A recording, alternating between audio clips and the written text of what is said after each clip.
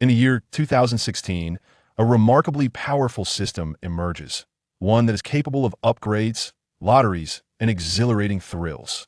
With the acquisition of an extraordinary cultivation system, Wang Jian, known as the King of Scoundrels, aims to turn the world upside down. Bang! 6 individuals vanish, and a stunning fairy appears. Wang Jian rubs his hands together, overwhelmed with emotion, exclaiming, "So beautiful! Mother no longer needs to worry about me committing bigamy." Chapter 1. The Supreme Primordial Tao Cultivation System. Ma Jiangwo picks up his thermos cup and takes a gentle sip. As he swallows, the hot tea tingles his mouth. He swallows audibly, tightens the lid, and gently closes his eyes. His health is not optimal, and teaching high school, particularly English, is a demanding job that leaves him parched after each lesson. It is only during these mock exams that he finds a rare moment to relax his mouth. Such assessments require little more than listening.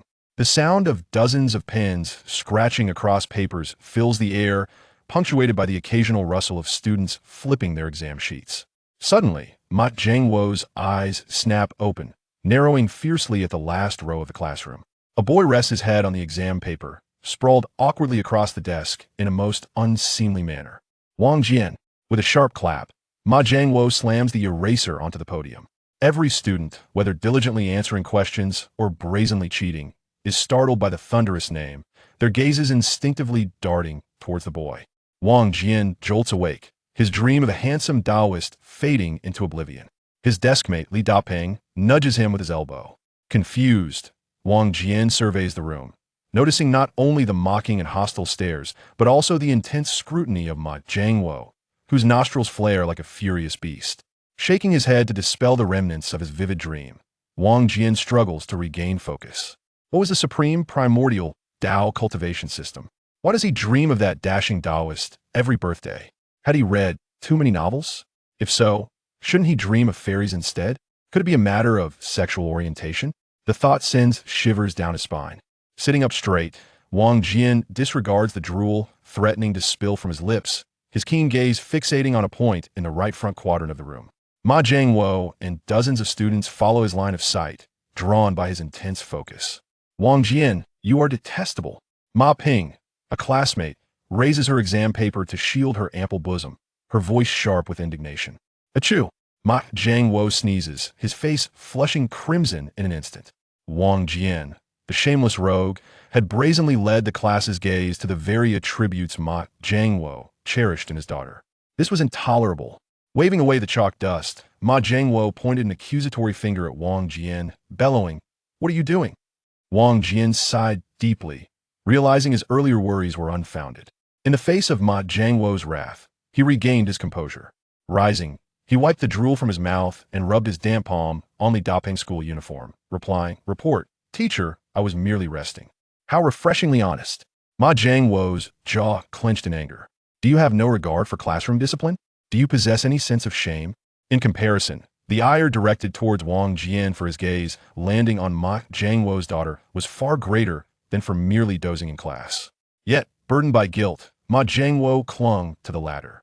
The more he thought about it, the angrier he became, his voice escalating with each reprimand, punctuated by a heavy thump of the eraser against the desk. With each strike, clouds of chalk dust erupted, sending Ma Jiangwo into a fit of coughs. "Teacher," Wang Jian's voice rang out, filled with fervor. "I know my grades are abysmal, consistently placing last in every exam. But who wishes to live under the gaze of discrimination? Who wouldn't want to be an academic star? Yet even the underperformers have their rights." He tugged at Li Dapeng's sleeve. "Do you want to be a poor student? You were just saying you wanted to wear your mother's new outfit this afternoon, weren't you?" Li Dapeng, wiping his arm with a tissue, muttered discontentedly, "Can you not drag me into this when the teacher is asking you questions?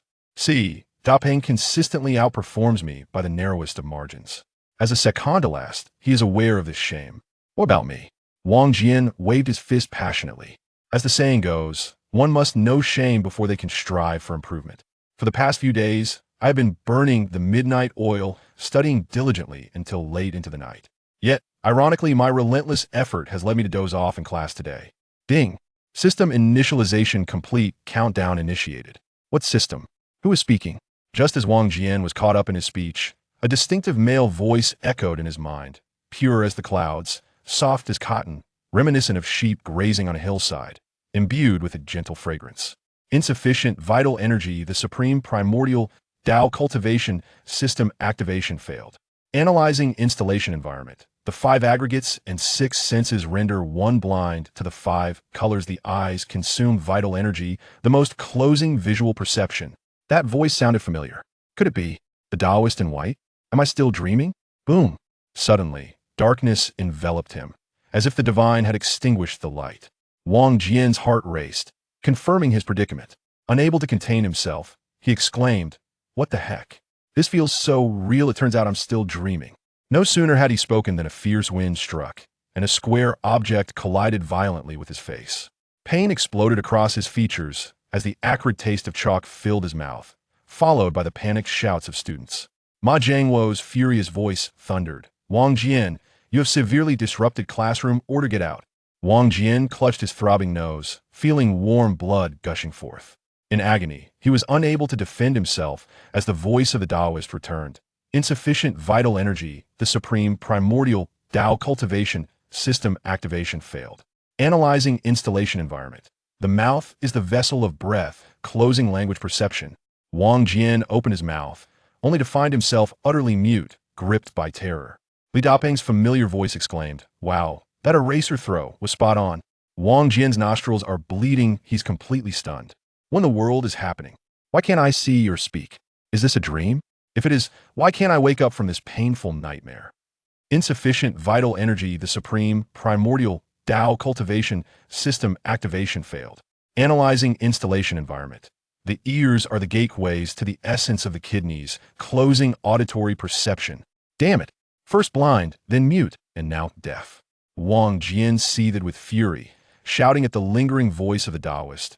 "White-robed scoundrel, can you not be any harsher?" Insufficient vital energy, the supreme, primordial, Tao cultivation system activation failed. Analyzing installation environment. The nose is the instrument of breath, closing olfactory perception. Insufficient vital energy, the supreme, primordial, Tao cultivation system activation failed. Analyzing installation environment. The tongue is the root of the heart, closing gustatory perception. Good grief, there are indeed harsher consequences. I acknowledge my mistakes. Wang Jian was driven to the brink of madness, flailing his hands blindly. Grabbing Li Dapeng's head, he inadvertently smeared his face with blood. Startled, Li Dapeng yelped, tumbling to the ground and scrambling away in fright. "Who will save me?" Wang Jian shouted silently and hysterically, sending the pencil case, books, and fountain pen on the table crashing to the ground, their remnants scattered everywhere. Insufficient vital energy, the supreme, Yuan, Tao cultivation system, failed to activate. Analyzing installation environment, disabling tactile system. Insufficient vital energy, the supreme, Yuan, Tao cultivation system, failed to activate. Analyzing installation environment, the will is the manifestation of the mind. Gallivanting in the hunt drives one mad. Disabling consciousness. Boom! Wang Jian's body jerked backward, crashing straight to the floor. Wang Jian? Scoundrel? King of scoundrels. In an instant, the second and third classes of the second year were thrown into chaos. The class monitor, Ma Piaoliang, was terrified, clutching her trembling, exaggerated features as she leaped and screamed, "Teacher Ma, Dad, you've killed Wang Jian." "Dead? Dead?" Ma Jiangwo's face turned ashen, his body swayed and crashed into the lectern behind him. The lectern toppled with a thunderous crash, sending up a larger cloud of white mist. Chapter 2. Unable to uninstall. Congratulations! The Supreme Yuan Tao cultivation system has been successfully installed. With the familiar voice of a Taoist in white robes, a prompt appeared in Wang Jian's mind. Wang Jian immediately recalled his previous predicament, struggling to open his eyes or speak, but his body was utterly unresponsive, as if trapped in a nightmare. It seemed that, aside from his consciousness returning, all other bodily permissions remained in the hands of the Taoist in white robes. The prompt swiftly vanished, and a Tai Chi diagram slowly rotated before him, transforming into a suspended screen that displayed a text titled Instructions for the Supreme Yuan Tao Cultivation System. The text was in simplified Chinese and concise. Wang Jian's curiosity surged, having read numerous novels about system cultivation. He knew they were mere fabrications conjured by authors. As a high school student who had received over a decade of scientific education, how could he believe in such absurdity? Where did this system come from, and how is it installed in his brain? Lost in thought, he involuntarily gazed at the instruction manual. Supreme signifies knowledge of existence, intimacy, and recognition, perceiving the heart without bias. Yuan Dao represents the beginning of beginnings, the intermingling of existence and non-existence, profoundly intricate, the gateway to myriad wonders. Cultivation involves refining the self, embodying truth, perceiving oneself through self, family, community, nation, and the world. So cultivation means this. Wang Jian suddenly found it fascinating having read so many cultivation novels. He realized it held such significance, a familiar and profound feeling, as if drawn from the Tao Te Ching. Swish! Just as Wang Jian was about to look down, the screen abruptly transformed back into a Tai Chi diagram, spinning away, followed by the voice of the Taoist in white robes echoing in his mind. The screen you just saw is called the innate mirror, activated by stimulating the pineal gland area behind the brow, formed by the innate light or biological electric waves of the brain.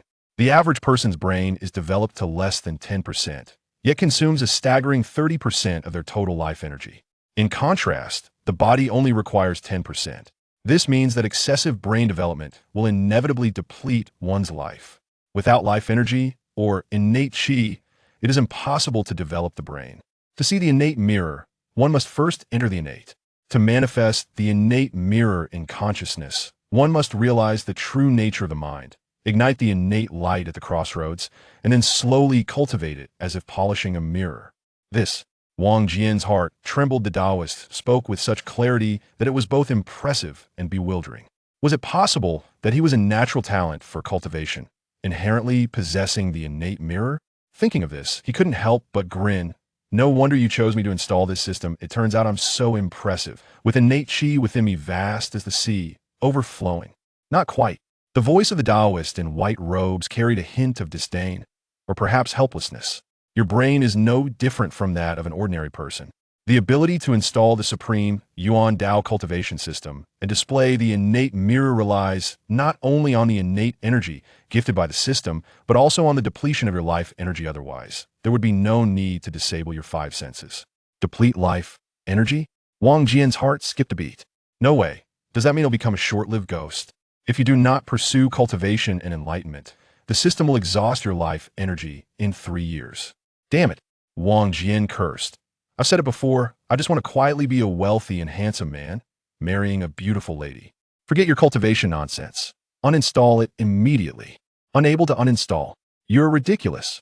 In fact, every time we speak, it consumes your life energy, which is why you feel fatigued and sleepy.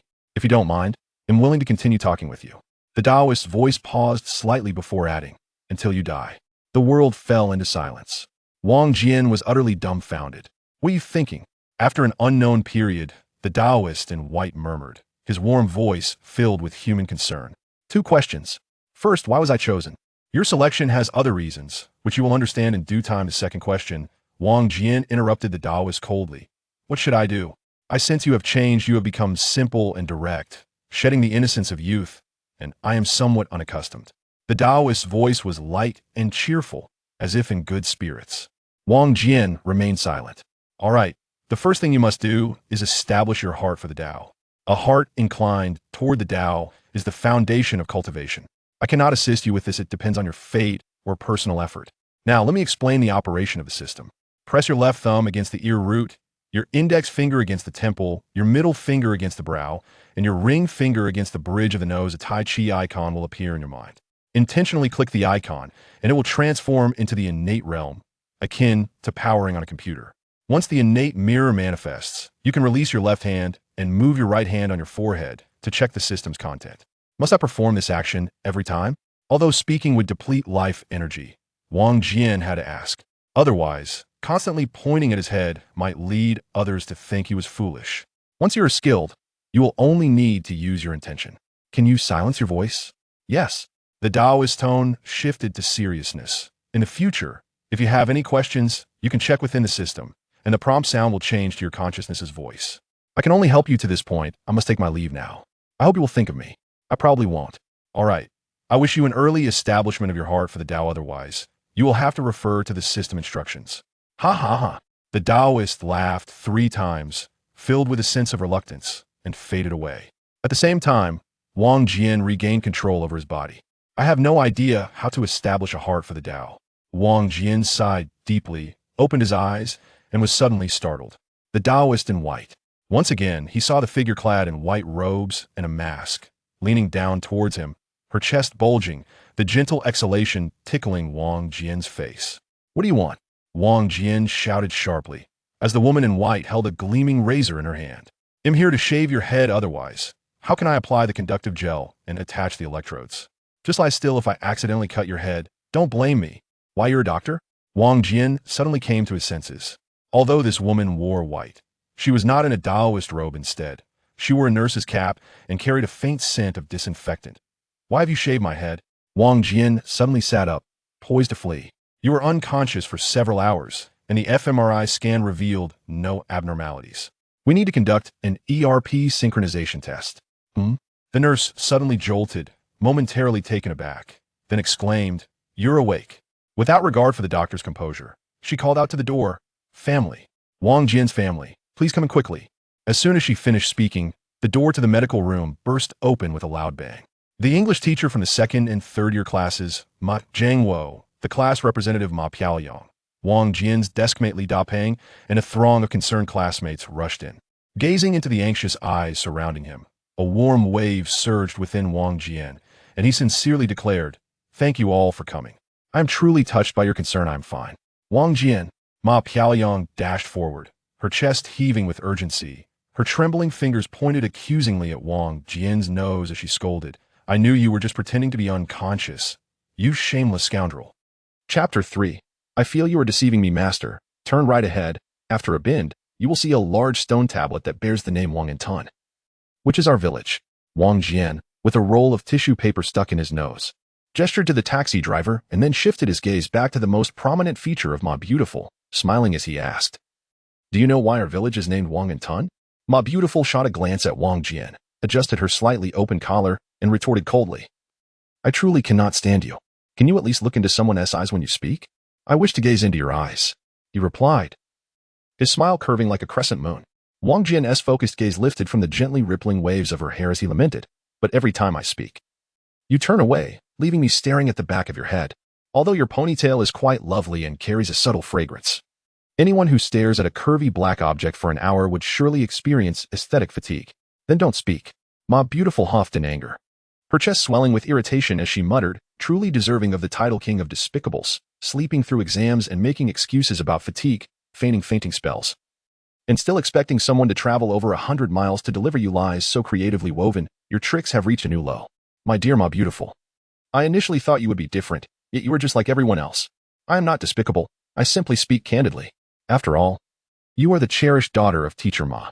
I wanted you to accompany me, and while there may be a hint of selfishness, it is primarily to ease your father's heart. Wang Jian sighed in resignation.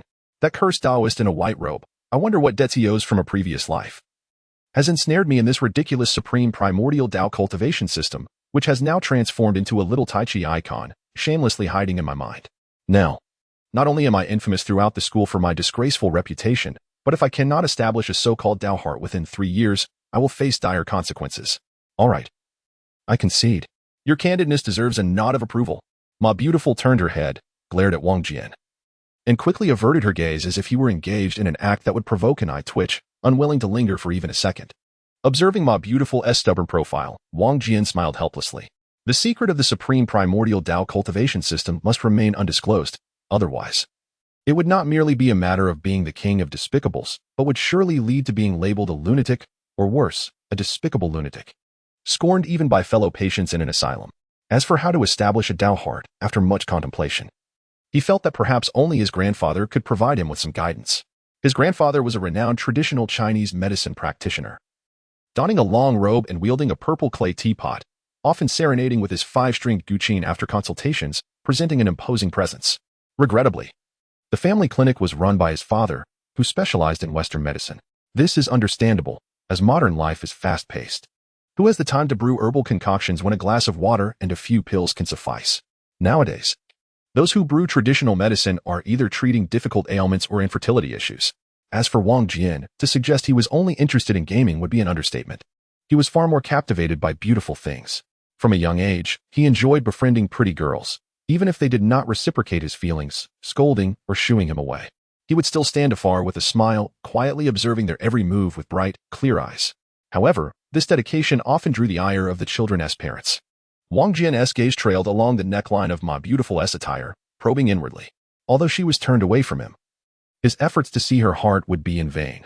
Perhaps this way, his voice would come across as more sincere. Let us return to the tale of Wang and Tan. Wang Jian began, once, an emperor, disguised in common attire, accidentally contracted a strange illness and was on the brink of death when he suddenly heard of a renowned healer in our village. Suddenly, the taxi jerked to a halt as the driver exclaimed, "Wow, in such a small village, how come there are so many luxury cars?" Wang Jian glanced outside, his attention drawn to a line of 7 or 8 vehicles, all sleek Porsches. "Little brother, the road ahead is blocked. Are you nearly home? I see you two haven't brought any gifts, so how about you get out here? There is still some distance to go if we get out now. You'll need to charge less." Wang Jian's expression darkened. The driver rolled down the window to assess the road, then glanced at the fare meter before turning to Wang Jian, stating, 174, "You can pay 170. "Don't look at me. She is paying," he replied, visibly displeased by the stubbornness of modern people. "You two seem quite compatible. I thought you were a couple," the driver remarked awkwardly, a hint of disdain flickering in his eyes, as if to say, "You deserve to be a nobody forever. Did you notice we're a good match?" Wang Jian, invigorated by the driver's comment, quickly added, "Ask her if I called her dear. Would she dare to respond? If she agrees, I'll pay the fare immediately." With that, he turned to Ma Beautiful and exclaimed, "Dear." The driver was momentarily taken aback, his gaze on Wang Jian growing intense. Regardless of how the girl responded, the young man would not be at a loss. This was a battle with a predetermined outcome. As the plot took a sudden twist, Wang Jian observed Ma Beautiful's expression, which was as frosty as a winter-esque day, her lips twitching in a most endearing manner. Earlier, he had overheard Ma Jianguo instruct Ma Beautiful to cover the taxi fare, but how could a kind girl offer to pay for him? After a moment of hesitation, Ma Beautiful emitted a muffled sound through her nose. Was that an affirmative? The driver collected the fare and, as he expertly maneuvered the vehicle in reverse, he winked at Wang Jian, seemingly affirming his words. "Was your response sincere?" Wang Jian inquired, carrying the gifts Ma Beautiful had brought as they navigated through the gap between vehicles. He felt a tinge of dissatisfaction at having spent 200 on such an ambiguous answer. "You wouldn't just have a scratchy throat, would you?" "It's just a scratchy throat," she replied. "If it itches, I have throat lozenges." Wang Jian reached into his pocket as he spoke. Ma Beautiful's eyes widened, feeling as though struck by lightning, a mix of embarrassment and surprise flooding her. She waved her hands frantically. "No need. It's not itchy anymore." "Not itchy anymore?" Wang Jian withdrew his hand, a hint of sadness in his expression. "How do I get the feeling you are deceiving me?" After several exchanges, they arrived at the gate. Surrounded by vehicles, Wang and Tun Village Clinic. Upon seeing the wooden sign with black characters on a white background, Ma Beautiful frowned slightly and said coldly, "Wang Jian, enough already. It was just a nosebleed from a border racer. Do you really want a re-examination?" "I apologize. There is something going on at home today. Please return tomorrow for treatment." Before Wang Jian could respond, 2 burly men at the entrance blocked their path. "Cannot enter?" "Cannot. Please come back tomorrow." "Then where will I stay tonight?" Wang Jian retorted angrily. "This is my home." "This is your home."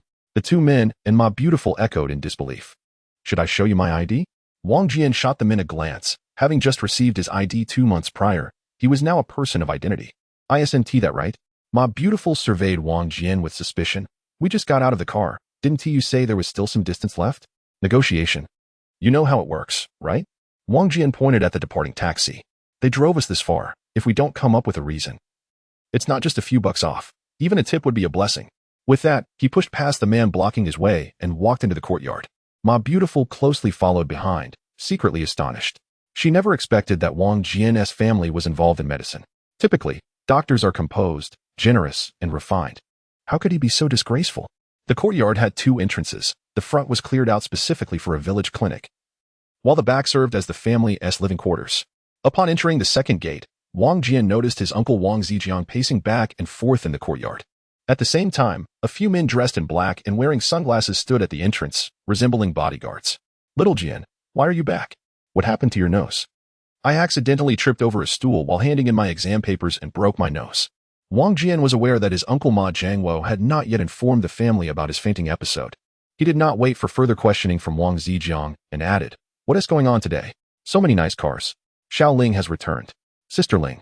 Wang Jian exclaimed in surprise, pulling out the tissue stuffed in his nose and shoving the gift box into his uncle's hands as he dashed toward the living room. Hey, you can't go in. The bodyguard at the entrance reached out to block Wang Jian.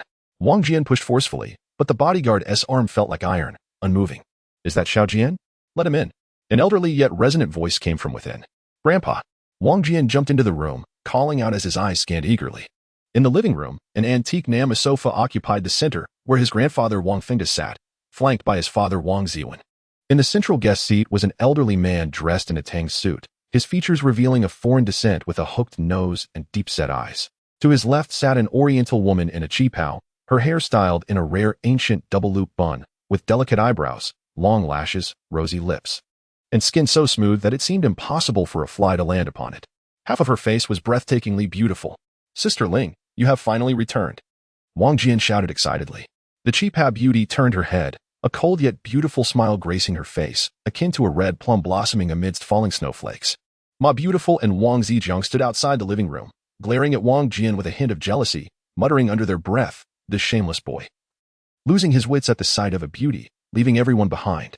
Their gaze inadvertently drifted toward the qipao beauty, and upon scanning her face, their expression shifted in astonishment. What a stunning face, utterly divine. They thought, quickly glancing down at themselves, letting out a sigh of relief, grateful they were not as striking. It's been 4 years. Wang Jian's eyes reddened slightly as he addressed the qipao beauty. I thought I would never see you again. You're not leaving this time, are you? Leave. I have returned to reclaim what belongs to me. The qipao beauty replied coolly, then turned to Wang Fengda and bowed deeply. Master, please bring out the guqin. Linger.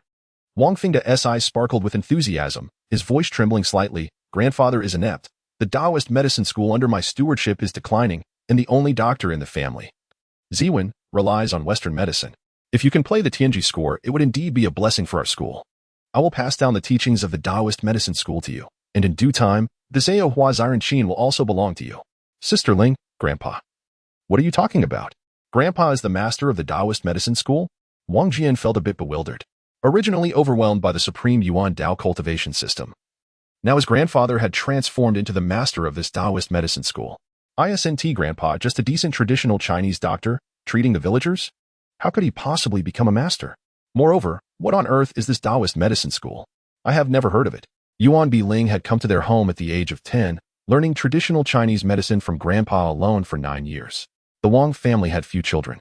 So Wang Jian followed Yuan Ling closely every day. Whenever he was bullied, she would stand up for him. Whenever he got into trouble, she would take the blame. In his heart, Yuan Ling was dearer than a sister. When she left without a word 4 years ago, he didn't know how long he had mourned. Now, she had finally returned, but why did she seem like a different person? Little Jian, you will understand in time. Just in time for your return. Go with your father to fetch the guqin. Is it the ancient guqin that you play daily? Wang Jian was taken aback again. Can I carry it alone? Yuan Ling chuckled lightly. It's the Zhao Hua Ziren Qin. I fear you might drop it. Chapter 4, Medicine and Tao. Sound and Medicine. Wang Jian and his father Wang Ziwen carefully placed a large crimson wooden box on the coffee table, their hearts filled with astonishment. The rectangular box appeared to be designed for a guqin, but whatever was inside must weigh over 40 pounds.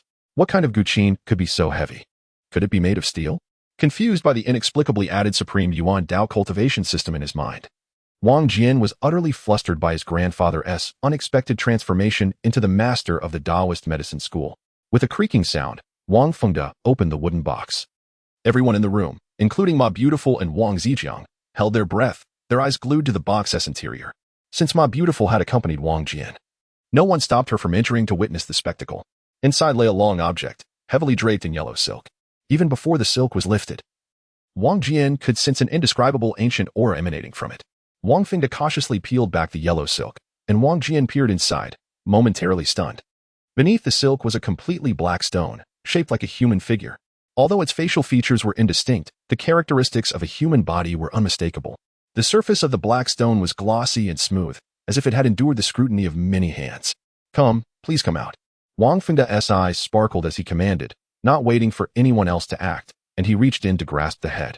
Wang Jian, close to the box, was about to grab the feet when a delicate, jade-like arm slipped into the box. He followed the arm upwards, instantly captivated. Yuan Ling was bending down. Though she was engaged in a laborious task, her posture exuded an unparalleled elegance. Comparing the black stone figure to Yuan Ling, although both possessed a smooth, lustrous quality. Her beauty was incomparable. The mere whiteness of her complexion and the curves of her form rendered the black stone utterly insignificant. Miss Yuan. Is this truly the legendary Zhao Hua Xianxia? Both Yuan Biling and Wang Fengda exerted effort to gently lift the stone and placed it on the large coffee table. Not only Wang Jian felt the stone's ordinariness, but even the large foreigner nearby shook his head in disappointment, expressing his disillusionment. I heard it was made of stone, yet it doesn't even have strings. Can it even be considered a guqin? It seems this trip to China was in vain. I have no idea how to explain this to Lord Shan. Yuan Biling smiled slightly at the foreigner, gestured for him to take a seat beside her, and then sat in the guest position. After glancing at Wang Fengda, she addressed the foreigner, respected Mr. Blake, have you ever heard of Muyu Stone? Muyu Stone? Ma Beautiful looked at the large stone with intrigue and interjected. I know. My father loves to sing songs by Jiang Dawei. One of them is about a beautiful legend. Pure stones can sing and grant wishes to the brave. Exactly. Yuan Biling coldly interrupted Ma Beautiful, continuing, in the Luoqing district of Jinan City, Shandong Province, there is a special type of stone called Muyu Stone. It has a hollow interior and a hard exterior, primarily composed of brown iron ore. When gently struck, it emits a melodious sound. The Chinese refer to it as Muyu Stone, and according to my research, the Zhao Hua Xianxia should be a variant of this stone. Is that so? That sounds somewhat interesting. Mr. Blake chuckled softly, yet his interest remained tepid. Grandpa, isn't Muyu Stone something anyone can strike? Wang Jian gazed at the dark, elongated stone with a sense of bewilderment, disregarding the rudeness of the foreigner. He humbly inquired of his grandfather, Wang Fengda, why is it that if Sister Li can strike a sound from this stone, you would bestow upon her the position of the leader of the Dao medical sect? Is this stone not merely an ordinary wooden fish stone? Furthermore, how does a stone instrument relate to the Dao medical sect? He added, my assertion that the natural creation zither is made of wooden fish stone is but a conjecture. Yuan Bieli regarded Wang Jian, her gaze as frigid as the winter sky. Her voice akin to a cold spring stream that instilled a chilling calm within one's heart. Little Jian, as the grandson of the leader of the Dao medical sect, has your grandfather not spoken to you about what Dao truly is? As she spoke, she cast a subtle glance at Wang Fengda. Wang Fengda sighed softly, remaining silent. Wang Jian chuckled awkwardly. Sisterly, you know I have always been dull-witted. I have shown little interest in anything beyond play. Indeed, Yuan Bieli responded with a faint smile. Continuing, the 5 arts of the Taoist tradition are medicine, divination, astrology, physiognomy, and geomancy, with medicine being the foremost among them. To enter medicine through the Tao is to become a Taoist physician. Humans possess 3 treasures, essence, qi, and spirit, with spirit being the most profound and mysterious. While ailments of essence and qi can be treated with herbs and stones, to heal the spirit necessitates a practitioner of the Tao. Moreover, one must comprehend the primordial qi to perceive the yin and yang, to understand creation, and to unravel the laws of cause and effect. Do you practice the Tao, Sisterly? Wang Jian scratched his head, a mix of astonishment and delight washing over him. His grandfather was the leader of the Dao medical sect. And now Sisterly also practiced the Tao. Was this the reason why the white-robed Taoist had selected him and installed the supreme origin Tao cultivation system? Yuan Bieli regarded Wang Jian without answering, choosing instead to elaborate. The hearts of people have grown distant, and the teachings of the Tao have declined. The descendants of the original Taoist physicians can no longer cultivate the primordial essence, thus failing to reach the divine realm of healing. They can only resort to treating essence and qi with herbs and stones, which has transformed into what we now know as traditional Chinese medicine. Even the Zhuyu department, once formally recognized by the Imperial Medical Academy, has been dismissed, neglected, and ridiculed. In this day and age, amidst the vastness of China, Western knowledge prevails. Not only Taoist medicine, but even orthodox traditional Chinese medicine is hard to come by. Hua Tuo's legendary eye surgery and Bian Kei's resurrection of the dead have become myths. While Taoist medicine has gradually devolved into a joke, Yuan Bieli took a deep breath, her icy gaze softening into a profound disappointment as she murmured. As a nation that prides itself on a cultural heritage of 5 millennia, do we still have any semblance of it? Among my billions of compatriots, how many are unaware of what it truly is, ignorant of the essence of the Huaxia dragon civilization? Is this not a source of shame? A source of regret? Of sorrow? Of shame? Of regret? Of sorrow? Wang Jian clenched his fists, his nails digging into his palms. Born in Huaxia but unaware of its essence. Claiming to be descendants of the dragon, yet ignorant of the civilization of the dragon. Damn it, I truly do not know. A surge of frustration swelled within him, causing his body to tremble, as if he were on the verge of exploding. The room was steeped in heavy silence, with no one uttering a word, even the foreigner. Blake widened his eyes in astonishment as he gazed at Yuan Bieli. Huaxia remains an unfathomable mystery. Wang Jian looked up at his silent grandfather beside him and spoke earnestly. Grandfather, I wish to learn the Tao of medicine from you. Ding. The Tao heart was established, and the Supreme Origin Tao Cultivation System was officially activated. Tao heart level. Questioning Tao level 1. Life parameters established. A one-time experience of the primordial perfection realm is granted. Would you like to view it? As soon as Wang Jian finished speaking, a system prompt echoed in his mind, accompanied by a dialog box. At that moment, he was filled with fervor and excitement. Disregarding the system's inquiry, and fixed his intense gaze upon his grandfather, eagerly awaiting his response. Alas, Wang Feng sighed deeply. His gaze filled with affection as he looked at Wang Jian and shook his head, saying helplessly, Little Jian, you are my beloved grandson. If you possessed even a modicum of aptitude to learn the Tao of medicine, how could I possibly deny you? However, you truly are rather lacking. Why not take another look? What if you're mistaken? Perhaps I possess some unknown miracle, appearing to be a waste but in truth quite extraordinary. Much like the body of the protagonist in, Wang Jian vigorously rubbed his face, widening his eyes in confidence. What a joke. The white-robed Taoist has pursued me for 17 years, imploring me to cultivate, claiming I am a waste, yet heaven has not responded. Alas. Wang Feng shook his head once more, falling silent. Sisterly, as a practitioner of the Tao, would you not lend me your assistance? Wang Jian, unwilling to concede, straightened his back towards Yuan Bieli. As for the relationship between the Tao of medicine and music, Yuan Bieli turned away from Wang Jian, addressing the foreigner Blake instead. Mr. Blake, in the folklore of Xianxia, the same character can have numerous pronunciations, many of which have been lost to time. For instance, the term for music is pronounced by some elders as yin yao, yin yao, because music is intended for healing. Music therapy? I have heard of that. Blake nodded, finally intrigued. Seeing that neither of the two esteemed individuals was willing to examine him, Wang Jian resigned himself and listened intently to Yuan Bieli's explanation. Among all the world's scripts, only Chinese characters encompass form, sound, and meaning, being the most miraculous and profound. For example, the renowned 6-word health mantra in the wellness community, Suihu Si Choi 11, each word corresponding to a specific organ. Equally miraculous, yet less known, is the ancient music of Huaxia. Do you know why the guqin has 5 strings? Blake shook his head. Wang Jian inwardly sighed, realizing how challenging this question was. Not only the foreigner, but he himself was also uncertain. Because the 5 strings produce 5 tones, gong, shang, ju, ji, and yu, they evoke 5 emotions, joy, anger, contemplation, sorrow, and fear, which correspond to the 5 organs, heart, liver, spleen, lungs, and kidneys.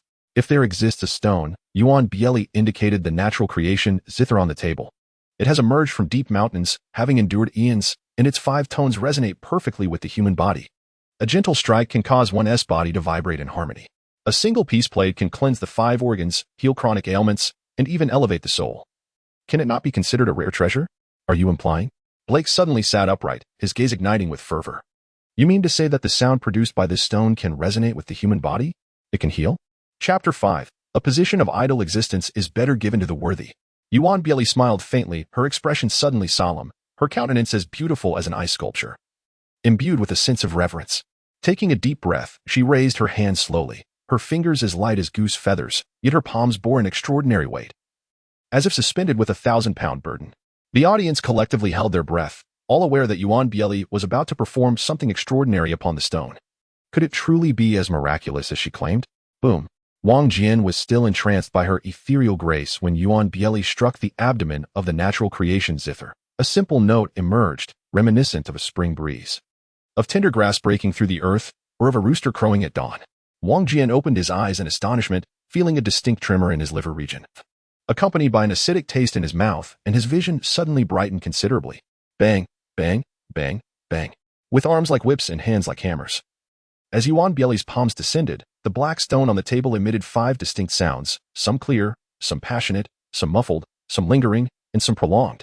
With each of these 5 tones, Wang Jian's expression shifted repeatedly, his astonishment reaching unprecedented heights. He could distinctly feel that with these 5 notes, his heart, liver, spleen, lungs, and kidneys truly resonated in harmony, akin to a bell tolling in unison. Simultaneously, his eyes, ears, mouth, nose, and tongue responded sensitively with different reactions. His entire brain was filled with complex emotions, and after the 5 tones, an indescribable sense of ease washed over him.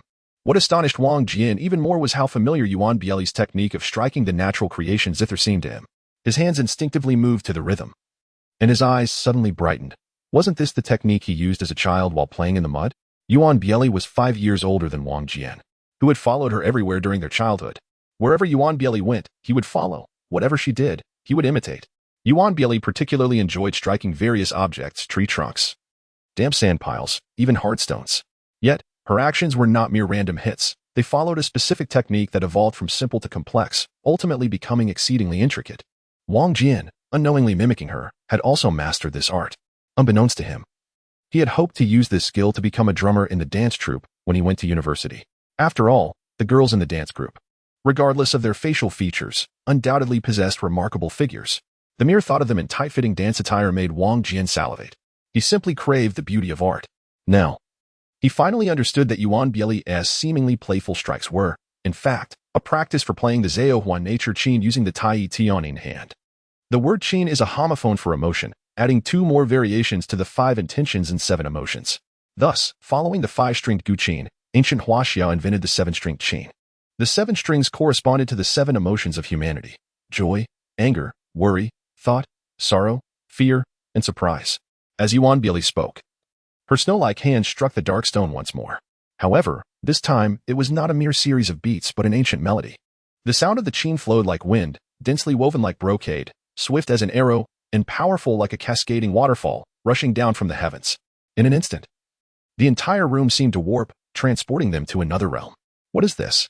Wang Fengda's eyes widened in disbelief as he stared at Yuan Bieli, murmuring. The Tianji score. She truly played the Tianji score. The sound of the qin flowed like water, transforming into a formless river, enveloping him like waves.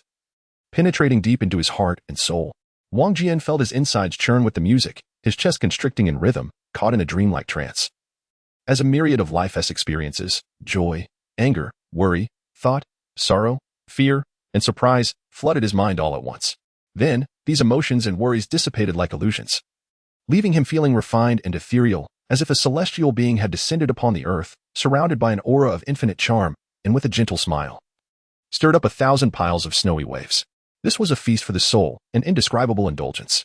The suppressed emotions within him burst forth like a myriad of blooming flowers, like molten lava erupting.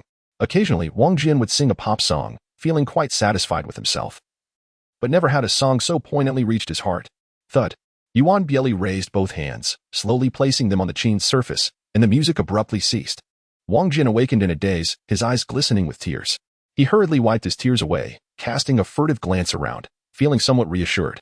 Not only Wang Jian, but also his grandfather Wang Fengda, his father Wang Ziwen, his uncle Wang Zijian, classmate Ma Piaoli, and even the tall foreigner Blake all had tear-streaked faces.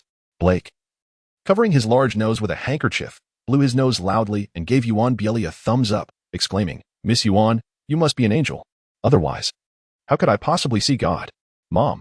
Ma Piaoli clutched Wang Jian's arm, trembling all over, her tears flowing continuously as she murmured, "I saw my mom. I finally saw my mom again. Wang Jian, I saw my mother." Wang Jian winced as her grip tightened painfully on his arm, but did not push her away. Instead, he gently patted her trembling back. He understood that Ma Piaoli came from a single-parent family, having lost her mother at the age of 9. "Sister Yuan." Ma Piaoli suddenly turned to look at Yuan Bieli, asking, "You're so incredible. Can you tell me if there are really ghosts and deities in this world?" Yuan Bieli glanced at Ma Piaoli and shook her head, saying, "I believe there are, but I have never seen them." "All right, Piaoli." Wang Jian gently patted Ma Piaoli's back. She finally calmed down, shoving Wang Jian away and fixing her gaze intently on Yuan Bieli. "Good, good, good," Wang Fengda exclaimed 3 times in rapid succession, standing up from his chair, his excitement palpable as he declared, "I thought I would never hear the Tianji score again in this lifetime. Bieli, you are only 24, and you can already wield the Tai Tian in hand to play the Zhaohua qin. The position of the Dao medical sect's leader is undoubtedly yours." As he spoke, Wang Fengda took out a jade tablet from his pocket and presented it to Yuan Bieli. "Grandfather is incompetent. I couldn't promote the Dao medicine. From now on, you shall be the 37th leader of the Dao medical sect." Raising his hands above his head, he solemnly declared, "To the ancestors of Dao medicine, I, disciple Yuan Bieli, today take on the mantle of leadership and shall exert every effort to alleviate the suffering of the world and promote Dao medicine. Congratulations, Bieli."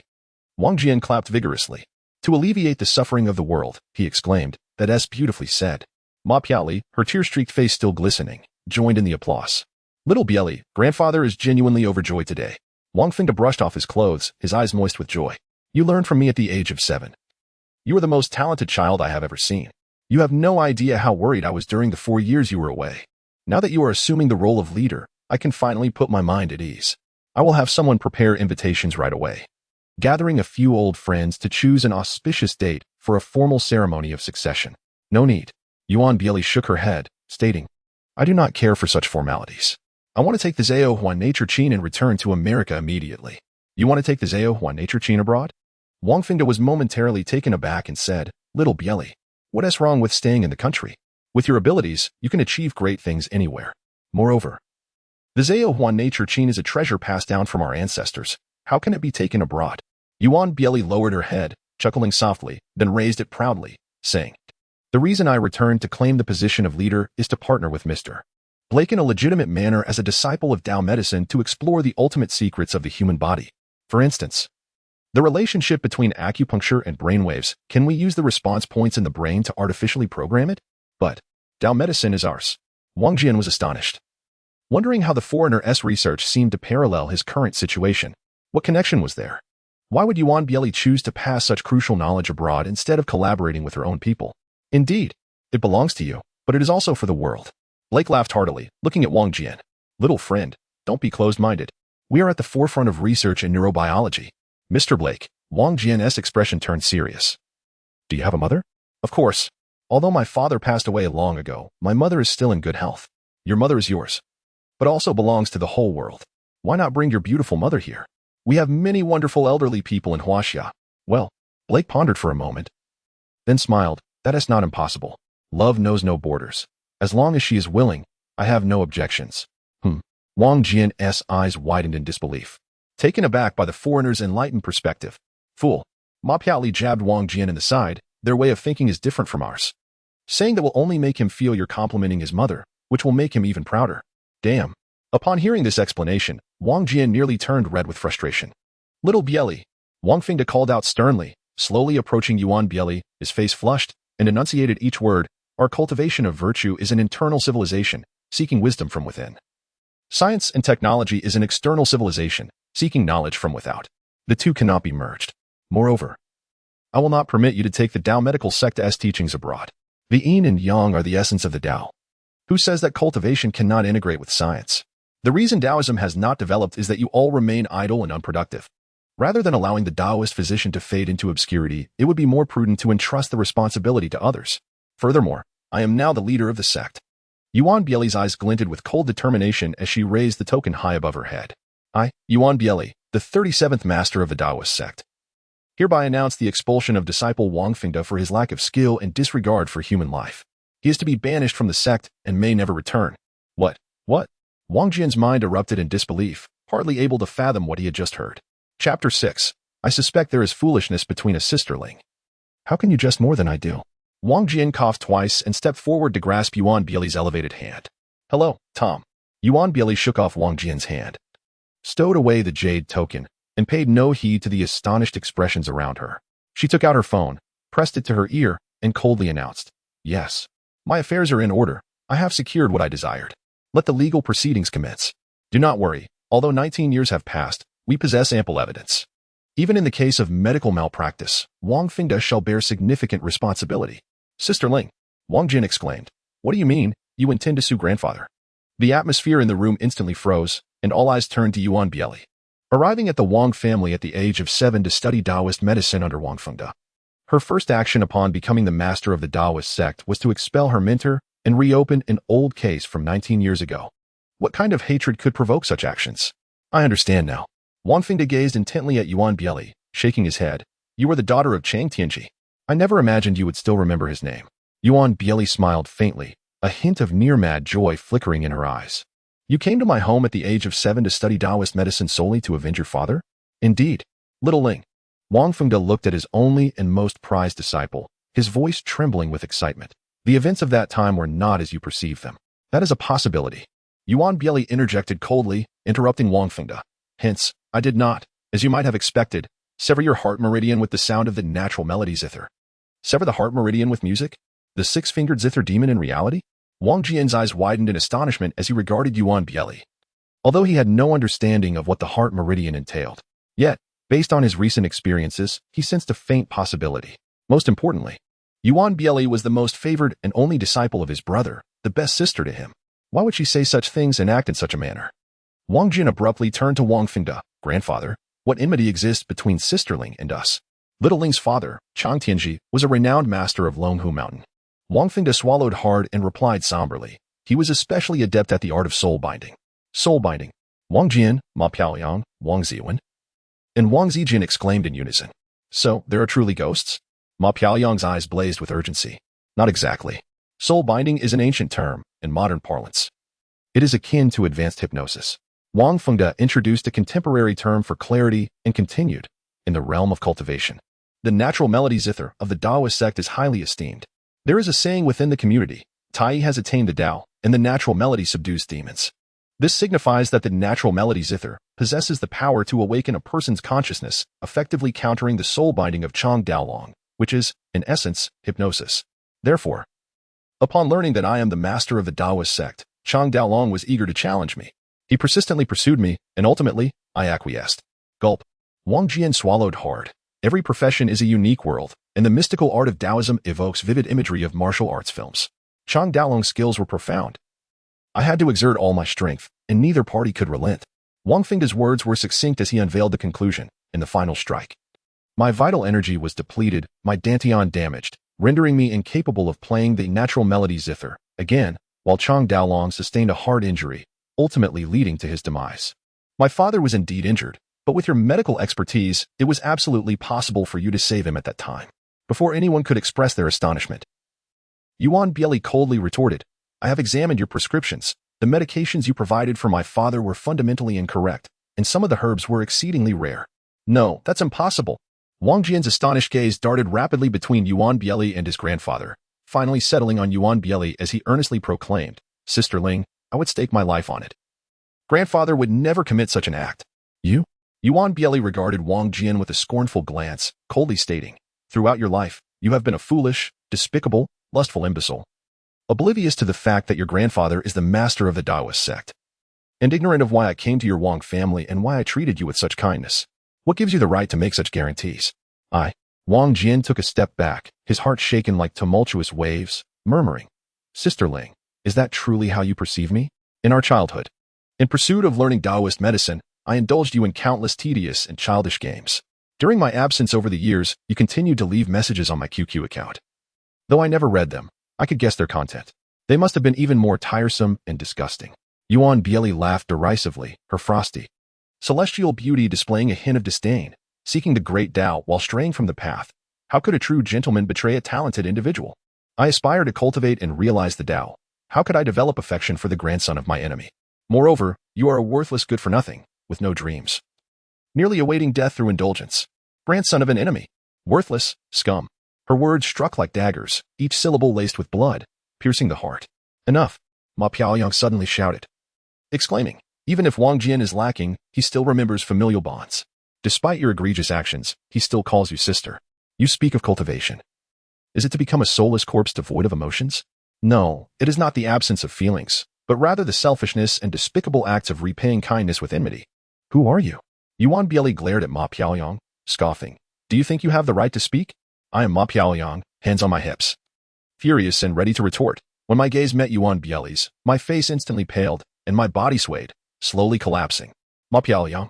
Wang Jian rushed forward to support her, lowering his head and then lifting it slowly to glare at Yuan Bieli, his eyes ablaze with fury. What have you done to her? That is the expression I adore, filled with anger and despair. I merely wish to prevent an unrelated outsider from interrupting my pursuit of vengeance. Yuan Bieli smiled faintly and addressed the indifferent observer. Blake, Mr. Blake, please allow your people to enter and retrieve my natural melody zither. We shall take our leave. Hold on.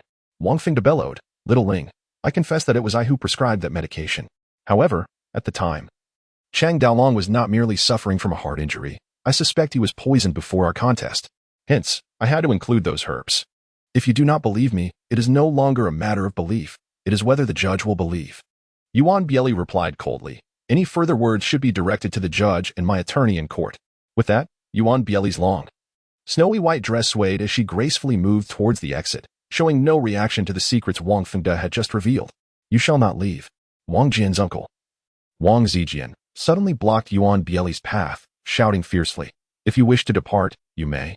But leave behind the natural melody zither, and restore the position of the sect master to my father. Uncle, are you certain you wish to obstruct me? Yuan Bieli smiled as she looked at him. You must realize that whether it be law, morality, or force, if I wish to leave, no one can stop me. Then step over my corpse. Wang Zijian stood his ground. Zijian, Wang Fingda shouted, defeated. If she wishes to leave, no one can hinder her. However, she is willing to relinquish the title of Taoist physician to foreigners. Wang Zijiang shouted hoarsely. Suddenly, a mouthful of blood spurted from Wang Fingda's lips. Grandfather. Dad. The room was filled with gasps of astonishment. I'm fine.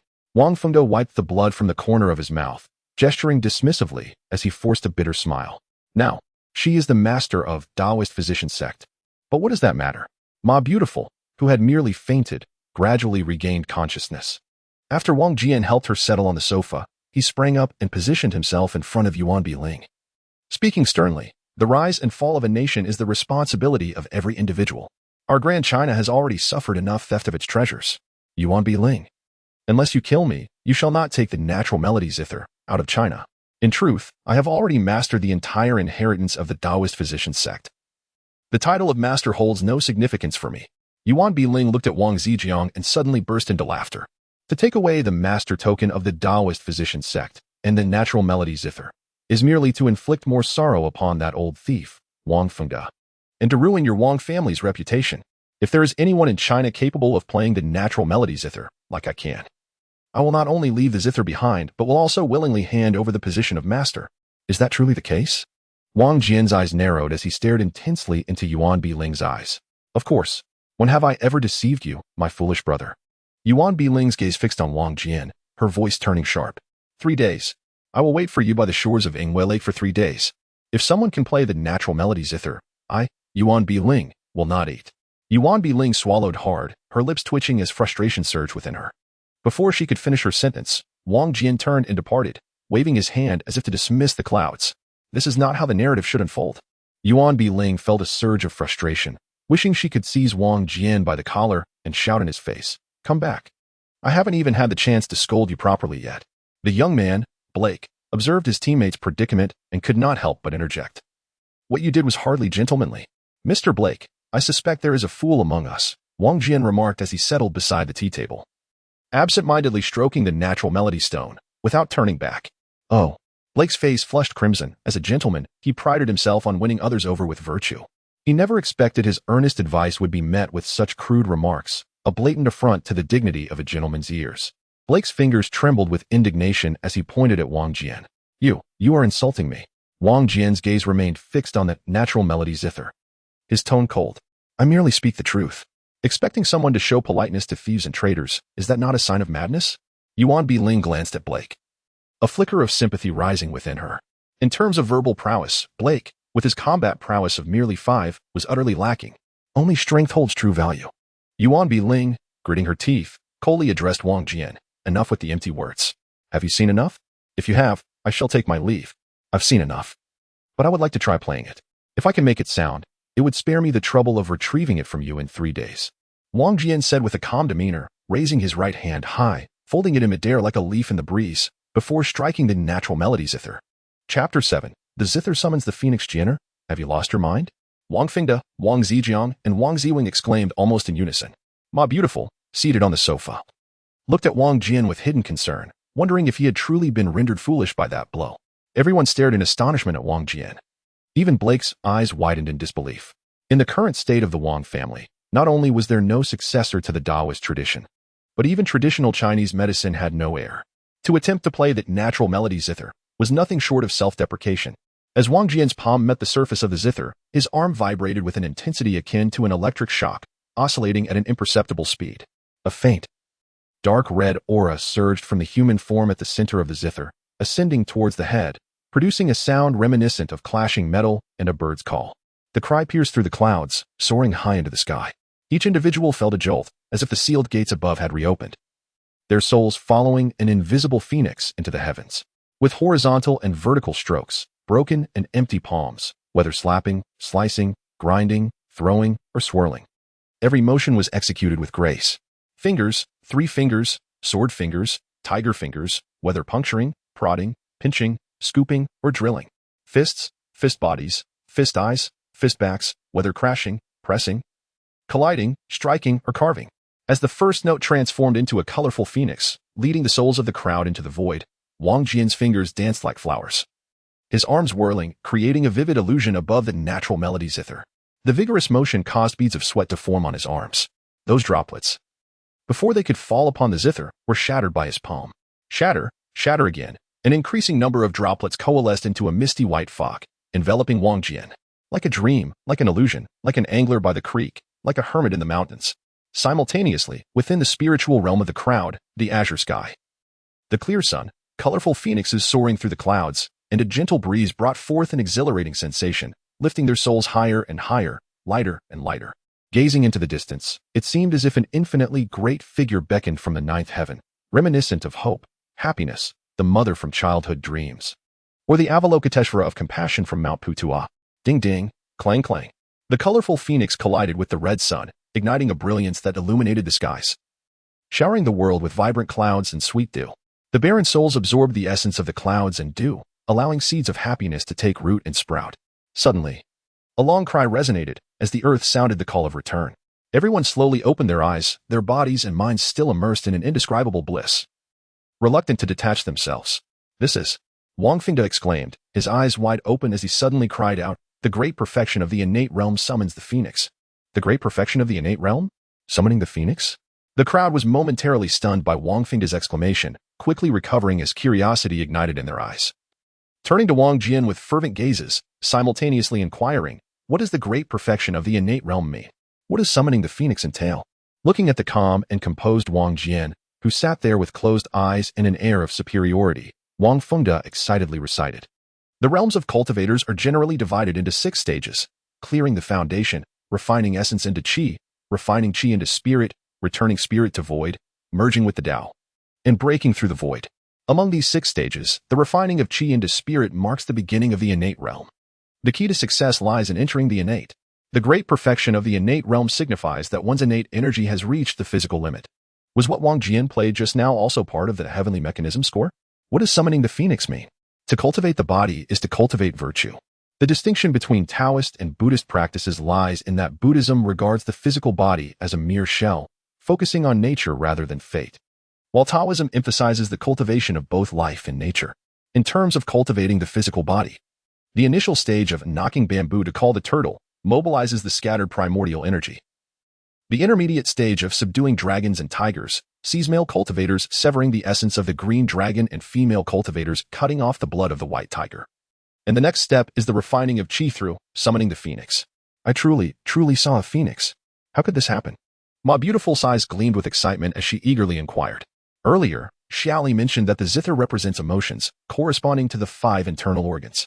In ancient China, there was another instrument called the sei, which symbolizes the human body. The spine has 24 sections, the ribs 24, plus the skull and pelvis, totaling 50. Hence the ancient se has 50 strings. A piece of music emphasizes the harmony of the zither and se, when the emotions of the physical body resonate. The subtlety is boundless. As for the phoenix, Wang Fingda chuckled. The heart belongs to fire, positioned in the south, represented by the vermilion bird. The harmonious sound of the zither and se corresponds to the refining of qi into spirit, with the heart being the essence of the spirit. Thus, we say summoning the phoenix through the zither. My heavens, is ancient Chinese culture truly this remarkable? The beautiful Ma was taken aback, her tongue tied. Meanwhile, Wang Fingda, Wang Ziwen, and Wang Zijian were engaged in a lively conversation, while Blake listened curiously. Suddenly, an unusual noise interrupted them. Everyone turned to see Yuan Bieli with blood at the corner of her mouth and a vacant expression in her eyes. "Xiaoli, you're hurt," Wang Fingda exclaimed in shock. "You just clashed with Xiao Jian's music." But Xiao Jian's melody held no intent to harm. "So why, you say I am your only disciple?" Yuan Bieli's gaze, sharp as an ice sword, was directed at Wang Fingda while she spoke.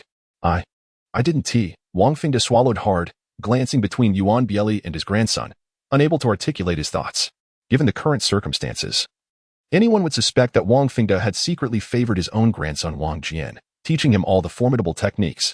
Yuan Bieli smiled faintly, a chilling aura radiating from her that sent shivers down the spines of those present. She rummaged through her clothing and produced the master token of the Tao medical sect, placing it slowly on the ground. Then, lifting her head, she spoke deliberately.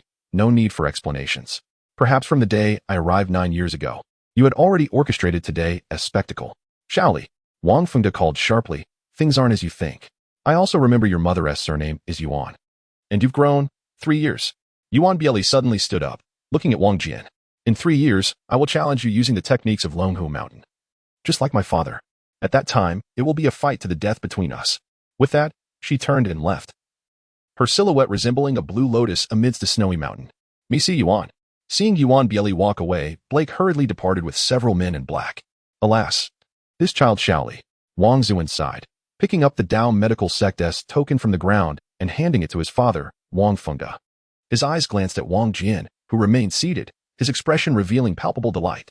Wang Fengde nodded towards the door, then turned to Wang Jian with a complex smile.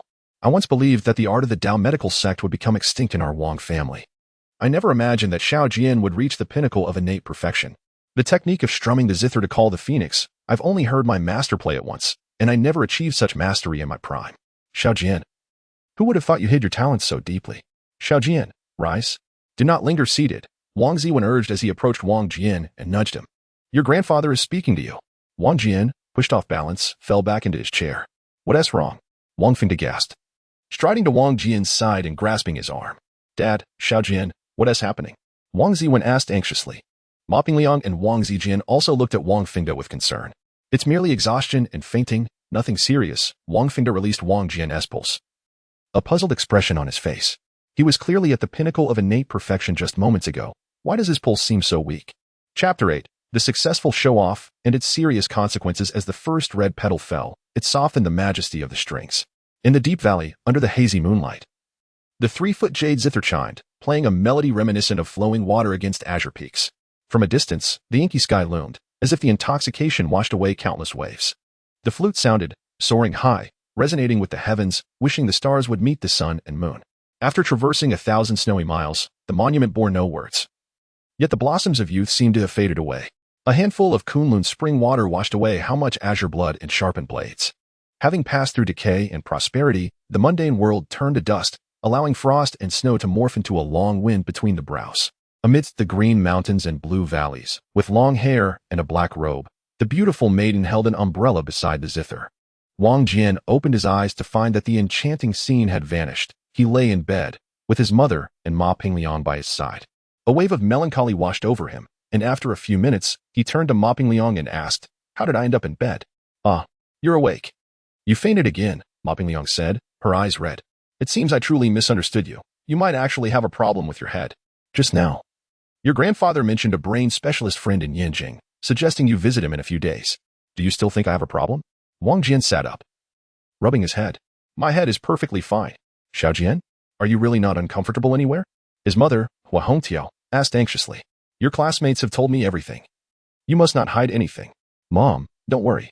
I'm in good health, Wang Jian reassured her, patting his chest. By the way, Yu Haven T told me what happened in the end.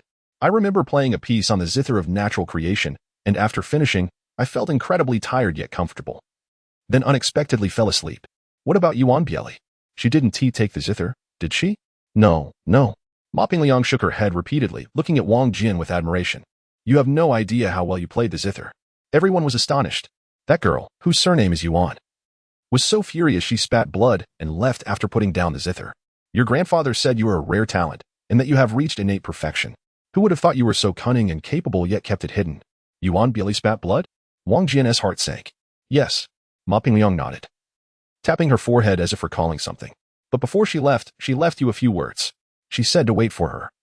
That she would go to Longhu Mountain to learn some technique, and in 3 years, she would fight you to the death. What? Wang Jian slammed the bed with his palm, nearly jumping up. I can't recall clearly, but that was the gist of it, Ma Pingliang confirmed. Jian why are you so surprised?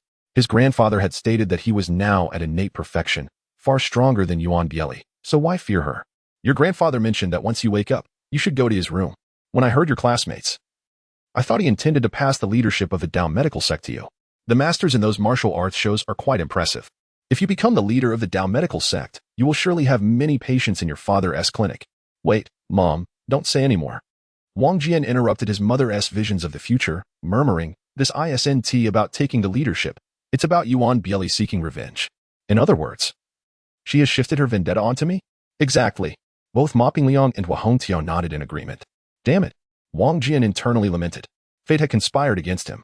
Not only did he remember the techniques of Tai Heavenly Sound Hand, but also, having established his Tao heart, he had experienced innate perfection. To prevent Yuan Bieli from taking the zither of natural creation abroad, he had seized the opportunity to play it.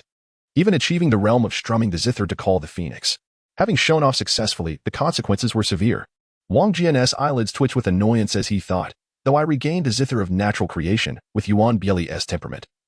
She must think I was secretly trained by my grandfather. That's why she has sworn this vow.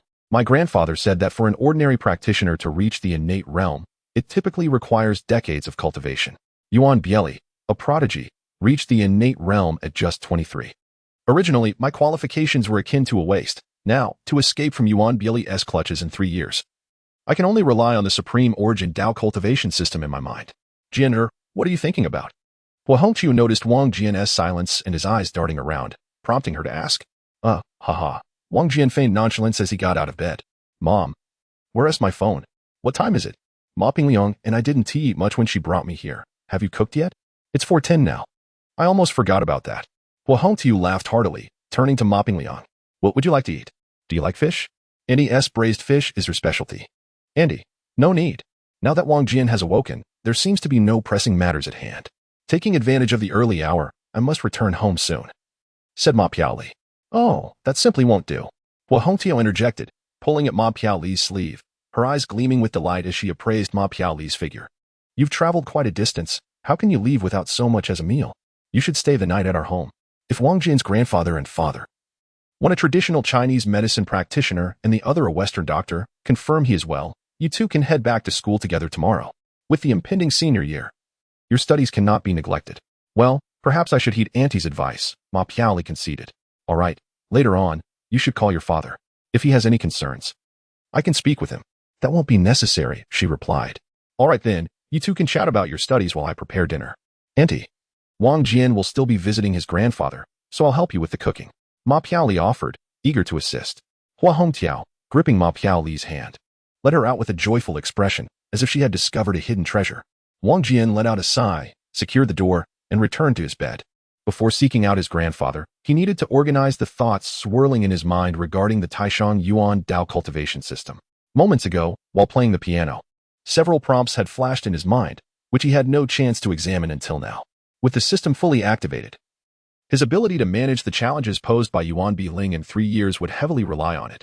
Pressing on an acupoint on his head with his left hand, the Taiji emblem appeared, and with a click of his right hand, the complete interface of the Taishang Yuan Tao cultivation system materialized on the innate mirror. The interface resembled that of a smartphone or tablet, simple and user-friendly, exhibiting a remarkable level of intuitiveness. In the center stood a holographic figure, above which 5 prominent buttons were labeled: Tasks, Backpack, Store, Lottery, and Help. To the right was a rectangular box containing scrolling system messages, while the left displayed 5 status bars: Level, Tao Heart, Life, True Qi, and Crystal Yuan. Commoner, Level 3 in Health Preservation, Completion Rate, 26. Tao Heart, Level 6 in Quest for the Tao, Completion Rate, 75. Life, 63. True Qi, 0. Crystal Yuan, 220. The message bar on the right was filled with notifications. Ding. Level Task, Safeguard the Natural Transformation Zither completed. Reward, 30 Crystal Yuan. Ding. Skill acquired, Tai Heavenly Sound Hand. Reward, 10 Crystal Yuan. Ding. Experience of Innate Mirror Great Perfection concluded. Completion Rate, 100. Reward, 20 Crystal Yuan. Ding. Tao Heart upgraded to Level 6. Brain can mobilize life energy up to 39. Reward, 60 Crystal Yuan. Ding. Heart Cultivation Task initiated. Recite the 6-character Great Mantra, 100,000 times within 49 days. Ding. Body Cultivation Task initiated. Run 5,000 meters daily. Ding. Congratulations. The Taishang Yuan Tao cultivation system is fully activated, granting 100 Crystal Yuan. Health bar, mana bar, gold coins, backpack, store. Tasks and system messages. ISNT at the case that Taoists retreat to deep mountains to meditate and refine elixirs? Why is there a computer expert who enjoys gaming? Wang Jian mused, marveling at the rapid development of this world. However, what does commoner signify? A plain ordinary citizen? Wang Jian grimaced, opening his backpack to find it devoid of contents. He then clicked on the store, where only 3 books were available for purchase. Taishang Yuan Dao Cultivation System Operational Principles. Detailing the system's workings, priced at 20 crystal yuan. 6-character Great Mantra, a Buddhist secret practice, priced at 10 crystal yuan. Learn long-distance running with me. A basic method for strengthening the body, priced at 10 crystal yuan. Indeed, the white-robed Taoist is as notorious as rumored, even daring to include a title like Learn Long-Distance Running with Me in the store. How absurd. Wang Jian scrolled through the store's offerings, noting that due to his low level, there weren't many visible items. Aside from the 3 books, the rest were gray and all appeared to be secret manuals. Though these gray manuals couldn't be accessed, he could view their annotations and prices. Divine Language, source code of the Taishang Yuan Dao Cultivation System. Mastering it allows for supplementation and improvement of the system or independent development. Price, 10,000 crystal yuan. Insufficient crystal yuan. Source code. Goodness, White Robe, you truly are an audacious individual. What is this? Ultimate Heavenly Mechanism. Origin of the Taishang Yuan Dao Cultivation System. The initial intent and installation conditions of the Taishang Yuan Dao Cultivation System. Causal exposition. Priced at 100,000 crystal yuan. Wang Jian counted the zeros following the digit 1 and exclaimed in astonishment, 100 million. Chapter 9.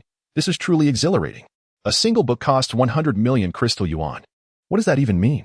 Earning 10 a day would require 10 million days, nearly 30,000 years, to purchase just one book. Upgrading the Dao Heart to level 6 only granted 60 crystal yuan. It takes 30,000 levels to reach that. Oh, White Robe, have you ever studied mathematics? If you don't want to give others a chance, then why create such an impossible task? Isn't this a trap? Though Wang Jian was filled with grievances towards the white-robed Taoist, he knew that since the system had been installed in his mind, the Taoist had departed, making it nearly impossible to hear that flamboyant voice again. Wang Jian added up the amounts of crystal yuan indicated in the notifications, which matched the display in the status bar, only 220 crystal yuan. This total included the 100 gifted by the system, the 30 rewarded for retrieving the natural transformation zither, and the 10 from mastering the Tai Heavenly Sound Hand, along with the 20 earned from experiencing innate great perfection. In essence, he had only earned 60 crystal yuan through his own efforts from upgrading his Dao Heart. Wang Jian quietly shook his head, realizing that earning crystal yuan in the future would undoubtedly be challenging. He needed to manage his 220 crystal yuan meticulously, spending sparingly. He wouldn't rush to buy elixirs. Among the 3 purchasable manuals, Taishang Yuan Dao Cultivation System Operational Principles cost 20 crystal yuan, 6-character Great Mantra cost 10, and Learn Long Distance Running with Me also cost 10. Though the former was the most expensive, Wang Jian was incredibly eager to read it. After all, this mysterious system had inexplicably manifested in his mind, something modern science cannot explain. At 20 crystal yuan, while it seemed steep, it paled in comparison to the exorbitant price of 100 million for the origin. Additionally, both contained profound secrets. For Wang Jian's current situation, the operational principles were even more practical than the origin. Gritting his teeth, he clicked to purchase. Ding! A clear sound resonated in his mind, and the right side notification read, Acquired Taishang Yuan Dao Cultivation System Operational Principles. As this is your first purchase in the store, this transaction is at half price. What a delightful surprise. Wang Jian felt a surge of joy. Now, the system had issued him 2 tasks. Recite the 6-character Great Mantra 100,000 times within 49 days and run 5,000 meters daily. Although he had encountered the 6-character Great Mantra in novels and even on television, being a novice in cultivation, he feared making mistakes. Moreover, was the 6-character Great Mantra a Buddhist practice? How could it coexist with the Taishang Yuan Dao Cultivation System, which was clearly a product of Taoism? Never mind. The fundamentals are paramount. Regardless, he still possessed over 100 crystal yuan. He might as well purchase it. With a swift click, ding. Congratulations! 6-character Great Mantra purchase successfully. Please check your backpack. Wang Jian opened his backpack to find both Taishang Yuan Dao Cultivation System Operational Principles and 6-character Great Mantra peacefully resting within. Now that he had a general understanding of the system's functions and had acquired 2 books, Wang Jian felt a sense of relief. As for that Learn Long Distance Running with Me, he scoffed. Forget that nonsense. Exiting the store, Wang Jian glanced to the side and his eyes immediately sparkled with excitement. Lottery. How many protagonists and novels thrive through the whims of a lottery system? Now, I too yearn to possess such an extraordinary advantage. What? Activating it requires 5,000 crystal points? Wang Jian, infuriated, spewed incomprehensible words. After exiting the system, it took him quite a while to stabilize his emotions, akin to a roller coaster ride. Glancing at the clock, he noted it was already 4:50 p.m. With many people at home, and now my beautiful's arrival, a feast of dishes was surely in store. He decided to first visit his grandfather, planning to delve into the two books swirling in his mind later. Xiao Jian. Upon seeing Wang Jian enter the room, Wang Fengde brushed off his black robe and rose from his chair. Grandfather, why have you changed into such attire? Wang Jian asked curiously. Noting that while his grandfather usually favored traditional, loose-fitting tang suits, today he donned a long robe, exuding a strong sense of cultural heritage that reminded Wang Jian of Lu Xun from his textbooks. Come, try this on, Wang Fengde exclaimed, opening a wooden box on the table to reveal another ancient-style robe. Wang Jian hesitated. You want me to wear this? Indeed, Wang Fengde nodded with a smile. You have reclaimed the position of the head of the Taoist medical sect and the Zhao Huan natural qin from Lilian. Today is an auspicious day, and I have prepared the incense altar in my study. Since you still have school, we shall not wait for another day. Once you are dressed, I shall conduct the inauguration ceremony for you as the new leader of the Taoist medical sect. Me? Wang Jian was taken aback, awkwardly laughing. Grandfather, I am only 17. Isn't that a bit too young? Perhaps you should take on the role for now. Do not decline, Wang Fengde insisted, shaking his head. The Taoist medical sect has had few successors throughout history, often passing down knowledge to a single heir. The sooner you inherit the position, the better you can master the art of medicine. Besides, you have already reached the realm of innate perfection. You are more than capable of taking on this role. Now, hurry and dress. Tell me when you began secretly cultivating, how you achieved the innate perfection, and how I, as your grandfather, knew nothing of this? Well, about that innate perfection. As Wang Jian dressed, his mind raced. The Taishang Yuandao cultivation system had just activated, and there were surely many secrets behind it. If word got out, he could be knocked unconscious and have his brain dissected for research. Moreover, if his grandfather learned of this secret, it might not bode well for him. In truth, I do not possess the innate perfection realm, Wang Jian said, fastening half the buttons on his robe, lowering his head. Yesterday, while walking on the street, I unexpectedly encountered a Taoist. He was clad in a white robe, looking quite ethereal. He seized my arm and said we were in trouble, claiming I could help him resolve this dilemma. At first, I was skeptical, but when he raised his hand, a beam of white light struck my chest. I was startled and immediately looked down, but there was nothing. When I raised my head again, the old Taoist had vanished. After that strange incident, I was quite anxious. So, during class, I pretended to overexert myself, fainting from fatigue. And my beautiful, our class representative, helped me home. Wang Fengde inhaled deeply, scrutinizing Wang Jian from head to toe. I thought so. After you finished playing the Zhao Huan natural qin and fainted, your pulse did not indicate a cultivator. I was considering sending you to see old Gu and Yinjing. Upon understanding the reason for Wang Jian's fainting, Wang Fengde felt relieved but also a hint of disappointment. Yet, considering that talents like Yuan Bilian only reached the innate realm at 23, it was indeed unrealistic for Wang Jian to achieve perfection so soon. However, Wang Fengde mused, a white-robed Taoist, emitting white light, vanishing in an instant. Could that white light be the catalyst for your innate perfection? When you played, did you employ the Taiji Tianin hand? Could it be that our Taoist medical sect's ancestor has manifested that technique, you say? Wang Jian cleared his throat and decided to reveal the truth about his proficiency in the Taiji Tianin hand. After all, he might need this skill in the future. And his learning process was entirely reasonable. There was no need to conceal it from his grandfather. So, you learned the Taiji Tianin hand from Lian when you were just 5 years old. No wonder, Wang Fengde exclaimed, realization dawning upon him. It seems this is all fate. That senior must have recognized you as the next leader of the Taoist medical sect, guiding you to reclaim the Zhao Huan natural qin. Now, fasten your collar. Our sect's rules are simple, and once the ceremony concludes, we shall feast, dressed in their long robes. Wang Jian and his grandfather entered the study. The room, adorned with antiquities, featured an incense altar at its center, with an incense burner and the large black stone Zhao Huan natural qin behind it. On the wall hung an ancient painting depicting 3 figures, one bowing to the others, seemingly in a quest for knowledge. Wang Jian recognized that the bowing figure was the Yellow Emperor, the one receiving the bow was the celestial master Qibua, and the third, a general of the Yellow Emperor, was Yu Fan. This painting, known as the Qi Wang Winda II, was a treasured heirloom of the Wang family, revered by Wang Fengde. In his childhood, Yuan Bilian often posed 2 questions. The first was, do you know why traditional Chinese medicine is referred to as Qi Huang Ji Shu? Wang Jian would inquire, why is that? Yuan Bilian would earnestly explain, because the Huangdi Neijing is the sacred scripture of traditional Chinese medicine, laying its foundation. The text comprises dialogues between the Yellow Emperor and Qibua, discussing the relationship between humanity and nature, how to maintain health, prevent illness, and treat diseases. The Huangdi Neijing is passed down in the form of questions from the Yellow Emperor and answers from Qibua. Hence it is also called Qi Huang Ji Shu. The second question was, do you know the origin of the term master? Wang Jian would foolishly shake his head. No, I don't know.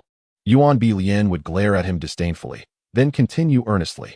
The Yellow Emperor learned Taoist medicine not only from Celestial Master Qibua, but also from the General Yu Fan. His medical knowledge was derived from both, and their names combined gave us the term master.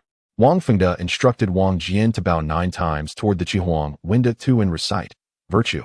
Please accept my imperfect virtue. Let it become complete and harmonious with the Tao, dedicating virtue to all beings.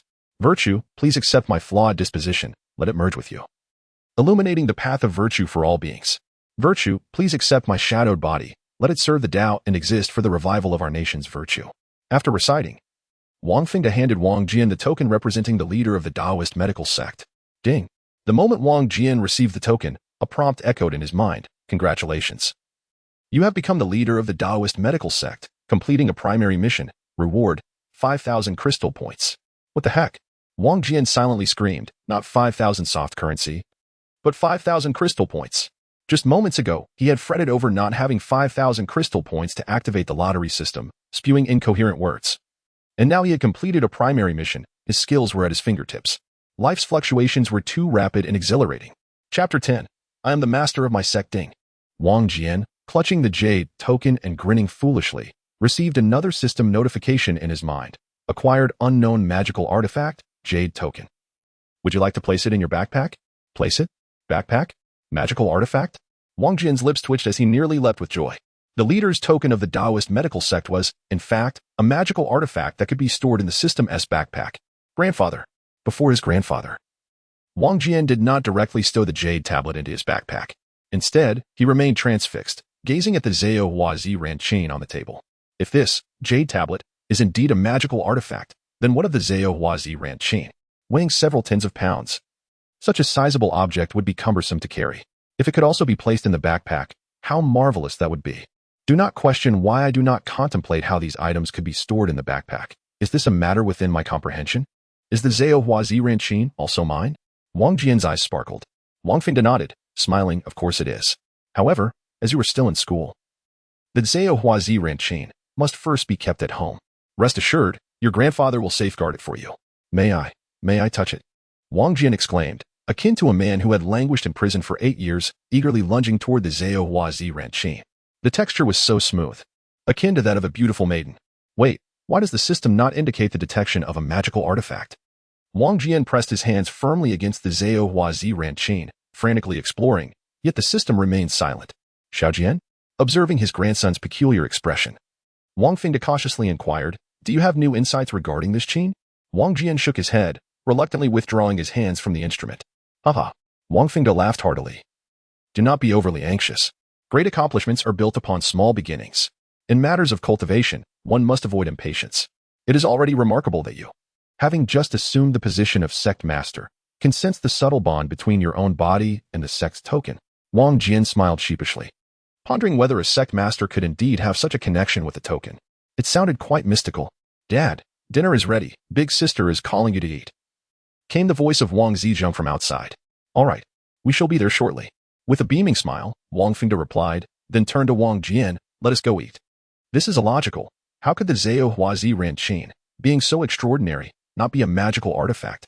Wang Jian sighed, shaking his head in disbelief. Nonetheless, his grandfather's words held merit. One must not be insatiable. Indeed, his gains for the day were already substantial. Given the momentous events of the day, the Wang family gathered for a rare family feast. After Wang Fengde arrived, everyone settled around a large table.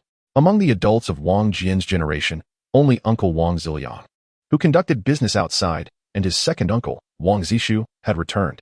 Even the 3 children, who were supposed to be in school, returned, including Uncle Wang Ziliang's son, Wang Chong, his second son, Wang Yu, and second uncle Wang Zishu's 4-year-old daughter, Wang Ge.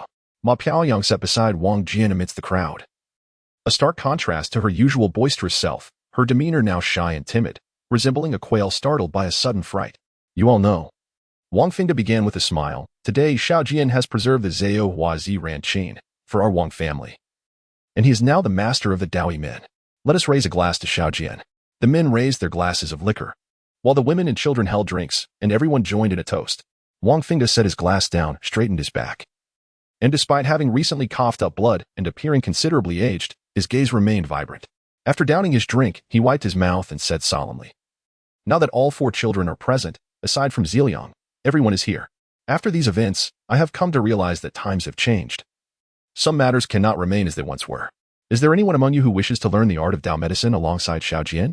Upon hearing Wang Fengde's words, Wang Jian could not help but glance at his younger siblings.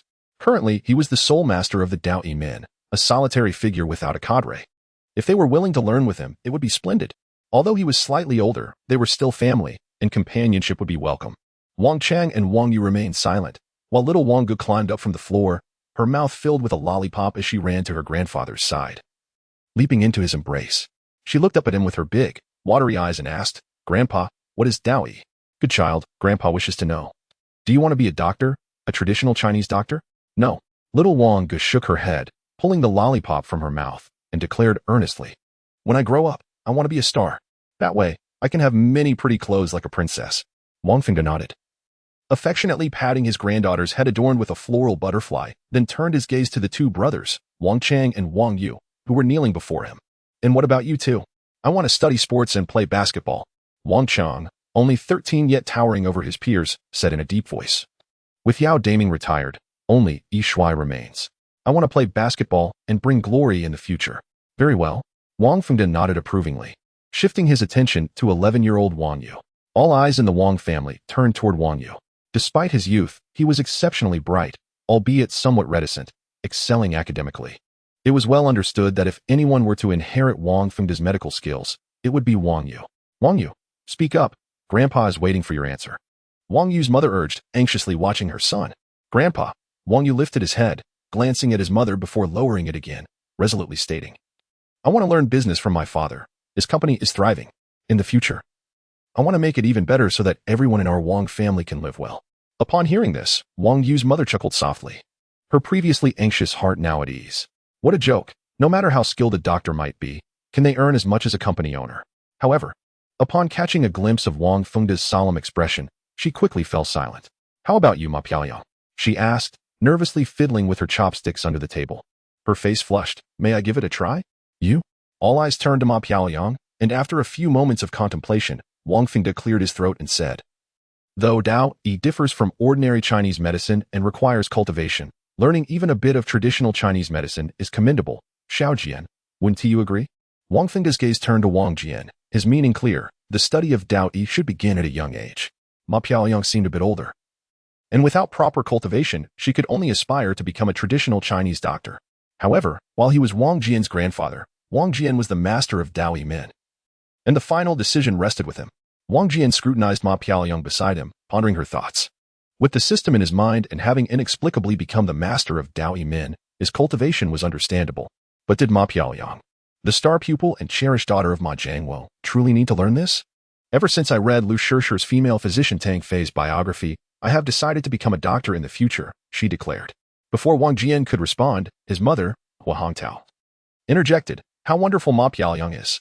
You don't know. Several dishes on this table were prepared by her. Just look at the braised pork. The color is perfect. And the shredded potatoes are cut so finely. Such skill. Whoever marries her." "Ah, you silly boy. Just agree already."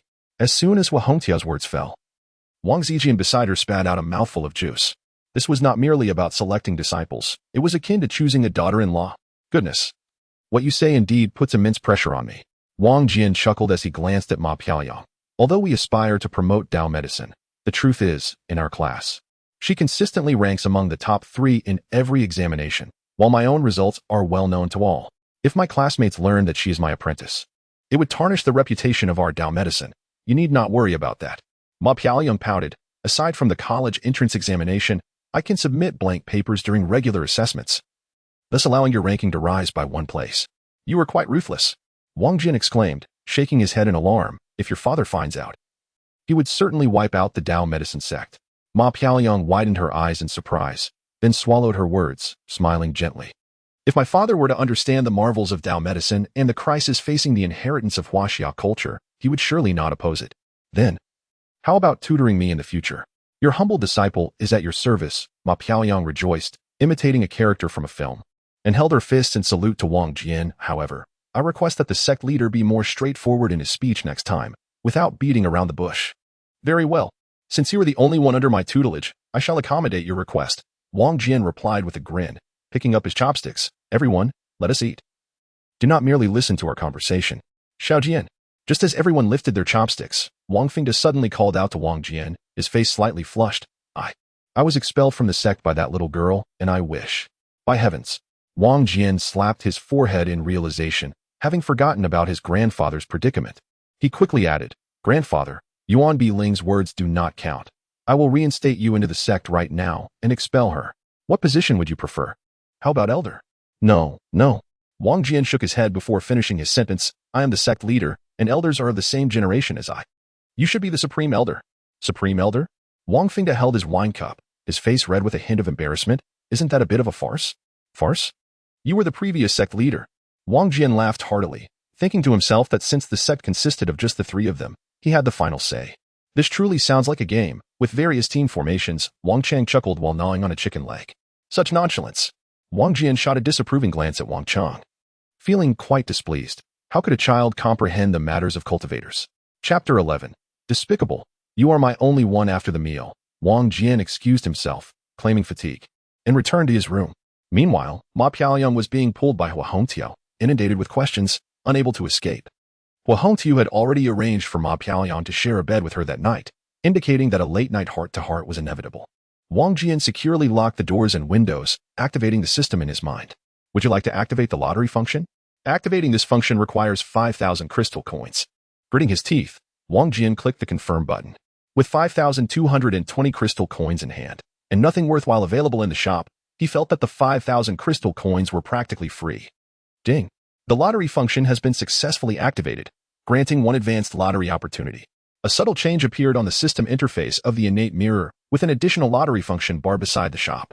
Upon opening it, Wang Jian discovered a large roulette divided into 4 segments: elixirs, magical artifacts, secret techniques, and talismans.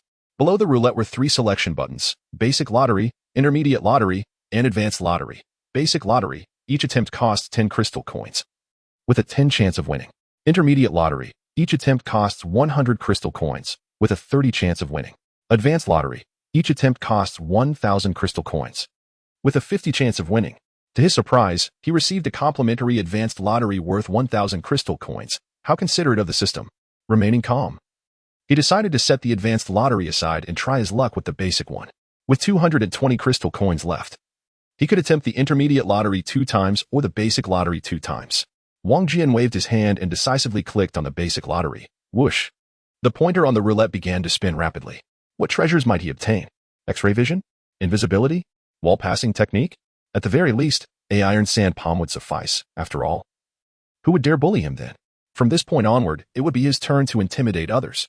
As a sect leader, he vowed to eradicate evil and uphold righteousness, to save the dying and heal the wounded. Ding. Unfortunately, you did not win. Thank you for participating. What? Wang Jian's eyes widened in disbelief. No winnings. And still a thank you for participating? Was the basic prize merely another chance? Let us try again. Ding. Unfortunately, you did not win. Thank you for participating. Not again. Wang Jian furrowed his brow. He had just lost 20 crystal coins. Wasn't leveling up the way of knowledge just 10 crystal coins? Damn it. Isn't the system just akin to a cheat? How could I draw a blank? 3 times is the charm. Let us go again.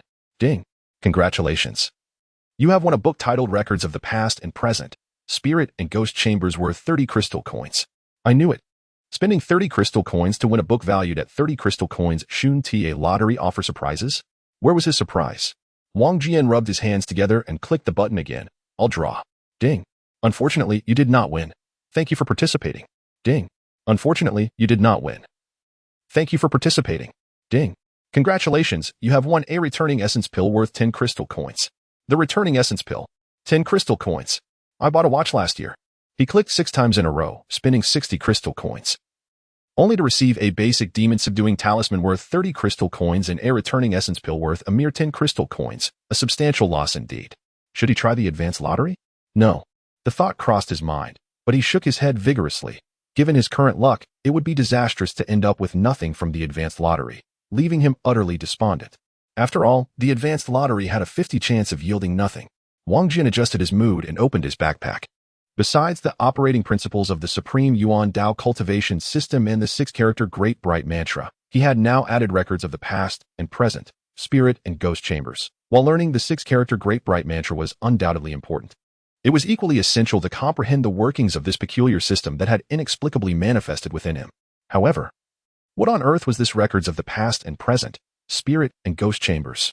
Wang Jian clicked on the spirit and ghost chambers. Prompt: records of the past and present, spirit and ghost chambers chronicles supernatural events and mythological tales throughout history. Click to learn and engage in memory duplication. Would you like to learn? What a pointless book. Tasteless to consume yet regrettable to discard. Wang Jian grimaced but clicked confirm after all.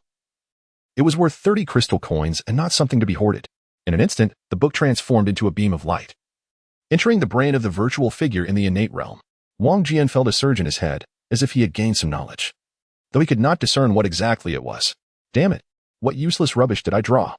He decided to focus on studying the operating principles of the Supreme Yuan Dao Cultivation System properly.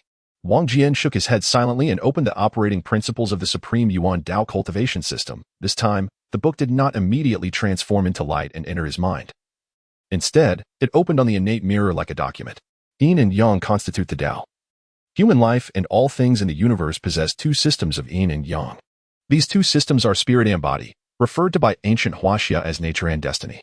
As the cover of the principles of the Supreme Yuan Dao Cultivation System opened, a series of simplified characters emerged in Wang Jian's mind, accompanied by the sound of his own voice reading aloud. It appeared that after the departure of the white-robed Taoist, the system's voice had completely transformed into Wang Jian's own. Life embodies a dual structure of essence and fate. The ancestors of xianxia, since the ancient times, have employed both wisdom and insight to study the nature of life. Wisdom relies on everyday experience and sensory perception, while insight is achieved through deep introspection in a meditative state, akin to the Buddhist teachings of discipline leading to meditation and wisdom. The unique methods of studying life in xianxia have given rise to a distinctive theory and practice of health preservation. The Huangdi Neijing summarizes ethereal phenomena such as virtue, qi, life, essence, spirit, soul, heart, thought, will, intellect, and consideration under the concept of essence, while tangible entities like the 5 organs and 6 bowels are classified as fate, or the body. Heaven nourishes the spirit with 5 virtues, while earth sustains the physical body with 5 grains. The Heavenly Father instills the essence of the Tao into the body, differentiating the 5 virtues of propriety, wisdom, benevolence, righteousness, and trust, which form 5 types of essence: spirit, soul, heart, thought, and will, each residing in specific areas of the body known as the 5 repositories. However, due to modern writing habits, 5 repositories has been replaced with the homophonic term 5 organs. The heart houses the spirit, the lungs contain the soul, the liver harbors the heart, the spleen stores thought, and the kidneys hold will. The 5 repositories correspond to the 5 senses, giving rise to myriad manifestations that govern the spirit. As stated in the Huaning Jing, the 5 elements disperse and transform into myriad deities. The Earth Mother nourishes the body with the essence of grains, while virtue leads the way and fate serves as the foundation. To attain health and longevity, one must cultivate virtue and maintain a sound body. Thus, ancient xianxia encapsulated the maintenance and elevation of life as the cultivation of the self, leading to the essence of truth, referred to as cultivating truth. In contrast to the ancient xianxia, Western scientists focused solely on empirical observation, employing logical reasoning and repetitive experimentation to study life. Nevertheless, they exhibit an unwavering spirit of inquiry, having derived binary systems through the study of the yin-yang symbols, ultimately leading to the development of electronic computers and advancing into the realm of biological computers. The primary materials for biological computers are protein molecules produced through bioengineering technologies. Scientists utilize protein molecules as biological chips to replace semiconductor silicon wafers, employing organic compounds for data storage. Information is transmitted in waveforms, and as these waves traverse the protein molecular chains, they induce alterations in the sequence of single and double bond structures within the chains. The computational speed of biological computers surpasses that of the latest generation of computers by a factor of 100,000, while their energy consumption amounts to merely 1/billionth that of conventional computers.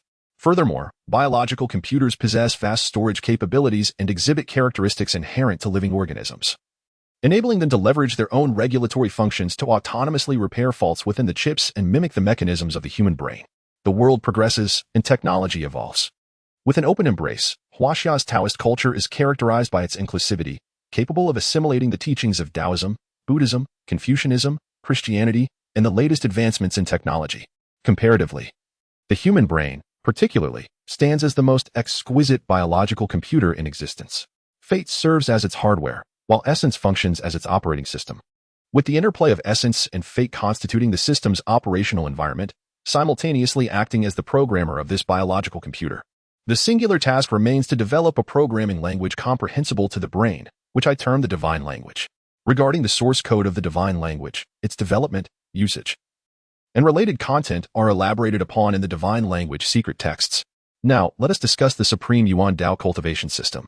The Supreme Yuan Dao Cultivation System, crafted in divine language, delineates a corresponding operational space within the untapped regions of the brain, aiming to elevate the host to celestial immortality.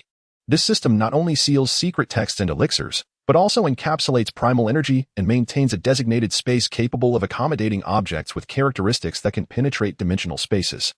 Note 1. Upon the host shattering the void and becoming a celestial immortal, the system will automatically vanish. Note 2. The host is, thus far, the sole owner and user of the system. Oh my heavens! Wang Jian exclaimed in astonishment after reading through it all. The fusion of cultivation and technology, opening specific spaces, aims for the attainment of celestial immortality. How remarkable is Huaxia's Taoism! Moreover, I am the only one chosen. Suddenly, Wang Jian's thoughts drifted to the lyrics of Li Hong's song, Despicable, you are my only. Why does it feel so off? Could it be that even the white-robed Taoist has never utilized this system?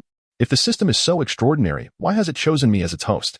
Closing the principles of the Supreme Yuan Dao Cultivation System, Wang Jian found himself in a state of confusion. Chapter 12.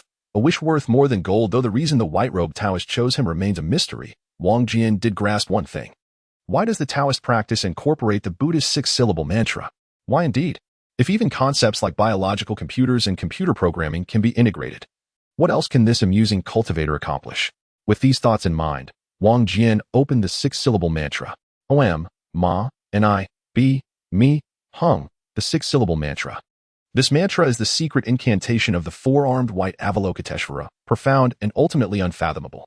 The six syllables address the six realms of reincarnation, purifying the grave sins of the six paths, the suffering of the heavenly realm, the conflict of the Azura realm, the birth, aging, sickness, and death of the human realm, the ignorance of the animal realm, the hunger of the hungry ghost realm, and the cold and heat of the hell realm. The six syllables correspond to the six major energy centers in the body: the brow center, throat center, heart center, navel center, sacral center, and root center. The sound of the six syllables can resonate with the six spectra of the universe, each sound vibrating the corresponding energy center within the body. The six syllables infuse the six types of energy from the universe into the human body, with white light for the brow center, red light for the throat center, yellow light for the heart center, blue light for the navel center, and purple light for the root center. The essence of the six syllables is, I am the pure lotus. Reciting the six-syllable mantra 100,000 times over 49 days is now activated. Given that the host is a novice in cultivation without any grounding, and as a student with limited time, the system initiates a mandatory training mode. Commencing nightly from the hour of the rat to the hour of the ox, that is, from 11 p.m. to 2 a.m. the following day, during which the five senses will be closed. At this time, the host will enter a state of lucid dreaming, reciting the mantra with correct pronunciation 5,000 times each night. After 1 week of mandatory execution, the host may choose whether to continue this enforced regimen. The task has now officially commenced, with mandatory execution initiated. The five colors blind the eyes being the primary drain of vital energy, thus, the visual perception is closed. Oh no, not again. Wang Jian silently lamented, calculating in his head that 5,000 multiplied by 49 does not equal 100,000. There is something amiss with the system. The ears are the gateway to the essence of the kidneys, and the five sounds can render one deaf. Therefore, the auditory system is also closed. Om Ma and I Be Hung. Om Ma and I Be Hung. Om Ma and I Be Hung. Little Jian. I don't know what kind of family the Taoist physician is from, but you must keep an eye on this beautiful daughter-in-law. I am increasingly fond of this child. Her cooking skills are secondary, but her ample figure will surely ensure that my grandchild is well-fed and plump. With his mother's secret task lingering in his mind and the echoes of the six-syllable mantra resonating in his head, Wang Jian returned to school the next day with Ma Piaoyang. Ma Piaoyang, the class monitor, was efficient and decisive, and upon returning, she swapped seats with Li Dapeng during evening study sessions to assist Wang Jian with his homework. Who can tell me what transpired? Why is Ma Piaoyang associating with that despicable Wang? Could it be because her father knocked out the despicable Wang, seeking retribution? Rumor has it that Ma Piaoliang spent a night at Wang Jian's residence, an arrangement that immediately aroused suspicion and dissatisfaction among many, particularly Zhang Zhendong, the representative of the language class. Zhang felt a twinge of resentment towards himself. After all, Ma Piaoliang was not only the class beauty but also the academic monitor and the daughter of the English teacher, a veritable paragon of scholarly virtue. Zhang Zhendong, a top student, believed that only he had the right to pursue Ma Piaoliang. As evening study hours approached, Zhang observed Ma Piaoliang and Wang Jian huddled together, engaged in hushed conversation. From his vantage point, he could even discern the lewd grin on Wang Jian's face. Ma Piaoliang was the woman Zhang Zhendong had reserved for himself. He had planned to confess his feelings after advancing to the third year of high school, aspiring for both of them to strive together toward the prestigious Yin University. Anger and indignation ignited a fire within him. "Hey," Zhang Zhendong exclaimed, striding towards Wang Jian. "Isn't there a more appropriate way to solve this problem?" Wang Jian, holding a triangular ruler, had just drawn a tangent outside the circle when he felt a shadow fall over him. "Wang Jian, how can you be so shameless? It's one thing to struggle academically, but Ma Piaoliang is our class's top student, destined for a renowned university. Are you trying to drag her down?" Zhang Zhendong proclaimed with righteous indignation, articulating a perfectly crafted argument he had contemplated for quite some time. The class turned to look, their gazes piercing Wang Jian with daggers of disdain. Why such hatred and heartache? After all, Ma Piaoliang was the school beauty, even if she found them unworthy. She should not be seen with someone like Wang Jian. Wang Jian frowned and looked up at Zhang Zhendong. "Which of your eyes saw my shamelessness?" Having recently installed the supreme Yuan Dao cultivation system in his mind and becoming the leader of the Dao medical sect, Wang Jian was eager to enhance both his cultivation and academic performance. He realized that with a poor foundation, he needed to start from the beginning, almost as far back as middle school, to catch up on his studies. Fortunately, with the assistance of his senior disciple, Ma Piaoliang, and his brain now able to access 38% of life energy, learning previously obscure knowledge had become remarkably effortless. Learning had transformed into something wondrous, especially when Ma Piaoliang cast astonished and admiring glances at him due to his rapid progress. He was reveling in the joy of acquiring knowledge. Yet, just as he was immersed in his studies, Zhang Zhendong rushed over to berate him for his supposed lack of morals.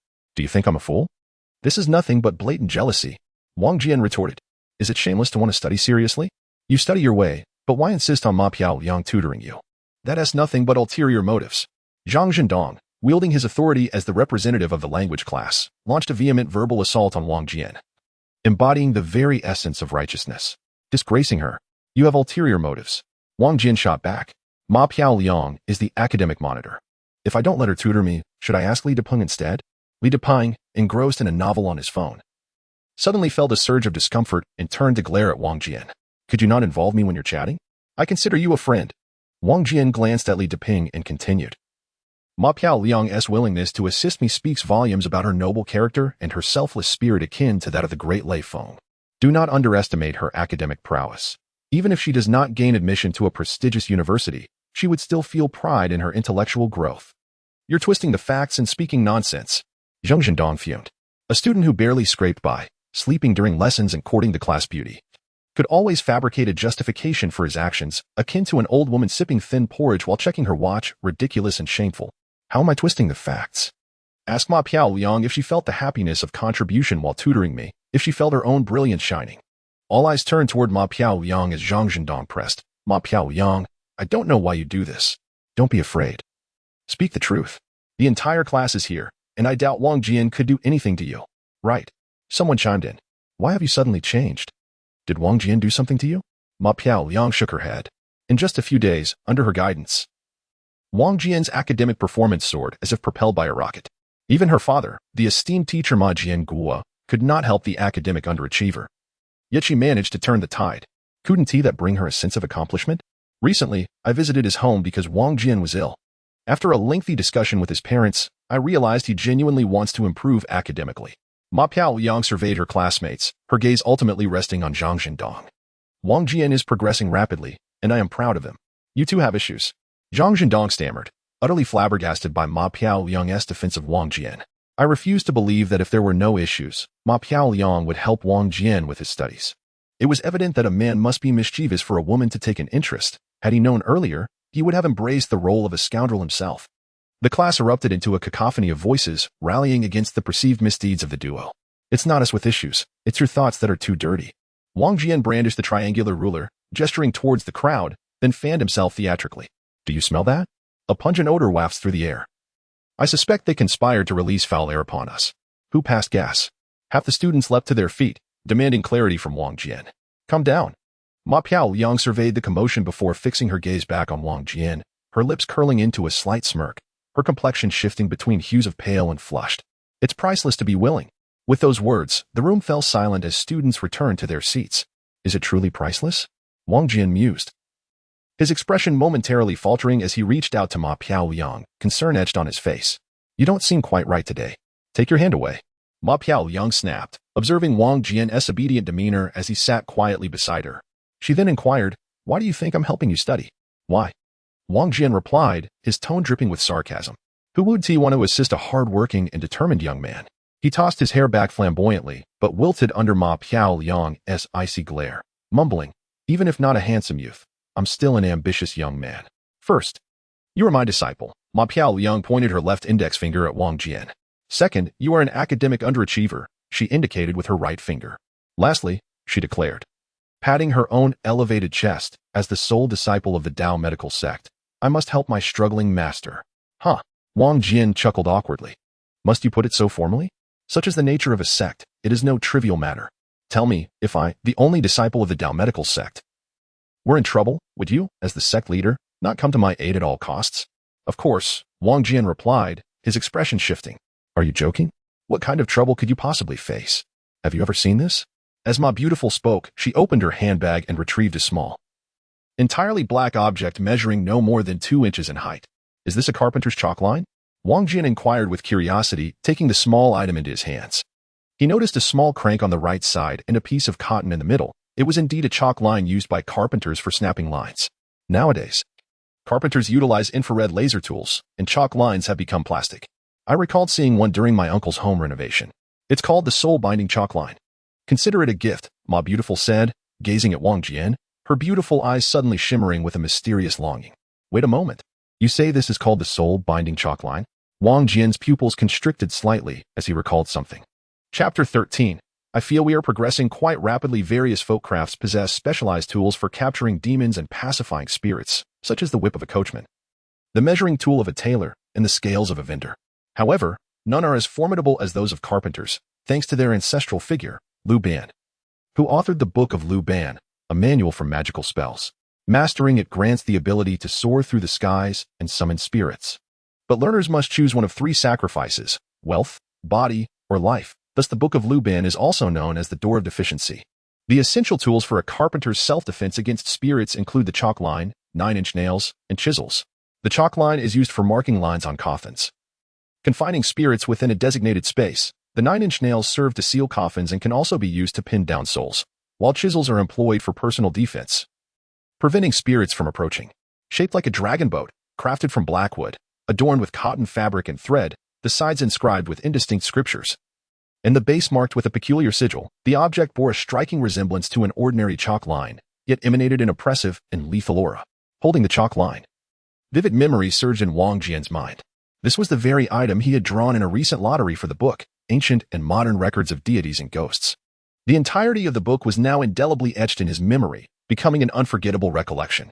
His heart raced, feeling a surge of confidence. However, why would Ma Beautiful suddenly present such an item? Surely, it must not hold much value. Wang Jian glanced up at Ma Beautiful, feigning ignorance, and asked, Isn't your father an English teacher? Why is he dabbling in antiques?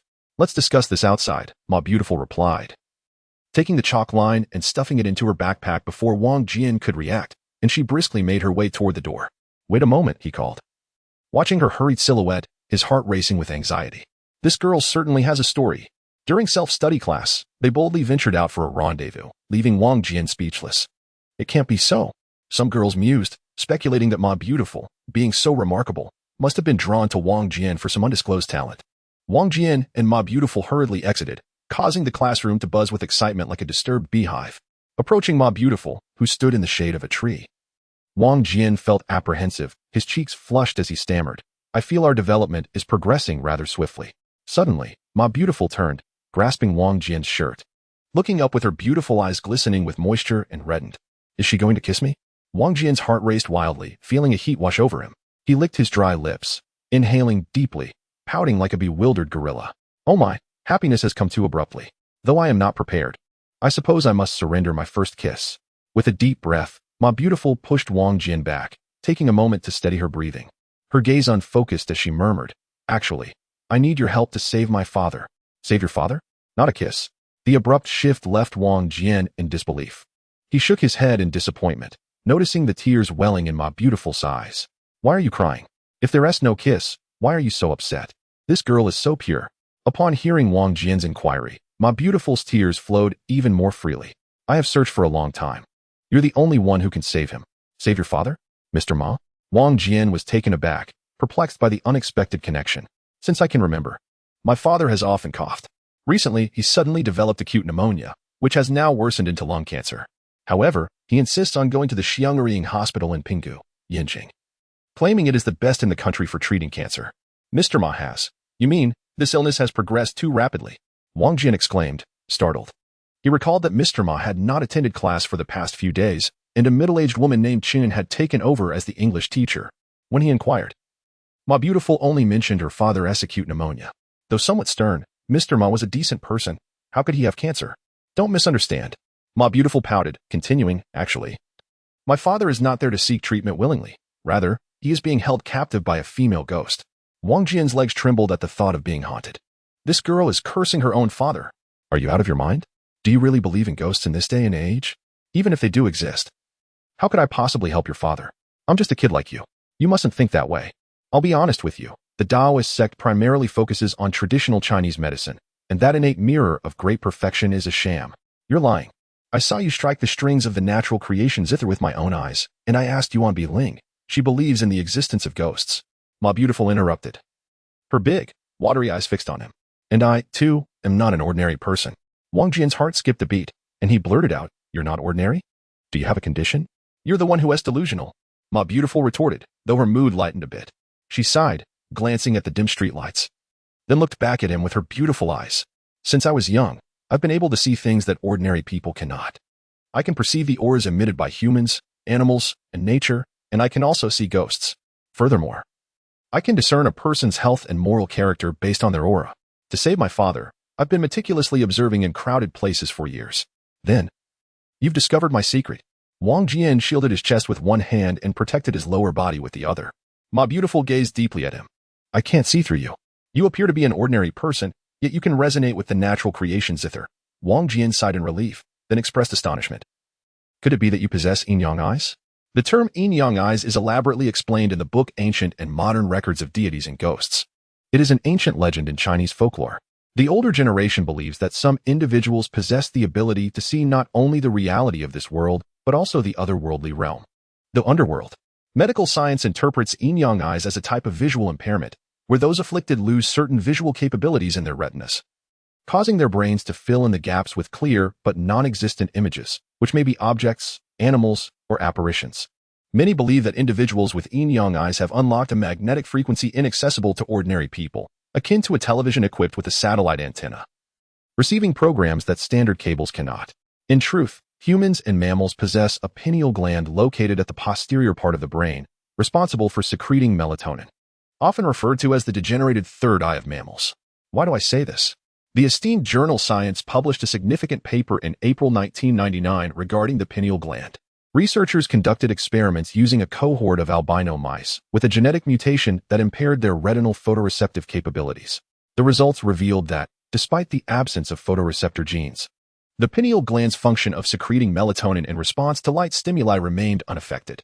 This suggests that the capacity for photoreception in these genetically altered mice persisted. In essence, even when the retina could not perform its function, the pineal gland still retained the ability to perceive light. Scientists have recognized the striking similarity between the pineal gland and the retina, with some even referring to the pineal gland as a folded retina.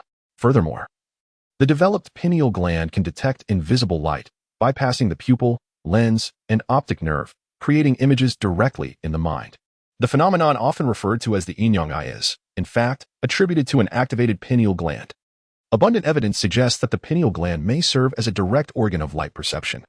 lending theoretical support to claims regarding the yin-yang as a means of accessing unknown magnetic frequencies to perceive the spirit world, across cultures, be it in China or abroad. And within Taoism or Buddhism, there are countless records concerning the yin-yang eye, the all-seeing eye, and various divine faculties. So, from where does the yin-yang eye originate? In Ghostly Abode, it is stated that there are 3 pathways to acquiring the yin-yang eye. The first is through personal cultivation. The second, if cultivation yields no results, is to seek the assistance of someone enlightened to open the heavenly eye. And the third is possessing innate extraordinary abilities. Could it be that Ma Piaoliang is one such person endowed with the innate gift of the yin-yang eye?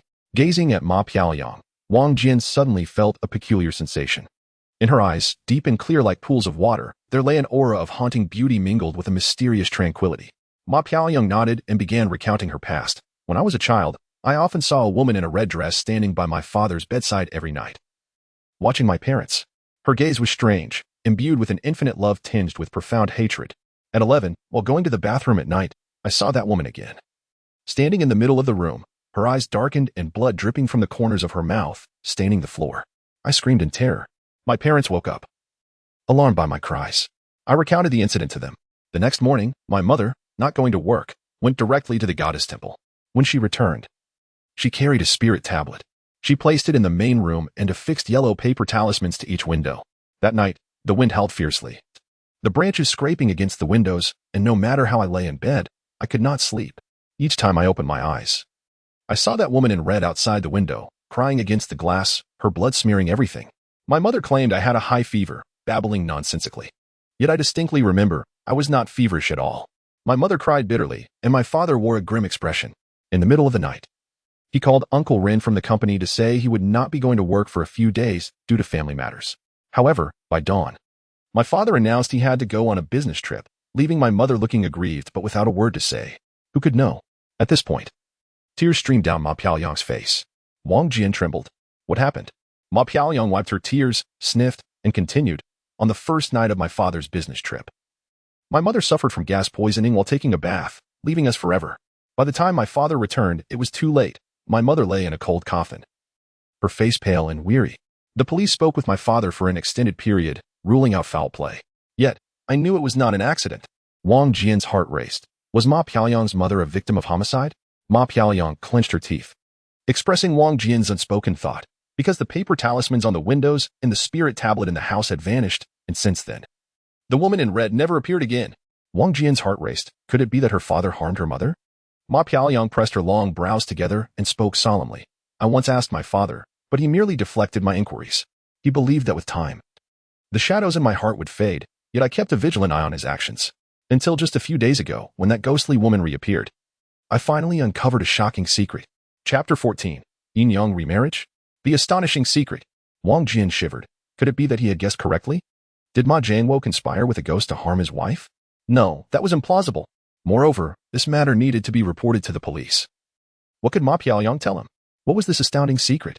Wang Jian's mind raced, unable to suppress his curiosity.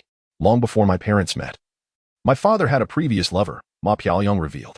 Wang Jian furrowed his brow. The reasoning felt tenuous. Who only loves one person throughout their life? The girl was devoted to my father, yet her family was wealthy and powerful, looking down upon him. Out of desperation, she stole $50,000 from home and eloped with my father, just as they had secretly obtained their marriage certificate and were riding back on a motorcycle. They were intercepted by the girl's father and his entourage. In a panic, they lost control, and the motorcycle plunged off a cliff. The girl died on the spot, and my father was left hanging between life and death. When he regained consciousness, he uttered a single sentence to her father before slipping back into unconsciousness. All subsequent events stemmed from that utterance. Wang Jian abruptly looked up, asking, "What did your father say?" My father said that if the girl died, he could not live long either. They had already obtained their marriage certificate and were lawfully wedded, promising eternal love and never to part. After his death, he requested to be buried together with her. The girl's father, filled with grief, took it upon himself to prepare a grand wedding for his deceased daughter at the foot of the mountain where she had perished, believing it would compensate for her loss. Wang Jian shuddered, nearly jumping up, exclaiming, "The girl is dead. Why hold a wedding instead of a funeral? What kind of nonsense is this?"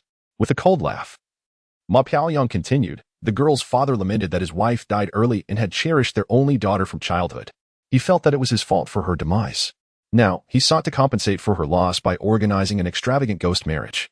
Ghost marriage? Wang Jian's mind buzzed. The situation was far more complex than he had imagined. A ghost marriage, also known as Ayin marriage, is performed to find a spouse for the deceased. In ancient times, if a young couple died before their wedding, elders believed that failing to marry them would lead to their spirits causing mischief. Thus, they would hold a ghost marriage ceremony, ultimately burying the couple together to prevent lonely graves from appearing in the family burial plots, which could disrupt the prosperity of future generations. However, Ma Jianguo was still alive at that time. Why hold a ghost marriage? They had prepared everything, waiting for my father to pass. Ma Piaoyang's expression turned grave like a statue as she articulated, "Who could have known that my father's condition improved day by day?" The girl's father, seeing that the ghost marriage could not proceed, and although her body remained preserved in a crystal coffin, could not keep it indefinitely. He sought my father again. And to his misfortune, my father, in his delusion, agreed to accompany the girl in death with a paper figure inscribed with his birth date. Wang Jian gasped, feeling an icy chill wash over him, goosebumps rising on his arms. This was far too much to fathom. Later, the girl's father treated my dad as his true son-in-law, providing the funds necessary for his recovery.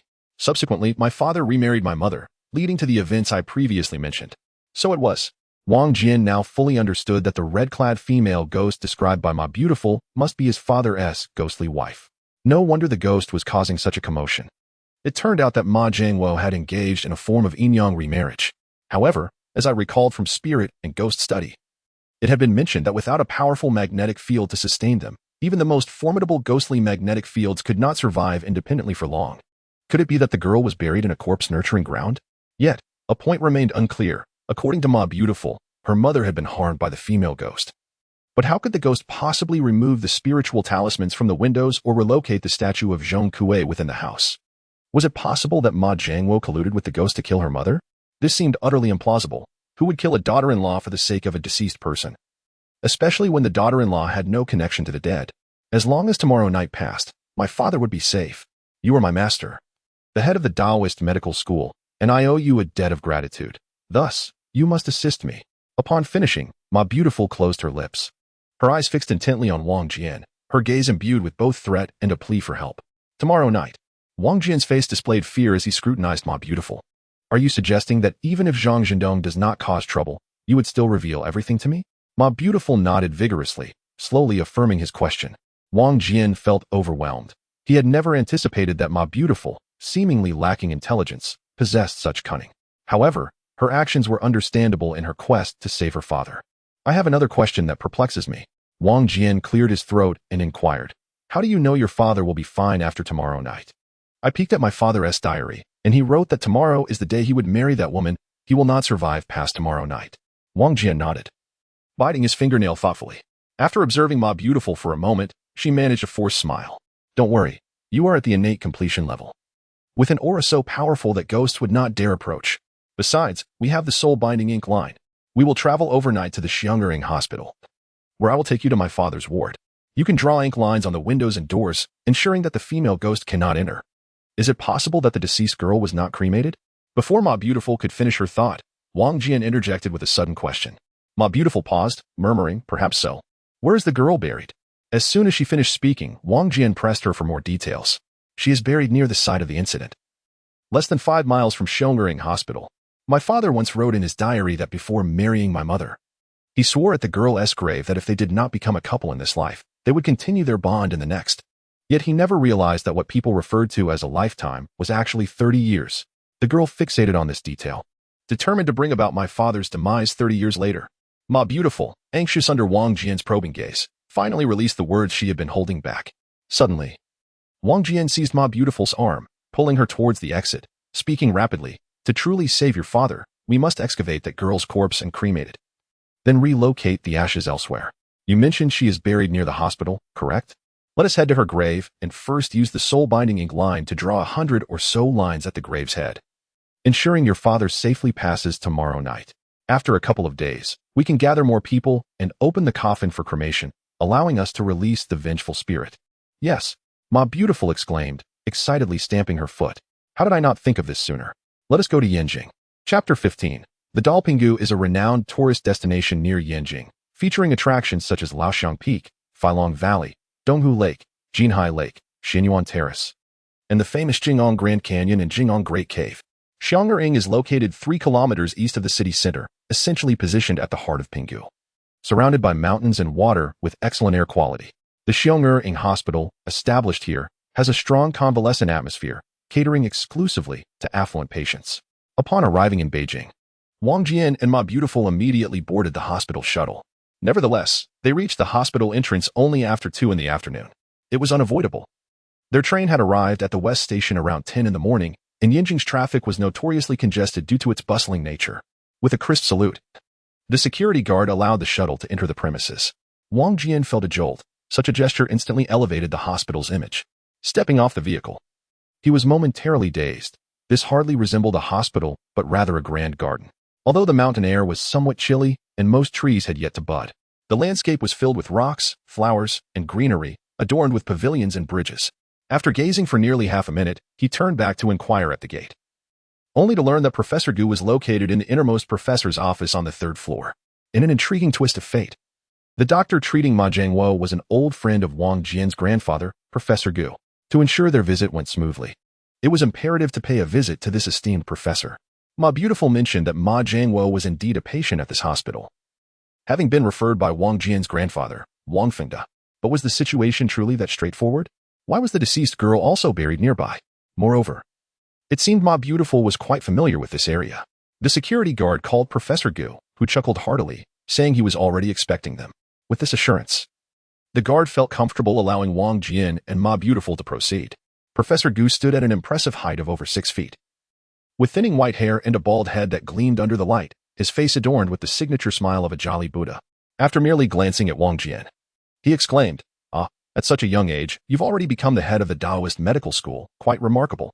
In truth, your grandfather is being overly cautious. With his skills, he could cure any ailment effortlessly."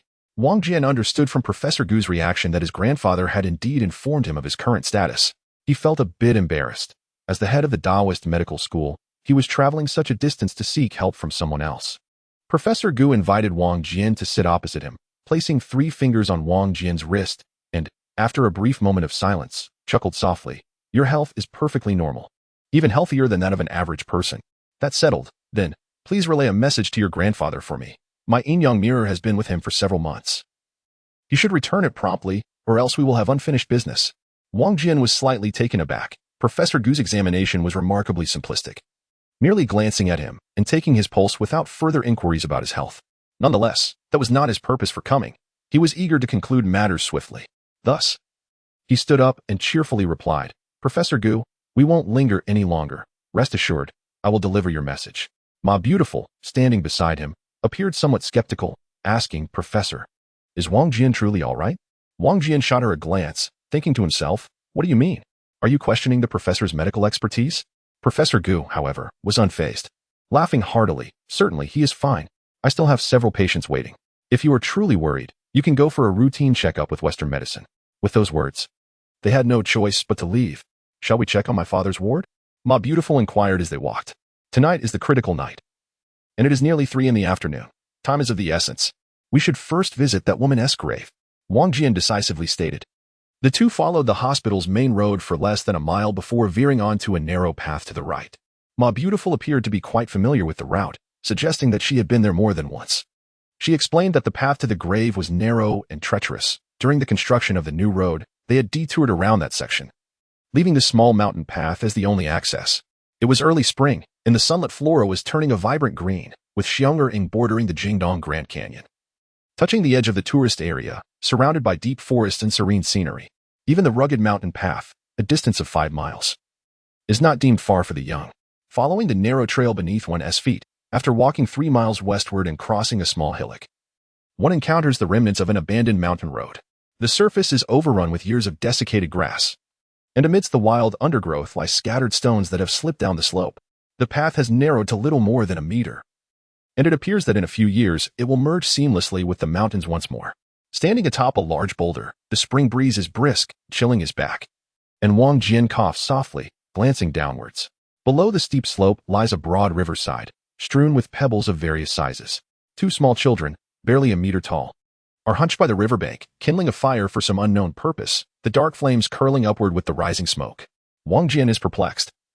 Who would dare to light a fire here, especially in a tourist area? He clears his throat and asks Ma Piaoyang, "Where is the girl's grave?" Ma Piaoyang, also sensing something amiss, glances at Wang Jian, startled by the sight of the two children. "What are they burning?" she inquires. Wang Jian is equally astonished. The treacherous path makes it improbable for ordinary children to venture here. He turns to Ma Piaoyang and notices her pale complexion, her eyes filled with anxiety and fear. And an unexplainable pang of sorrow strikes him. A blossoming young woman living under the shadow of ghosts is indeed a tragic fate. He takes her hand gently, attempting to lighten the mood. Feigning nonchalance, he chuckles. They must be local children, perhaps roasting some stolen chickens from a neighbor's yard. I used to do the same when I was their age. Speaking of which, I completely forgot that we've been on the move all morning without a warm meal. We must rectify that. Ma Piaoyang manages a faint smile at his jest. The two of them descend, gripping the protruding stones and thorny branches along the slope. Enduring several pricks from thorns and landing in a dusty heap before finally stepping onto the rocky shore. As soon as Wang Jian's foot touches the stony beach, he glances toward the fire. To his astonishment, the two children have vanished. Confounded little rascals, they see adults and scamper away. Surely, they must be up to no good. He mutters as he strides towards the smoke. Amidst the charred stones, a pile of unburnt paper offerings flickers with flames. And directly in front are offerings hastily left behind, not fruits or beverages, nor candles or gold ingots, but cosmetics, lipsticks, and several fashionable garments. Ma Piaoyang had mentioned that the girl's father had passed away years ago, leaving her without kin. Who would come to pay tribute, even if she had relatives? Surely only two children could not have arrived with such thoughtful offerings? As the breeze sweeps through, the ash from the paper offerings is whisked away, soaring into the sky.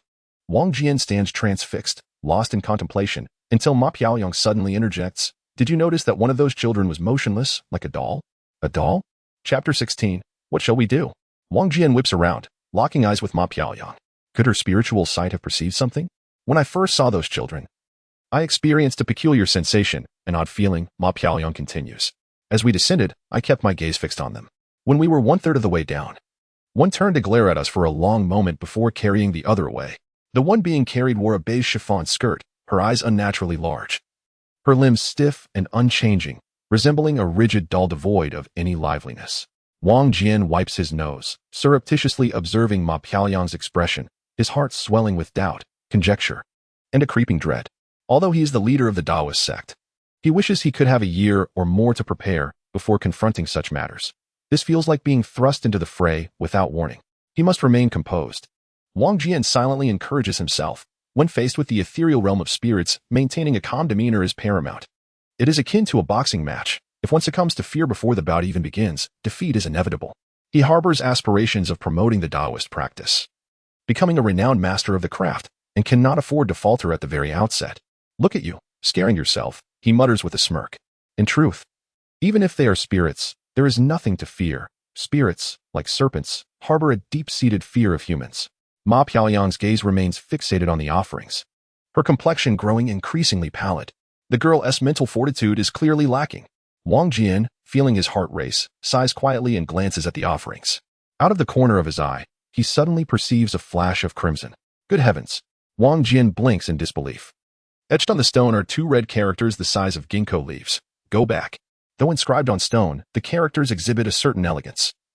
The lighter strokes are somewhat dried and scabbed, while the heavier strokes remain vibrantly red, with the dot beneath the exclamation mark having coagulated into a crimson bead. Clearly, the inscription was made not long ago, and certainly with blood. Wang Jian approaches, brushing his fingertip against the bloodstain and inhaling its scent. Ma Piaoyang, now behind him, appears even more pale, her eyes betraying a mix of panic, unease, and a hint of confusion. Who could have left such a message? The only plausible culprits are those two children. But why would they leave a blood inscription? How could children possibly bite their fingers to write? Go back. What do those words signify? Who should return? Where to? The two children have already distanced themselves, and now is not the time to ponder this matter. The pressing concern is to swiftly mark the girl's grave with ink, or Ma Jianguo's life may be in jeopardy. Wang Jian rises, casting a reassuring glance at Ma Piaoyang, forcing a smile as he says, "Let us not complicate things further. It's likely just a child with a nosebleed doodling on the stone. You mentioned the grave is nearby. Why can't I see it?"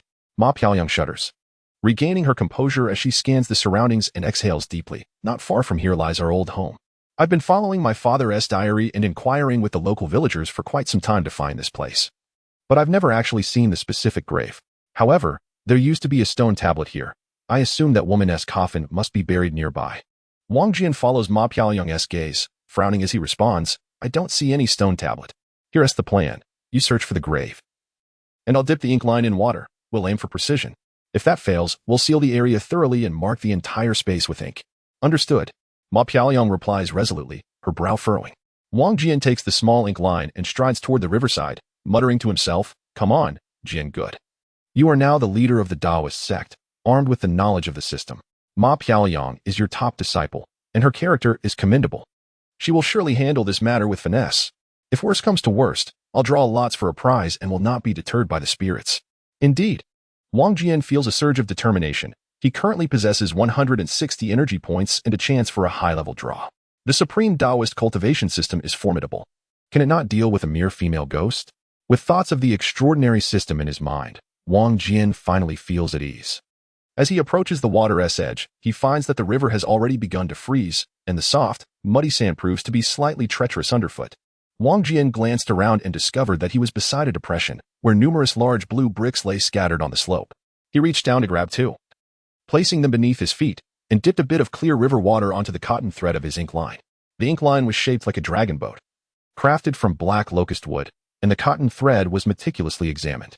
Wang Jian noticed that aside from its smaller size and the additional inscriptions of scriptures and talismans, it bore no significant differences from an ordinary ink line.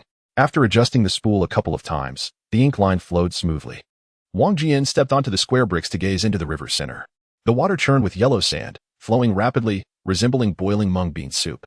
Just 2 more feet forward, it seemed bottomless, and the bricks beneath his feet slowly sank into the soft mud, with fine sand and silt being washed away, leaving him with the constant sensation of slipping into the river. I still can't find it. Ma Piaoyang, seeing Wang Jian crouched at the water's edge in a daze, shouted from the edge of the depression. Just as the words left her mouth, a large blue brick beneath her feet suddenly slipped away, rolling down the slope and plunging with a splash into the rushing river. Wang Jian's expression changed abruptly. He stood up and shouted, Step back. It's dangerous. Ma Piaoyang, startled, jumped back a few steps and nearly tripped over a pebble. Wang Jian quickly climbed up the riverbank, shaking his head while exclaiming, I understand now. I understand. Ma Piaoyang, who had been tense, saw Wang Jian clutching the ink line, with ink dripping down his pants, and her eyes widened in a comical manner, momentarily easing her tension. She waved her hand before Wang Jian's eyes and asked, What are you doing? What do you understand? Wang Jian glanced at the scattered pebbles and, pointing to the turbulent river behind him, spoke deliberately. For the past 30 years, the riverbed has undergone significant changes. That girl's grave has long been washed away by the river and no longer exists on land. What? This time, it was Ma Piaoyang who was taken aback. After struggling to find a temporary way to restrain the female ghost, if the girl's grave had been washed away, who knew where the coffin had drifted? Even with the ink line, what use would it be? Wang Jian swallowed hard, collected his thoughts, and countered, Do you know where that girl's hometown is? Hometown? What use is that now? Are we supposed to dig up her ancestors' graves? Ma Piaoyang failed to grasp Wang Jian's meaning, yet he was her only support now. No matter what Wang Jian requested, she would do her utmost.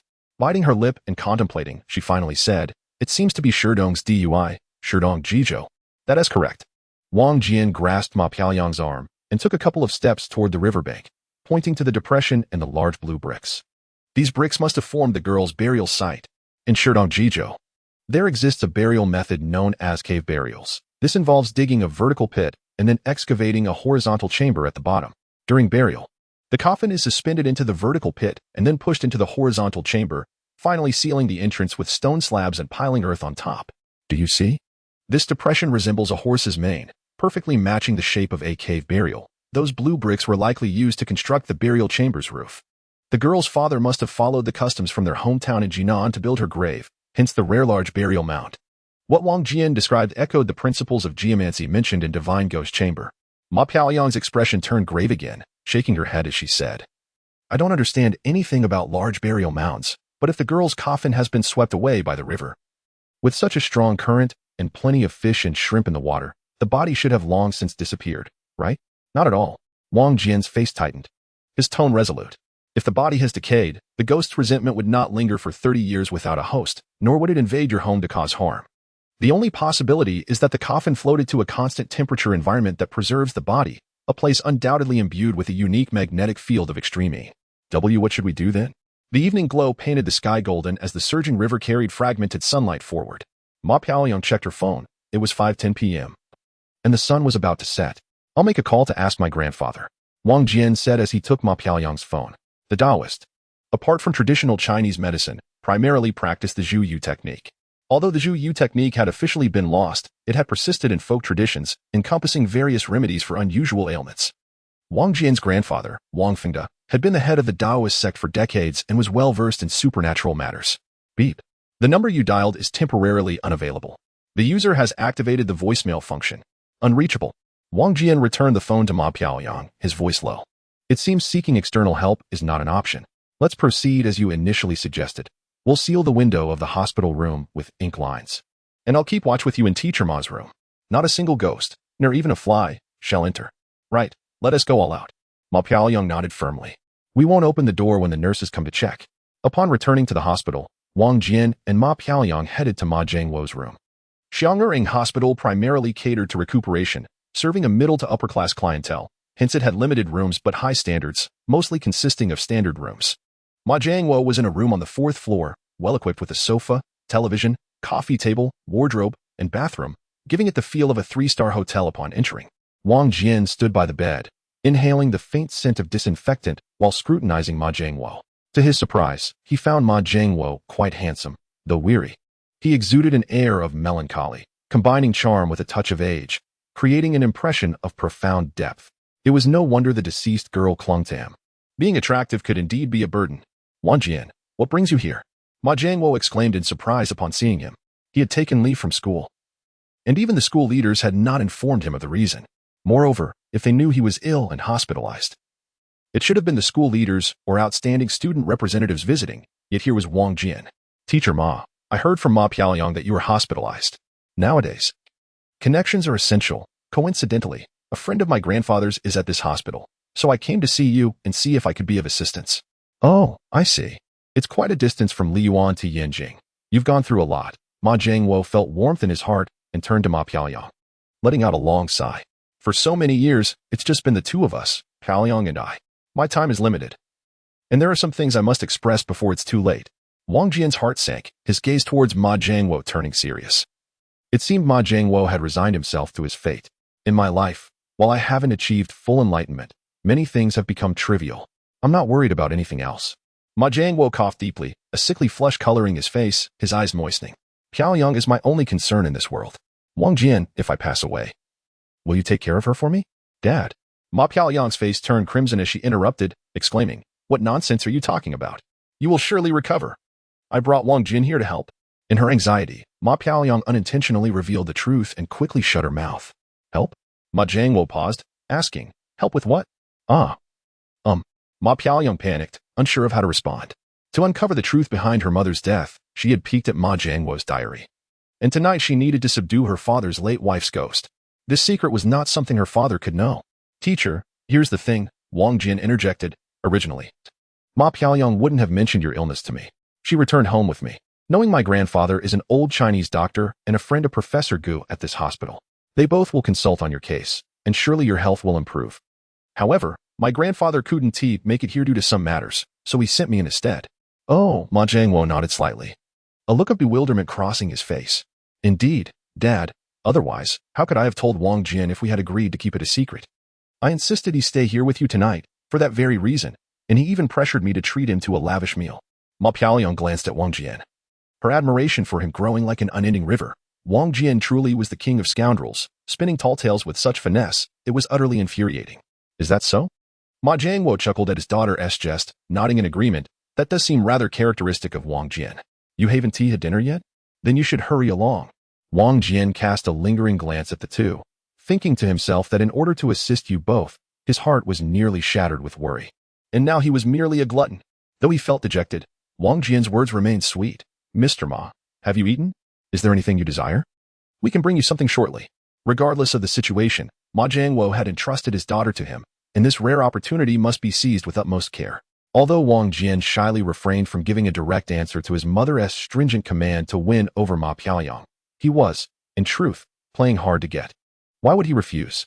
After all, Ma Piaoyang was a woman of remarkable beauty, and the challenge seemed daunting. A toad cannot aspire to eat swan meat. He feared the ridicule of others. The nurse had just delivered a nutritious meal. You should go now. I'll take a brief rest. Ma Jiangwo coughed a couple of times, and after speaking, he leaned back against the pillow, gently sliding into the covers. Wang Jian nodded, choosing not to elaborate further. Ma Jiangwo's current condition was rather poor, and even a brief conversation had left him noticeably fatigued. After dinner, shortly past 6, Wang Jian made an excuse about not having slept on the train, booked a room for an hour, and hid inside to access the Taishang Yuandao Cultivation System. Ready to try his luck with a lottery draw. The first time, he drew 6 times from the beginner lottery and only received a return essence pill and a book titled Xinguai Zhai. Initially, he felt it was a loss. But upon reflection, with only a 10% chance of winning in the beginner lottery, drawing 2 out of 6 was quite commendable. Furthermore, the ancient text Xinguai Zhai was instantly ingrained in his mind, proving to be quite beneficial for the Minghan incident concerning Ma Jiangwo. Now, he had 160 crystal yuan left and 1 chance for an advanced draw.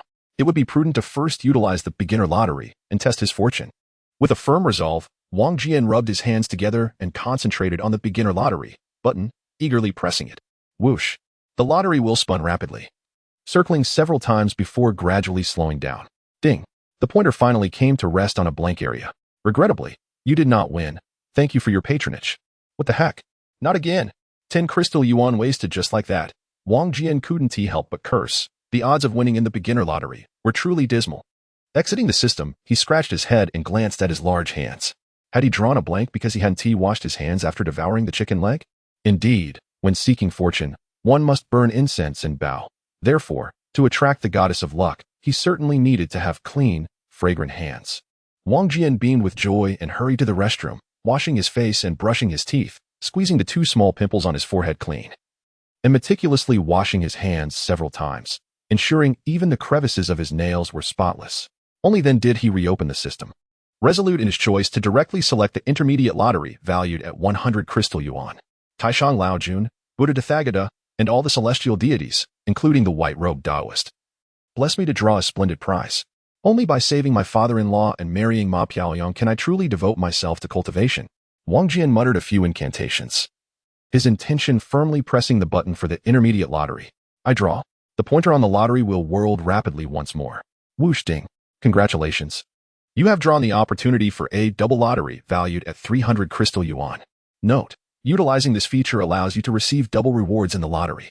Double lottery. Valued at 300 crystal yuan? It feels quite impressive.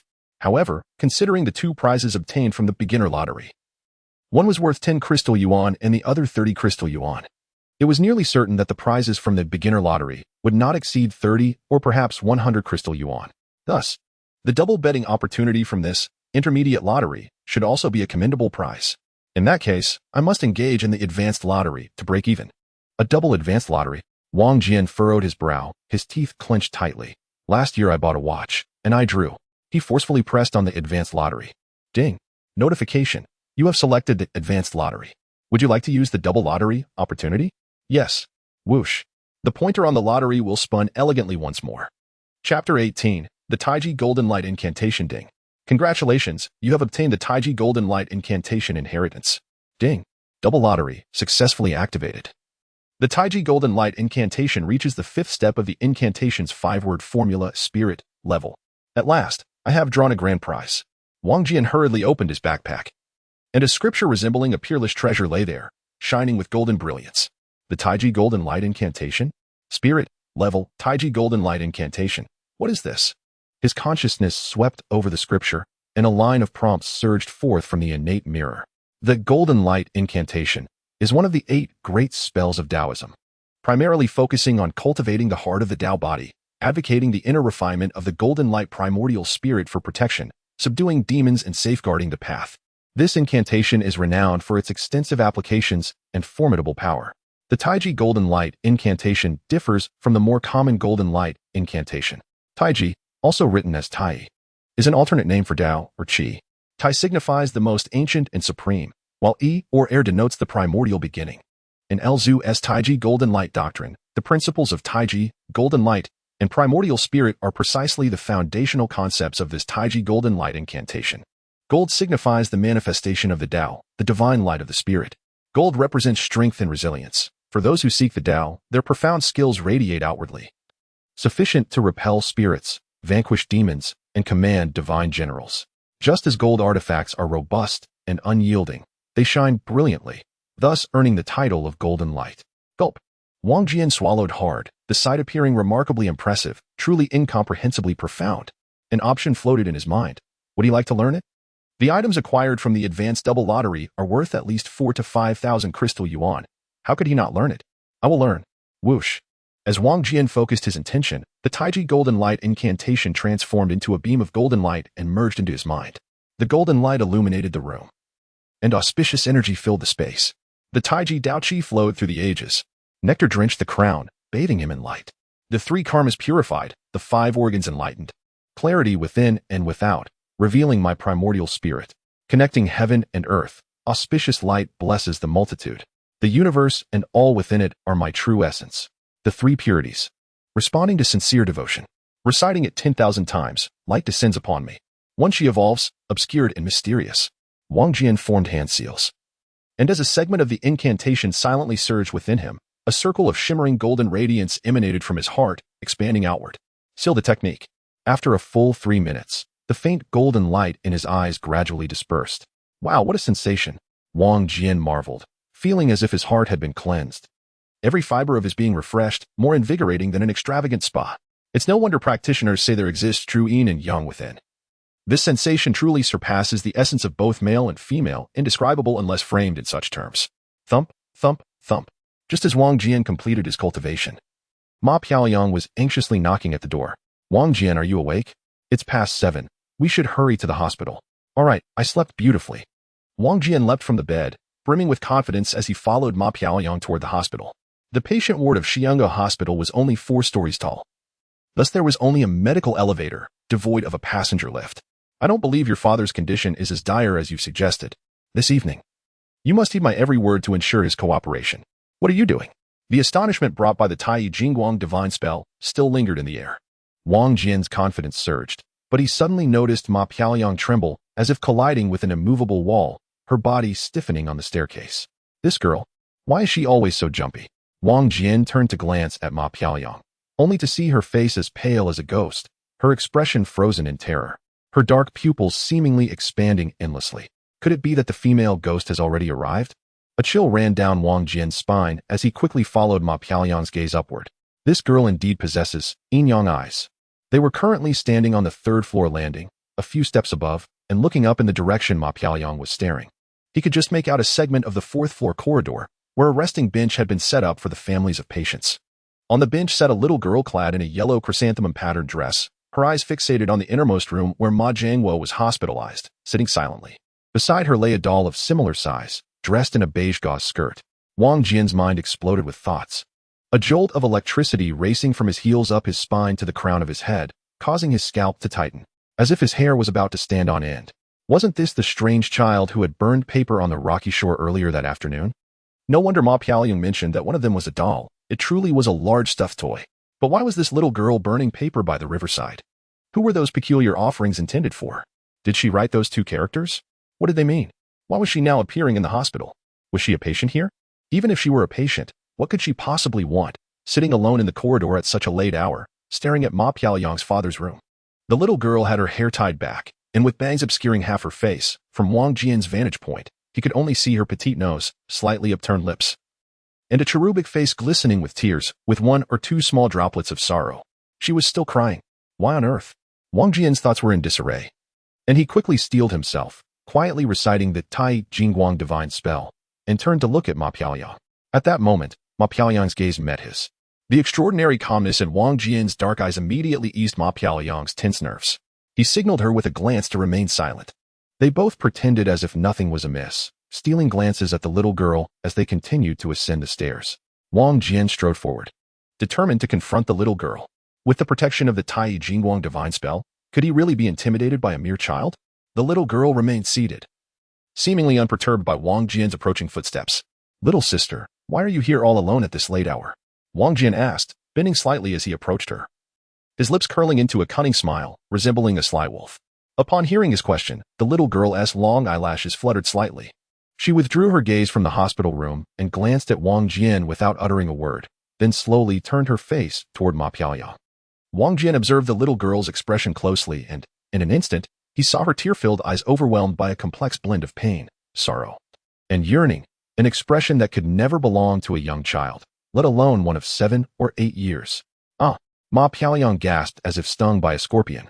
Stepping back in shock, Wang Jian turned to see that, besides fear, her face was etched with profound confusion. This expression indicated that her encounters with the little girl were certainly not limited to this occasion. Unless they were already acquainted, Ma Piaoyang would not have reacted so strongly. A tremor ran through Wang Jian's heart. Could it be that Ma Piaoyang was concealing a secret from him? Time seemed to freeze in that moment. After a brief pause, Wang Jian cleared his throat and cheerfully remarked, "Little sister, why are you so quiet? Where are your parents? This doll is quite adorable. Who bought it for you?" As the girl continued to ignore him, Wang Jian reached out to touch the nearby doll. Just as his fingers were about to make contact, the little girl suddenly turned her face, fiercely clutching the doll to her chest. Her swift movement startled Wang Jian. Xiaozheng, Xiaozheng, a flustered couple in their 40s rushed up the stairs. Upon seeing the little girl on the bench, the woman burst into tears, exclaiming, "How did you end up here again? My dear, you nearly gave me a heart attack." "Auntie, is this your child?" Wang Jian asked. "We were just about to return her to you, but she wouldn't speak."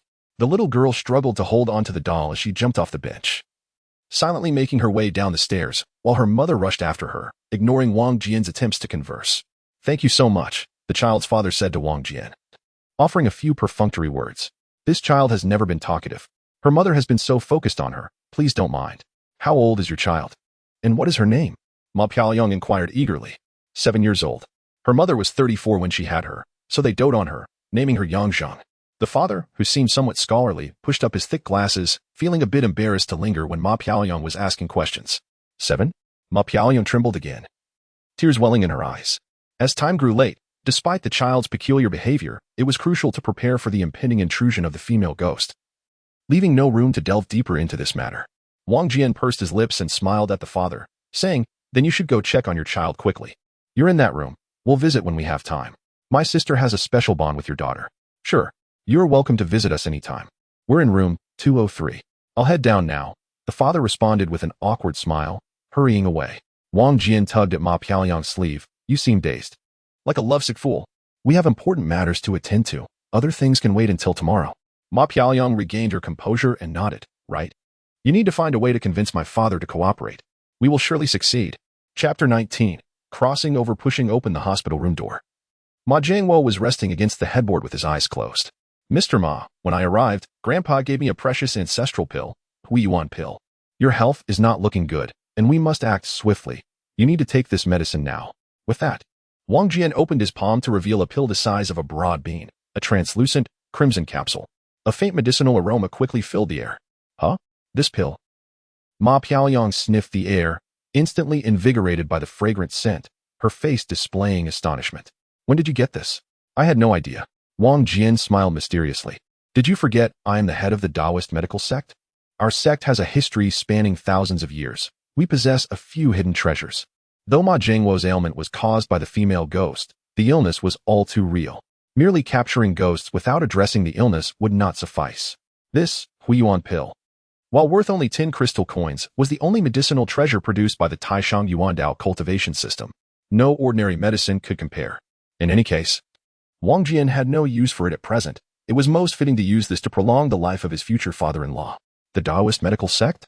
Ma Jiangwo was momentarily taken aback by the unfamiliar term. "Wang Jian, is there really a distinction among traditional Chinese medicine sects?" "Indeed." Ma Piaoyang chimed in excitedly. "Dad, you have no idea how impressive Wang Jian is." Her words flowed forth like a rapid-fire machine gun, revealing Wang Jian's remarkable deeds in no time. He retrieved the creation of nature chain, and even became the head of the Taoist medical sect. Ma Jiangwo's gaze towards Wang Jian immediately shifted. "Wang Jian, it seems I have been rather superficial. I never anticipated that you possess such profound depth. One truly cannot judge a book by its cover." "What do you mean by that? Do I not look appealing?" Wang Jian secretly rolled his eyes at Ma Jiangwo and solemnly handed over the rejuvenation pill, stating, "Please refrain from speaking for the moment. First, consume the medicine." Ma Jiangwo did not refuse, placing the pill in his mouth and taking a sip from the nearby cup to wash it down. Gulp. The pill dissolved instantly, releasing a refreshing sensation that coursed from his mouth straight to his heart, permeating his entire being. With a sigh of relief, Ma Jiangwo felt an unprecedented sense of ease. Just an hour ago, he believed that sacrificing his life to appease the vengeful spirit of his beloved was his destined fate. He thought the tormented soul would find liberation that very night, and that all grievances would conclude with his demise. But was it truly so simple? Forget it. Even if I am to perish tonight, I must consider the feelings of my daughter and Wang Jian.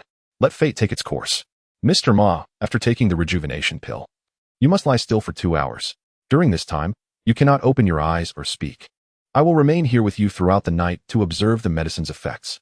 You will stay with me the entire night? Ma Jiangwo exclaimed, taken aback. Is that really necessary? Shoo. Wang Jian placed a finger to his lips, urging, you have already taken the rejuvenation pill. Please remain silent. Dad. Close your eyes and don't speak. Ma Jiangwo's daughter, Ma Beautiful, interrupted him. All right. Ma Jiangwo murmured softly, casting a lingering glance around the room before reluctantly closing his eyes. Wang Jian, you are truly impressive. Once she saw her father asleep, Ma Beautiful tiptoed over to Wang Jian, her face filled with admiration. You managed to convince my father so easily? Keep your voice down. Wang Jian whispered as if in a conspiracy. I am about to use the soul-binding ink line. With that, Wang Jian retrieved the soul-binding ink line and silently chanted the Tai Golden Light divine spell. Snap, snap, one line after another, left and right. Forward and backward, for nearly an hour, he marked the door, windows, and walls of the hospital room with ink lines. Ceasing the incantation, Wang Jian tucked the ink line away and subtly gestured to Ma Beautiful. She let out a sigh of relief, surveying the room anew. Oh my goodness. The entire room looks like a go board, crisscrossed with lines. I'm here to see your father. Wang Jian approached Ma Beautiful, whispering in her ear. You keep watch at the door. If the female ghost appears, alert me immediately. Ma Beautiful nodded, albeit reluctantly, for she was not keen on using her supernatural vision. However, she was willing to do anything to save her father. There was a square glass window on the door, usually covered by a small curtain. Ma Beautiful poked her head through the curtain, keeping an eye on the ghost's movements. After taking the rejuvenation pill, Ma Jiangwo gradually fell asleep, his breathing easing considerably, and his expression no longer marked by agony. Wang Jian felt a slight relief and turned to Ma Beautiful, only to feel his heart leap in alarm. The girl's eyes were wide, her face growing paler, and her chest pressed against the door, visibly heaving. What is happening? Wang Jian tiptoed behind her and gently tapped her shoulder. With a startled gasp, Ma Beautiful spun around, causing Wang Jian to spin thrice in place, grimacing in pain. Ouch! Why did you bite me? Ma Beautiful, her complexion a sickly green, replied, You startled me. If I hadn't bitten you, I would have screamed. That hurt. You didn't need to exert such force. Is there any blood? Ma Beautiful's face regained a hint of color as she forced a smile. Wang Jian looked down. Sighed in relief. There was no blood, just an imprint on the back of his hand. What did you see? She's here. The ghost is here. Wang Jian's eyes widened in shock, his throat dry, as he swallowed several times. Oh no. Am I truly about to encounter a ghost today? Ma Beautiful's voice trembled as she whispered. She's been pacing in the hallway, too afraid to enter.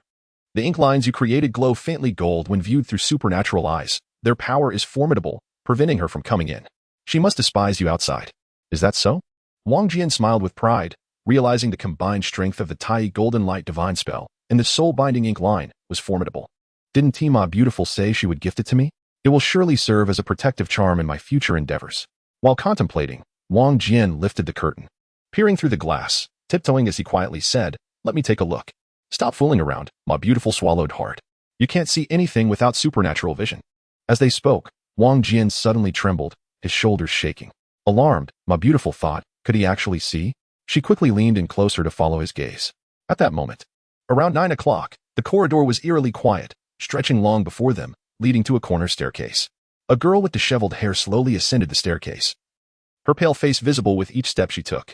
The girl, named Xianxia, wore pajamas and adorable cartoon slippers, her gaze fixated blankly on Ma Jiangwo's hospital room. Advancing step by step, in her right hand, she clutched a rag doll by its long hair, which lay lifeless on the floor. Limbs stiff as if it were a corpse. Wang Jian pressed his lips together, fixated on the eerie expression of the young Xianxia, an unsettling feeling growing within him. Burning paper by the riverside, strange offerings, blood letters etched in stone, nighttime hospital visits, and that haunting doll. Everything was far too peculiar for an ordinary child to orchestrate. Could it be that the ghost had possessed this girl named Xianxia? It must be so. The ghost had taken over the little girl. No wonder Ma Beautiful reacted so strongly upon seeing her. Outside the hospital room, Xianxia walked several meters before suddenly halting in the middle of the long corridor. Wang Jian's heart raced, and he squinted to see her eyelids flutter, her toes lifting as if pulled by invisible strings, resembling a marionette or a frozen ballet swan. her entire weight seemingly resting on her head. A chilling wind swept through, plunging the temperature to freezing levels. Wang Jian felt the tension in his mind nearly snap. Whispering to himself and to Ma Beautiful, "Is the ghost you saw truly within this little girl?" No, not possible. Wang Jian was taken aback. Ma Beautiful exhaled softly. Murmuring in his ear, "The ghost is right in front of her, wearing red, resembling a phoenix crown, with long flowing hair. I thought you could see her." The ghost was indeed before her, yet Yang Zheng displayed such a reaction, as if two spirits were conversing. Could it be that she too possessed supernatural vision? Wait. Wang Jian furrowed his brow, realizing Ma Beautiful was referring to Yang Zheng. Although supernatural vision allows one to see spirits, it does not enable communication with them. Moreover, supernatural vision does not require one to tiptoe or roll their eyes to manifest. Yang Zheng's demeanor seemed oddly familiar. After a moment's contemplation, Wang Jian could not help but exclaim, "I understand now. This is the phenomenon of crossing the Yin." Crossing the Yin? Ma Beautiful shuddered involuntarily, exclaiming in surprise. Indeed, I once encountered an old man who spoke of this, and he later recorded it in a book titled Gods and Ghosts. Wang Jian spoke without hesitation, quietly stating, "Passing through the underworld is a form of spiritual communication predominantly practiced by women, especially in the southeastern minority regions of Qian. This practice is most prevalent among the Miao and Dong ethnic groups, where those who assist others in this endeavor are referred to as ghost masters. Elsewhere, they are generally called fairy ants or divine women. During the ritual, they become rigid, their faces resembling corpses, as their souls traverse the netherworld to negotiate between the living and the dead. It is no surprise that this little Yang Zheng possesses such abilities. It explains her peculiar behavior." At this point, Wang Jian turned a glance at Ma Pingliang, pondering what she might be discussing with the female ghost. "They seem to be negotiating," Ma Pingliang murmured, her eyes fixated on Yang Zheng, a thin sheen of sweat forming on her forehead. Negotiating? Wang Jian was taken aback, redirecting his gaze to the eerie little girl in the corridor. It was evident that Yang Zheng's frequent appearances were no mere coincidence. Did she perhaps have some unresolved conflict with the ghost? Ah! Ma Pingliang suddenly screamed, her small hands fiercely gripping Wang Jian's arm with surprising strength, her sharp nails digging in like crab claws. Wang Jian winced in pain but refrained from vocalizing his discomfort, hunching his shoulders as he threatened in a serious tone, "If you don't let go, I might just bite you too." The ghost was evidently angered. Ma Pingliang loosened her grip, but promptly clung to Wang Jian's arm again, her hair standing on end, her nails elongated. "It looks like they are about to fight. We must help her," she exclaimed, pulling open the door and dragging Wang Jian outside, her eyes fixed on Yang Zheng. "Do you not understand the concept of watching a fight from the sidelines to reap the benefits?" Wang Jian thought to himself as he stumbled along with Ma Pingliang. As they approached within 6 or 7 meters of Yang Zheng, a cloud of ominous red energy suddenly dispersed before her. Ma Pingliang halted, coming to an abrupt stop. Yang Zheng's heels slowly touched the ground, her rolling eyes gradually returning to normal. "The ghost has fled." Before Wang Jian could inquire, Ma Pingliang blurted out. And without waiting for his response, she asked Yang Zheng, "Are you all right?" Yang Zheng suddenly smiled faintly, shaking her head gently, an eerie benevolence illuminating her youthful face. Ma Pingliang released her hold, cautiously approaching the little girl, tears cascading down her cheeks like pearls from a broken string. Her nostrils flaring as she struggled to catch her breath, her lips trembling as she opened her mouth. "Go back." Yang Zheng interrupted Ma Pingliang's unspoken thoughts, turning to gaze at the pristine white wall, her tone chillingly cold. "You did well." She could not enter the room. "Take good care of your father." With that, she turned and, dragging a seemingly heavy doll, descended the staircase step by step. "Is this real? Is it truly you?" Ma Pingliang sobbed, her knees buckling as she collapsed to the floor. "What is the matter with you?" Wang Jian supported Ma Pingliang's arm, but she felt as limp as a puddle of mud. "Do you know her? Who is she?" "Wow." Wang Jian's question only intensified Ma Pingliang's tears, her silence echoing as she stubbornly wrenched herself free from Wang Jian's grasp, refusing to rise. All right. Wang Jian gently patted her head, warmth swelling in his heart. This girl reminded him of an adorable pet. "Come on, let us return to the room. I have a feeling that a red shadow has slipped inside." "You're talking nonsense." Ma Pingliang suddenly stopped crying, lifting her tear-streaked face to gaze at Wang Jian with misty eyes, pouting, "The ghost has already been chased away." Yes, I was speaking foolishly. Look at you, crying like a flower-faced dog. One might think I've denied you sweets. Now get up." Wang Jian reached out to grasp Ma Pingliang's arm again. Ma Pingliang widened her eyes, staring blankly at Wang Jian for a couple of seconds. Helplessness reflected in her tear-filled gaze as she clutched his hand and stood up. Upon entering the hospital room, Ma Jianguo lay quietly in bed, still fast asleep. Wang Jian let out a sigh of relief as he and Ma Pingliang each pulled up a chair beside the bed. They sat in silence for over half an hour, during which Wang Jian glanced at Ma Pingliang, whose eyes were swollen, burdened with thoughts. He softly suggested, I believe everything is fine for now. Why don't you rest on the sofa for a while? I'm fine. I can't sleep anyway. You are the one who loves to sleep. So you should take a nap, she retorted. You remember that I love to sleep? Wang Jian grimaced playfully. These days, I feel like a new person, transformed into an exemplary youth. Have you not noticed? Look at your eyes, swollen like peaches. If you don't rest, you will surely turn into a panda. And I certainly do not wish to be accused of animal cruelty. Get lost. You're the animal, Ma Pingliang retorted, slightly annoyed. I'm not tired. If you want to sleep, then be my guest. Don't blame me if you end up exhausted. Wang Jian chuckled, wiping his nose. He turned to her and asked, If you're not tired, shall we chat for a bit? I'm not tired, but I am troubled. What could a young person like you possibly be troubled about? Wang Jian smiled. Just think of it as if we are in a relationship. I am your life caretaker and emotional support. Regardless of whether it's sweet or bitter, feel free to share everything with me. I am more than willing to be the confidant of a beautiful girl. Ma Pingliang turned her head, squinting at Wang Jian. He quickly assumed a playful pose, raising an imaginary pistol in a Mach 007 style. What do you think? Am I not dashing? Ma Pingliang stared at him for a moment, her expression turning bitter. I feel there is nothing to say. Everything I wish to express remains unspoken. Am I being ignored? Wang Jian sighed, realizing that in this age of superficiality, being handsome indeed seemed to be the best way to please the ladies. He lowered his hand, letting out a sigh. I know what your secret is. You should actually feel quite fortunate. Life is not easy, yet we persevere, fundamentally due to love and responsibility. In this moment, you are enveloped in profound paternal and maternal affection. They are in peril, and your duty is to fulfill your role as their daughter and protect them. Worrying is futile. Overthinking serves no purpose. Just do your best. The heavens favor those with good hearts. Listening to Wang Jian's words, Ma Pingliang's eyes sparkled with understanding. Did you guess it? I didn't think you were so perceptive. Wang Jian smiled broadly. I am not as clever as you think. I am sitting here simply because you charmed me. That's because you are my mentor. Ma Pingliang beamed with laughter. Suddenly, a knock echoed at the door. Wang Jian pursed his lips, wondering who lacked the sense to interrupt his moment of charm. Upon opening the door, he found a young girl in a pink nurse's uniform, panting. I apologize for the interruption. I need to discuss something with you. A tourist bus has overturned, injuring numerous people. Your patient is in relatively stable condition. Could you possibly make room for an additional bed? An extra bed? Wang Jian assessed the young nurse before shaking his head. It's not that we are unwilling, but our family situation is rather unique at the moment. There is no need to Xiaohan. Do we really need to discuss this? Quickly bring the patients in. Saving lives is our priority. Wang Jian's sentence was interrupted as Ma Jiangwo abruptly sat up in bed, waving his hands urgently at the nurse. Uncle Ma, thank you so much.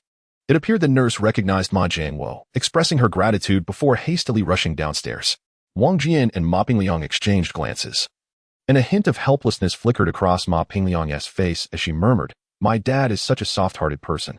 I suppose the nurse found him easy to talk to, so this is indeed a curious coincidence, Wang Jian remarked, his brows furrowing as he approached Ma Pingliang, offering a reassuring smile. Do not worry. Hasn't he everything passed already? The night should remain calm.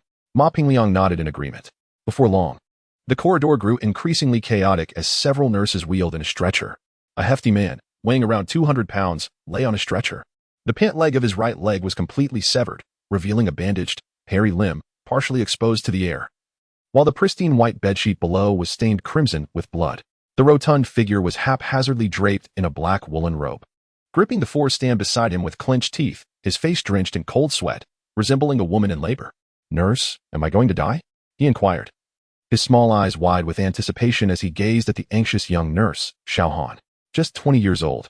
Xiaohan appeared to be a student intern at the hospital, still inexperienced in her duties. However, her small nose, round cheeks, and twin braids lent her a charming appearance.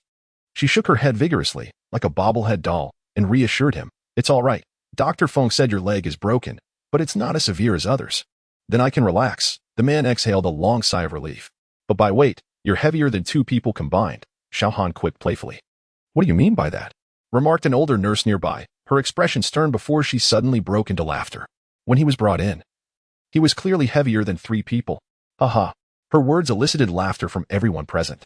With so many injured outside, the nurses instructed the man to rest, assuring him that a doctor would come to examine his injuries shortly before leaving the room.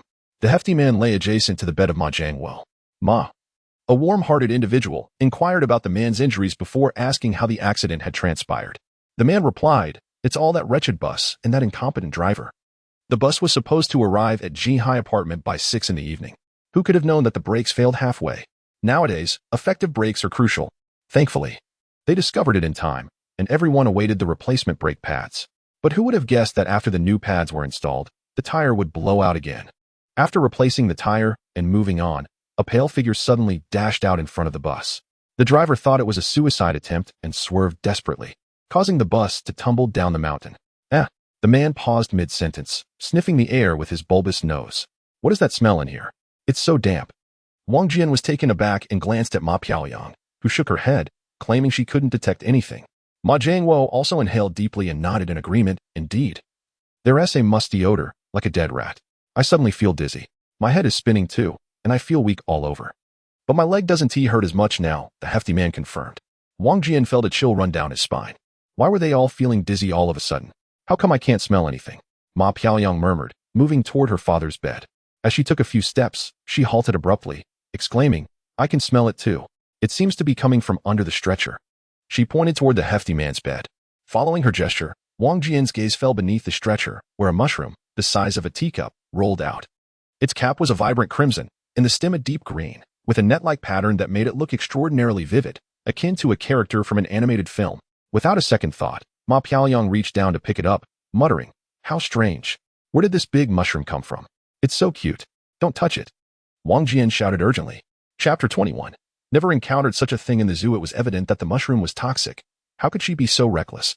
However, despite Wang Jian's swift warning, Ma Piaoyang remained oblivious. Clutching the purple mushroom, she gazed vacantly, and before she could even turn her head, her eyes rolled back. And she collapsed backward. The floor of the hospital room was tiled with cement. Falling flat would surely cause a severe injury, if not a concussion. Ma Jiangwo, sitting on his bed, felt a surge of panic and attempted to rise, but his body was paralyzed with weakness. Wang Jian acted instinctively, rushing forward like an arrow. And as Ma Piaoyang began to fall, he bent his knees and extended his arms. With a flourish reminiscent of a synchronized ice skating routine, Wang Jian caught Ma Piaoyang in midfall. What remarkable reflexes! The hefty man exclaimed in astonishment from his bed. As Wang Jian lunged, he inhaled a whiff of the toxic gas, and his head spun momentarily. He quickly held his breath. In his arms, Ma Piaoyang felt as light as cotton. Still clutching the mushroom, Wang Jian gripped her wrist and forcefully shook it, dislodging the dreadful fungus, then stood upright, swiftly carrying her toward the corner sofa. Lying in Wang Jian's embrace, Ma Piaoyang felt disoriented, her vision blurring, yet she found herself inexplicably amused by Wang Jian's comical expression as he held his breath. I just added a new song called Toxic Mushroom yesterday. Who would have thought I would encounter one today?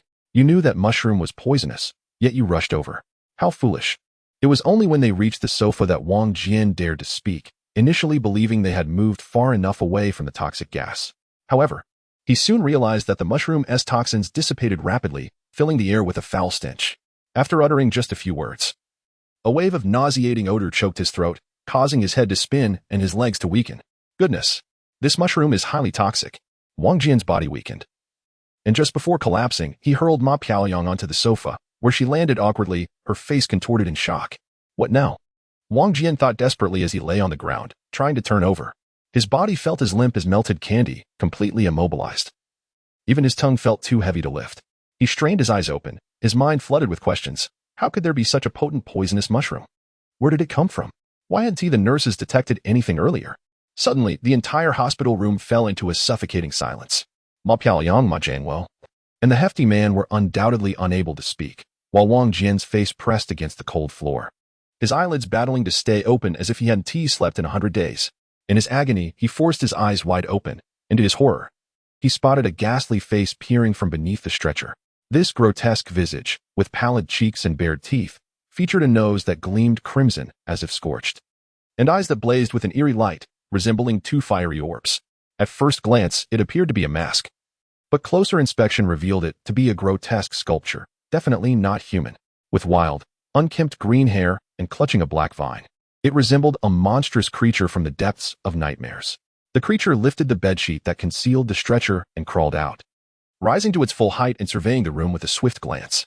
Wang Jian noted that it stood less than 4 feet tall, its skin glistening with a layer of slime, leaving damp footprints with each step. Good heavens, I've never seen such a creature in a zoo, Wang Jian thought. Cursing inwardly, is the toxic mushroom causing me to hallucinate? What is this thing planning with that black vine? The creature scanned the room meticulously, gripping the vine as if it were a weapon, and approached the bed, effortlessly pulling Ma Jianguo from beneath the covers as if he were a mere child. With a flick of its wrist, it tossed him onto its back, then used the vine to securely bind Ma Jianguo to itself. With practiced ease, the creature executed its plan, incapacitating Ma Jianguo before attempting to abduct him, its methods reminiscent of a nefarious character from a martial arts novel. In an instant, realization dawned upon Wang Jian. The mushroom, the vine, the creature, everything was premeditated. The bus accident had been orchestrated by this creature, which had hidden beneath the stretcher. But why would it go to such lengths to abduct Ma Jianguo? He was the reincarnation of a legendary figure, a piece of meat wouldn't grant eternal life. The creature was clearly under someone's command, more accurately, under the influence of the ghostly former wife of Ma Jianguo. Wang Jian's eyes sparkled with determination, excitement coursing through him as his mind raced like a whirlwind. The ghost must have anticipated that capturing Ma Jianguo wouldn't be so straightforward, hence preparing two plans. She initially planned to scout the hospital, aiming to strike when everyone was unprepared. However, upon witnessing the array of lines emitted by the soul-binding compass, she hesitated. Once the appearance of Xiao Yangzheng was imminent, she decisively abandoned her scheme. Thus, the long-conceived plan commenced, with the pivotal character being this very monster. The creature sought to incite chaos within the hospital, seizing the opportunity amidst the turmoil to swiftly incapacitate its target. In retrospect, it seems that Ma Pingliang unjustly accused Ma Jianguo on the day her mother encountered misfortune. It was undoubtedly this hideous specter that had moved the statue of Zhong Kuei and torn down the demon-repelling talisman. What manner of creature is this?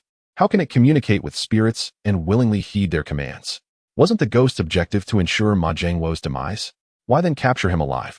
The pressing question remains, where does the monster intend to take Ma Jianguo? Bang, bang. May I come in? Nurse Xiaohan knocked on the door. Noticing it was unlatched, she didn't wait for a response. With a white enamel tray in her left hand, she poked her head in, saying, "The doctor will be here soon. I just wanted to check in." Before she could finish her sentence, a glimpse of the monster within sent her into a panic.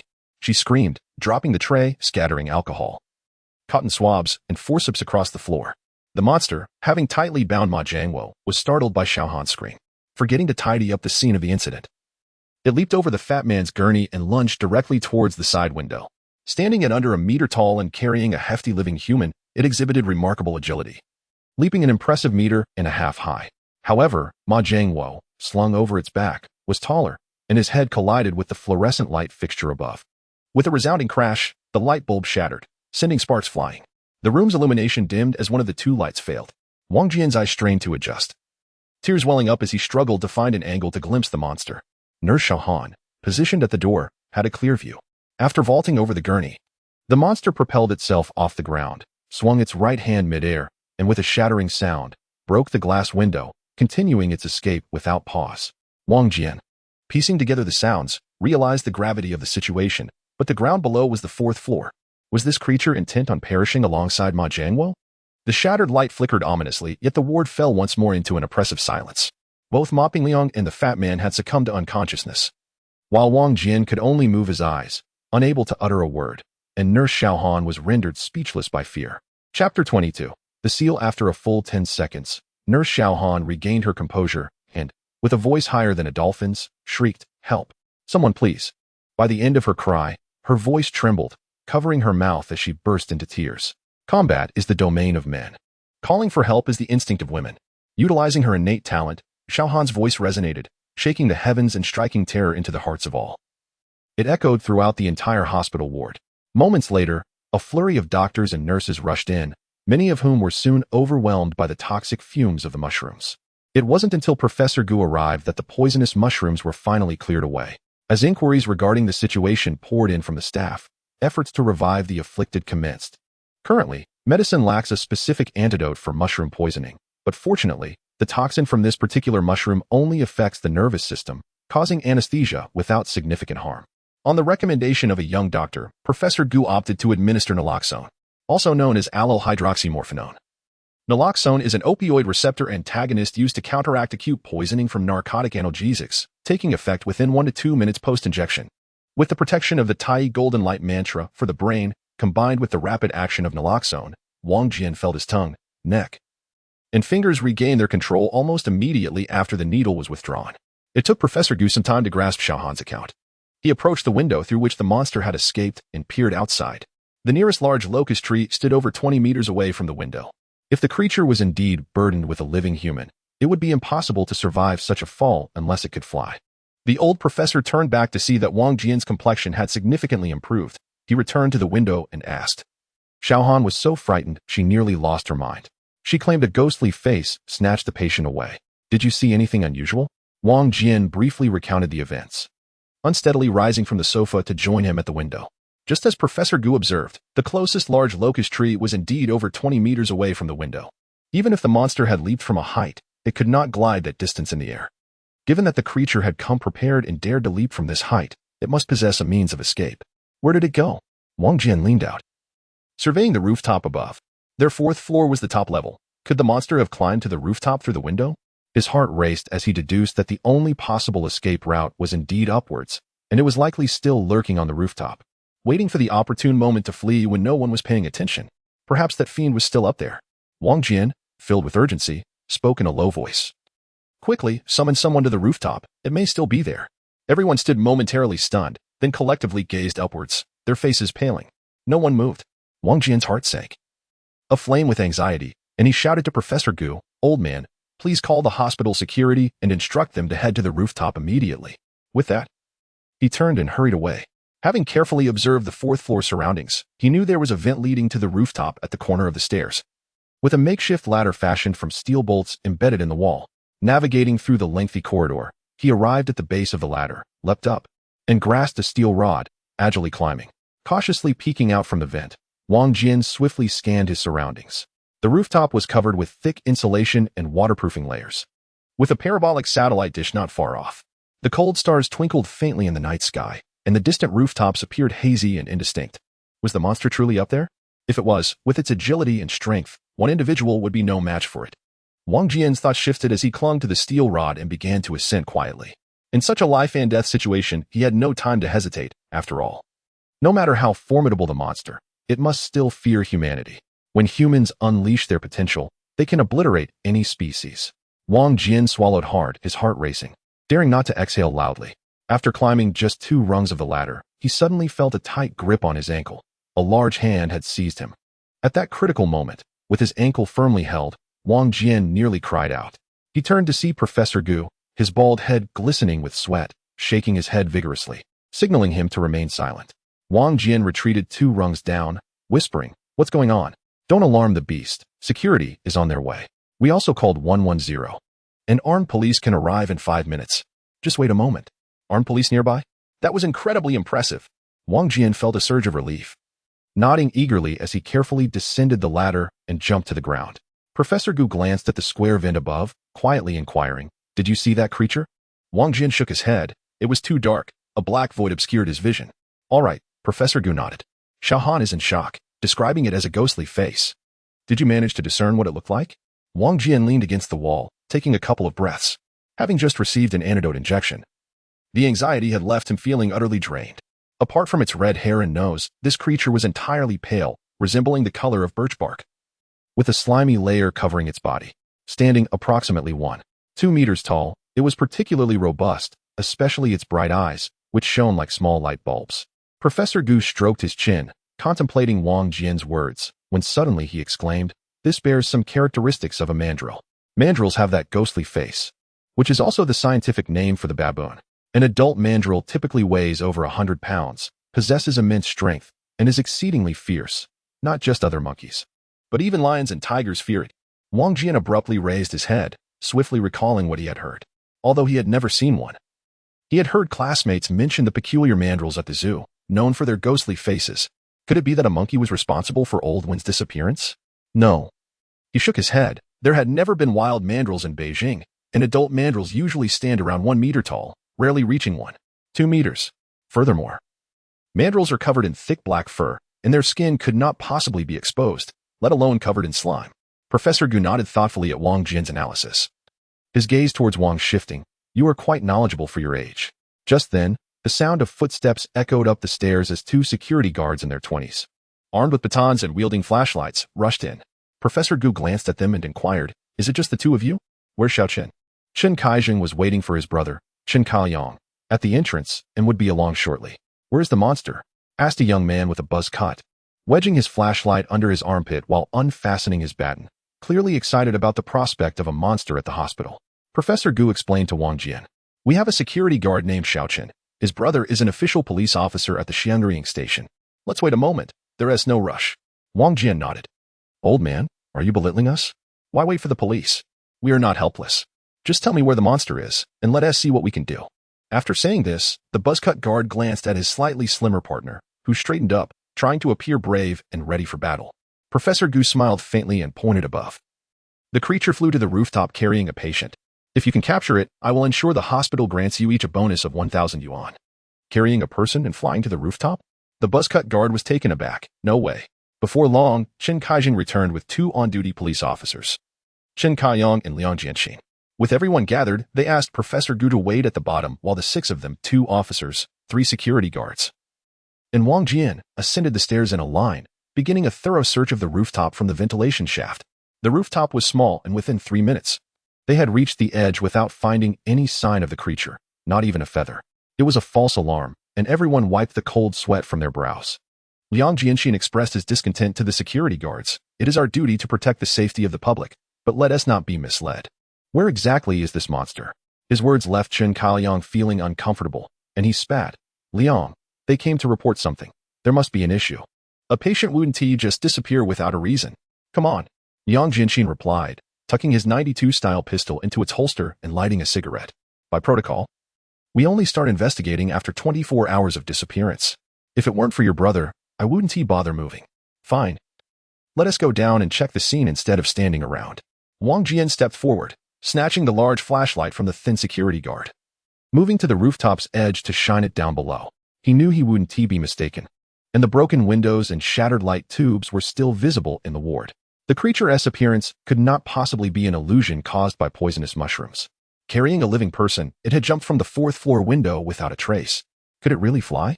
The guards and police officers were losing patience waiting with Wang Jian on the rooftop and wanted to retreat, but Wang Jian waved his flashlight, shouting, "I understand now.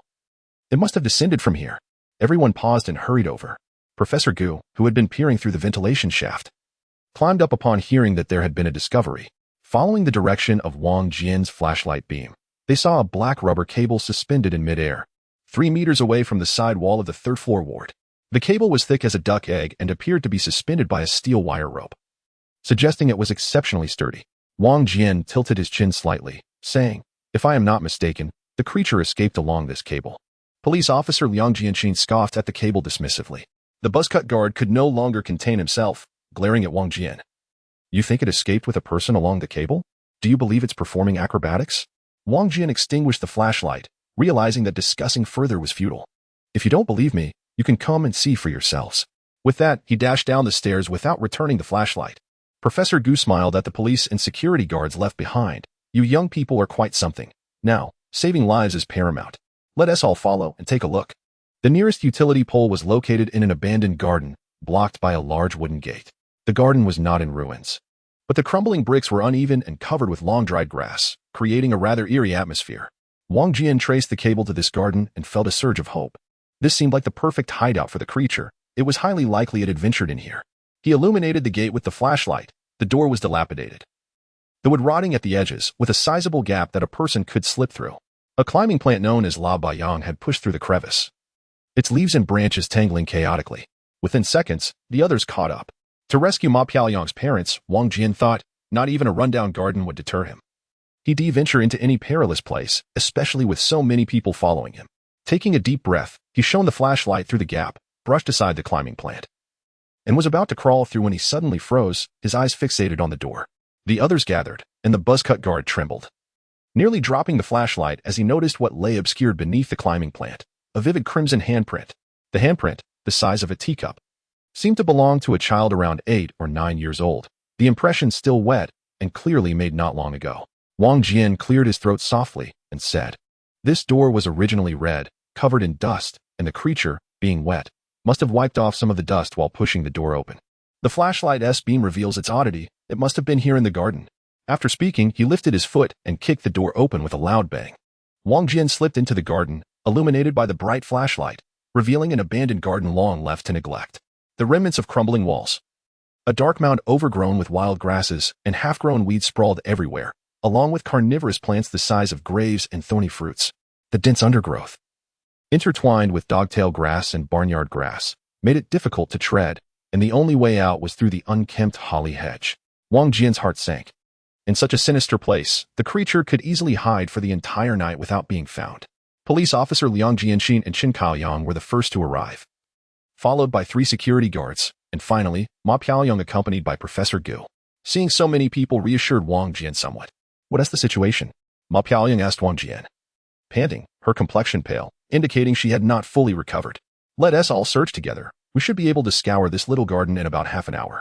We must act quickly. Saving lives is of utmost importance. With no better alternatives at hand, everyone decided to follow Wang Jian's instructions. Maintaining a distance of 2 to 3 meters from one another, Liang Jianxin and Qin Kaichang drew their sidearms and ventured forward through the overgrown grass. After a thorough search, they found no trace of the creature. Is it playing hide and seek with us? Ma Piaoyang inquired. Wang Jian shook his head, asserting, their actions are calculated. That thing carried Teacher Ma, so it wouldn't be hiding here with us, unless this garden is its lair. He then turned to Professor Gu and asked, why is this garden so neglected? Why has it been maintained? Professor Gu replied, I'm merely a visiting physician. I don't have much knowledge about the hospital's environment. The thin security guard suddenly trembled, exclaiming, ah. The buzzcut guard shot him a glare, muttering, Gongzi. What are you shouting about? I remember something. Gongzi gulped, his eyes wide as saucers, tremblingly pointing towards the depths of the garden. There is an old well there. Its opening sealed. In the past, during rituals to appease demons, countless innocent boys and girls were sacrificed into it. The reason this garden has become overgrown is that the vengeful spirits often crawl out of the well at night. Stop with the nonsense. The buzzcut guard's face turned pale. Despite his tough demeanor, it was clear he was afraid of ghosts. Qin Kaichang glanced at the thin guard, then at his brother Qin Kaichang. Brother, do you remember the stories Grandma told us? Qin Kaichang furrowed his brow and nodded. Yang Jianxin, seemingly apprehensive about the supernatural, cleared his throat and asked, what stories? With a grave expression, Qin Kaichang recounted, in Dongzhuang town, northeast of Xianxia camp, lies the tomb of the Yellow Emperor. Grandma said that in ancient times, many spirits resided in the emperor's tomb. To ensure peace, landlords would offer sacrifices of innocent boys and girls every 3 years. The well in this garden served as the altar, its waters flowing directly to the underworld beneath the emperor's tomb, where countless innocent souls were thrown. After the hospital was built, the management created this garden around the well to enhance its cultural atmosphere. However, after its completion, many reported sightings of apparitions, and some even vanished mysteriously. Consequently, another garden was constructed to the south, and this ancient well was sealed, but the garden fell into disrepair. Is that true? Wang Jian chuckled. So, the 9-tailed fox spirit attached to Daji is actually from Yanjing? Professor Gu inhaled deeply and stated seriously. This place is indeed not far from the Yellow Emperor's tomb, but if you claim that this well leads to the tomb, that seems quite far-fetched. Regardless, Wang Jian and Ma Piaoyang simultaneously uttered 5 words, prompting Ma Piaoyang to pause and gaze at Wang Jian. Wang Jian continued, we must find that well immediately. The group was momentarily taken aback, but soon nodded in agreement. The thin guard named Gongzi led the way and, without much difficulty, located the ancient well. Its prominence made it easily identifiable, with a granite rim protruding at least 3 meters in diameter. Time had polished the rim smooth. And although a massive concrete cover rested atop the well, it was not sealed tightly, leaving a 2-foot wide gap. Wang Jian felt a jolt of apprehension. Hadn't Qin Kaichang said the well was sealed? Why was there now a gap? The heavy stone cover, weighing at least 400 to 500 pounds, was not something 1 or 2 people could easily move. Could it be that a monster truly resided within? In the oppressive darkness, the gap resembled a monstrous maw, silently awaiting its prey. Holding a flashlight, Wang Jian cautiously approached, striving to steady his nerves. Drip, drip, the faint sound of water echoed from the gap, as if a bucket brimming with water was being slowly raised. Liang Jianxin stepped ahead, one hand resting on the well's rim while the other held the flashlight, impatiently muttering, it's just an ancient well. Is there really a need to be so cautious? With that, he leaned over the opening, peering inside and flickering the flashlight about. Achoo! The walls of the well were lined with large bricks used in the construction of the Great Wall, slick with moss. A chilling draft rushed forth, and the musty odor assaulted his nostrils, prompting Liang Jianxin to sneeze. Drip, drip. He too heard the water, leaning further into the well. What is down there? Professor Gu urged from behind. I can't see clearly. It's very deep. It seems there is a ghost. A ghost? Liang Jianxin exclaimed. suddenly shrieking as he stumbled backward. Thud! His flashlight fell into the well with a muffled thud. Liang Jianxin rolled away, attempting to flee, but his legs gave way, and he collapsed again. Chen Kaichong rushed to his side, grasping his shoulders and asking, Liangzi, what did you see? Liang Jianxin's face turned ashen, cold sweat forming beads on his forehead. There's a dripping wet girl, climbing up towards the well. A girl is climbing up? The group's minds erupted like thunder. Professor Gu and the three guards instinctively stepped back. Even Ma Piaoyang shuddered. Could it be that everything Chen Kaichong had just said was true? What did the girl want? All eyes fixated on the dark fissure, the thin guard stammered, We should run. Everyone stay put. Wang Jian had reached the well's edge. The cold air wafting from the gap brushed against him, and the sound of dripping water grew clearer. Without turning back, he declared, Let me take another look. As he spoke, Wang Jian silently recited the Tai Jin Guangshan Zhou, first illuminating the fissure with his flashlight before, like Liang Jianxin, daring to peer inside. The green bricks of the well, coated in moss, reflected an eerie green hue in the flashlight's beam, revealing terrifying cracks that twisted downward, resembling claw marks of a hellish beast. Looking further down, he spotted glimmers of broken light dancing at the bottom, indicating that there was indeed water below. The cold, moldy air enveloped him, evoking a sensation as though he had stepped into the underworld. Wang Jian swallowed hard, methodically searching from the bottom up with the flashlight. Could it be that Liang Jianxin's eyes had deceived him? Where was this girl? Suddenly, a faint, labored gasp echoed in his ears, startling Wang Jian. What was that sound? Was it breathing? Listening intently for 2 seconds, his hair stood on end. The sound was coming from just below his right side, not more than 2 feet away. How had he not noticed it before? Had the girl already reached the well's edge? Wang Jian quickly raised his flashlight toward the source of the sound, but before he could discern the scene before him, a small, icy arm suddenly pierced through the light, wrapping around his neck. The flashlight illuminated the girl's face, and Wang Jian was momentarily stunned. With wet, long hair draped over her pale visage, her strikingly contrasting black and white eyes bore a haunting gaze. Her delicate nose and slightly upturned lips revealed a familiar face, little Yangzheng. How could this eerie girl emerge from the ancient well? Had she been possessed, or was she the very girl sacrificed to the well in the past? Chapter 24. Why are you here? The wet, cold arm rested against Wang Jian's neck, as a chilling little hand suddenly grasped the back of his collar. Wang Jian recognized that the girl emerging from the well was little Yangzheng. He had nearly pushed her back down into the depths.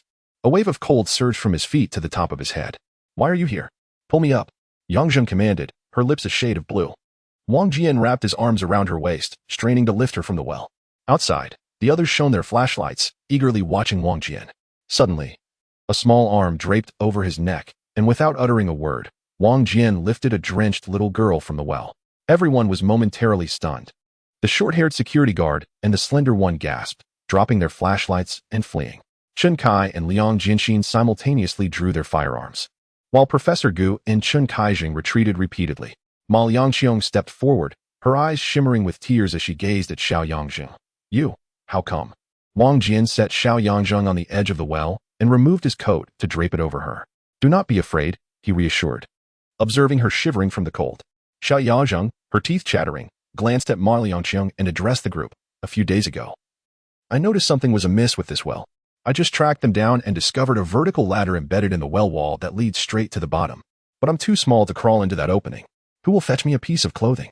I will, Ma Liangxiong volunteered. Fetch clothing? What for? Professor Gu furrowed his brow. Why is this child wandering here in the middle of the night? Hurry back to your ward before you freeze. Well, you, Gaozi. Professor Gu glanced at the timid, slender security guard. You are responsible for taking her back to the ward, and then you need not return. The slender security guard beamed. Professor, I'll take care of it. Don't worry. He stepped forward to pick up Xiaoyangzheng, but she sidestepped and declared, I must go down with you, or you will not be able to save anyone. The group was momentarily taken aback, and the short-haired guard sneered, You little rascal, stop making a fuss. If you don't behave, I'll spank you. Professor Ma Liangxiong took a couple of steps toward Professor Gu. Please let her accompany us. Professor Gu looked at Ma Liangxiong, then at Xiaoyangzheng, finally resting his gaze on Wang Jian. Undoubtedly, in terms of courage, intellect, and understanding of such supernatural matters, Wang Jian was the most knowledgeable among them. Wang Jian surveyed the group and said, Everyone knows this little girl is exceptional. If we are to save someone, she will undoubtedly provide us with great assistance. However, she is too frail and requires special protection. I propose we ask for a police officer to safeguard her. Time is of the essence. Let us not argue over this. Aside from leaving one person above to inform the others, The rest of us should descend. What do you all think? The group nodded in agreement, leaving the slender security guard behind. Ma Liangxiang hurried back to fetch a set of clothes for Xiao Yaozhang, and they gathered around the well once more. Wang Jian reached down to feel for the embedded ladder, but just as he was about to descend, Professor Gu suddenly grasped his arm, addressing everyone. The Xianyuan tomb is undoubtedly fraught with peril. If anyone wishes to withdraw, now is the time to speak up. They exchanged glances, and the short-haired guard's lips moved, but he remained silent. Professor Gu continued to explain. The Yellow Emperor was born in Shandong Cifu and descended to the heavens at the age of 110 in Hunanjing Mountain.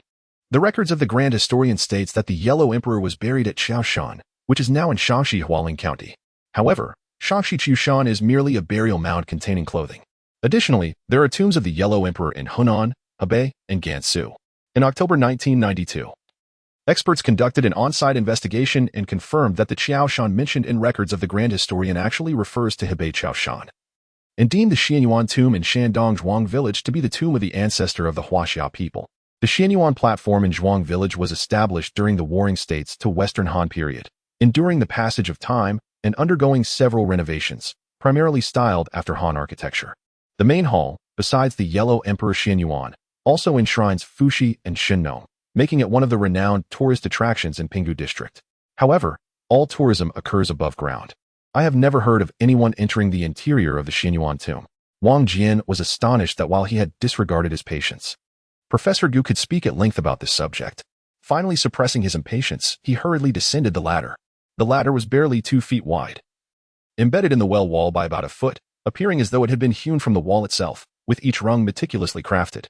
The outer layer covered in soft tanned leather, and a thick layer of special clay inside, feeling remarkably dry to the touch. Soon, he reached the bottom of the well, where a narrow, crescent-shaped earthen platform jutted above the water surface, just enough to stand upon. The well water emanated a chilling aura, and they all stood close to the wall, the cold seeping through their clothing in an instant. Professor Gu was the last to descend. He turned and peeled back a layer of tanned leather from one of the rungs, using a small fruit knife to scrape off the clay on top, suddenly exclaiming, "Ah, old man, what are you doing?" Liang Jianqin asked. Professor Gu turned around, excitement gleaming in his eyes. "The ladder is made of concrete." Concrete? Wang Jian was taken aback. Could the ladder be a modern construction? What purpose would such a ladder serve? I'm not referring to modern concrete. This dates back to at least the Warring States period. This implies that our ancestors were capable of making concrete thousands of years ago. Some have suggested that the Egyptian pyramids were constructed using special concrete. If this is true, it would provide new evidence for my theory of human common ancestry. The others listened to Professor Gu's ramblings, astonished. Wang Jian, feeling anxious, could not help but interject, "Grandpa, why don't you stay here to study it while we proceed?" "Ah?" Professor Gu finally snapped back to reality, glancing at the group's bewildered expressions, awkwardly chuckling. "I almost forgot the main objective. Cultural archaeology is my greatest hobby. I get particularly excited when discussing it. Where's the monster's cave?" Xiaoyaojing pointed to the north of the crescent platform, softly saying, "There is an earthen hole about 1.5 meters above the ground." They went through that hole. Turning to Wang Jian, she added, "But my doll fell into the well. You must help me retrieve it." Upon hearing this, Chen Kai could no longer contain himself. "With the water so cold, what do you need a doll for? How can you be so thoughtless, child?" Xiao Yangjing pouted, her face clouding over. Wang Jian chuckled, "Let us retrieve it. I suppose from now on, I will dare to swim in winter." Professor Gu understood that Wang Jian's indulgence of Xiao Yangjing must have its reasons, and turned to Chen Kaijing. "Wang Jian just inhaled mushroom poison. Chen Kaijing, go help him retrieve it." Without a word, Chen Kaijing jumped into the well with a splash. Fortunately, the water was not deep, and with Xiao Yangjing's guidance, he easily retrieved the large, soaked doll. Chen Kaijing tossed the dripping doll up onto the crescent platform with a thud. Yang Jianqin, standing closest, reached out to pick up the doll, only to feel it was heavy, exclaiming, "What's inside? Why is it so heavy?" Xiao Yangjing remained silent, and Chen Kai pulled his brother out of the water, glancing at Professor Gu. "Professor, let him go back to change clothes. Look at how blue his face is from the cold." Professor Gu nodded in agreement. Time was of the essence. Wang Jian located the earthen hole in the wall and hurriedly entered. The opening was about 1.5 meters above the crescent platform, just the size of a laundry basin. Wang Jian grasped the hole's edge, leaping lightly, arms pressed against the wall, his head poking into the cavity. A gust of icy wind rushing at him, causing his head to ache. Why is it so cold in here? Chapter 25. The soul bridge. Wang Jian exerted himself, crawling inside. Once inside, the space expanded slightly, barely allowing him to stand upright. Shining his flashlight, he saw a partially open stone wall, with the chilling wind blowing through the cracks. Frost clung to the stone wall, and faintly, he could discern simple lines depicting murals. The murals illustrated a scene of a primitive tribe engaged in worship, where a multitude of men and women knelt reverently by the sea. Suspended at the horizon was a six-legged, four-winged creature spewing fire beneath it. Its identity as a deity remained unknown. While Wang Jian was absorbed in observing the mural, Liang Jinxin, Chen Kai, Professor Gu, Ma Yangqiu, and Xianxia managed to climb up behind him. Professor Gu illuminated the stone wall with his flashlight, letting out a gasp of surprise. Ma Yangqiu and Xianxia urged him to move forward, but Wang Jian, unable to afford to linger on what Professor Gu had discovered, slipped into the wall's crevice.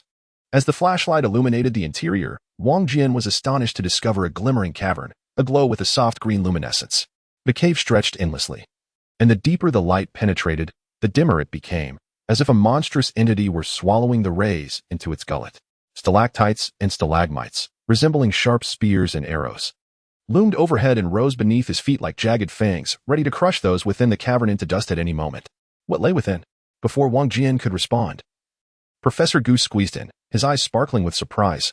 I hadn't anticipated there would be a grand cave here. Perhaps it connects to the famed tourist site of the Great Cave in Jing'an. Qin Kai-chan, carrying the young Yangzheng on his back, followed closely, and suddenly, Yangzheng shouted with unexpected authority, "What are you all standing there for? Hurry up." The voice, filled with indignation, sounded more akin to a mistress commanding her servants than that of a mere 7- or 8-year-old girl. Liang Jianxin raised his flashlight towards Yangzheng, abruptly drawing his sidearm with a click, glaring at her as he demanded, "Who are you really, little girl? Speak the truth, or I shall take you to the police station." Yangzheng turned her head defiantly, disregarding Liang Jianxin's threats entirely. Ma Pingliang pushed her way to the front, nudging Liang Jianxin's chest, and with an air of bravado, declared, "What's the big deal about being a cop?" The eerie echoes of her voice reverberated through the cavern, leaving the crew of security guards at a loss. Qin Kai-chang felt a twinge of embarrassment, but Wang Jian paid them no heed, continuing to illuminate the stalactite cave as he said to Professor Gu, "Shall we press onward? Did you not find something amiss with the murals outside? What do they depict?" As they walked side by side over the damp stones, Professor Gu spoke softly, "You should recognize that the murals illustrate ancient sacrificial rites. But do you know whom they worshipped?" Wang Jian paused, laughing. "What deity? I have no idea. It resembles a spaceship to me." Though jesting, his words held a kernel of truth. Upon first sighting the murals, he had indeed perceived a vessel resembling a UFO suspended in the sea. He recalled that the scientific explorations on CCTV had frequently revealed ancient murals depicting similar extraterrestrial craft.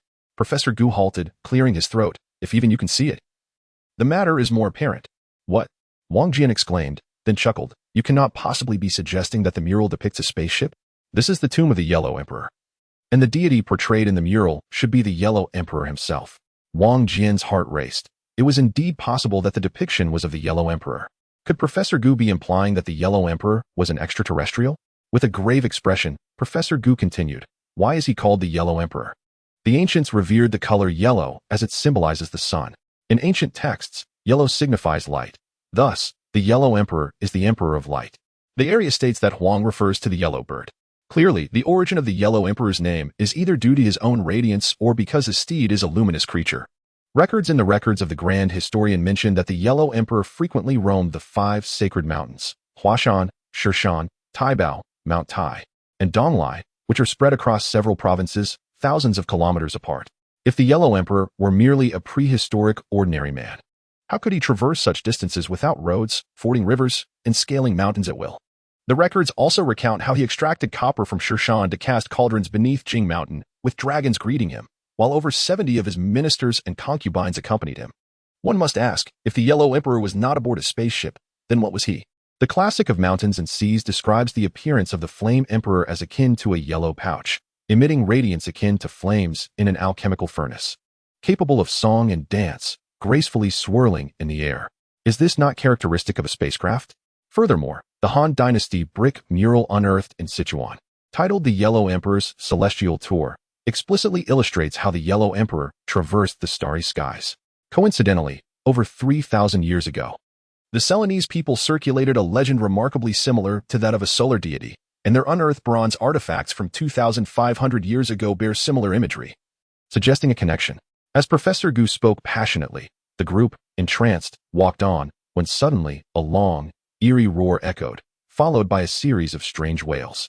Wang Jian shone the flashlight around, his heart racing. He realized they had unwittingly stepped onto a stone bridge barely 3 meters wide, positioned in the center of a peculiar circular lake that divided it into 2 halves. The left side of the lake was ink black, while the right side resembled fresh milk. Suddenly, a cacophony of bizarre sounds erupted, as if countless weeping infants surged towards the stone bridge from all directions. The group exchanged worried glances, mopping Yang screamed, covering her ears and crouching on the bridge, while Liang Jianxin turned pale, spitting into the black waters, dismissing it as merely wind. The mournful cries echoed around them, piercing their hearts, and the surface of the lake seemed to tremble in resonance with the lamentations. Combined with the oppressive atmosphere of the cave, the group shivered in fear. Professor Gu surveyed the surroundings, asserting that such a powerful wind could not exist. It must be the sound created by a siphoning phenomenon. In an attempt to alleviate the tension, Wang Jian feigned a ghostly visage, turning to Professor Gu. I know about siphoning. It's when liquid flows from a higher elevation through a curved pipe, first upward and then downward to a lower level. Generally, siphoning in nature produces strange sounds, much like the ghostly occurrences reported recently in Fengdu, Sichuan, which were attributed to siphoning. Wang Jian referenced the records from Ghosts and Gods, to which Professor Gu nodded vigorously, though he cast a sidelong glance at Wang Jian upon hearing about the ghost stories from Fengdu. What kind of cursed place is this? I'm just a security guard. I should be risking my life for 800 yuan. Before Wang Jian could finish explaining, the security guard, in a state of panic, retreated, his face ashen. Suddenly, he slipped, plunging his right leg into the eerie white pool. With a splat, it was as if a red-hot iron rod were plunged into cold water, releasing a foul-smelling white steam. The guard's leg, once whole, was swiftly reduced to a ghastly bone. He let out a terrible scream, leaping a meter high from the water, his shattered leg crashing against the stone bridge like broken pottery. Everyone screamed in horror, retreating in unison. Wang Jian, with reflexes far surpassing the average, dashed through the crowd to rescue him, but just as he leaped over, dark water lines shot forth from the black lake, with a splashing sound. The dark waters pierced through the guard's body, erupting from his chest. The guard trembled violently, muffled cries escaping him as he fell towards the black waters. But before he could touch the surface, a multitude of tiny waves erupted from the depths.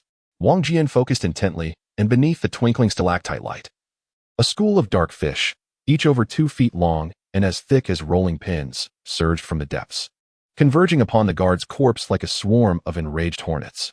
With a splash, the black fish enveloped the body and vanished into the lake. What kind of water was in the white lake? Was it highly acidic? And what manner of fish lurked in the black lake? There was no time for contemplation. Wang Jian shouted, "Everyone run," and forcefully shoved Chen Kaichong, who was still carrying Yang Zheng. With a terrifying roar, the dark waters revealed hundreds of black fish that emerged like a volley of arrows from an ancient battlefield, leaping from the water in rows, each one shooting forth a jet of water. In an instant, the entire stalactite cave was filled with the sound of rushing air as the black water projectiles rained down upon the group on the stone bridge. Amidst the chaos, Wang Jian suddenly heard Xianxia exclaim, "This must be the Soul Descent Bridge." Chapter 26. What did you just call her? 2 or 3 water arrows soared overhead with a piercing shriek. Thud, thud, thud. Black splashes erupted among the crowd. Xiao Yangzheng was struck on her shoulder. Chen Kai was hit in the thigh, and Liang Jianxin felt a wetness at his side. "Everyone, down." Wang Jian shouted as he picked up the handgun Liang Jianxin had dropped and fired wildly into the inky waters, pulling the trigger with force. Bang, bang, bang. Had it not been for Liang Jianxin disengaging the safety, Wang Jian's gun would not have fired at all. Even with a few lucky shots, his aim was lamentably off, merely sending water splashing. Once the bullets were expended, the cave fell into an eerie silence akin to midnight. Aside from the shallow breaths and soft groans of the injured, the distant drip of water from the stalactites could be heard. Whether due to being struck or the intimidation of gunfire, the black fish astonishingly retreated to the depths. After a strenuous effort, the group reached the end of the stone bridge. Chen Kai, Liang Jianxin, and Xiao Yangzheng were all injured. As they tore the clothing of the wounded, they discovered deep wounds the size of black dates where the water arrows had struck. Professor Gu tended to their injuries while Wang Jian furrowed his brows, contemplating how Xiao Yangzheng knew the name of this stone bridge. Once Professor Gu had finished bandaging everyone, he stood and declared, "We should abandon the rescue. This cave is perilously treacherous, and who knows what lies ahead. Even if we find Mr. Ma, we may not be alive to see it." "You're speaking nonsense." Ma Piaoyang suddenly stood up, her eyes red with emotion. "If you're afraid, you can go back. I must rescue my father." With that, she stepped closer to Wang Jian, clutching his arm tightly, her face filled with hope. "Wang Jian, You will help me, won't you? Professor Gu, Chen Kai, Liang Jianxin, and Xiao Yangjung all turned their gazes to Wang Jian. His mind was in turmoil. Agreeing to help Ma Piaoliang was not a wise decision, yet knowing that Ma Jiangwo was just ahead, how could he stand idly by? Should he send the injured back first? As he pondered, Xiao Yangjung suddenly gasped. What is that? Wang Jian followed her gaze upward and was immediately taken aback. The stalactite she was staring at hung from the ceiling, at least 2 meters long, its verdant surface riddled with numerous pea-sized holes. At some point, soft, elongated red flesh had begun to sprout from these openings. The air was thick with a briny, rancid odor as the flesh clung tightly to the stalactite's surface. Rapidly growing longer within seconds, thousands of tendrils writhing like a mass of giant maggots. Puddles of red-green slime dripped from the mass, emitting wisps of acrid smoke. Quick, retreat! Wang Jian shouted, pulling Ma Piaoliang back as he turned to flee. Upon glancing back, he noticed several stone spikes had sprouted similar flesh. What on earth are these things? Liang Jianxin cursed, clutching his waist. Chen Kai drew his sidearm, eyes darting nervously around. The bullets in the police sidearm were limited. And since Wang Jian had used up Liang Jianxin's ammunition, he reluctantly stowed the empty gun. Everyone, remain calm. This is likely a mutated prehistoric organism, related to the stalactites and corals. I doubt they will attack us, Professor Gu stated. Just as he finished speaking, a mass of writhing flesh suddenly fell from a stalagmite, splattering onto the ground. Countless slender, flesh-colored worms scattered in all directions, moving with astonishing speed like inchworms.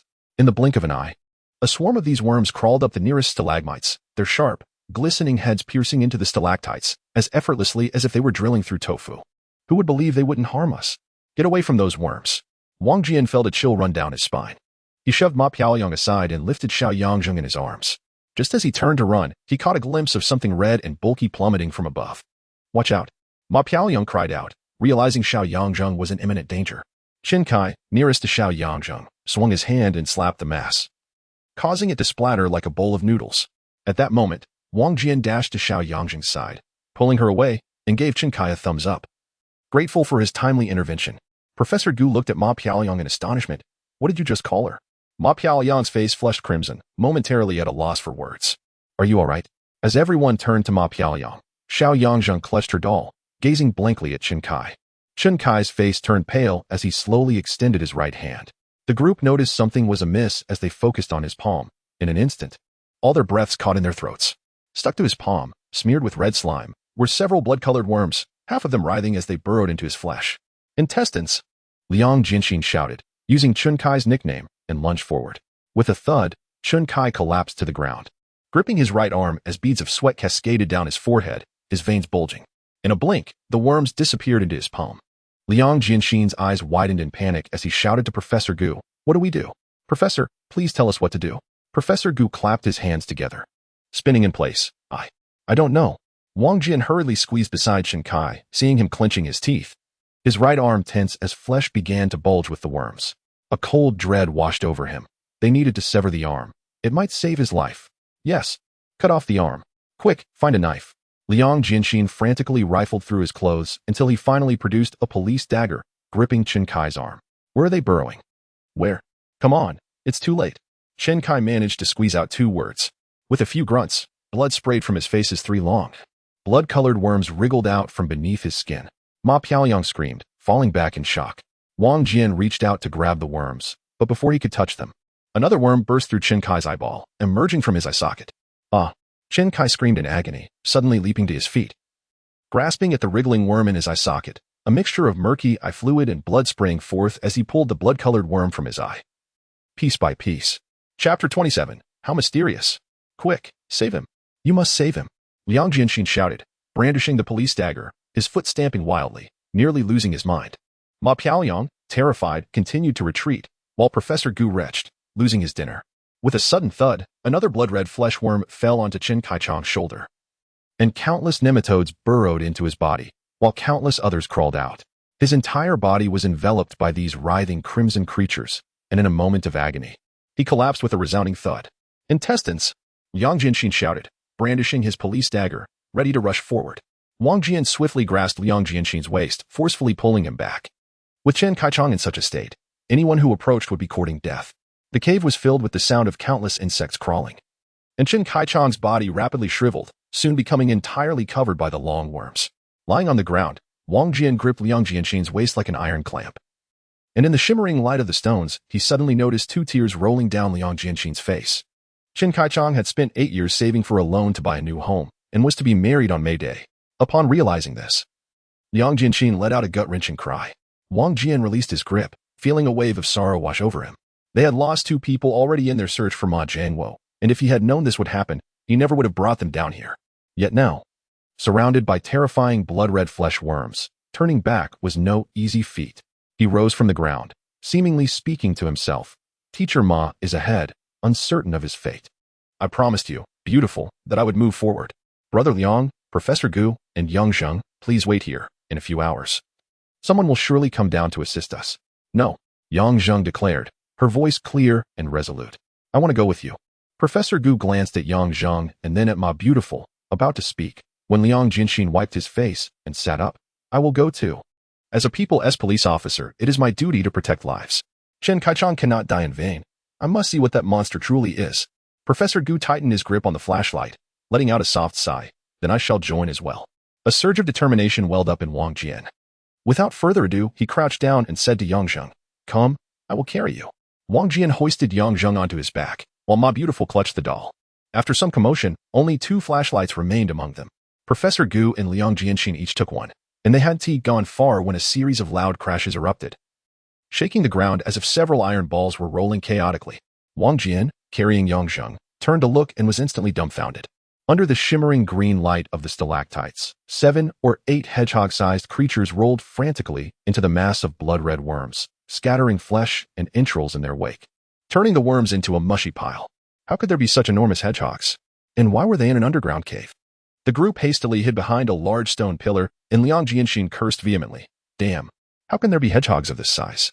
Professor Gu, clutching the stalactite, his bulging eyes gleaming, replied, hedgehogs are omnivorous, fond of larvae and earthworms. Those worms must have particularly hard heads, while the rest are quite ordinary. It seems they are indeed the food of these giant hedgehogs, though their hunting methods are rather peculiar. Wang Jian swallowed hard. If the hedgehogs keep rolling around and get covered in worms, they too will meet their end. Professor Gu nodded. Yang Zheng, resting on Wang Jian's back, whispered in his ear, this place is said to be the fairy cave, where the 4 immortals reside. We should not linger here. Let us move quickly.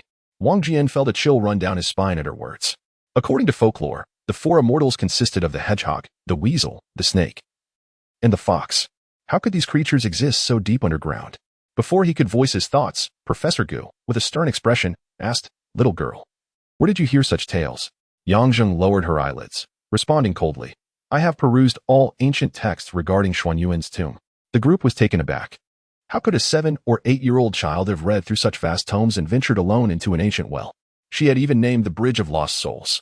Her demeanor, her gaze, her tone, her actions, none of it seemed like that of a mere child. Who exactly was she? Who are you? Liang Jianxin's expression shifted. My name is Yang Zheng. I am in the 2nd grade of the preschool class at Liangxiang Yanchun Primary School. My mother works at a printing factory, and my father is a mechanic. However, she paused, glancing at Ma Beautiful, I can clearly remember my past life, which is why I am here to assist my former family. Past life? Liang Jianxin stammered in astonishment. Yet, at that moment, everyone understood that Yang Zheng was not speaking nonsense. Professor Gu looked at Yang Zheng and then at Ma Beautiful, pondering, could it be that your past life was her mother? Yes. Yang Zheng lifted her head, a strange tenderness washing over her face. I was Ma Jiangwo's wife. Liang Jianxin and Professor Gu's expressions changed dramatically, and Wang Jian could not help but tremble slightly. Although he had sensed the unusual bond between Wenqin and Yang Zheng, the confirmation still sent a shiver down his spine. What had happened to Wenqin's mother 7 years ago? Why did her spiritual essence possess the strength to reincarnate? How could a child of merely 7 years contend with ghosts and monsters for her former husband's soul? Ma Wenqin clutched the doll tightly, her throat producing a hoarse sound that she could hardly believe was her own. The unique spiritual connection between mother and daughter had allowed her to sense the extraordinary relationship between the two long before. Yet calling a 7 or 8-year-old girl mother felt unbearably awkward. Enough talk, we must hurry. Perhaps we can still save your father, Yang Zheng said coldly, displaying little emotional fervor at the prospect of reuniting with her daughter in the next life. Liang Jianxin, his face taut, asked Yang Zheng, for now, I will trust you. However, you must explain to us what is happening and why there are monsters after your husband. He cursed under his breath, muttering, what day is it today? That so many strange occurrences are happening? Yang Zheng relayed the story she had shared with Wang Jian about Ma Beautiful, and the group listened intently as they walked. Following the narrow cave for 3 to 4 kilometers, they encountered a semicircular underground river blocking their path. Yang Zheng sighed softly. Concluding her story, I do not know what that monster is, but I know they are all in cahoots. Is there really such a thing as ghosts? A female ghost and monsters conspiring to kill, with the murdered returning to save their loved ones. How peculiar. Professor Gu murmured to himself. No one responded, as everyone was lost in thought regarding this matter. Chapter 28.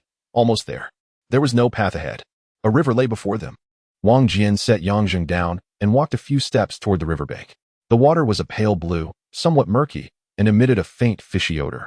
With a winding wooden bridge faintly visible in the water, the wound on his waist, inflicted by the water arrow of a fish, throbbed painfully, soaking his clothes.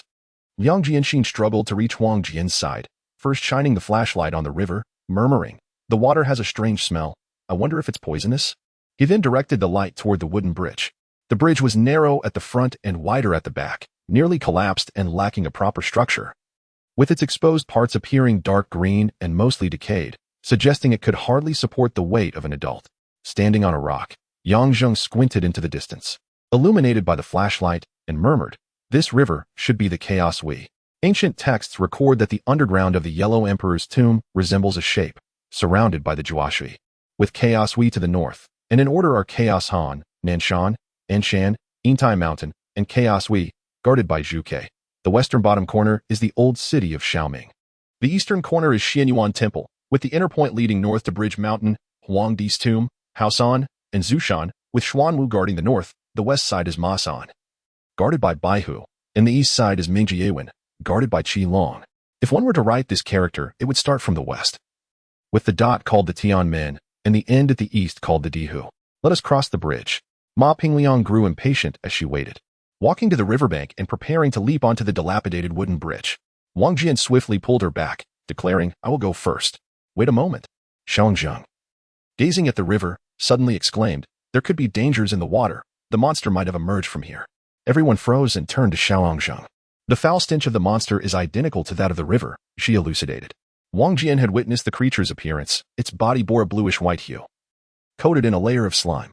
He crouched by the bank and sniffed the river water. Indeed, there was a resemblance between the two odors. Could the monster be an aquatic species native to this river? At this thought, Wang Jian shuddered, every hair on his body standing on end. Could it be that this dark river connects with the outside world, and the coffin buried in the rocky shore has been washed here, coincidentally encountering this cave-dwelling beast? If that were the case, this would be the monster's hiding place, the resting ground of the coffin, meaning Ma Jiangwo must be nearby. Thus, there should be a potent magnetic field here. Wang Jian turned to Professor Gu, glancing at his wrist. "Professor, is that a mechanical watch you're wearing?" Professor Gu was taken aback, but nodded. "What time is it?" "It's 11:20. Wang Jian acknowledged, noting that today was exceptional. He had canceled the mandatory operation of the 6-character Great Ming mantra early. After inquiring with Professor Gu, he looked at Liang Jianxin. "Elder brother, you must have a watch as well?" Liang Jianxin revealed his electronic watch, confirming, "It's 11:20, indeed." Wang Jian wiped his nose, bemused. "How strange. Both watches indicate the same time, suggesting a normal magnetic field here. Could it be that the coffin is not in this river, known as xiaxia? Are you going to proceed or not?" Ma Pingliang, growing anxious, questioned Wang Jian's hesitation. Professor Gu stepped to the river's edge, murmuring, "The Soul Bridge separates the Black and White Lakes. The White Lake is highly corrosive, while the Black Lake harbors water monsters. This dark river has a peculiar odor, and it may also pose dangers." As he spoke, he shone his flashlight onto the cave walls and continued, "I wonder if the river water is toxic. It would be ideal if we could test it. By the time we await the test results, the cucumbers will have wilted," Wang Jian joked. Taking the flashlight from Liang Jianxin, he leaped lightly onto the rotting wooden bridge. This bridge was significantly narrower than the Soul Bridge, with only about a foot of space beneath his feet. Creak. The wood beneath him swayed slightly, and Wang Jian staggered but quickly regained his balance. "How is it?" Ma Pingliang asked anxiously, rolling up her pant legs to reveal a glimpse of her fair calves. Wang Jian struck a pose reminiscent of a white crane spreading its wings, extending his arms and swiftly traversing 7 to 8 meters. The bridge had narrowed to 2 feet, and he stomped his feet. The dark, rotting wood looked severely decayed, yet it remained remarkably sturdy and not slippery. As long as he maintained his balance, he would not fall.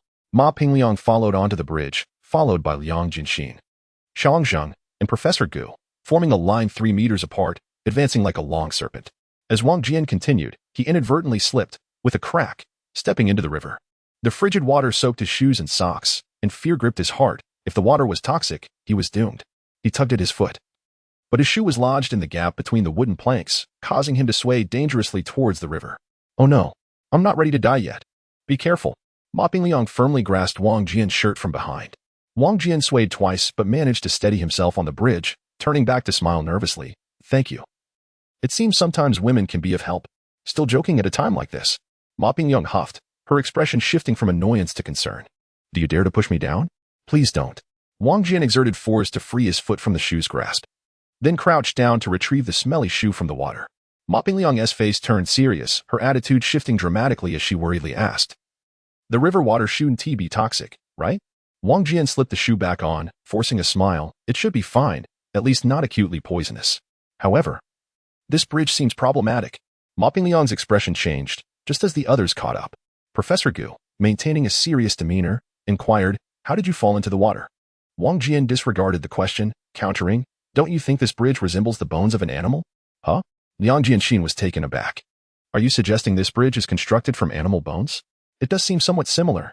Wang Jian shook his head, not just similar. It appears to be an entire animal skeletal structure. An animal? Liang Jianxin's face paled. What kind of animal's bones could be this large? Could it be a whale? But whales aren't that long, and besides, how could there be a whale in an underground river? Wang Jian glanced at Professor Gu, seeking his opinion.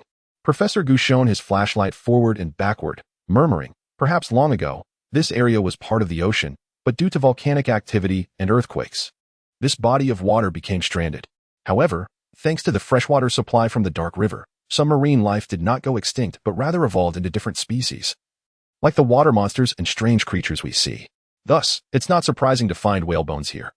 Another possibility is that this could be the remains of a land animal akin to a dinosaur. Enough. Shang Zheng interrupted Professor Gu. We don't have much time. Let us save the academic discussions for later. Wang Jian also realized that Professor Gu could go on for ages if not interrupted, if left unchecked.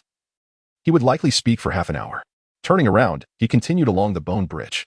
The bridge gradually widened, and after walking a few dozen meters, they reached the riverbank, which was not composed of ordinary lava but instead featured a six-sided, exquisitely crafted five-tiered stone pagoda. Chapter 29. One may be without money or looks. However, the base of the pagoda resembled a sacrificial altar. The altar's lower, middle, and upper tiers each had stone steps on all four sides, reminiscent of the Temple of Heaven in Beijing. By this point, the luminescence of the cave had completely vanished, leaving only the beams of two flashlights illuminating the darkness. The flashlight beams reflected off the circular railings, intricately carved dragon pillars, and fragments of white jade guardrails, the stones eroded by moisture, mottled like stained teeth, emanating a peculiar yellow glow intermingled with a greenish hue, rendering the entire stone pagoda exceedingly eerie. The animal remains that formed the bridge ended here, with a skull the size of a small room resting on the stone steps, its massive jaws agape, as if attempting to swallow the altar before its demise. Wang Jian pursed atop the skull, sliding down its nasal ridge to stand on the altar, but before he could steady himself, a chilling gust of wind swept over him, sending shivers down his spine, as if he had reached a wind tunnel. He looked up and noticed the darkness above, an abyss without end. Except for Professor Gu, the others had also descended onto the altar-like base of the pagoda. Professor Gu knelt atop the skull, examining a bone horn that stood taller than a person, murmuring, whales cannot possess horns. This cannot be the bone of a whale. Moreover, whales have elongated bone channels connecting their blowholes to their snouts. Yet this creature's eye sockets are enormous round holes with smooth edges, and whale bones cannot curve like a snake. Professor, Wang Jian called out, tilting his head. Time is running short. Do you wish to study this, or will you join us inside? Professor Gu turned his head to glance down, excitement evident in his expression. Have you heard of the dragon bone incident in Inko, Hebei? Wang Jian glanced back, realizing that the skull before him resembled an immensely magnified camel's head, with two antler-like protrusions branching from its sides, its enormous body stretching out of sight. A sudden realization struck him, judging by the old man's tone. Could this be similar to the dragon bones from the Hebei Inko incident? Mopping Liang tugged at Wang Jian's sleeve, her expression grave as she whispered, don't mind him. He always drags his feet. What time is it? Why is he still studying this and that? Wang Jian, realizing that Professor Gu showed no intention of descending, raised his voice and exclaimed, Professor, you continue your research here. We shall ascend the tower first. Wait for me. Upon hearing that he would be left behind, Professor Gu grew anxious. The dragon bone lay before him, And he couldn't fly. Who knew what treasures awaited inside the tower? He swiftly slid down from the dragon bone and hurried to join the others. The thrill of adventure invigorated him, and he appeared rejuvenated, moving with surprising agility. At the base of the tower, Wang Jian directed his flashlight upwards. The stone tower stood 5 or 6 meters high on each level, reaching over 30 meters in total. Its top shrouded in darkness that seemed to pierce the night sky. A breeze wafted through. Could it be an ancient well or a cave entrance? The stone door of the tower was firmly shut, adorned with 2 oracle bone inscriptions that read Lio. Professor Gu finally contributed something meaningful. Lio? Lio Tower? But there are clearly 5 levels. Why is it called Lio? Wang Jian pushed against the stone door, but it remained steadfast. He kicked it twice with force. Thud. Thud. The tower echoed with hollow sounds. It was empty inside, yet the stone door was remarkably solid. Was the monster truly inside Lio Tower? If so, how had it entered? Wang Jian bit his lip in deep contemplation. Let me take a look. Professor Gu parted the crowd and stepped to the stone door. Scrutinizing it inch by inch with his flashlight, Ma Piaoyang, observing the professor's fervent expression, felt irritation rise within her. This old coot, can't he consider others' feelings? Hush. Ma Piaoyang was about to retort when Wang Jian raised a finger, indicating the tower door. Ma Piaoyang paused, following his gesture. At the center of the door, a relief featured a set of circular stones. There were 9 stones in total, divided by 4 lines into a grid, each inscribed with distinct oracle bone characters. Resembling a great turtle crawling upon the door, Professor Gu pressed down on one of the stones with determination, and with a soft thud, one stone sunk into the surface. This is a password door. If we decipher the password, it will naturally open. A password door. The crowd gasped in astonishment. The history of Xuan Yuan's tomb spanned over 2 millennia. Could the ancients have possessed such advanced technology as password protection? Professor, can you guess the password? Ma Jian Gua. Having been taken by the monster for too long, felt impatience rising in him. Professor Gu remained silent, intently examining the turtle-shaped stone, contemplating for nearly half a minute before raising his hand to press on the stone's password. Wait! Wang Jian suddenly shouted, startling Professor Gu, who turned with annoyance. Since it's a password door, if we press the wrong button, we might trigger some hidden arrows or blades. Everyone, step back. Wang Jian smiled mischievously. You're getting on in years, let me handle it. If any danger arises, I can escape more swiftly. Professor Gu's expression shifted slightly. Wang Jian raised a valid point. Ancient tombs were often riddled with traps. However, if he stepped aside, would it not seem cowardly? Just as he hesitated, Wang Jian approached the door. He placed his right hand upon the stone panel and gestured for the others to keep their distance with his left hand. Ma Piaoyang glared at him, her lips pursed in frustration. Sometimes, she could not fathom how Wang Jian, who was clearly terrified, could also be so recklessly adventurous, sporting a bravado that was both infuriating and oddly admirable. But if there were indeed traps, could Wang Jian evade them? Ma Piaoyang felt a twinge of worry. Professor Gu stepped back a few paces and raised his voice. The stone panel displays the numbers 1 to 9, arranged in a magic square. The center is 5, and any 3 numbers, whether horizontally, vertically, or diagonally, must sum to 15. Look closely, there are faint wet marks on it, indicating that the monster has recently inputted the password. Try following those marks, you may decipher the password. Wang Jian took a flashlight to examine the stone panel closely. And indeed, there were faint impressions. Following the gradient of color from light to dark, he pressed the stones in sequence. The monster's residue must have adhered to the keys. The first pressed key would surely yield the quickest response. Click, click, click. The stones emitted a crunching sound beneath Wang Jian's fingers. With a resounding boom, as Wang Jian pressed the last stone of the turtle panel, the ground trembled, and a rumbling mechanism echoed from within the tower. The door slowly ascended like a gate. Fearing that something might shoot out, Wang Jian rolled to the side, taking cover in a corner of the tower entrance. Approximately a minute later, the stone door reached its apex, fully revealing the entrance. Wang Jian wiped the sweat from his brow, thanking the heavens for his good fortune. Had he not succeeded in playing the hero? A man may lack wealth or good looks, but he must never lack charisma. Turning to the crowd, he snapped his fingers, tossing his hair back with flair, and declared, "Comrades, to realize the 4 modernizations, let us advance." With bold strides, he confidently stepped into the stone tower. Upon illuminating the interior with his flashlight, he felt his legs weaken, nearly collapsing to the ground. What on earth is this? Inside the stone tower knelt nearly 100 figures adorned in ancient attire. Chapter 30. This is not fear, it is caution. Wang Jian, flashlight in hand, felt a tightening sensation in his scalp. After risking his life to unlock the tower door, he found the first level filled with kneeling figures. Xiaoyajun approached Wang Jian, squinting as she spoke softly, "Do not be afraid. These are merely lifelike statues. With that, she slipped past him, the first to enter. Ma Piaoyang followed closely behind, flashing a smile at Wang Jian. Wang Jian swallowed hard. This is not fear, it is caution. The nearly 100 figures of men and women, crafted with great detail, knelt in reverence, their expressions so lifelike that they seemed almost real. The flashlight's beam illuminated their faces, causing their eyes to glimmer occasionally. As they navigated through the throng of statues, a chill ran down their spines, as if one might suddenly spring to life and grasp their ankles. Wang Jian swallowed again. This place was exceedingly strange. Passing through the multitude of statues, he reached the tower stairs, which led both upward and downward. The lower level was covered by a wooden panel inscribed with a large seal, with the 5 levels of the stone tower, including the sealed one. It perfectly corresponded to the concept of Liu. The lower level was sealed, suggesting that their path lay upward. It appeared that Liu Tower was indeed the lair of the monster, and everyone felt a surge of excitement, albeit tinged with heightened tension. Upon ascending to the second level, they were once again taken aback. This level featured 7 groups of statues arranged in formations representing bear, leopard, wolf, tiger, and soldier. Professor Gu seized the moment to explain.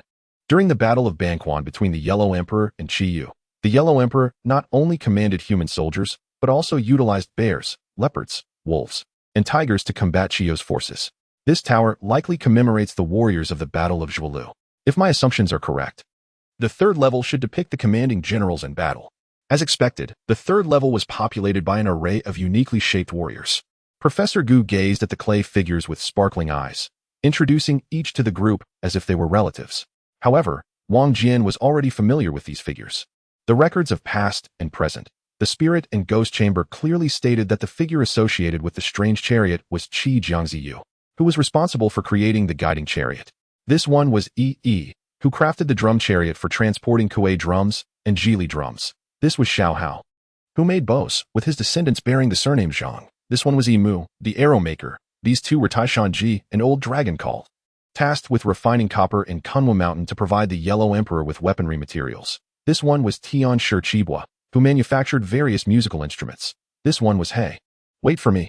Without waiting for Professor Gu to finish his lengthy discourse, the group ascended the stairs, reaching the 4th level. Professor Gu called out in haste and followed them. The 4th level was adorned with statues, and although there were only 7, they towered significantly taller than those on the lower floors.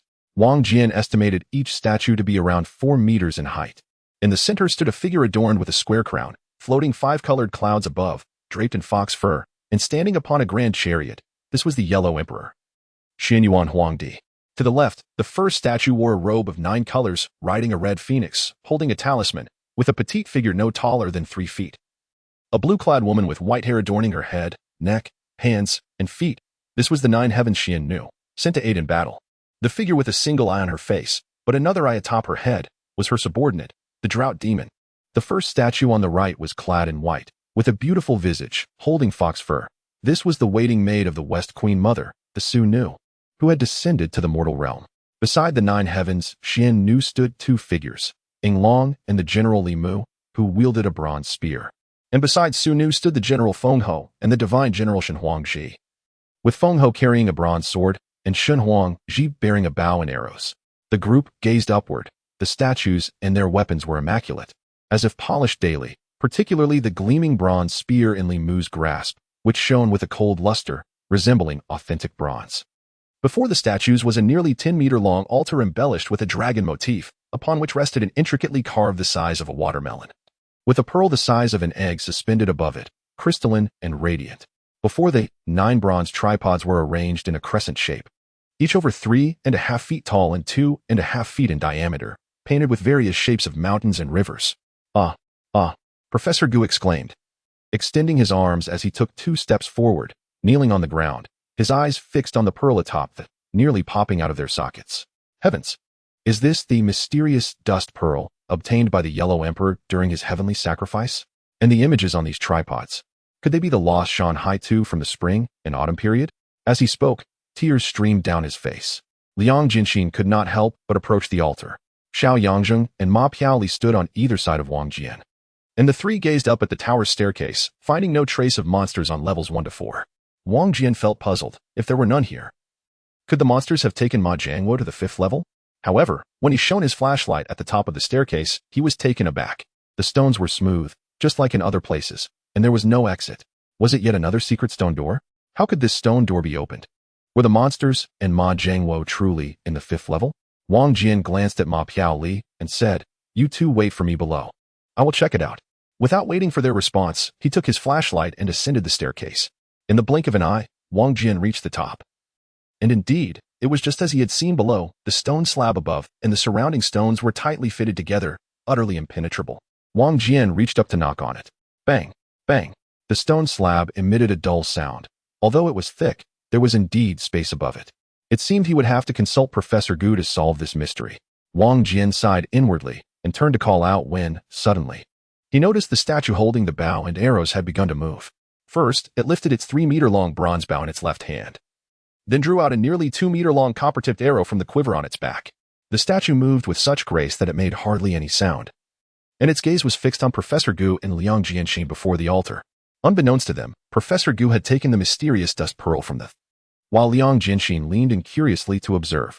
The 9 bronze tripods on the altar began to spin erratically. "Professor, get down!" Wang Jian shouted, his voice booming.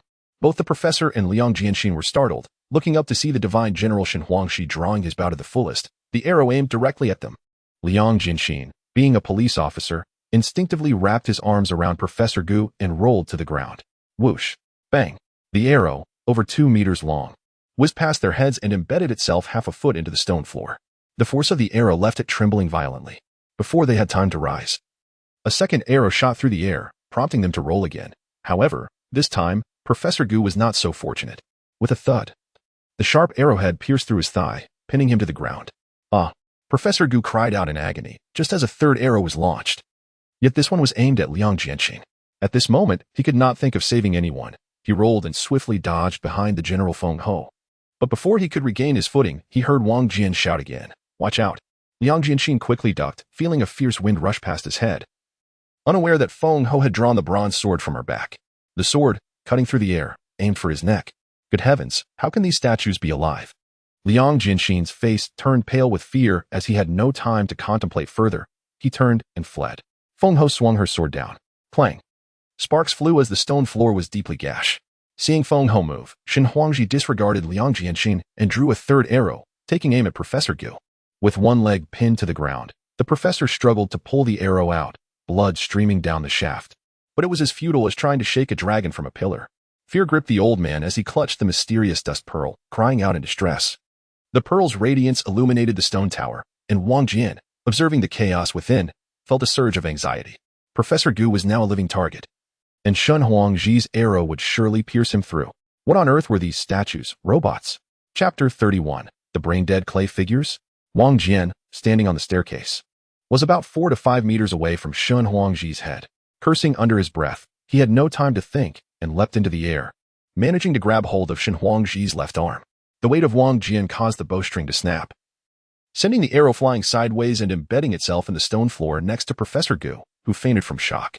Swinging from Shen Huangji's arm, Wang Jian clung to the statue's neck, and with a sudden burst of energy, he swung his fist towards Shen Huangji's left eye. Bang! A dull thud echoed as his fist struck the large eye, akin to hitting a sheet of acrylic glass. His fingers vibrated painfully, yet it had no effect. Shen Huangji swung his right hand, aiming to strike Wang Jian.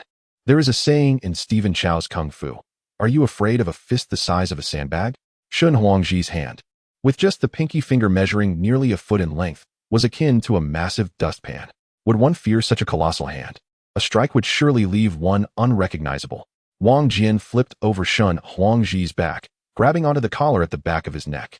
A loud slap echoed as Shen Huangji struck himself across the face, sending debris flying and cracking half his face, causing his left eye to burst. Wang Jian felt a thrill of joy. These beings were not truly highly intelligent, nor were they particularly sturdy. With his wits, he could surely contend with these brain-dead clay figures. Suddenly, Ma Piaoli and Xiao Yazheng exchanged worried glances, both holding their breath for Wang Jian. Yet they failed to notice the statue of the General Li Mu swinging his bronze spear from behind. Wang Jian saw this clearly and yelled, "Ma Piaoli, Xiao Yazheng." Just as he began to call out, a sharp whoosh sliced through the air as Shen Huangji's copper bow came crashing down upon him. Suspended in midair, he could not evade. He quickly released his grip, plummeting nearly a meter before finally catching hold of the quiver on Shen Huangji's back, narrowly avoiding a fall onto the hard floor. A loud crash reverberated as shards of stone flew about. Shen Huangji missed Wang Jian but shattered part of the quiver. The Divine Emperor stretched out his hands, but was unable to reach Wang Jian, anxiously spinning in place. Wang Jian was dragged around for several circles, his fingers painfully clinging to the porcelain-like crevice as he furtively glanced around.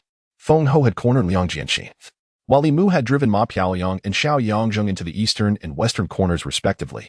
Due to the enormous size of the two statues, they were unable to inflict any harm. Nearby, Wang Jian spotted the Su Nu, who had descended to earth on the orders of the Queen Mother of the West.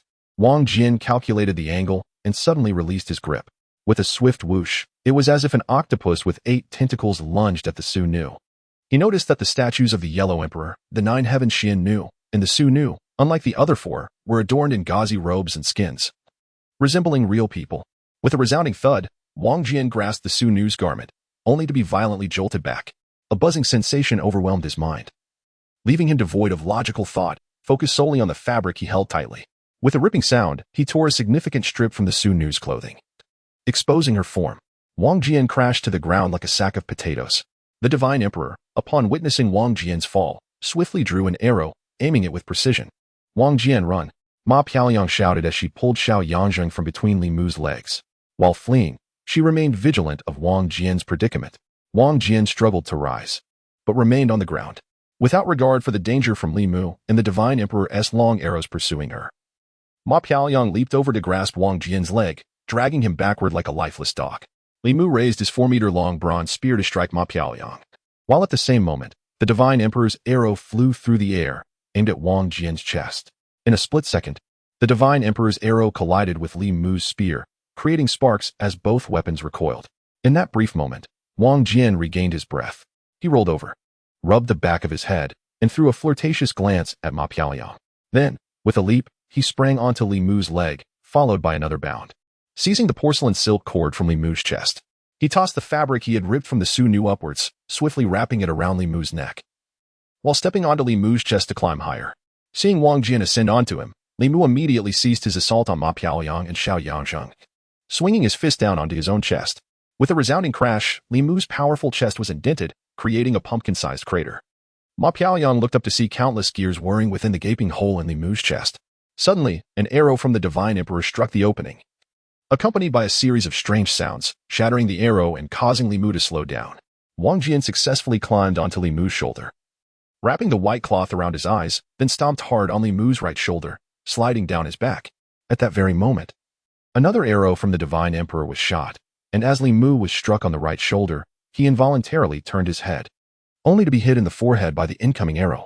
With a loud bang, his porcelain skull shattered, and his body tilted and collapsed. Ma Piaoyang and Xiao Yangzheng stood in shock, realizing that Wang Jian had cunningly instigated the statues to turn against each other. Wang Jian rolled over, stood up, wiped the blood from the corner of his mouth, and declared in a deep voice, "They only know how to attack and kill, lacking any awareness of protecting their companions or themselves. Watch me." He tossed a tightly gripped porcelain shard towards Feng Ho, while calling out to Liang Jianxin, "Get out of the way." With a sharp crack, the porcelain shard struck Feng Ho's shoulder, causing him to abruptly turn and search for the source of the attack.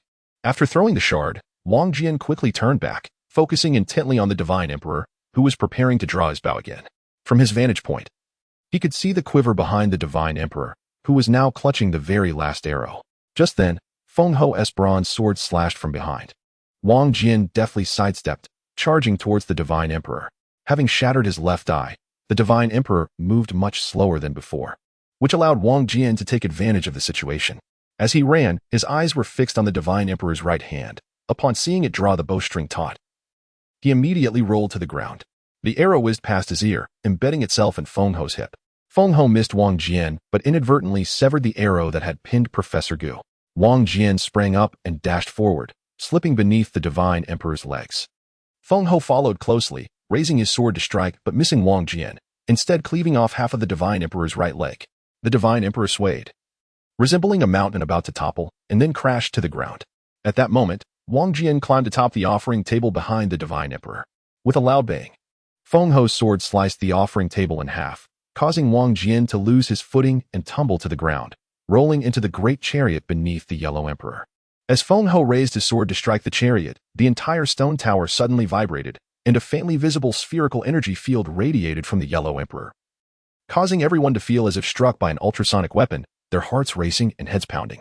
With a crack, Feng Ho's statue dropped its hands, coming to an abrupt halt as if a remote control had been pressed. Surely, something extraordinary was about to occur. We must quickly rescue the professor. Wang Jian crawled out from beneath the chariot and shouted to the dazed Liang Jianxin, Wen Xian, and Xiao Yaozhang. The three, as if awakening from a dream, rushed over to assist Wang Jian in pulling Professor Gu off the half-buried arrow. Professor Gu awakened with a pained cry, clutching his leg and exclaiming, "Quick! Find me a piece of cloth."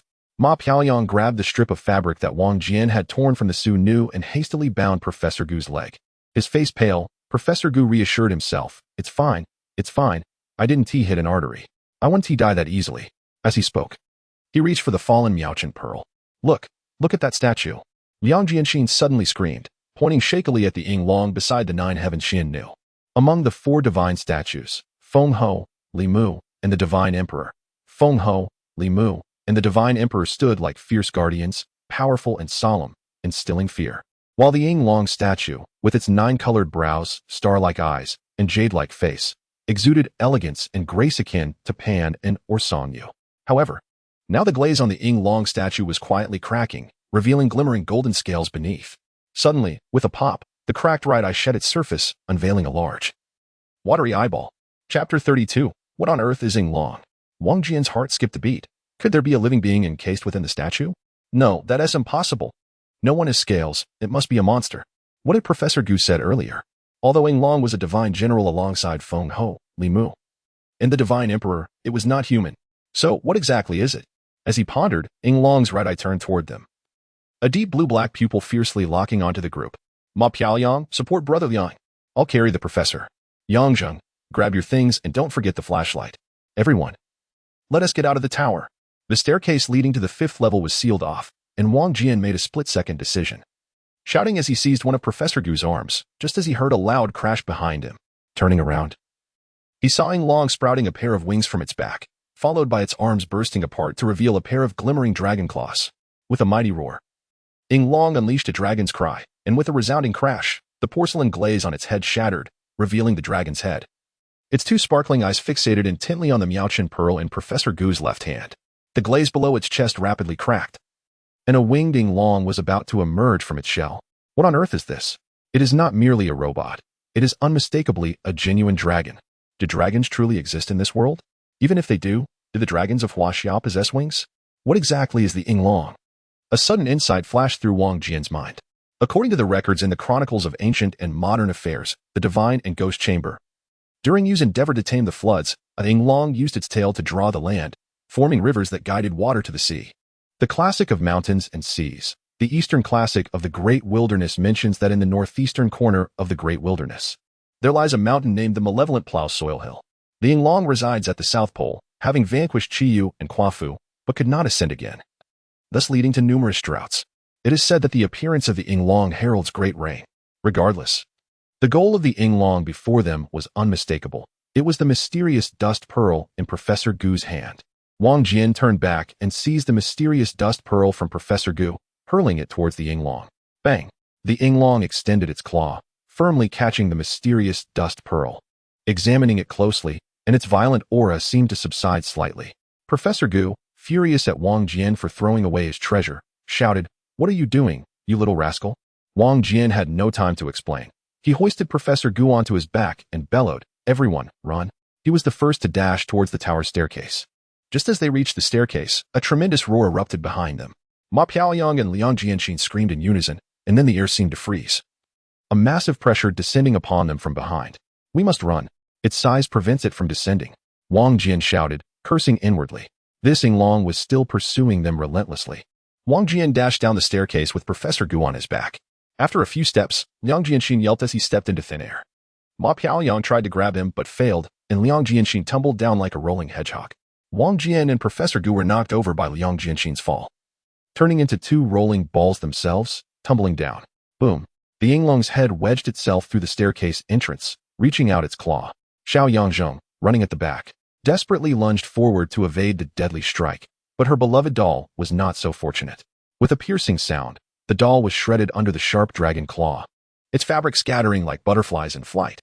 Amidst the chaos, a hard, black object fell onto the third floor with a loud thud. The group scrambled to their feet, and Wang Jian and Ma Piaoyang picked up a flashlight from the ground to shine towards the staircase entrance. The enraged Yinglong was fiercely trying to widen the staircase opening. Had it not been for the fact that the entrance was barely large enough for an ordinary person to pass through, they would have likely been torn apart by now. Wang Jian surveyed the group. Though they were battered and bruised, their lives were not in immediate danger.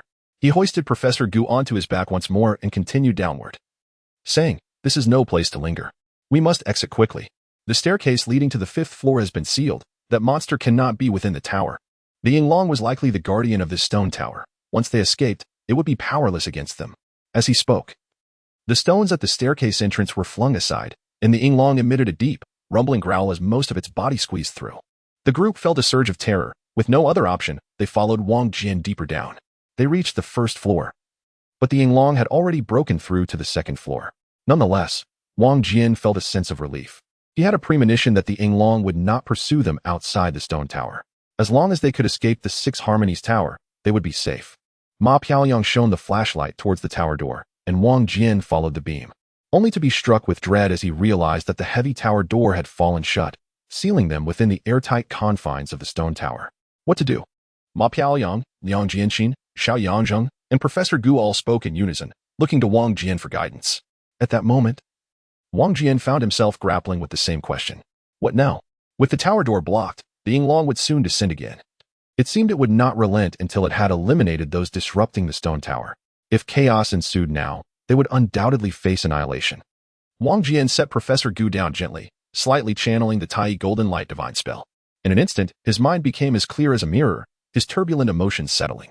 His brain raced. The tower door could not be opened immediately, and they were trapped between heaven and earth. Suddenly, a spark of inspiration struck him. Was there not another layer beneath this stone tower? Yet, given the dangers of the 4 layers above, what could await them below? What did the seal signify, and what was it meant to contain? Wang Jian took the flashlight from Ma Piaoyang and borrowed a police dagger from Liang Jianxin, shining the light upon the peculiar sealing talisman. With a swift stroke, he sliced through the massive seal, cleaving it in 2. Xianxia gasped in surprise, attempting to stop him, but it was too late. Ma Piaoyang cried out, "What are you doing?" The material used for the talisman was neither paper nor leather. Though it was ancient, it remained resilient. Wang Jian swiftly cut along the slit with the police dagger, tearing it away with 2 sharp sounds. Beneath the talisman lay a piece of purplish redwood. He stomped on it forcefully a couple of times, producing a heavy echo. Ma Piaoyang shouted from behind, "Did you hear my question? Uncle, do you want me to buy you a hearing aid?" Wang Jian rubbed his ears and glanced at Xianxia, thinking it was not unreasonable for her to call him uncle, considering he was older than her reincarnated mother. After a long night of exertion, he felt famished. Perhaps the basement would hold some cured meats or fine wine. He recalled a report about archaeologists unearthing ancient wines that had been buried for thousands of years. The flavor was exquisite. Before he could finish his thought, a loud crash resounded as the Yinglong tore a large section off the staircase entrance, sending dust flying. Startled, Wang Jian ceased his banter and kicked the wooden board again, but it was too thick to break. Looking around for other tools, he suddenly noticed Xianxia wielding a weapon, encircled by an array of objects. Wang Jian felt slightly bewildered. When had she acquired such equipment? "Comrade Yangzheng," he questioned, unsure how to address her. "Is that a rifle you're holding? And are you attempting to emulate Stallone with all those bullets wrapped around you?" Unbeknownst to him, Xianxia had acquired a rifle and was slung with an assortment of peculiar ammunition. "This is a tranquilizer gun, purchased from a jungle adventure shop," she explained. "These are tranquilizer darts, filled with sedatives mixed with rooster and dog blood. I had been hiding them inside the doll, planning to use them against monsters and that female ghost." With that, she handed the tranquilizer gun to Wang Jian. Wang Jian accepted the tranquilizer gun, loading a dart and raising it towards the Yinglong, feeling his heart race. He murmured, "I wonder if your tranquilizer will have any effect on the Yinglong?" With a gentle squeeze of the trigger, he fired. Chapter 33, Covering the Sky Bang. A tranquilizer dart struck the Yinglong but was immediately deflected by its shimmering scales. The Yinglong, sensing an attack, let out a low growl, its claws gripping the staircase entrance even tighter. The tranquilizer dart had failed to penetrate its armor. Wang Jian returned the tranquilizer gun to Xianxia, advising her, "I strongly recommend that you conceal a rocket launcher inside your doll next time." Xianxia chuckled lightly, and the atmosphere grew a bit lighter. Wang Jian returned to the wooden board covering the basement, feeling its surface. The board was adorned with carvings of the sun, moon, and stars, each star rotating in its own orbit. Was there some secret here? As he gently nudged a star, it began to roll along its path with a creaking sound. "We can't pry the door open. Let us consult Professor Gu, Ma Piaoyang urged, anxious for a solution. Indeed. Wang Jian smacked his forehead, realizing his limitations in this realm of expertise. What was he doing trying to act like a big shot here? Professor Gu was assisted over, enduring his pain as he bent down to scrutinize the situation closely. Before long, beads of cold sweat began to drip down. Liang Jianxin glanced up and saw that Yinglong had already opened a large hole in the ladder, with the menacing sword poised to enter at any moment, which made him anxious. Professor Gu, could you please hurry? Wang Jian couldn't help but interject. Yinglong has even wrapped the napkin around his neck. Quiet. Ma Meili shot a glare at Wang Jian while wiping sweat from Professor Gu's forehead. So that's how it is. Professor Gu's eyes suddenly sparkled with realization, and he began to speak rapidly. This floorboard represents the covering of heaven. After the Yellow Emperor received the 6 advisors, the state flourished, and the world was at peace. One day, he had a dream in which he saw 2 dragons coiling in the river, holding the white diagram to bestow upon him. Following the advice of the celestial being, the Yellow Emperor performed rituals and received a great fish that bore the white diagram and the tortoise script. The next day, a hymn. Yang Jianxin could not help but interrupt, Professor. What does that great fish and the tortoise script have to do with this wooden board? Do you have a way to open this wooden door? Ahem. Professor Gu coughed again, swallowed hard, and after a moment of catching his breath, he continued. The next day, the Yellow Emperor ascended to the court, commanding xianxia to observe the rise and fall of the sun and moon, Chang'e to note the waxing and waning of the moon, Cheka to measure the calmness of the winds, and Daneo to explore the 5 elements. They established a celestial framework to reflect the heavenly shapes. This wooden board should have been crafted according to the covering of heaven. Covering of heaven? What is that? Covering of heaven, Professor Gu gasped for breath, is akin to the armillary sphere. Aside from the sun and moon, the beads above are collectively known as Chinju. If we wish to open the wooden door, we must adjust the Chinju to their corresponding positions according to today's star chart. So that's how it is. Wang Jian nodded thoughtfully, and everyone sighed in relief. It seemed there was hope. However, the key issue was that there were at least 70 or 80 stars carved on the covering of heaven, and I have no idea about their current arrangement. What? Wang Jian grimaced internally, thinking, Old man, are you a monkey brought in to help? Let me give it a try. Suddenly, Xianxia stood up from behind. Squatting down to swiftly adjust the Chinju, with precision and rhythm, she worked meticulously. Bang, bang. Yinglong continued to pound against the stone slab above. As Xianxia deftly arranged the beads faster, she finished positioning all the Chinju in the blink of an eye, and gently sighed, standing tall. Everyone watched the wooden board in silence. After 7 or 8 seconds passed without any movement, Liang Jianxin turned to Xianxia and frowned. With so many beads, could it be that one of them is not in the right position?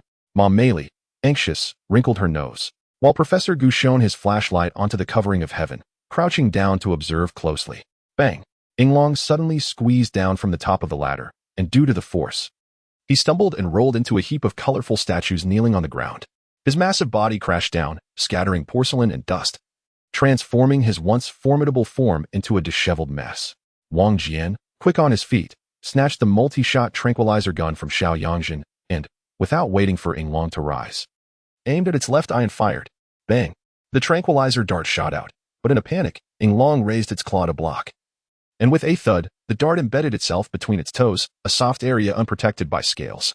Yinglong's body trembled slightly as it struggled to detach the tranquilizer dart, its movements appearing increasingly laborious, and the eerie glimmer in its eyes began to fade. Wang Jian felt a surge of hope and considered approaching for another shot. However, although the multi-shot tranquilizer gun could automatically eject the cartridge, it could not fire continuously. After the last shot, Xianxia had already loaded a tranquilizer dart herself, leaving Wang Jian clueless on how to reload. Let me handle this. Liang Jianxin stepped forward to seize the tranquilizer gun, quickly loading the bullets, then asked Xianxia for more darts to rest on his shoulder. With a flashlight in his left hand and the gun held high in his right, he cautiously advanced towards Yinglong.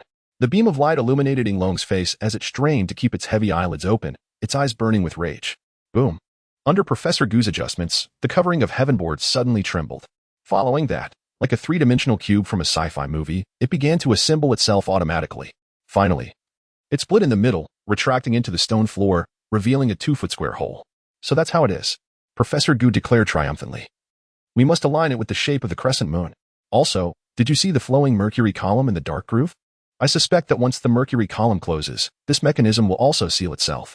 Had we known it would be this troublesome, we might have already cracked the mechanism to open the tower door. Escape through the front door?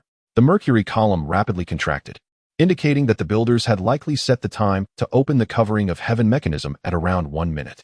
A third of that time had already elapsed. What lies beneath in the basement? Should we seek the mechanism to open the tower door or venture into the basement? The hole exuded a strong musty odor as Xianxia and Mom Meili shone their other flashlight inside. The spiral staircase gradually vanished into the pitch-black space below, which appeared to be quite vast. The trail had reached its end, and there was no sign of the monster or Ma Jiangwo. The only hope was that the 6 Harmonies Tower served as the monster's lair. The monster and the coffin of that female ghost were likely together below. This was the greatest possibility.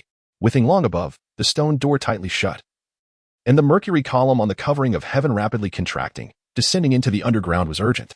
Chapter 34, The 6 Harmonies Tower, Level 6 What to Do?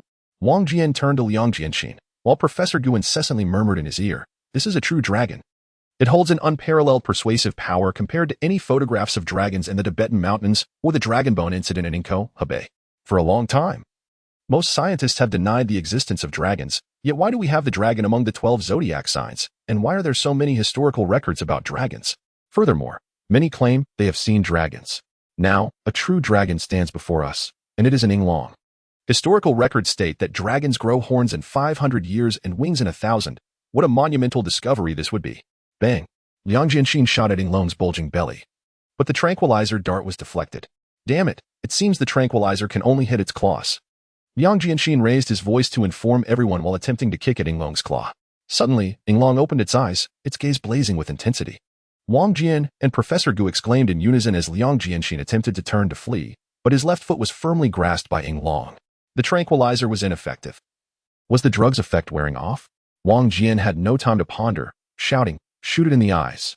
Without needing Wang Jian's reminder, Liang Jianxin had the same thought. But there were no bullets left in the gun. "I'm done for. You all run." Liang Jianxin shouted desperately, but before his words finished, Yinglong seized his ankle and swung him overhead, spinning him around like a whirlwind, and then suddenly released him, sending Liang Jianxin flying toward Wang Jian and the others. Xianxia did not hesitate, diving down into the hole and pulling Mom Meili down with her. Wang Jian and Professor Gu had no time to turn around when they were slammed by Liang Jianxin, all three crashing against the tower wall less than a meter from the hole. Wang Jian felt as though he had been struck by a tractor. His vision darkened, and he heard a crack, uncertain whether it was his own bones or someone else's that had broken. Then, a strong gust of wind surged above them. Yinglong had already broken through the staircase entrance and descended to the first floor. Liang Jianxin's left-hand flashlight had already flown away. However, with the beam from Xianxia's flashlight in the hole, they could still see the situation at the entrance. The three of them, like a pile of mud, slid down against the wall to the ground. Wang Jian forcefully pushed Liang Jianxin and kicked Professor Gu, disregarding the chaotic scene, and shoved both of them into the opening. The ground shook as Yinglong's powerful hind claw stomped down beside Wang Jian. The entire Yoa Tower seemed to tremble, and the gust from Yinglong's wings tousled Wang Jian's short hair, filling the air with a rich, sweet, and peculiar aroma. Yinglong sent. Looking up, Wang Jian felt a chill in his heart. He never imagined he would meet his end at the hands of a dragon. And without a chance to gaze upon the sky one last time, a low growl emitted from Yinglong as it extended a claw to gently lift Wang Jian's chin. Its azure eyes fixed on him, seemingly unwilling to strike him down immediately. "Do not violate me," Wang Jian said, tilting his head back with a wry smile.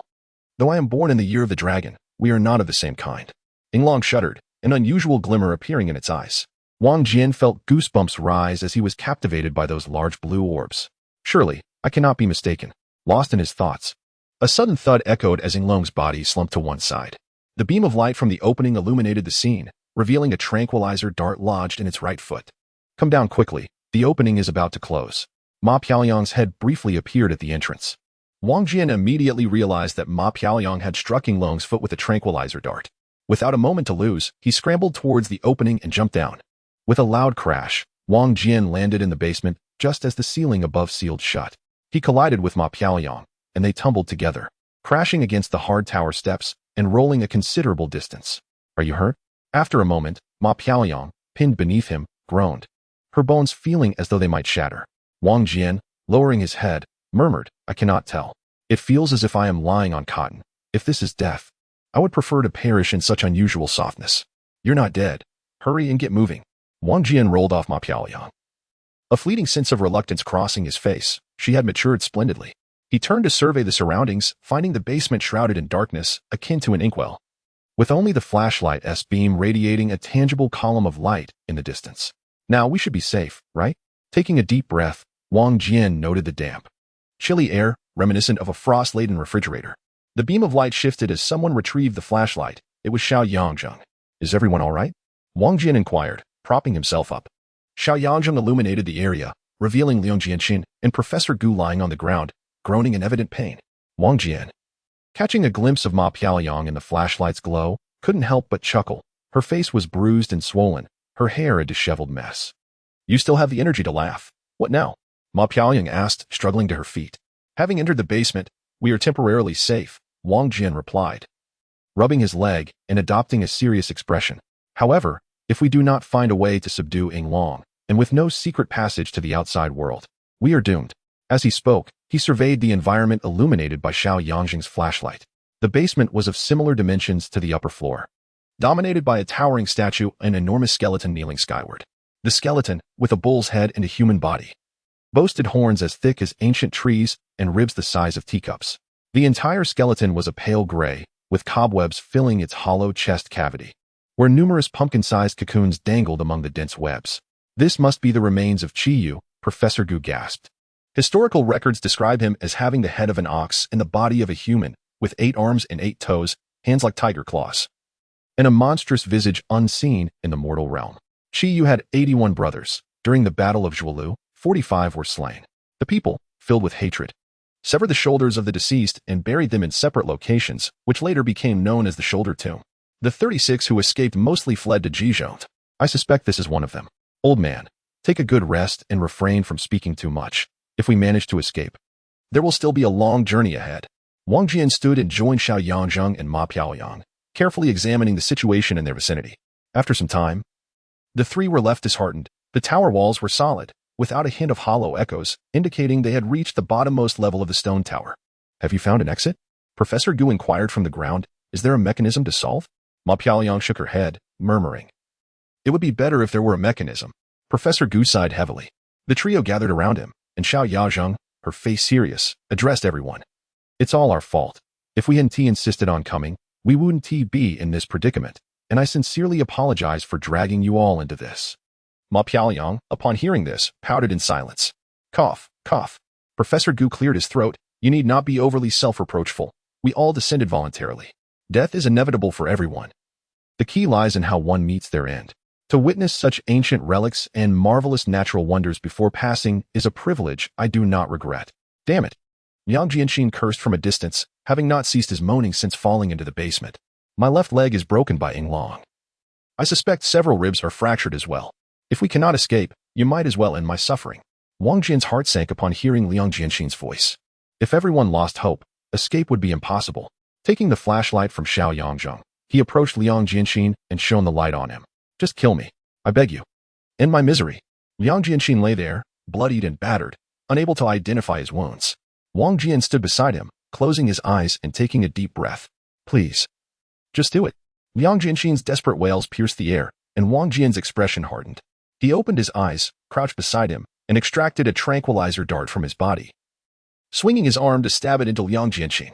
A sharp sound echoed as Ma Piaoyang and Xiaoxiang watched in shock, hearing the dart puncture flesh.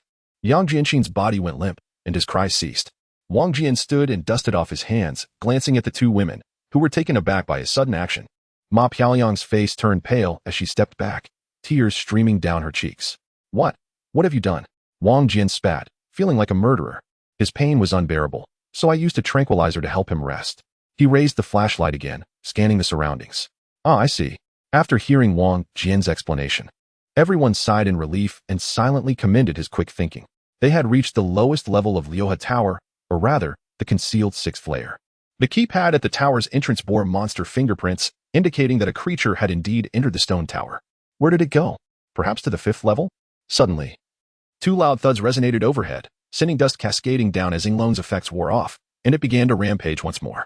Wang Jian inadvertently raised the flashlight to the ceiling, and a smile broke across his face.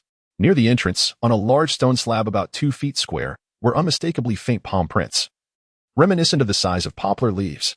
As dust fell from above, Wang Jian squinted and examined the prints closely. They matched the ones found on the broken door in the garden, confirming that the creature had indeed been here recently. How could it possibly leave a palm print on this stone slab? Wang Jian replayed the scene in his mind. Not only was the mechanism intricate, but it was also sealed with a wax impression. The creature could not have directly accessed this place through the staircase. It must have taken an alternative route. Locating a slab reachable from the tower's steps. The slab bore a pair of handprints, indicating that the monster had once lifted it before proceeding into the first layer. This suggested it served as another exit connecting this level of the stone tower to the first layer. The creature and Wang Jian had not ascended to the 5th level, but had escaped through this tower or remained hidden within it. Where might they conceal themselves? Or how might they exit? After thorough inspection, there were no openings or doors. Chapter 35. The tears of Wang Jian suddenly turned, directing the flashlight beam squarely at the skeletal remains of Qiyu. According to Professor Gu, this was the grave of Qiyu's shoulder bones, one of many incarnations. Qiyu was composed of numerous embodiments, and this one was large enough to rival a potentially transforming robot. Could the exit be beneath the skeletal structure of Qiyu? Wang Jian excitedly approached, flashlight in hand. Ma Piaoyang, having been startled by Wang Jian earlier, now regained her composure and stepped beside him, shooting him an incredulous glance. Why are you smiling like an idiot? That was a gaze filled with hope, brimming with a yearning for the future. Wang Jian glanced at Ma Piaoyang, his chin slightly raised. Have you figured it out? The exit lies ahead. Exit? Xianxia paused, gazing at Wang Jian in disbelief. Have you found the exit? Upon hearing this, Professor Gu perked up, struggling to sit upright. Where's the exit? If we can find it, our contributions will be significant. Ma Piaoyang scrutinized Wang Jian with skepticism as Xianxia joined them, stepping between Qiyu's leg bones to tap on the floor. Thud, thud, thud. The ground was not only hollow, but the stone slab was also thin. Wang Jian illuminated it carefully, his heart leaping with joy as he spotted several monster handprints above. His deductions were entirely correct. He rushed back to Liang Jianxin's side, feeling the need for a weapon, and unexpectedly discovered a lighter on Liang Jianxin's person. Wang Jian pried open the floorboards with his knife, revealing a hole barely 2 feet wide, a strong waft of foul air emanating from within. Crouching at the opening, Wang Jian shone his flashlight downwards. A rudimentary earthen ladder slanted down into the darkness, and the sound of dripping water echoed from within, suggesting a treacherous path ahead. Impressive. How did you know the exit was here? Ma Piaoyang's eyes sparkled with admiration as she looked at Wang Jian. Let us descend, Xianxia urged. Wang Jian sighed, feeling disheartened that he hadn't had the chance to boast. He glanced back at Professor Gu and Liang Jianxin, both severely injured. Out of 7 people, 2 had already perished, and 2 were wounded without having encountered the creature yet. Ma Piaoyang was a girl, and although Xianxia possessed an adult's mindset, he still bore the body of a 7-year-old child. What dangers lay ahead? What should they do? Aside from Ma Piaoyang and himself, the remaining 3 were frail and injured. How about this? If it comes to the worst, let Ma Piaoyang stay with us while you and Xianxia go down first, Professor Gu suggested. I estimate that Long 1T break through the stone slab immediately. If it does come down, Ma Piaoyang will help us into the hole. Leave us a few tranquilizer bullets for emergencies. Take the rest with you. Wang Jian nodded, realizing that this was their only option. Ma Piaoyang would stay to care for the wounded, while he and Xianxia would descend. As he spoke, he returned to Liang Jianxin's side, slinging the ammunition belt over his shoulder and handing the lighter to Ma Piaoyang. This lighter is exceptionally reliable. It won't extinguish no matter how much it shakes. And it has a long burn time. If you find it too dark or if Long charges down, you can use it for illumination. With that, he flicked the lighter open with a snap, igniting a flame and waving it in front of Ma Piaoyang before swiftly closing it again, extinguishing the fire. Ma Piaoyang accepted the lighter, her eyes glistening with emotion. Wang Jian understood she wished to follow them, but the circumstances did not permit it. He raised his left hand, forming a gesture, and smiled. We will certainly bring your father back. Wait. Just as Wang Jian and Xianxia turned to leave, Professor Gu called out suddenly. Wang Jian froze, hearing Professor Gu's trembling voice. When you lit the lighter, I think I saw Qiyu's eyes open. Could you shine your flashlight to check? A chill ran down Wang Jian's spine at Professor Gu's words. How could a skeletal head possibly open its eyes? Was this skeleton of Qiyu also mechanical? Wang Jian raised the flashlight, hastily directing the beam toward Qiyu's skull. Under the flashlight's glow, the entire skeleton reflected a dim gray light, and the eye sockets of Qiyu appeared to be a dozen centimeters wide, as large as a bowl. At some point, a pair of eyes began to emerge, slowly opening. The mottled irises twitched as the eyelids moved, entangled with fine threads resembling viscous eye discharge. The act of opening its eyes seemed to be extraordinarily laborious. Could Qiyu, like Long, also be resurrecting? Ma Piaoyang couldn't help but exclaim in surprise. Stop it. Wang Jian's mind exploded with a realization, exclaiming, this killing mechanism seems never-ending. Professor Gu and Liang Jianxin were both gravely injured, and with Ying Long outside and the monster below, if Qiyu were to revive, at least 2 lives would be at stake. Calm down. At critical moments, one must remain composed.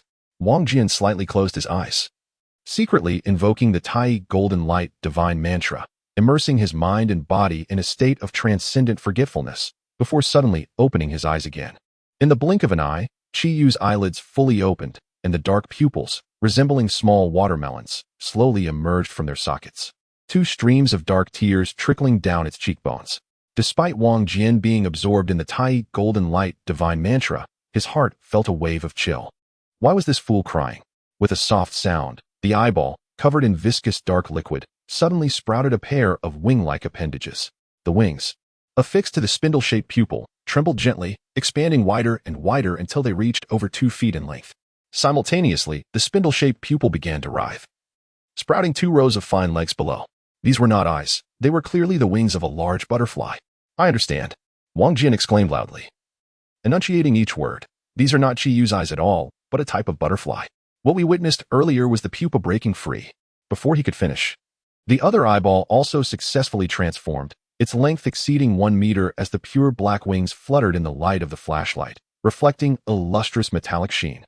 How could there be such a large butterfly in the world? Everyone stood in stunned silence. Professor Gu murmured, the largest butterfly in the world is the phoenix butterfly, which has a wingspan of about 1 meter. Could this be a phoenix butterfly? No, the temperature is too low for butterflies. Before he could finish, he fell silent again.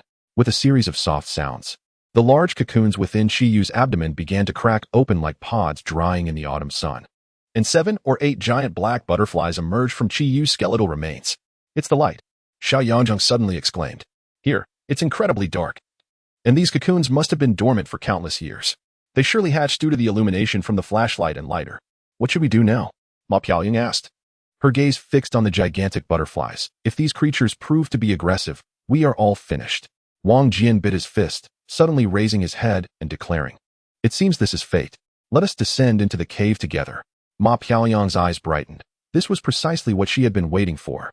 Wang Jian carried the unconscious Liang Jianxin on his back, while Ma Piaoyang supported Professor Gu, and Xiaoyang held a flashlight. The 3 hurried towards the cave entrance.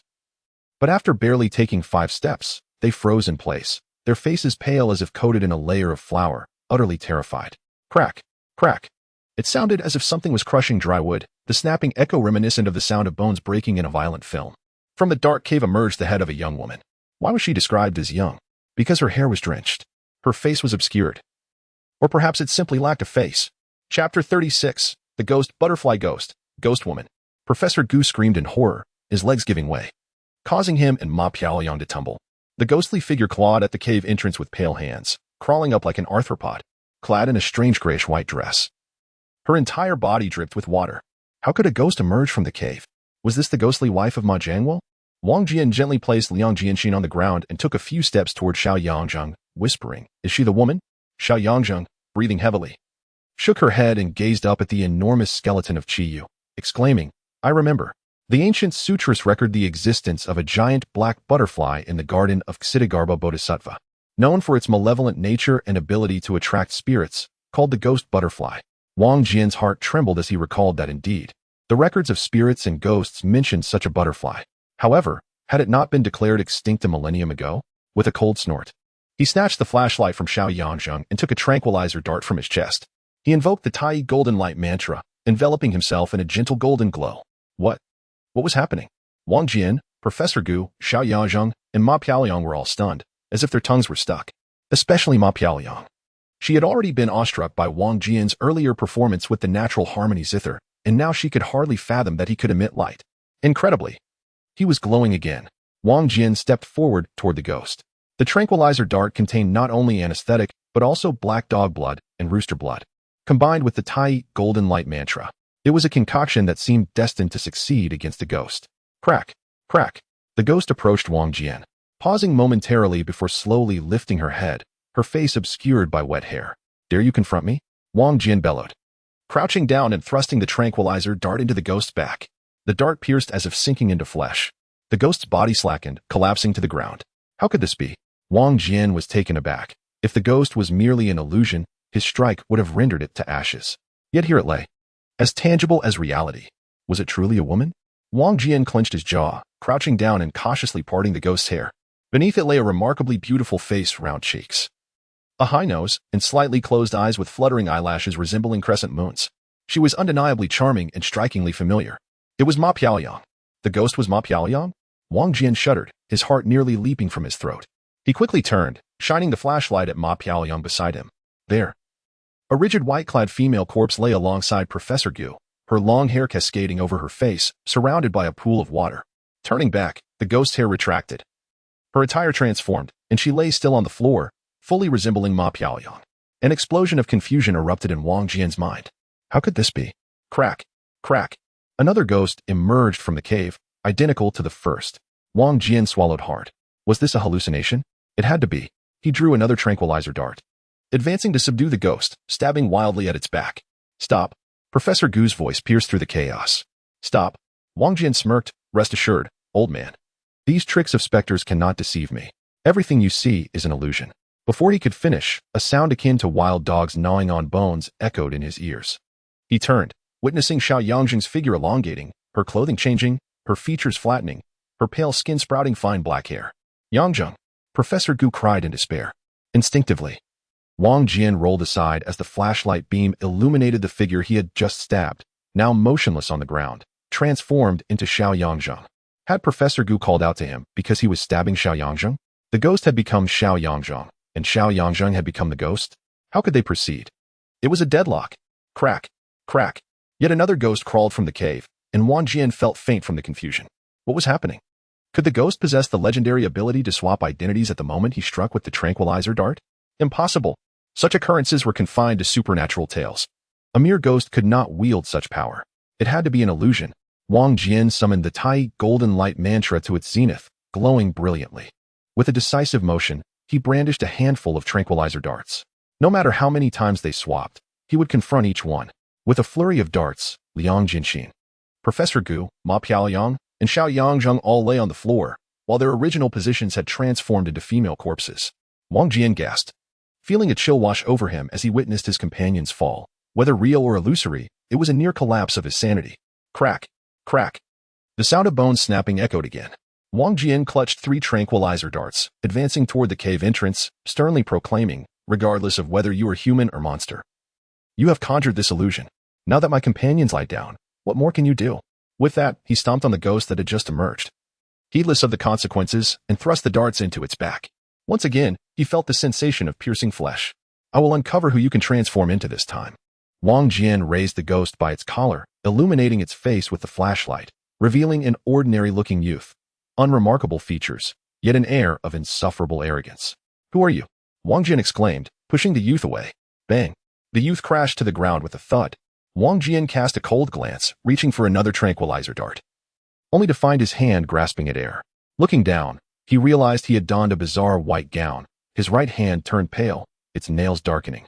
A black veil slowly descending over his forehead, obscuring his vision. As he touched his hair, it was damp and long. Wang Jian felt as if his heart were shattering, and he looked down at the floor in horror. The boy lying on his back wore a slight smirk, an expression that seemed to invite a scuffle. Wasn't that just a reflection of myself, often seen in the mirror? Could the sensation of the anesthetic dart piercing my flesh truly be real? And was I, much like the characters in numerous horror films, a victim of a malevolent spirit, my body controlled as I inflicted harm upon myself? The figures lying on the ground were indeed the true Professor Gu, Liang Jianxin, Xianxia, Ma Pingliang, and myself. Clang. The flashlight slipped from his pale hand and fell to the ground. He glanced down, the beam illuminating his feet, clad in a peculiar white dress, surrounded by a puddle of water. Who, then, was I? Am I the female ghost? Crack, crack. From the dimly lit entrance, female ghosts emerged incessantly. Chapter 37, The Giant's Bonfire. Wang Jian bit his tongue hard. It hurt. The pain confirmed his corporeal existence. This apparition of a female ghost was not his true self. By extension, those struck by the anesthetic dart were not his companions. What secrets lay hidden within this sealed underground tower, capable of distorting human perception and sensation, affecting everyone simultaneously? Was it the Earth's magnetic field? If it were a magnetic effect, anomaly should have been noticed upon entry. Within the cavern beneath Chiu, the female ghosts swarmed like spiders, crawling toward every corner of the stone tower. Wang Jian stared blankly at the flashlight when suddenly the light dimmed, and a shadow slid down from Qiyu, lunging toward him in the beam of light. A flash of insight struck Wang Jian. The root of the chaos was the giant black butterflies. Only after their hatching did the female ghosts appear. Xianxia mentioned that the ancient scriptures referred to them as ghost butterflies, stating that these creatures were notorious for attracting spirits. What enabled them to manipulate human sensations? Why did the female ghosts emerge from the hole? Why did those affected by the darts take on the appearance of companions? A torrent of questions surged forth. Yet Wang Jian had no time to ponder. He dashed forward, raising his foot to kick at the butterfly lunging for the flashlight. Whoosh! Like a spring breeze across a lake, the massive ghost butterfly gracefully evaded his kick, twirling in the air before hovering lightly. Its crystalline black compound eyes fixed intently on Wang Jian. Those abyssal eyes, devoid of emotion, seemed capable of consuming everything in their path. Wang Jian cautiously crouched down to retrieve the flashlight. Just as his fingers grazed its surface, the ghost butterfly raised its head, its tubular mouth snapping straight with alarming speed. The 20-centimeter-long tube, akin to a black steel needle, shot toward his head. So fast, every pore on Wang Jian's body erupted in alarm. He rolled away just in time to evade the ghost butterfly's probing beak. A piercing scream echoed near his ear, and the scene before him flickered and distorted like a malfunctioning television. Boom! A conflagration erupted, illuminating the entire stone tower as if it were day. Wang Jian turned to see a ghost butterfly engulfed in flames, soaring skyward, only to be reduced to ashes in an instant. The light within the tower quickly faded, leaving only a female ghost holding a lighter. Wang Jian's heart raced with joy. That lighter had been taken from Liang Jinxin. Hadn't it just been given to Mopping Liang? Undoubtedly, the ghost wielding the lighter was Mopping Liang.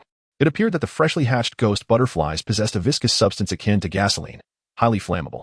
Inadvertently, Mopping Liang had discovered their weakness and swiftly incinerated one. Mopping Liang, Wang Jian shouted, rushing toward her. The ghost trembled at his approach, instinctively retreating. Wang Jian's heart sank as he realized that Mopping Liang could not hear him, and to her, he appeared as just another ghost. A gentle breeze swept past his back. Wang Jian understood that ghostly attacks typically relied on intimidation and self-harm, with few capable of wielding weapons through their innate energy.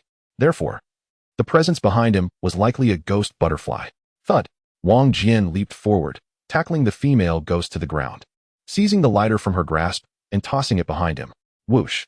A massive fireball erupted behind him, accompanied by a piercing shriek as the enormous black ghost butterfly desperately ascended amidst the crimson flames, its beauty reminiscent of a phoenix in the throes of rebirth. Wang Jian was momentarily entranced. These butterflies, akin to gasoline, ignited upon contact with fire, yet they fervently pursued the light. The female ghost he had pushed down struggled fiercely, emitting a heart-wrenching wail. The familiar softness of her form convinced Wang Jian without a doubt that she was Mopping Liang. Wang Jian flipped over, pinning her beneath him, extinguishing the flame of the lighter with a snap before reopening the metal cover and waving it in front of Mopping Liang. She paused, her composure steadier than most. Recalling their earlier encounter, a flicker of doubt crossed her mind. Was the ghost before her actually Wang Jian? She reached out to lift the hair obscuring his face, but he swiftly stopped her. Wang Jian was unsure of his current appearance, but in such circumstances, it was best to avoid each other's gaze. He illuminated Qiyou's bones with the flashlight before promptly extinguishing it. He knew that prolonged illumination would attract more ghost butterflies. Nevertheless, in that brief moment, he discerned that the bones of Qiyu were coated in the dark, highly flammable liquid secreted by the ghost butterflies upon emerging from their cocoons. To avoid losing Mopping Liang again, he stealthily placed the flashlight into her embrace before leaping toward Qiyu. After a few strides, a chill gust of wind swept overhead. A ghost butterfly had arrived. Even in darkness, they would attack their prey. How could they differentiate between human and ghost? Was it based on body temperature?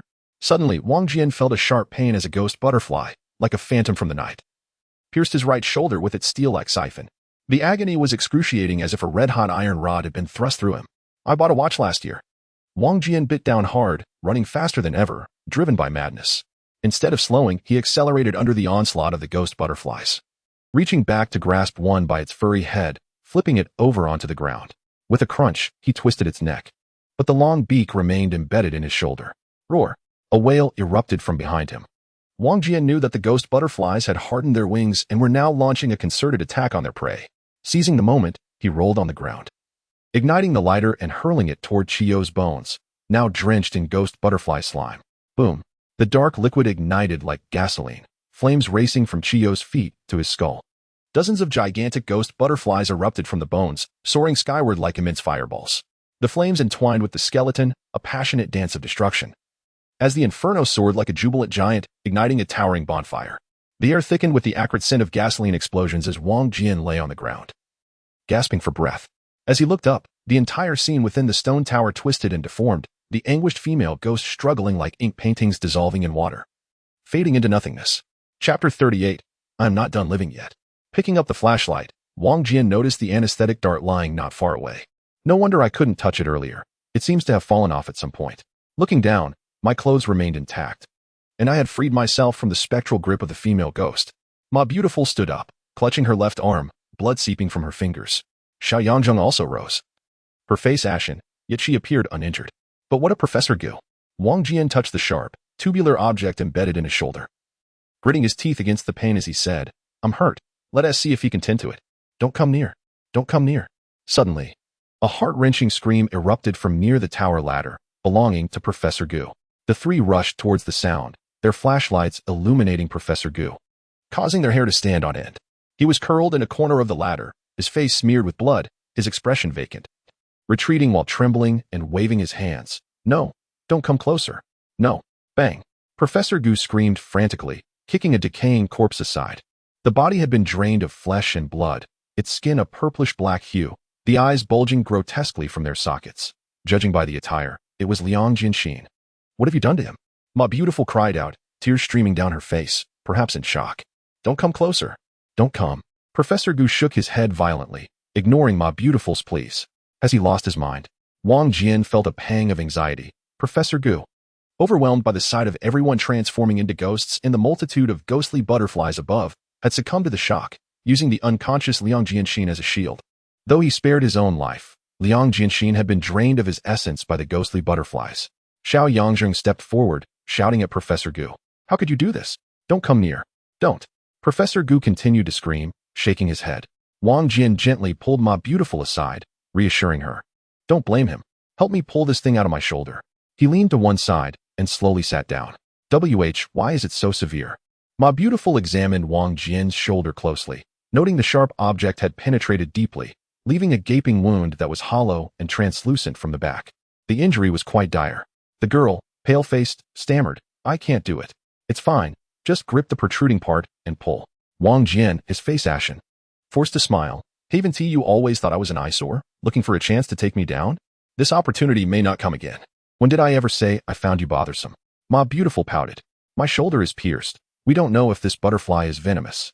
We must remove the tube immediately. Xianxia, upon hearing Wang Jian was injured, rushed over to examine his wound closely. Mainly, I fear that pulling it out will cause excessive bleeding. The tube is smooth, with no barbs, so it should come out easily. In this area shouldn't bleed too much. Xianxia continued to encourage Ma Beautiful. Although she was mature in mind, her body was merely that of a 7-year-old, making it quite a challenge to extract the tube from Wang Jian. But what? Wang Jian urged. Get it done. We still need to go rescue your father. We can't linger here. Ma Beautiful bit her lip, grasping the protruding portion of the tube. She shut her eyes and exclaimed, I'm pulling it out. Go ahead. With a sharp hiss, a stream of blood erupted from the wound, causing Wang Jian to shudder involuntarily, cursing under his breath. Ma Beautiful, pale and bewildered, didn't know what to do. Xianxia quickly used a strip of cloth to bandage Wang Jian's wound. Wang Jian, racked with pain, sweated profusely, gritting his teeth as he exclaimed, Ah, this is really excruciating. After tending to Wang Jian's injury, the flames on Qiyu began to flicker and dim. The three gathered their equipment and headed to check on Professor Gu. He was gravely injured and now delirious. Should they take him with them? Crack. Several ribs from Qiyu fell from the skeletal structure, shattering on the ground. We should go first. It's too troublesome to carry him. Xianxia stated solemnly. No. Please don't leave me behind. Take me with you. Hearing Xianxia's words seemed to awaken Professor Gu somewhat. He crawled a few steps forward, shouting, I don't want to stay here. There are so many ghosts. I beg you, take me with you. Wang Jian sighed softly and turned to approach Professor Gu. What are you doing? Ma Beautiful shouted. Wang Jian continued without pausing, replying softly, we're all in this together. We can't leave anyone behind now that there are only 4 of us. But, Ma Beautiful cried out to Wang Jian's back, we're both injured. How can we manage with him? We're likely nearing the monster's lair. I'll help him walk. Wang Jian supported Professor Gu, inadvertently tugging at his wound, causing his body to tremble, cold sweat beading on his forehead. The closer we get to the end, the more perilous it becomes. We've yet to confront the female ghost or the monster. How can we save my father while bringing him along? I will do my utmost to save your father. But Professor Gu mustn't he be abandoned? Wang Jian shot a deep glance at Ma Beautiful, helping Professor Gu as they staggered onward, saying nothing more. Observing Wang Jian's struggle, Ma Beautiful felt a sudden pang in her heart. 3 lives had been lost in less than a day to save her father. Was she being too selfish? In that instant, a sense of despair washed over her. The earthen tunnel was less than 1.5 meters high. Except for Xianxia, Wang Jian, Professor Gu, and Ma Beautiful had to bend significantly to traverse it. Yet, the low tunnel was merely about 10 meters long, after which it abruptly turned and widened significantly. Xianxia held the flashlight and led the way with Ma Beautiful, while Wang Jian and Professor Gu followed behind. Since descending from the well, Wang Jian had kept track of the direction, and they should still be heading north. Water dripped intermittently from the tunnel ceiling, forming small streams that trickled forward. Ma Beautiful gazed at the smooth tunnel walls, unable to suppress her thoughts. Such a profound depth. To have constructed such a grand project is truly unimaginable. Xiaoyazheng quietly remarked. Before liberation, many tunnels were excavated in the capital for defense against enemies, known as the Underground Great Wall.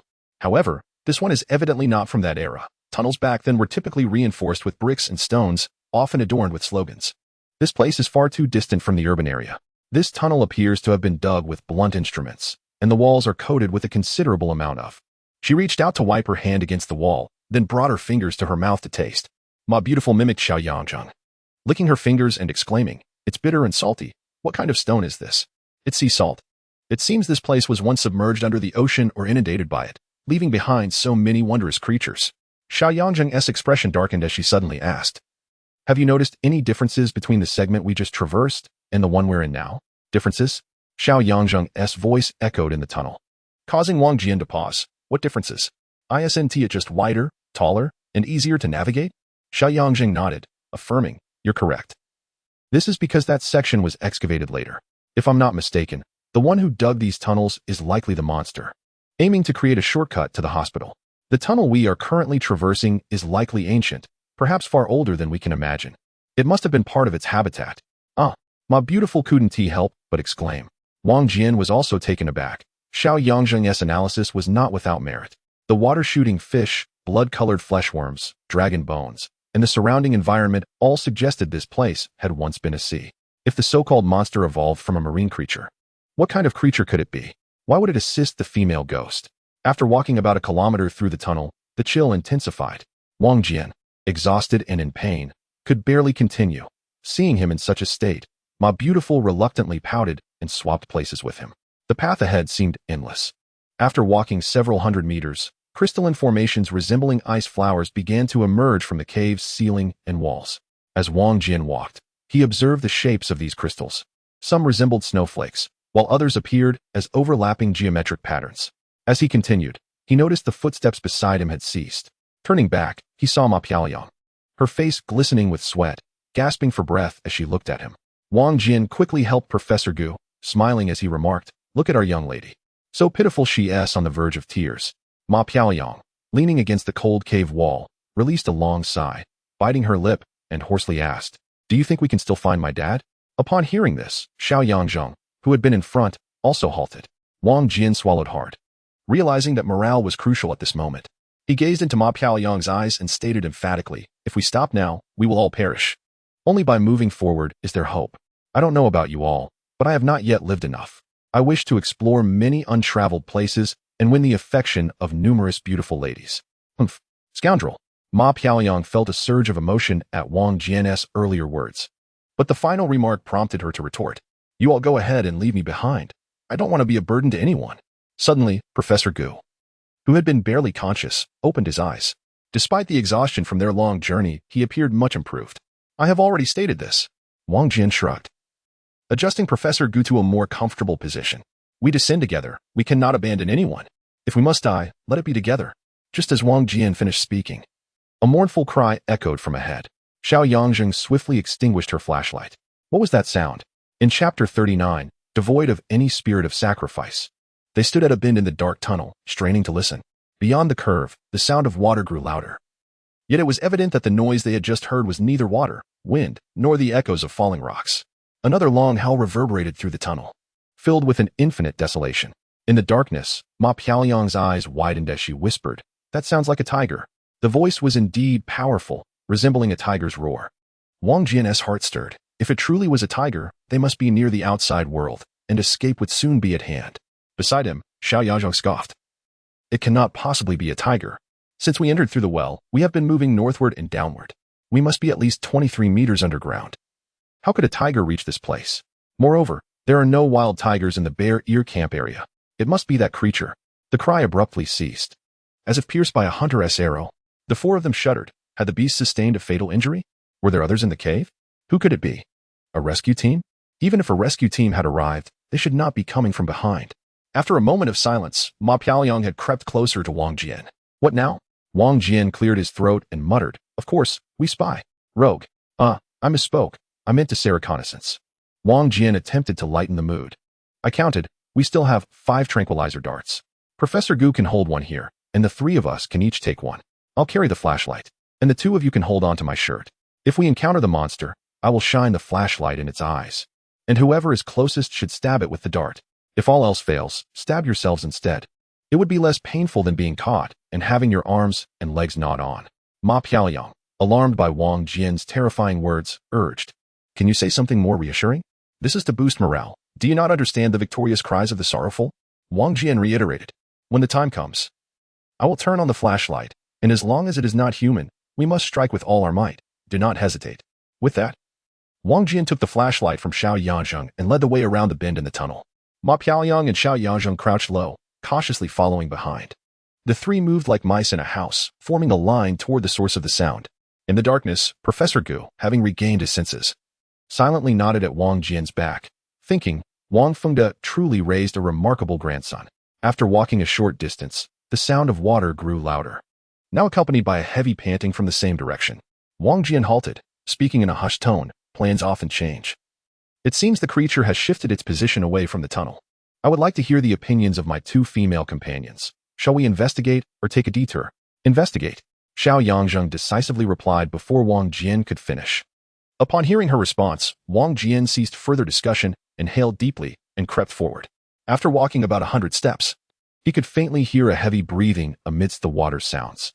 He stopped and gently patted Ma Piaoyang and Xianxia on the back, signaling them to remain calm. They were about to engage in a serious confrontation. Xianxia's shoulders felt stiff, and Wang Jian silently reflected on the complexity of this peculiar girl. Meanwhile, Ma Piaoyang remained as soft as ever. Damn it!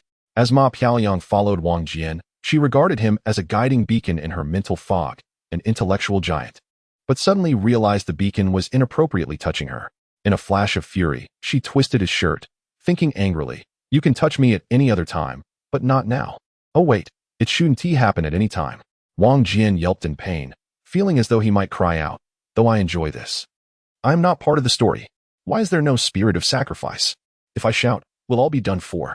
Irritated, Wang Jian chose to ignore Ma Piaoyang, holding his breath as he moved softly toward the source of the sound. Just as he took 2 steps, a splash rang out. He felt a chill as his foot landed in a pool of cold water. Wang Jian froze, listening intently to the reactions around him. Ma Piaoyang and Xianxia also stood still, not daring to move. The heavy breathing abruptly stopped, followed by a more rapid panting interspersed with intermittent groans. It seemed the creature sensed their presence, but did not attack or flee for some unknown reason. Was it truly gravely injured? Or was it cunningly feigning injury to lure them in? At that moment, they could not afford to be careless. Wang Jian tightened his grip on the tranquilizer darts, stepping into the water with his other foot. Behind him, Ma Piaoyang and Xianxia held their breaths, following suit into the water. Wang Jian advanced cautiously, pausing occasionally to gauge the distance to the creature. 2 minutes passed, and the source of the noise was now within arm's reach. The deepest part of the pool barely reached his knees, revealing a smooth boulder ahead. Wang Jian concluded that the unidentified creature must be atop that boulder. Taking slow, deep breaths to prepare himself for the critical moment, Wang Jian yelled suddenly, switched on the flashlight, and without a moment's hesitation, leaped onto the boulder, raising the tranquilizer dart in his right hand to strike at a grayish-white creature resting upon the rock. Thud! The dart struck the creature's chest, only for the needle to break immediately. Wang Jian was taken aback. What kind of creature was this that it could withstand a dart? Just as this thought flashed through his mind, the creature abruptly rose, raising its left hand with 4 sharp claws reaching towards him. The creature, resembling a fearsome demon with its fiery red eyes, disheveled green hair, and pallid, Slick Skin, was indeed the beast that had abducted Ma Jiangwo. Suddenly, a slight figure descended, and Xianxia was the second to leap up, plunging a needle into the monster's arm. The weight of Xianxia forced the monster's arm aside, causing its claws to scrape against the boulder, leaving 4 stark white marks. With a mournful roar, the monster collapsed onto the stone, its chest rising and falling rapidly, offering no resistance. Had it truly sustained severe injuries? Who had harmed it? Wang Jian chose not to pursue, instead scanning the surroundings with vigilance. From the corner of his eye, he caught sight of a 7-inch picture frame. Inside was a yellowed black and white photograph of a man with deep-set eyes and sharp facial features, strikingly resembling Fang Zhongxin from his high school days. This was a photograph of Ma Jiangwo from 30 years ago. But why was it rendered in black and white? And why was it so large? Could it be a posthumous portrait? A loud ringing echoed in Wang Jian's mind as he pressed his hand against the boulder, bending down to retrieve the frame when a sudden, piercing pain shot through his rear, sending a tingling sensation coursing through his body. His limbs felt as if they were forged from steel, utterly immobile, and as he tried to speak, his mouth stiffened, rendering him speechless. Behind him, Ma Piaoyong exclaimed joyfully, "Damn, you finally hit it. That's impressive." Chapter 40. Dreams of spring nights from 30 years ago. Waking slowly, Wang Jian opened his eyes to find a fire crackling nearby, wafting delicious aromas his way, with 2 skewers of fish roasting over the flames. He felt as though his head had grown threefold heavier since he had fainted. "You're awake," exclaimed Professor Gu, with Xiaoyang and Ma Piaoyong sitting by the fire. Ma Piaoyong wiped the grease from his mouth and, playfully offering a skewer of half-cooked fish on a twig, said, "Want a bite? This is compensation for pricking my backside." Wang Jian took a small bite, but only managed to snag a tiny morsel of fish. "What else do you expect? I can't move. You'll have to serve me." Ma Piaoyong pouted. "You think too highly of yourself, wanting to be a king." Xiaoyang coughed, her tone serious. "Stop bantering and finish eating. We need to gather our strength and plan our next move." Ma Piaoyong stuck out his tongue, shot Wang Jian an annoyed glare, and tore off a piece of fish, pushing it into Wang Jian's mouth. Wang Jian was slightly taken aback, noticing how Xiaoyang's reprimand had brought a flicker of happiness to Ma Piaoyong's face. "Is there any water?" he asked after swallowing a piece of fish. "How long was I out?" Professor Gu handed him a bowl of cool water. "The anesthetic wore off just in time. You weren't under for long, probably about an hour." "How did you find all this? And what about that monster? What is it?" Professor Gu, feeling more invigorated after a brief rest, explained. "The creature is scientifically known as the water tiger, also referred to as Hebo, akin to the water ghosts of folklore. During the Tang dynasty, a multitude of water tigers, known as the water-dwelling beastman clan, resided upstream of the Yellow River. Whenever floods or drought struck, these creatures would appear on the banks, and the locals believed they were messengers of the water god, offering maidens as sacrifices. There is even a tale in elementary school textbooks about Shimen by dispelling the river goddess marriage. Later, a leader named Zhou Qianfang led the Kappa clan from Huaxia to reside in the Kumamoto River and Yunxian hot springs in Japan. Wang Jian noticed Professor Gu was regaining his energy and quickly interrupted. "You don't look well. Perhaps you should rest while Xiaoyang speaks." Xiaoyang nodded and continued. "That boulder is a place it frequents. Behind it is a small cave filled with firewood and dried fish. Moreover, before we hit it with the anesthetic, it attempted to take its own life. Otherwise, it would have been nearly impossible to subdue." "Attempted suicide?" Wang Jian's eyes widened in astonishment as he struggled to swallow the fish meat. "Why would it want to do that? I remember seeing a photo of Ma Laoshi." Xiaoyang suddenly lowered her head, poking at the fire with a stick. "I'm not entirely sure about that." Wang Jian paused, sensing an unspoken burden in Xiaoyang's expression. "I suspect the water tiger may have some connection to the water apes in human evolutionary history," Professor Gu chimed in, eager to clarify for Wang Jian. "Enough." Xiaoyang stood up, interrupting Professor Gu. "We've rested for an hour and a half. We can't delay any longer. Ma Piaoyang's father should be nearby. We must hurry to find him in case anything changes." Upon hearing this, Ma Piaoyong finished the last bite of fish on the twig and rose as well. Wang Jian tested his legs, finding he could stand, stretching his arms and legs, though the injury on his shoulder still burned fiercely.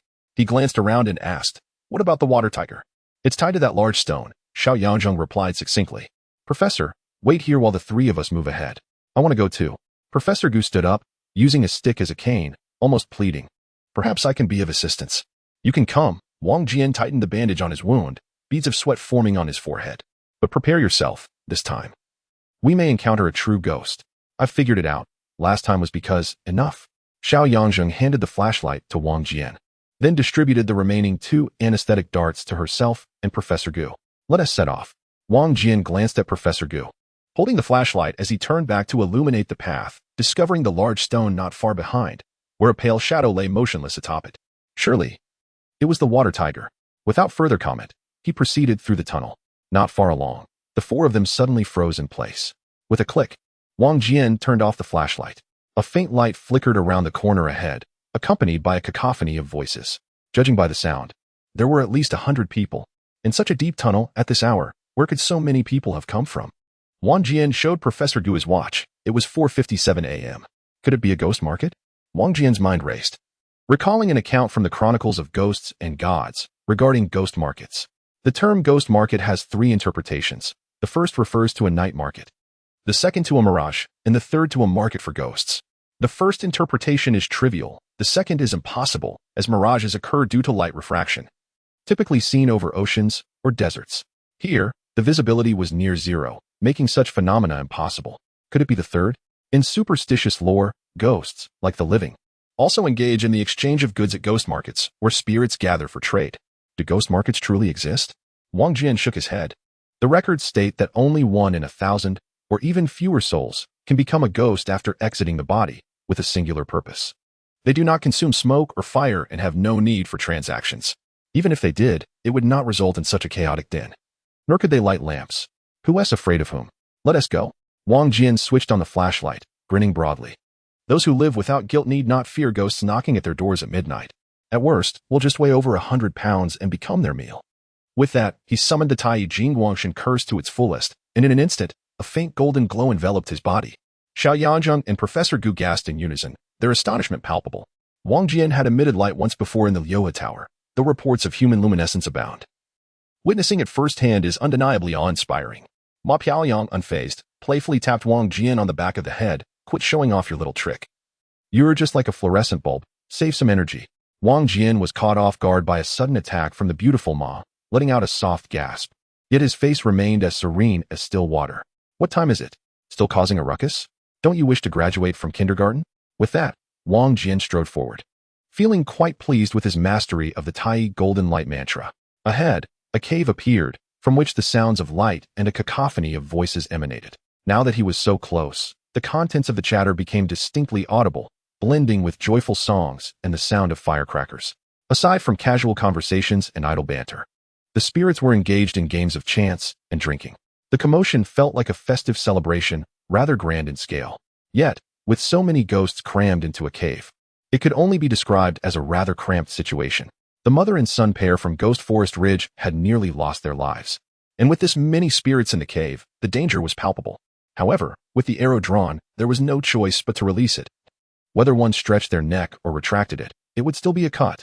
Wang Jian steeled himself, raised his flashlight, and charged into the cave, shouting, "Guanxing is here." Inside, he found a rudimentary stove, a wall adorned with dried fish and meat, and a stone table topped with a nearly burnt-out candle and an old-fashioned tape recorder in operation. Directly to the north, there was a wooden door, and apart from this, the cave was devoid of any ghostly figures. Wang Jian felt a surge of frustration, nearly choking on his anger. What a farce. The raucous voices were merely emanating from the tape recorder. Professor Gu swallowed hard, glancing at everyone. It sounds like a wedding recording. With a click, Yangjing pressed a button on the recorder, lifting her gaze to the wooden door, her face clouded with resentment. It seemed everyone understood something. Yet no one dared to speak first. Wang Jian stepped forward, pushing open the wooden door. The space inside the cave was slightly smaller than outside.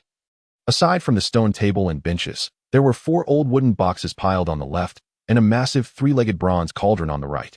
Another wooden door stood to the north, adorned with 2 brand new red wedding characters, flanked by a pair of oddly worded couplets. The cauldron refines the purple sky. Adjusting the dragon and tiger, the flags fly, stabilizing the tortoise and snake. Wang Jian used his toe to nudge one of the wooden boxes open, revealing a trove of clothing. He picked up 2 pieces, a white and blue naval uniform and a batwing shirt made of horsehair, both seemingly products of the 1960s or 70s. Peering into the cauldron, he saw it filled with a crimson substance, resembling a recently devoured hot pot. What a chaotic mess, he muttered, just as he was about to open the second wooden door. Professor Gu, crouched by the cauldron, suddenly exclaimed, "This contains a large amount of mercuric sulfide. I understand now. This was originally an alchemical chamber, later usurped by the water tiger." An alchemical chamber? Wang Jian's heart raced. Was the female ghost truly so formidable that she had divine assistance? Such an absurdity seemed impossible. Who in the world would aid a female ghost in snatching a husband? Approaching the wooden door, he lifted his foot. Bang! The door swung open, revealing a scene awash in red, startling all four into silence. The cave had been entirely transformed into a bridal chamber, with a stone table at the center laid with dragon and phoenix candles, a cup of wine, peanuts, red dates, chestnuts, and dumplings. To the west stood a vanity for the bride, adorned with powders, hairpins, and makeup brushes. To the north, a dragon and phoenix wedding bed draped with a pair of mandarin duck quilts, within which sat two newlyweds. The groom, dressed in a splendid red wedding outfit reminiscent of the god of wealth, Zhao Gongming, sat motionless with his eyes closed. None other than Ma Jiaogua, Ma's father, a former English teacher at Li Yuan High School. The beautiful bride, crowned and robed in resplendent finery, sat beside him, her painted face glowing with vibrant colors. Her crimson lips and clear skin swayed gently in the breeze from the door, as if her long eyelashes fluttered with a delicate tremor. A slight smile played at her lips, betraying her inner joy. Yet everyone knew she was dead. She had died 30 years ago. The four stood as if frozen. The sound of a pin dropping could be heard in the stillness. In that instant, Wang Jian grasped the truth. All the arrangements were items buried with the girl's father. This included the tape recorder, the tape inside it, and the 4 boxes of clothing outside. The water tiger had abducted Ma Jiagua to fulfill the wedding that should have taken place 30 years prior in the netherworld.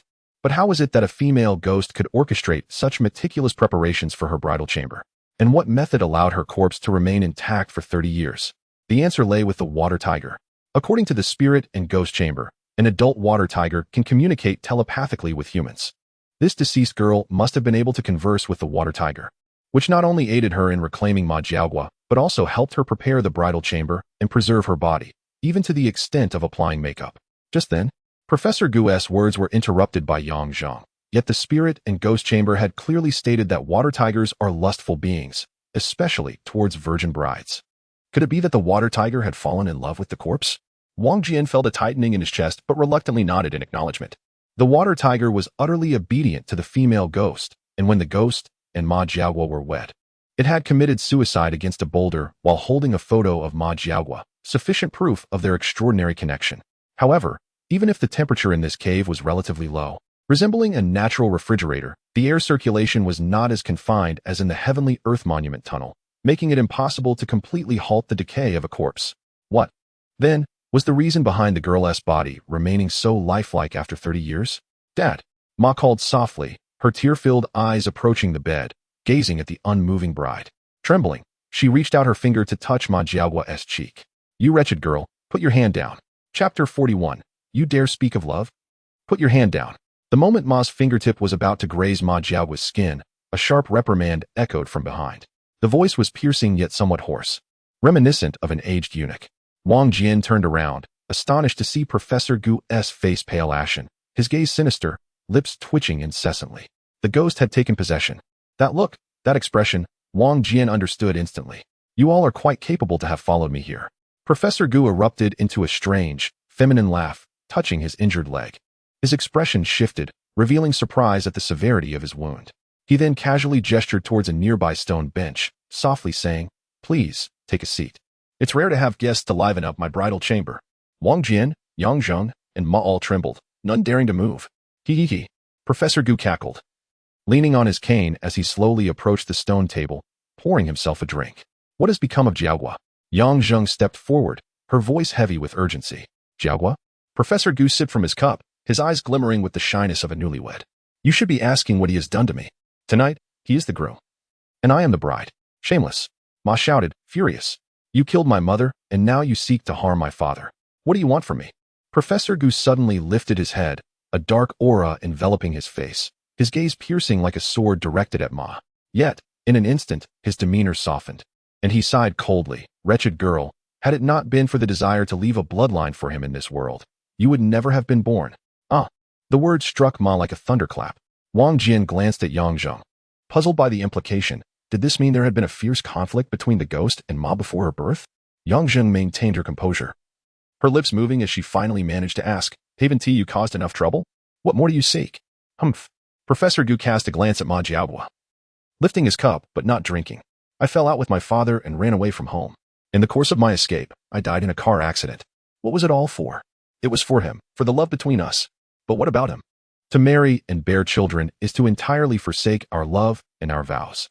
Professor Gu, possessed, trembled with his fingers, his gaze distant as he sank into the tumultuous memories of that love-hate entanglement.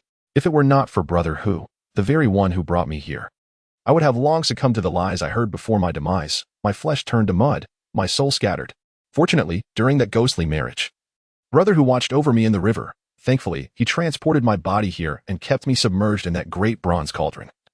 It is because of this that I can await today to summon back my unfaithful lover, to reclaim the happiness that rightfully belongs to me. Wang Jian felt a jolt in his heart, suddenly recalling the records of external alchemy in the Hall of Spirits and Demons. Our nation's external alchemy appeared no later than the Qin dynasty, flourishing during the Tang dynasty. Cherished even by the medicine king Sun Simiao. Numerous sects of external alchemy exist, yet all aim to concoct the elixir of immortality and longevity. It turns out her body remains intact because of that great bronze cauldron. Professor Gu had already concluded that the cauldron was used for alchemical purposes, according to the couplet. This place must have once been a furnace for refining elixirs. The water tiger is notoriously lustful, yet it can no longer procure the sacrificial maidens of centuries past. Coincidentally, the girl's father made grand arrangements for a ghostly marriage. Attracting its attention, it lurked in the water, observing the entire ceremony. Enchanted by the girl's beauty, it unearthed her corpse after the crowd dispersed and preserved it in the elixir within the bronze cauldron. Furthermore, adult water tigers possess telepathic abilities, allowing them to communicate with the female ghost. Over time, this beast not only developed a morbid fascination but also fell deeply in love with the ghost. Thus, it willingly did everything for her, even to the point of contemplating suicide. Wang Jian's mind raced with thoughts, and beside him, the possessed Professor Gu continued narrating. I did not lose a single second of time by his side, watching him work tirelessly to forget, witnessing him momentarily frozen as he uttered my name. Observing him toss and turn, sleepless and silently shedding tears, my heart shattered. Therefore, when he met you, I did not emerge to intervene but chose to bless him in silence. Do you know? On the night of your wedding, after the revelers departed, I lingered before your bed, gazing at you, watching my husband express his affection to you, loosening your garments. I reached out, nearly wishing to strangle you both on that bed. Yet, I ultimately chose to withdraw, to exit your chamber, to depart from your world, to relinquish the love between him and me. That night, I drifted, weeping in the wind and rain, wailing in despair. Who in this realm understands the heart of this solitary ghost? I have decided to be magnanimous in this life, allowing him to live happily. But the 30-year promise he made to wed me in the next life, I shall not forsake. The sorrowful past of the female ghost was recounted by Professor Gu, moving xianxia, Ma Piaoliang, and Wang Jian deeply. Professor Gu, tears streaming down his face, grew increasingly agitated. I never anticipated that your love would deepen. It seems he is desperately attempting to forget me, our love, and the vows he made to me. I refuse. I cannot. I will not. I wish to remind him of everything between us. I want him to understand that I have always waited for our love, our vows, steadfastly by his side. Thus, I manifested in his world, in your lives, to employ all means to defend my love.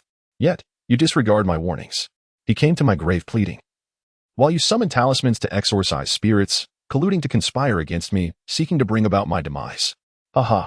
Professor Gu suddenly let out a chilling laugh, shattering the wine glass in his hand against the ground, glaring furiously at xianxia. Therefore, that night, I had Brother Hu assist me in tearing down the talismans, stealing the deity, and personally strangling you in the bathroom. Although I had anticipated the sequence of events, hearing it articulated through the possessed Professor Gu sent a shiver through Wang Jian. Meanwhile, xianxia could not help but step back, her face pale. Ma Piaoliang stepped forward, shielding xianxia, and shouted at Professor Gu, "You shameless ghost. You speak of love, but do you truly understand what real love is? You have lingered by my father's side for so long. Did you not see the suffering he endured for you? You are already dead. Can you not allow your beloved to find a measure of happiness, a touch of joy? You wretched girl, how old are you to speak of love? I may not be deserving, but she is." Ma Piaoliang turned, pushing xianxia before Professor Gu. "When my father wept daily for you, when he was despondent, who comforted him? During his moments of defeat and despair, who encouraged him? When he faced helplessness, who supported him? When he fell ill, who cared for him? Did she ever undermine the bond between you? Did she ever complain about my father's lingering love for you? She returned to this world to save her husband. Can you fathom the depths of that love?" Ma Piaoliang unleashed a torrent of buried feelings, her eyes reddening, tears streaming down her face. The ghost possessing Professor Gu wore a vacant expression, staring blankly at xianxia. In that moment, silence enveloped the cave, so quiet that a falling needle could be heard. Chapter 42. Ice and Fire. Jinwen, is it truly you? A faint voice resonated from behind the crowd. Professor Gu's expression shifted dramatically, and Ma Piaoyong gasped, while Wang Jian could not help but turn. At some point, Ma Jiangwo had awakened. Jinwen, have you truly returned to find me? Ma Jiangwo steadied himself against the bed's edge, swaying as he looked at Xiaoyangzheng, tears streaming down his face. Hearing Ma Jiangwo's voice, Xiaoyangzheng's chest heaved violently, her youthful shoulders trembling with urgency. She did not turn back, but stood silently as if a dreamer, calling out, Jiangwo, it's me, Jinwen. Why must you always be so foolish? Ma Jiangwo staggered towards Xiaoyangzheng, tears flowing as he shook his head, his gaze nearing madness. We have been married for 23 years, and until you were harmed because of me, I never uttered a single I love you. You silently endured, enduring countless hardships and grievances. Now at last, thud, Ma Jiangwo finally reached Xiaoyangzheng, collapsing to his knees, embracing the frail body of the 7-year-old girl. The soul brimming with love, now reborn, returning to seek me. Jiangwo. Xiaoyangzheng turned her head, gently caressing Ma Jiangwo's hair, her tear-filled eyes brimming with affection. Actually, it's not as you say. I have always been quite happy, watching you healthy, seeing you joyful, and witnessing our little Piaoyong grow day by day. Fills me with immense joy, just like this time, to be reborn and come together with our child to save you. How fortunate is that? Even if we cannot rescue you and perish here, to see you, my dearest, my beloved daughter once more, I would be the happiest woman in the world. Mom. Ma Piaoyong cried out, rushing into a hug with Ma Jiangwo and Xiaoyangzheng. Ah ha ha ha. Wonderful, wonderful, how delightful you all are. The possessed Professor Gu laughed maniacally, suddenly leaping from the table, wielding his cane like a fierce wind, aiming for Xiaoyangzheng's head. You wretched woman. Since you wish to die so badly, I shall grant your wish and kill you once more.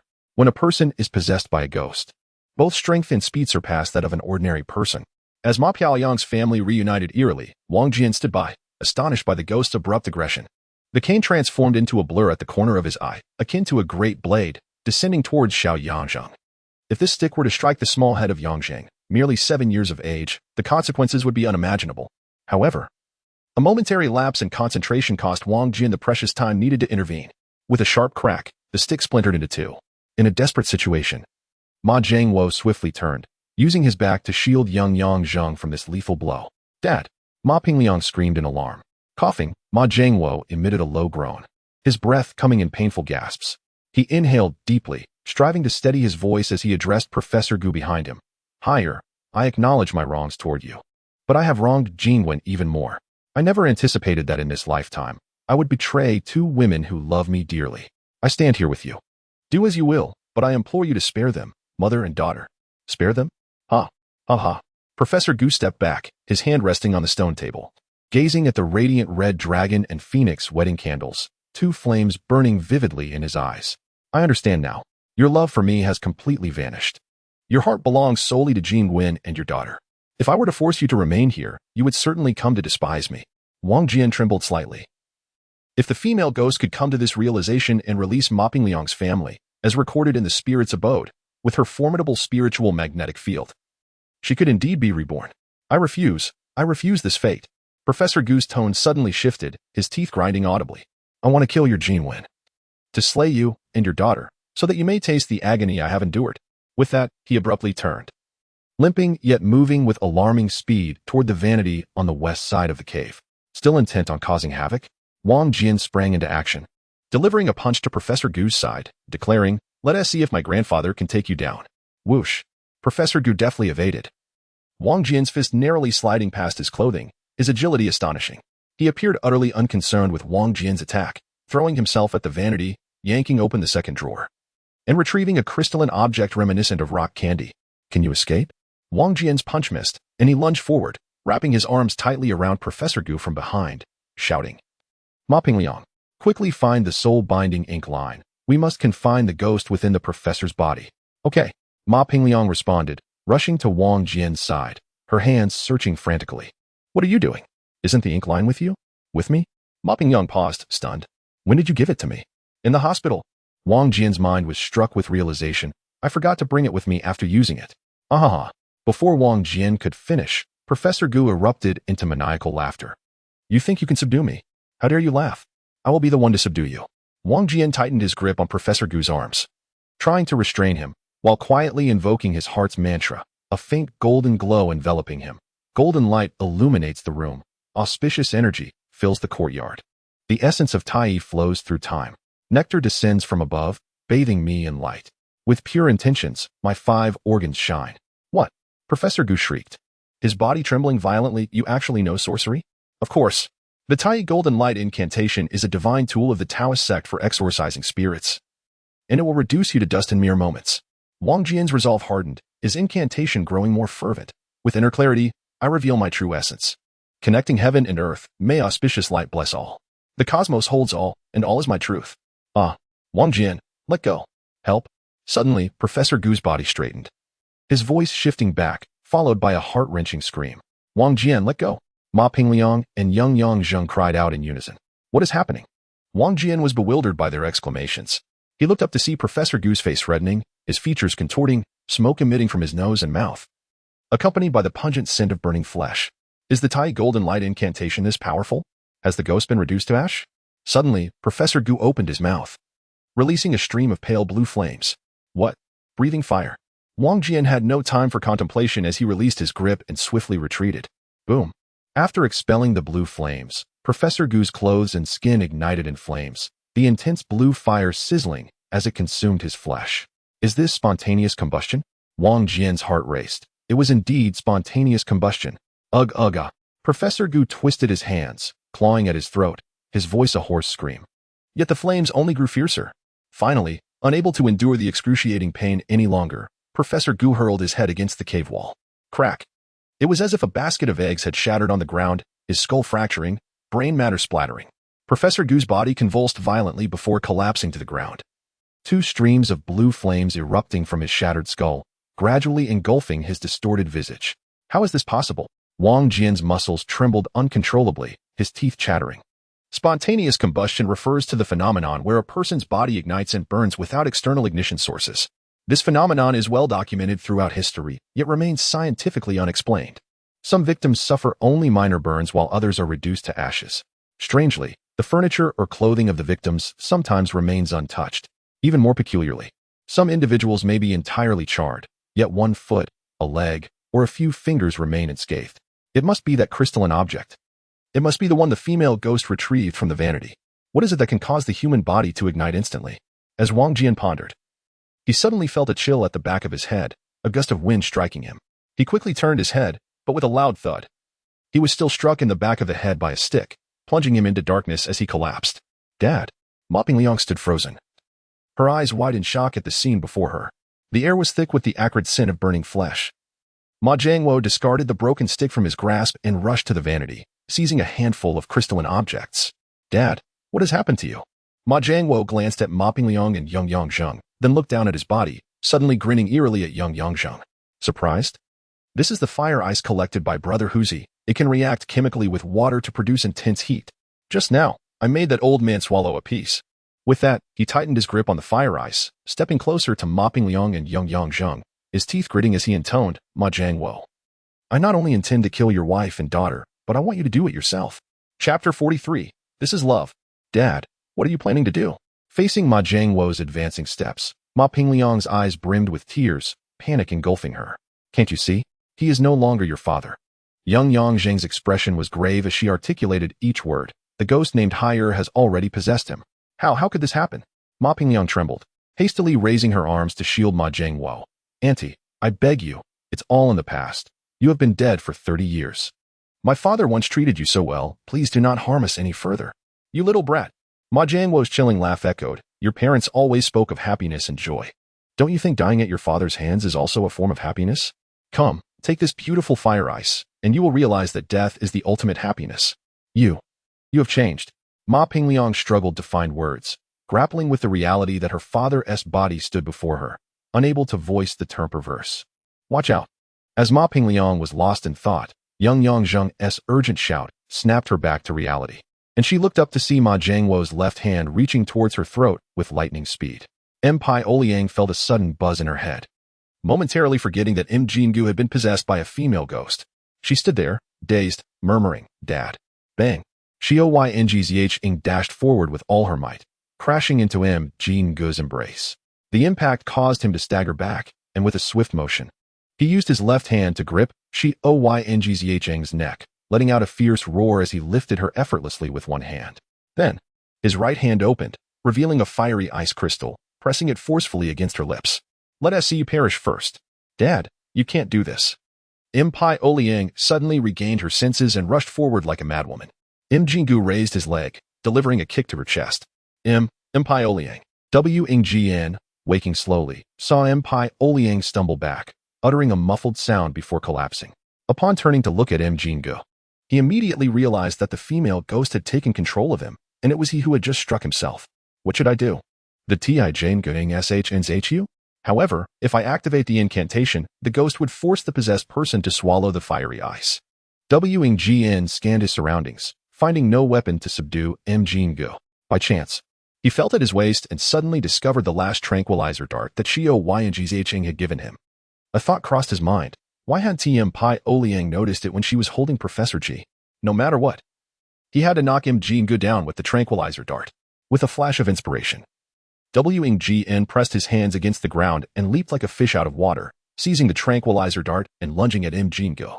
Xianxia, watching the shimmering fiery ice, found her breathing growing increasingly labored, her small hands desperately prying at Jingu's grip. Yet the ice continued to press closer to her lips. "Jingu," she gasped, anxiety flooding her heart as she struggled even harder. Jingu, with his right hand clutching the fiery ice and his left hand holding Xianxia suspended in the air, had bloodshot eyes bulging like a frog's. Upon hearing her call his name, he suddenly trembled, his expression shifting. "Hir, 7 years ago you caused JNGWN's death. This time, I will not let you succeed." Saying this, his right hand trembled as he brought the fiery ice to his own lips. "Is that when you began to hate me?" The crystalline fiery ice had yet to touch his lips when Jingu's demeanor reverted to that of the possessed. "Back then, you refused to die with me. I forgave you. Now, you are willing to do this for her. How I loathe you." As his inner turmoil reached a crescendo, his right hand seemed to be pulled by invisible strings, tugging back and forth between him and Xianxia's mouths in a relentless tug-of-war. Suddenly, Wang Jian lunged beside Jingu, thrusting the dart into his calf. Before he could feel triumphant, Jingu roared, "Hir, spare JNGWN." Gulp. Jingu shoved the fiery ice into his mouth. While what? Wang Jian's heart raced. It was just a second too late. Jingu tilted his head back, like Professor G moments before, spewing forth a plume of azure smoke. "Jingu, you fool." Xianxia's head lolled, and she fainted. Jingu seemed to find calm in an instant. He wrapped his right arm around Xianxia and, dragging his leg pierced by the tranquilizer dart, took 2 slow steps forward, laying her gently on the ground. "Dad." Liang trembled, calling out as she stood helplessly. She witnessed her father consume that terrifying crystal and saw Xianxia struck by Wang Jian, the tranquilizer still embedded in his leg. Wang Jian knelt, staring blankly, questioning if Jingu had truly swallowed the fiery ice, and why there was no self-ignition. The tranquilizers Xianxia had brought could incapacitate even a mighty dragon. How could he still move? Where had the ghost named Hir gone? Jingu paid no heed to his daughter's cries, his gaze fixed on Xianxia, his head bowed in silence. His brows furrowed in urgency as he struggled to articulate something. JNGWN. As if 7 welding torches ignited simultaneously, or like a massive gas stove flaring to life. Jingu managed to utter 2 syllables. 7 pale blue flames erupted from his eyes, ears, mouth, and nostrils. In an instant, his hair, flesh, and features vanished. The vibrant head that had just been alive transformed into a skull. Jingu had consumed a whole handful of fiery ice, enduring the torment until the dreadful crystal's power finally exploded. "Father!" Liang shrieked, desperately lunging forward. Wang Jian caught her, holding her tightly. Jingu's legs buckled, kneeling beside the unconscious Xianxia, and within moments, his entire being was engulfed in blue flames. This eerie blue fire burned from within, utterly unquenchable, and Jingu's head had vanished. Wang Jian held Liang close, staring blankly at the blazing inferno, momentarily lost in confusion. How had such immense power arisen to suppress the tranquilizer and fiery ice for so long? Was this love? The blue flames, accompanied by thick smoke, blazed ever brighter. Perhaps the tranquilizer had taken effect. Jingu did not utter a single cry of despair. Finally, The last flicker of flame extinguished into ash, and the body that had once brimmed with intense love and hatred was now forever lost. Liang? Wang Jian gently called to the girl in his embrace, who was sobbing uncontrollably. Liang struggled fiercely, weeping even harder. Wang Jian winced as she flung his arm away, sending a jolt of pain through his shoulder wound. He turned to glance at the female corpse sitting on the bed and felt a sudden shock. She seemed different from when they first entered. Still adorned in her phoenix crown and splendid attire, she sat gracefully, her face still painted with a rosy hue, vibrant, as if alive.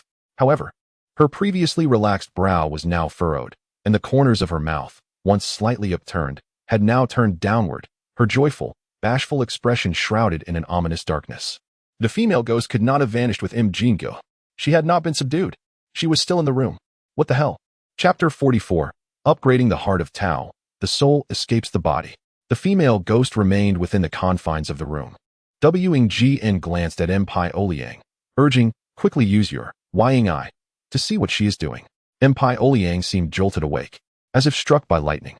She wiped her tears and pressed her left index and middle fingers against her left eye.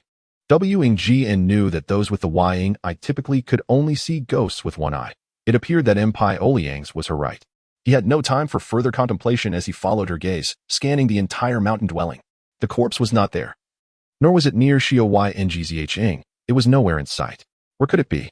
Liang muttered, beads of sweat forming at her temples. Wang Jian felt a pang of confusion. Could it be that the ghost had fled? Impossible. The corpse harbored such deep resentment. She would not rest until she had annihilated them all. Suddenly, Wang Jian felt a jolt. This was not the first time encountering such a situation. If she was not around them, she could be behind them, or perhaps she had already possessed Liang. Without time for further thought, he silently recited the Tij Guing Shnzhu, casting a faint golden glow that enveloped Liang as well. A chilling wind swirled past their ears, and Liang turned, crying out in shock. A ghostly figure with a pale visage and blood dripping from its 7 orifices flew from their necks, retreating in a frenzy, howling in terror. It seemed the female ghost was extremely afraid of the light emitted by Wang Jian's Tij Guing Shnzhu. Liang pointed forward, exclaiming, "There, I see her." Wang Jian focused his gaze, but saw nothing. In a rush, he inquired, "Where is she? What is she doing?" Suddenly, Ma Piaoyong let out a sharp scream, gripping Wang Jian's arm tightly. "Help! She is on top of my mother." A wave of terror surged within Wang Jian. The female ghost had possessed xianxia. Its spiritual force was so potent that he could not perceive her presence. What could he do? Was he to wait until the ghost overtook xianxia before he could intervene? If that were the case, xianxia would surely suffer grave harm. What should he do? "Do not harm her," Ma Piaoyong shouted as she noticed Wang Jian in a daze, and she lunged forward. However, as she bent down, her expression suddenly froze, her fingers halting mere inches from xianxia's body. Then, her entire form began to tremble violently, beads of sweat cascading down her face. "Ma Piaoyong," Wang Jian shouted, stepping forward, yet he was oblivious to what was transpiring. The ghost possessing her? It could not be so. From Ma Piaoyong's expression, it was evident that an internal attack was occurring. Could the ghost inflict harm in such a peculiar manner? Yet, had Ma Piaoyong not claimed that the spirit had attached itself to xianxia? There was no alternative. He had to embrace her and fervently chant the Tai Jingguang mantra. Wang Jian activated the mantra, swiftly wrapping Ma Piaoyong in his arms, pulling her back with a forceful tug that sent them both crashing to the ground. Ugh! Cough, cough! Ma Piaoyong exhaled deeply, followed by a fit of violent coughing. What on earth is happening? Her hand, she reached inside me and grasped my heart. What? Wang Jian was taken aback, suddenly recalling a passage from the chronicles of ancient and modern affairs that posed a question. Do you believe that ghosts can frighten a person to death? Even those without a history of heart disease could perish from a heart-related incident. What could be the reason? If a ghost's spiritual force reached a certain level, could it assimilate with the brain's magnetic field and possess a living being, or even uniquely manipulate the body? But Ma Piaoyong had said the ghost had entered xianxia. What could he do? Wang Jian shook his head vigorously, asking, "Where is it now?" "It's still in her." As if it's pulling something inside her. Ma Piaoyong uttered nervously, then suddenly leaped up, screaming, her eyes bulging almost out of their sockets. "She pulled my mother out of Yangxing's body." "What?" Wang Jian's hair stood on end. This ghost named Haya was truly terrifying. "Wang Jian, please, think of something. Save my mother." Ma Piaoyong turned and threw herself into Wang Jian's embrace. "I will save her. I must." Yet, what could he do? Wang Jian's mind was in turmoil. He could only invoke the 6-character mantra in the Tai Jingguang mantra. and he could not even see the ghost. How could he rescue anyone? Seeing Wang Jian remain motionless, Ma Piaoyang steadied herself, stood up, and, in a fit of desperation, began to grasp at the air, crying out, "Release my mother. I beg you, let her go." In her panic, her words became incoherent, a mix of pleas and curses. Ghosts were not tangible. How could a person's hands grasp them? Ma Piaoyang flailed wildly, running in circles, but all she caught was air. Unless he too became a ghost. How could he possibly subdue this entity named Haya? Ding. Congratulations, your Tao heart is upgraded to the Heart of Clarity, granting a one-time experience of the Yang Spirit's emergence. Wang Jian felt a jolt. His Tao heart had ascended to the Heart of Clarity. Originally, his Tao heart was only level 7, requiring level 9 to upgrade to the Heart of Clarity.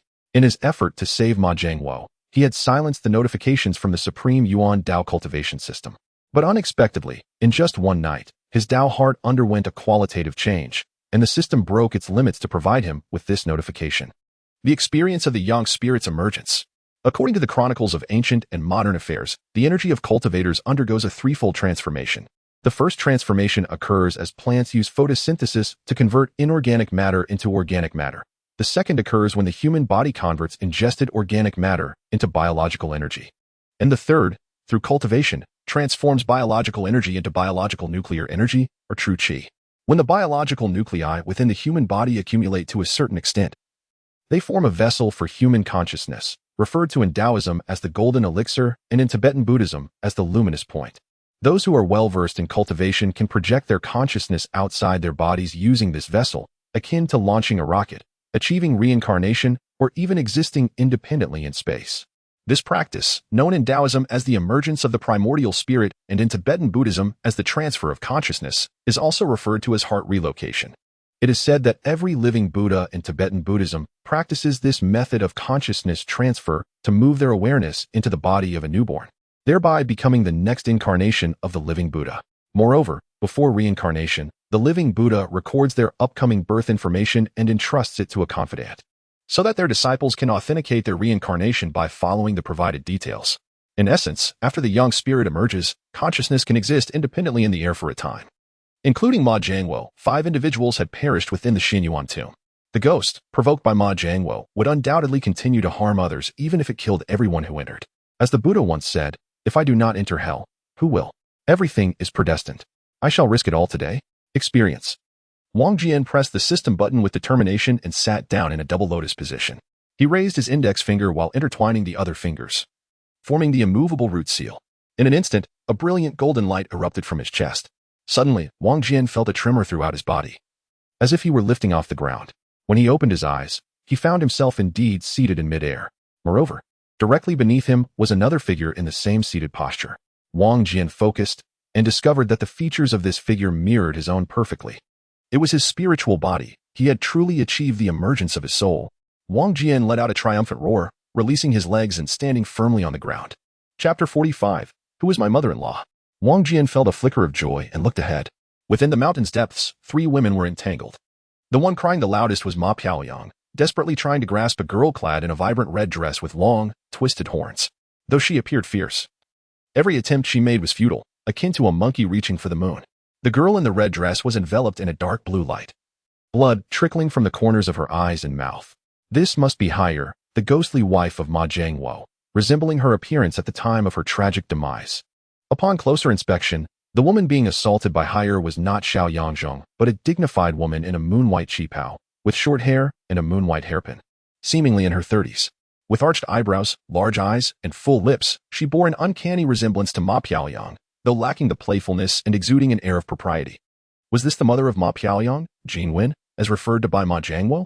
At that moment, Haya had Jingwen's neck firmly gripped, pinning her against the wall, her upper lip curling back to reveal blood-stained teeth as she grinned menacingly. Jingwen's fair neck was ensnared by Haya's dark, claw-like hands, and her face contorted in indescribable agony. Though both were spirits, their differing mindsets rendered their appearances vastly different.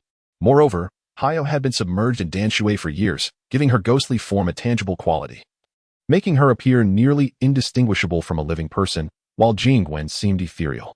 The disparity in their spiritual force was palpable, leaving Jingwen utterly defenseless against Haya's ferocious assault. As a peculiar sound echoed, the dark mist under Haya's command gradually enveloped Jingwen's neck, causing her image to blur increasingly. Let my mother go, Ma Piaoyang shouted desperately. Engaging in futile struggles, Wang Jian lifted his leg, intending to run past Yun, but with a fleeting thought, he suddenly appeared beside Higher. Without a moment to ponder, he seized Higher's arm with his right hand, transforming his palm into a blade as it sliced towards her throat.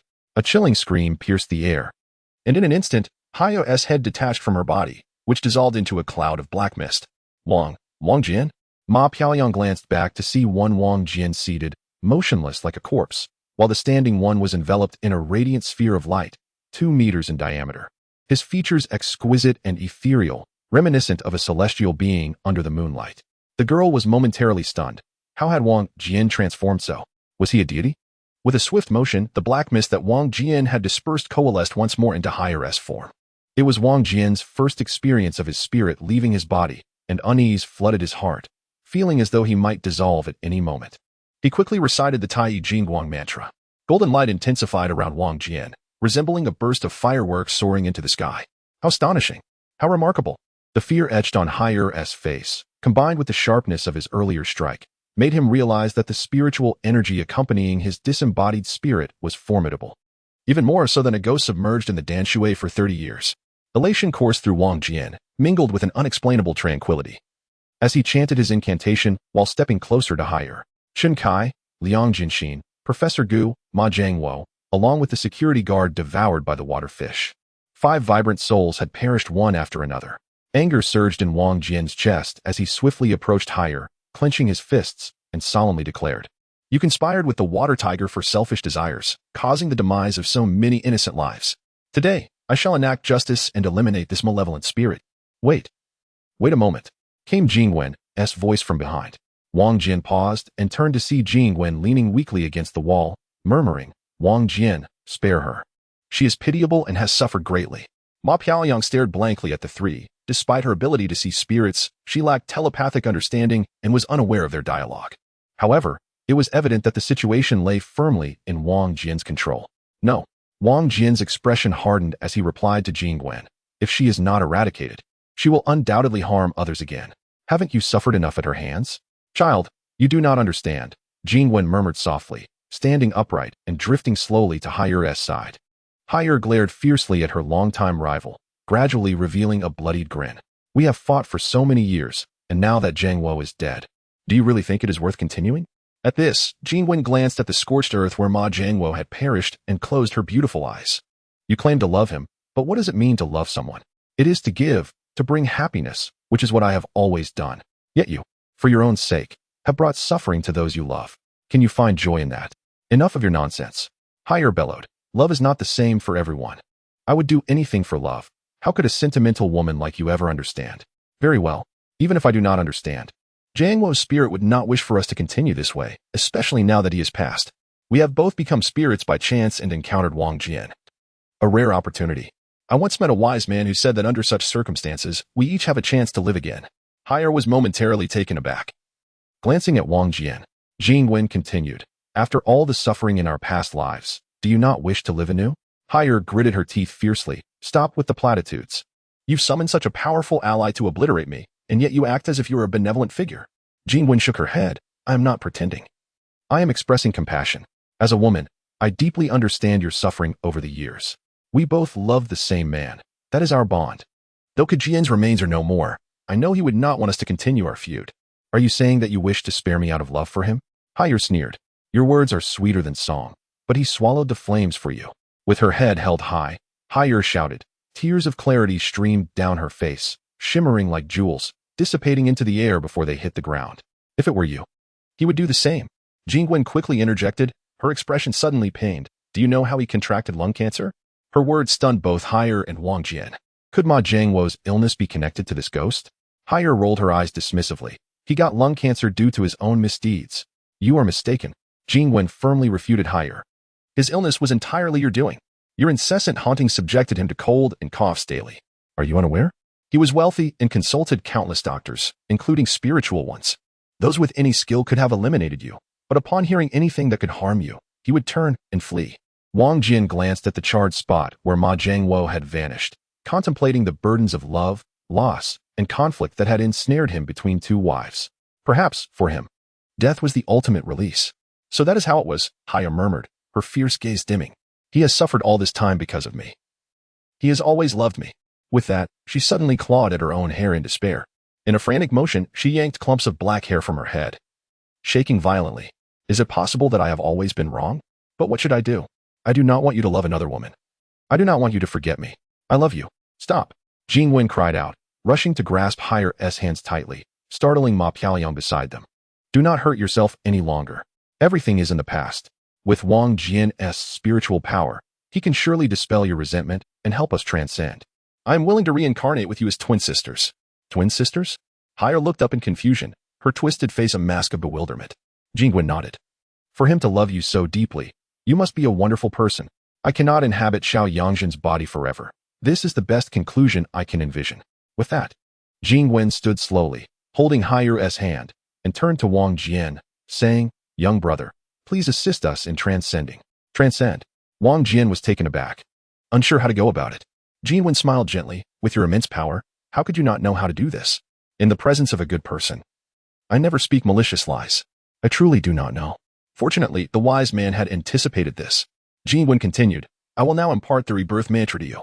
First, cultivate compassion in your heart, envelop both me and Haire in protective light, dispelling our resentment and enhancing our spiritual energy.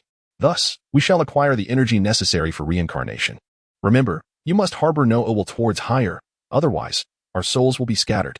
Wang Jian glanced at Haire, who, despite her diminished aura, still bore traces of blood, making her appearance unsettling. As Haio observed Wang Jian's troubled expression, her demeanor turned grim, and with a cold smile, she remarked, for someone like me, living again holds little significance. Perhaps we should first guide your mother-in-law to the afterlife. Who is my mother-in-law? Wang Jian responded with a bewildered joy. No. Jingwen tightly grasped Haire's hand, insisting that they must proceed together. Wang Jian, quickly follow my instructions. No. Let us do this one at a time. Haire retorted with a disdainful huff, firmly adhering to her decision. Was Haire's insistence a reflection of her fear of implicating Jingwen? Wang Jian felt a pang of sorrow. The female heart is truly inscrutable. Just moments ago, they were embroiled in conflict, yet now they were willing to sacrifice for each other. Do not heed her. Commence at once. Jingwen urged once more. All right. Wang Jian nodded, sensing Haire's genuine desire for redemption. His animosity towards her diminished significantly.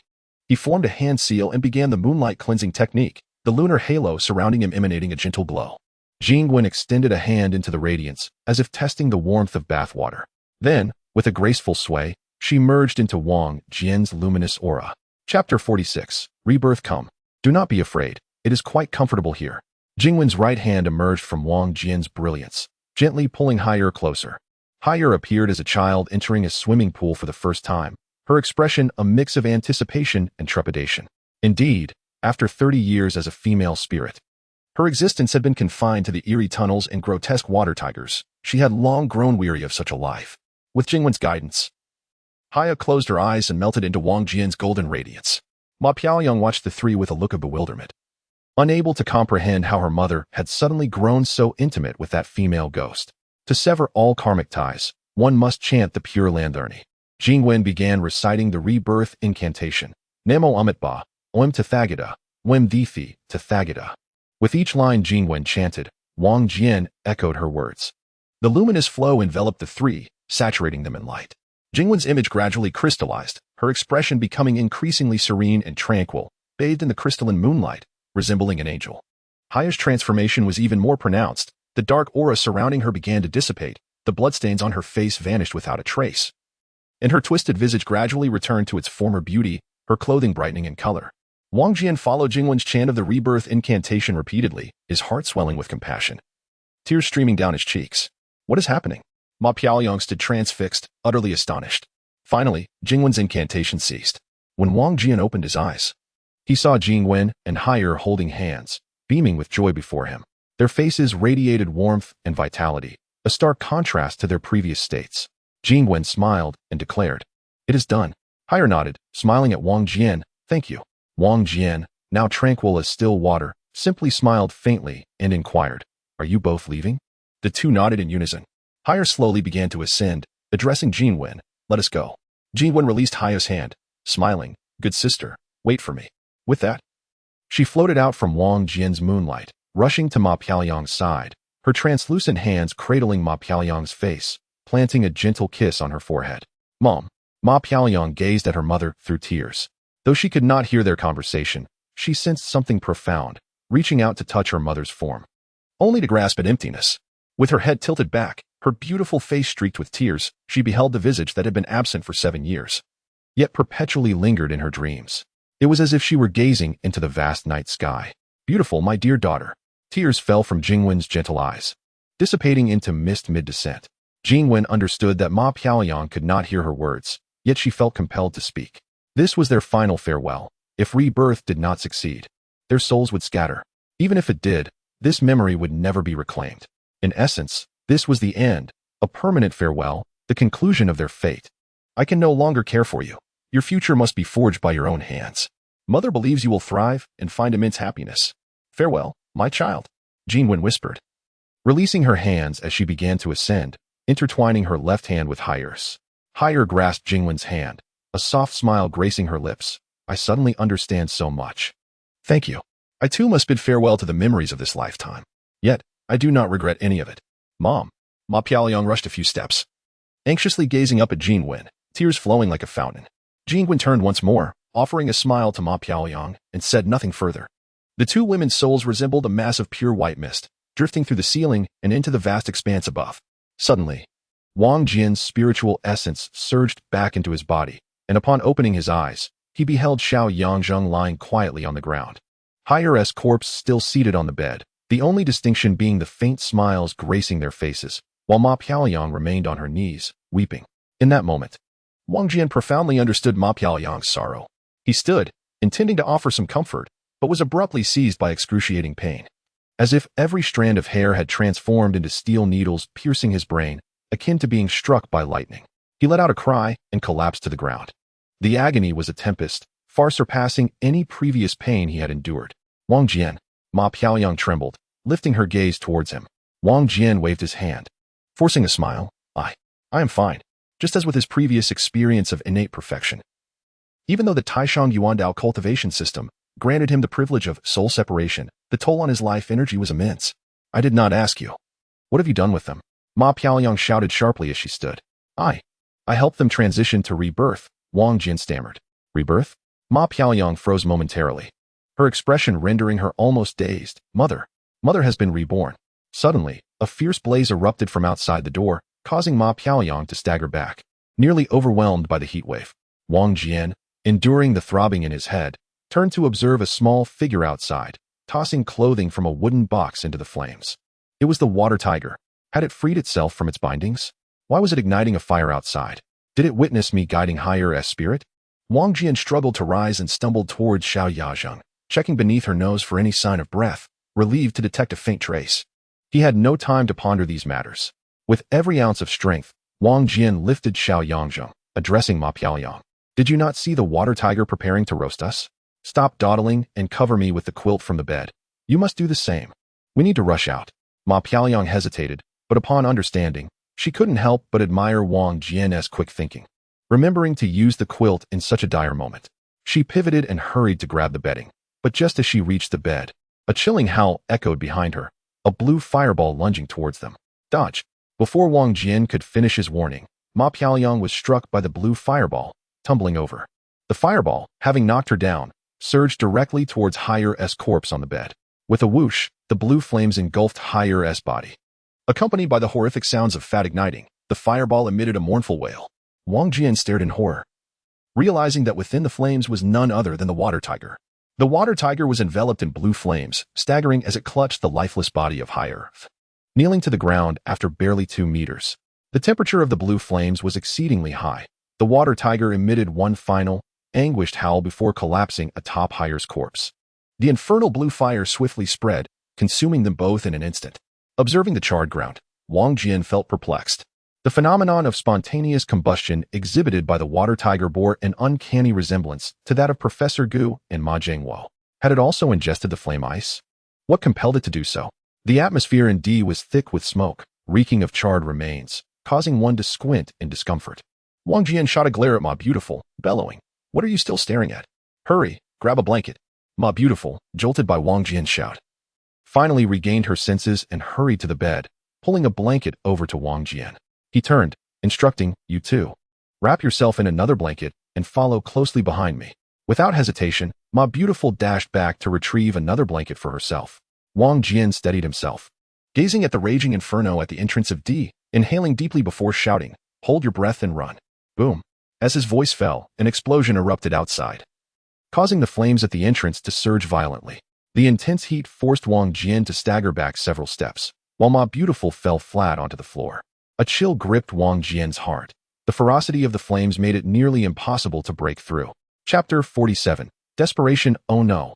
Ma Beautiful screamed again, her voice piercing through the chaos. "What now?" Wang Jian snapped. "Get up and rush out with me. Do you truly wish to become a roasted duck?" "No," Ma Beautiful exclaimed, pointing beneath the bed. "There's a D down there." "D?" Wang Jian froze, hastily tossing aside the blanket and sprinting to the bedside. After pulling away the blanket, he uncovered a large trapdoor.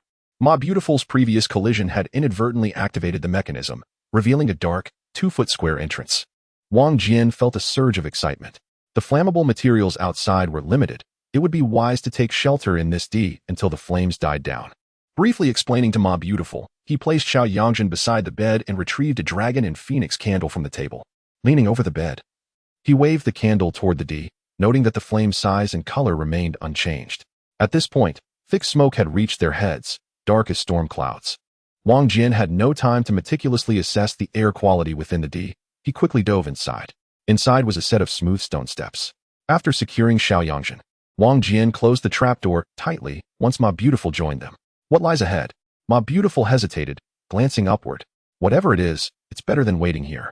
Let us explore," Wang Jian encouraged, carrying xianxia while Ma Beautiful held the candle high. The trio proceeded cautiously down the smooth stone steps. As they turned, they entered another tunnel, prompting Ma Beautiful to pause momentarily, her candle flickering. Wang Jian looked up. The faint candlelight revealed that the tunnel had no visible end. Clearing his throat, he took a deep breath and said, "The farther we are from the flames, the safer we become. Let us move forward. If we can't find an exit, we can always return." Ma Beautiful nodded in agreement.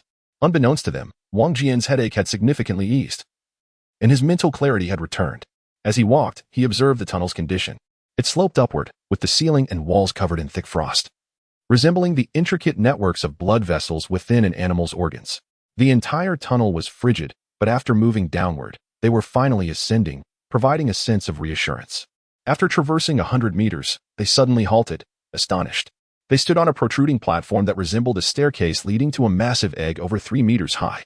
The egg hung amidst a shadowy chasm, embraced by 8 formidable dragons that loomed menacingly from the depths below.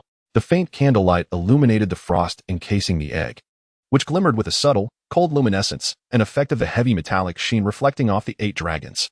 Wang Jian inhaled sharply, extending his hand towards the egg, feeling its icy chill even from a distance. "What is this?" Ma Beautiful inquired. The 8 dragons guard each cardinal direction, resembling the ancient seismograph invented by Zhang Heng. Wang Jian replied absently, turning to survey their surroundings. "This path ends here. If we cannot proceed, we should return. It is far too cold here, otherwise we may suffer from frostbite." Ma Beautiful hesitated, "But what if the fire outside has not extinguished? You said the farther we are from the flames, the safer we become. However, it is freezing here, and it appears there is no exit."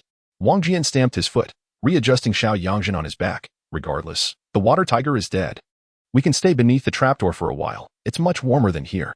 Considering his words, Ma Beautiful acquiesced and retraced her steps with the candle. Not long after, they returned to the place they had descended from. The fire outside seemed to be quite fierce. It was considerably warmer here, and the thick frost on the D ceiling was beginning to melt. The dripping ice water splashed onto the ground with a loud crackle, reminiscent of a warm winter rain mixed with snow. "Don't stand too close." Wang Jian stepped back a few paces, explaining, "Getting wet from the dripping water is uncomfortable. And if a droplet lands on the candle, we'll be left in darkness."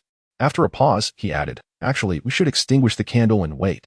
It can only burn for another 40 minutes at most, and we will need it to find our way out. If only that creature were still here, what shall we do once the candle burns out?" Ma Beautiful realized the gravity of the situation. Wang Jian cradled xianxia in his arms, slowly sitting on the ground, silent. Without illumination, the chances of surviving and escaping were bleak. "Why are you silent?" Ma Beautiful pressed. "What is there to say?" A sudden, intense headache struck him, each strand of hair seeming to pierce into his skull. and the pain coursing through his brain felt like writhing insects. Wang Jian shuddered, and the forced smile on his face contorted in agony. So soon again. Wang Jian wished for a stone to smash his head open. The Taishang Yuandao system is truly a cruel joke, offering a grand reward experience while demanding a toll on one's life energy. Ma Beautiful, oblivious to Wang Jian's expression, gazed at the flickering flame on the small candle, murmuring, "Is there really no way out? If even you are at a loss, what shall we do? Perhaps we should extinguish the candle first." Wang Jian endeavored to maintain a calm tone, stringing his words together. If Ma Beautiful realized the severity of his injury, she would undoubtedly despair. "Wait, we'll go outside. Perhaps we can find a source of fire." Ma Beautiful nodded, sitting beside Wang Jian with the candle, her lips slightly pursed. With a puff, the candle was extinguished. Wang Jian could no longer withstand the torment of excruciating pain. In the darkness, he grimaced and writhed like a serpent. "What's wrong?" Ma Beautiful detected the unusual sounds Wang Jian was making. "And no, it's nothing. Just a bit of a headache." "How could you have a headache?" "Let me give it a rub." "And no need." Wang Jian's words trailed off as he suddenly felt a cool sensation on his face. A pair of soft hands glided from his cheek to the top of his head, beginning to knead and massage. No one had ever treated him this way besides his mother. It felt strangely delightful. "Is that better?" "Somewhat effective. I suspect a few more hundred strokes would yield even better results." Wang Jian thought to himself, rolling his eyes in secret as a warm sensation filled his heart. The world is indeed wondrous. Just days ago, he could never have imagined that the goddess in his heart would provide him such care. "What kind of skill have you cultivated today, radiating such an ethereal glow?" "It is truly miraculous." Ma Beautiful, while exerting herself to massage Wang Jian, spoke, her soft breath brushing against his neck like gentle cotton balls. "What skill?" A flash of realization struck Wang Jian. How could he have forgotten this? The Tai Golden Light mantra can emit golden light from the body, and it is indeed effective for headaches. With this thought, Wang Jian instructed Ma Beautiful to cease her massage, set aside the small xianxia, and began to chant the Tai Golden Light mantra. Standing behind him, Ma Beautiful watched as a radiant golden light gradually emanated from Wang Jian's chest, kindling a glimmer of hope within her. Chapter 48, Collapse. Drip, drip, the sound of water droplets falling from the ceiling quickened. Suddenly, a burning wooden plank crashed down from above, its fiery embers landing on the damp ground, releasing wisps of white smoke. Wang Jian opened his eyes, uncertain how much time had elapsed. Ma Beautiful had unknowingly fallen asleep against him. The burning plank restored a semblance of light, suggesting that a piece of the board from above had burned away. Had the fire outside been extinguished? Wang Jian gently extricated himself from Ma Beautiful's embrace and said, "I feel better now. We should think about how to escape. You keep an eye on little Yang Zheng while I investigate." As he spoke, he picked up a half-burnt candle from the ground and stood to approach the glowing embers of wood. Ma Beautiful carefully cradled little Yang Zheng and gazed at Wang Jian's retreating figure, her lips curling into a faint smile. Just as he was a couple of meters from the burning wood, Wang Jian abruptly halted. Amidst the flickering embers, several serpentine shapes twisted and turned. They resembled snakes. In such cold, with fire raging outside, how could there be snakes? Taking a deep breath, Wang Jian steeled himself. He had faced greater dangers than this. He stepped forward once more, and with a whoosh, a flame erupted from the coals, igniting the snake-like forms. However, Wang Jian could see clearly now.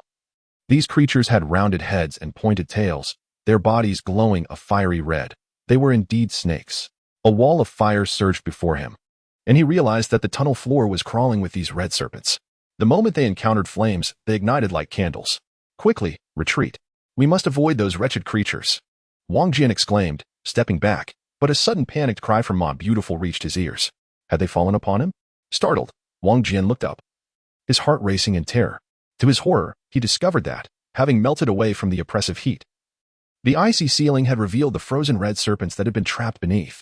Each snake, flicking its crimson tongue, struggled to emerge from the icy remnants, plummeting to the ground like ripe fruit. This tunnel had evidently been long abandoned. These red snakes had been frozen for countless years yet remained alive, and now, under the intense heat, they were awakening. What strange entities lay hidden within the Xianyuan tomb? Wang Jian dashed back to Ma Beautiful, who was trembling in fear, her complexion pale. "I am terrified of snakes. I never imagined there would be so many vile creatures lurking in the ice. What should we do?" The snakes writhed in the flames, their fiery dance creating a chaotic spectacle, while the fire surged through the water, flames leaping higher. In an instant, not only were the snakes on the ground ablaze, but those along the tunnel ceiling and walls were also igniting. Wang Jian pondered for a moment, tucking the half-candle into his pocket as he reached to take little Yang Zheng into his arms. These snakes are brightly colored. They must be venomous. And with the fire spreading, we should retreat. Ma Beautiful deftly evaded his grasp, clutching Yang even tighter. You are injured. Let me carry her this time. Very well. Wang Jian nodded, without hesitation, assisting Ma Beautiful in securing the child on her back as they hurried toward the giant egg. After only a few steps, Ma Beautiful suddenly questioned. With the ceiling and walls infested with those fiery snakes, the flames will inevitably reach the giant egg. What will we do then? We can only take it one step at a time, Wang Jian thought, sighing inwardly. Nevertheless, that giant egg should not be so easily destroyed. Suddenly, Ma Beautiful interrupted Wang Jian's thoughts with an exclamation. Listen, what is that sound? Wang Jian paused and turned to gaze at the fiery serpents. The ceiling emitted a crackling sound reminiscent of ice melting in spring. As the snow and ice thawed, the ceiling became fully exposed. Looking up, Wang Jian took a couple of steps back, only to realize that the material was entirely transparent glass, and the crackling noise emanated from above. The ceiling, subjected to the scorching flames, was unevenly heated. It was on the verge of collapse. With a hiss, a narrow fissure erupted, releasing a thin stream of water, followed by several more cracks that gushed forth torrents. How could there be water above? Were they beneath a river? Suddenly, a large section of the glass ceiling collapsed, releasing a deluge of water accompanied by a deafening roar. Flames surged forward, closely followed by the rushing water, swiftly advancing toward Wang Jian and Ma Beautiful.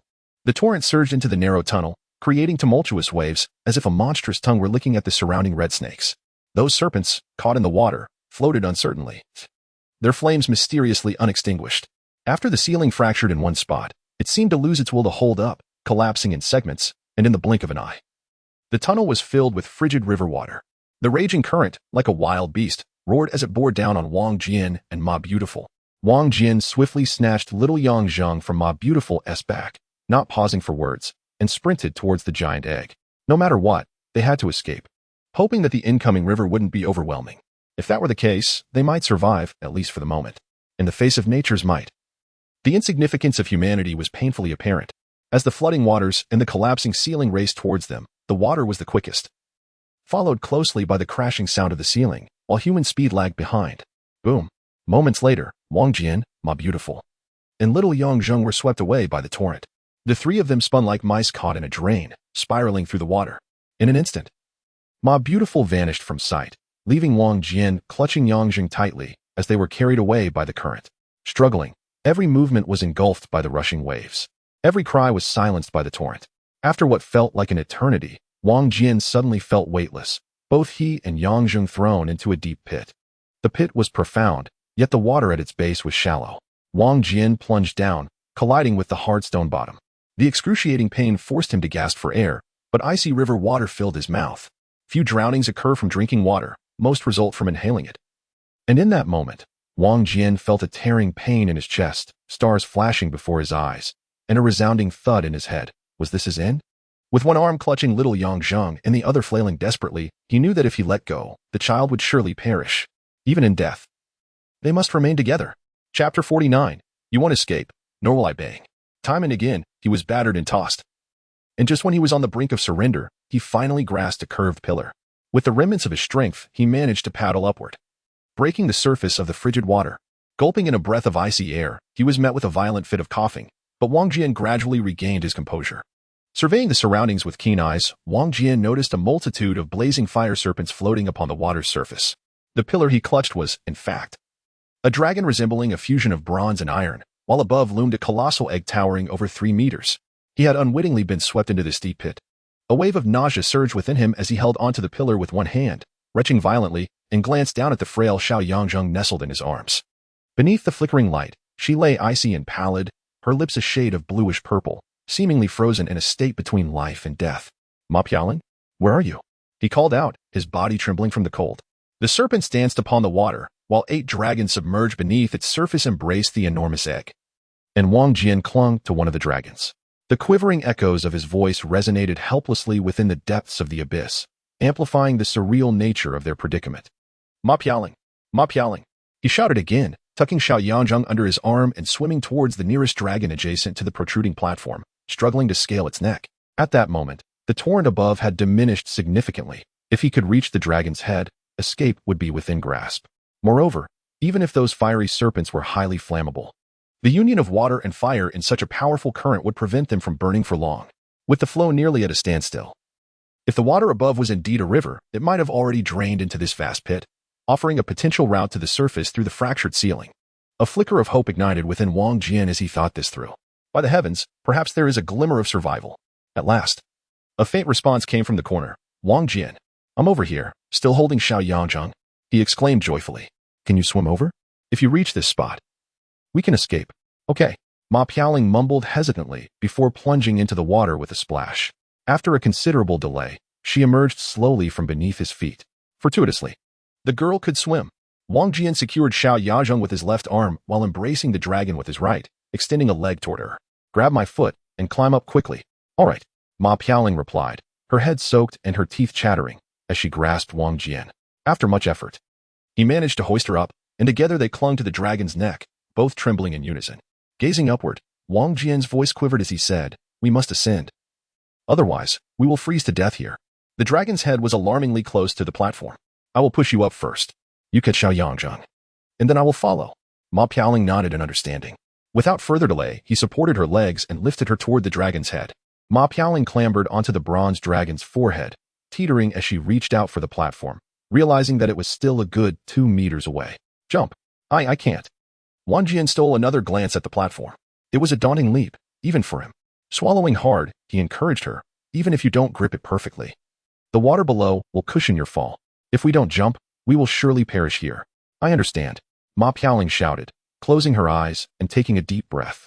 After a moment, she whispered, I'm still terrified. But it's all right. I won't die from falling. So many lives have been lost here to save my father. I must go.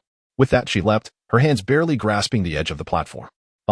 The weight of her body rested on just a few fingers, and she felt as though they might snap.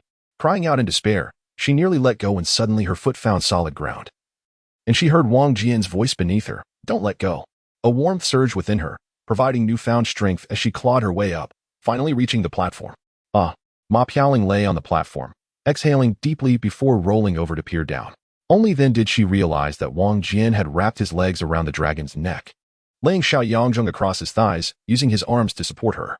A wave of joy washed over her. Oh, this guy, usually so unreliable, has never failed me in critical moments. He truly is a stalwart. Wang Jian, feeling the weight of Ma Piaoling's foot on his face while still supporting xianxia, strained to maintain his grip on the dragon's neck. After finally propelling Ma Piaoling upward, he straightened his back and resumed his hold. Just as he caught his breath atop the dragon's neck, Ma Piaoling called out, Are you done? Send Xianxia up. This is a matter of life and death. Wang Jian muttered to himself, laboriously climbing to the dragon's head and standing on the slick surface, lifting xianxia. Ma Piaoling stretched her arm, but it was still at least 1 meter and 20 centimeters away to grasp xianxia's clothing. What to do? I can't just throw her. Can't reach. If only we had a rope. Ma Piaoling lamented. Take off your outer clothing and twist it into a rope, Wang Jian suggested. Slowly settling between the dragon's head and the giant egg, freeing one hand to unfasten his belt and securely bind xianxia. He then fashioned his own belt and jeans, which were snug enough not to require further fastening. I can't. Ma Piaoling bit her lip, blushing fiercely. Even with her clothes on, she felt exposed under Wang Jian's gaze. Removing her outer clothing was out of the question. You're a modern woman, yet your thoughts are so traditional, Wang Jian chastised, glancing up at her as she towered above him. I may not be a virtuous man, but I certainly wouldn't hesitate to take advantage of the situation. Fine. If you want tea, I will, Wang Jian declared, stripping off his outer garment and twisting it into a makeshift rope, raising it aloft, but it still fell short. I can take it off, but you mustn't look, Ma Piaoling insisted, biting her lip. Am I that kind of man? Wang Jian replied, gazing upward, unable to suppress a swallow as his throat tightened. Ma Piaoling, drenched and her clothes clinging to her form, found herself with unexpected anticipation. With a swift motion, Ma Piaoling removed her outer garment, and Wang Jian connected the 2 ropes. We will pull together. You must hold on tight, so that xianxia doesn't fall. Don't worry.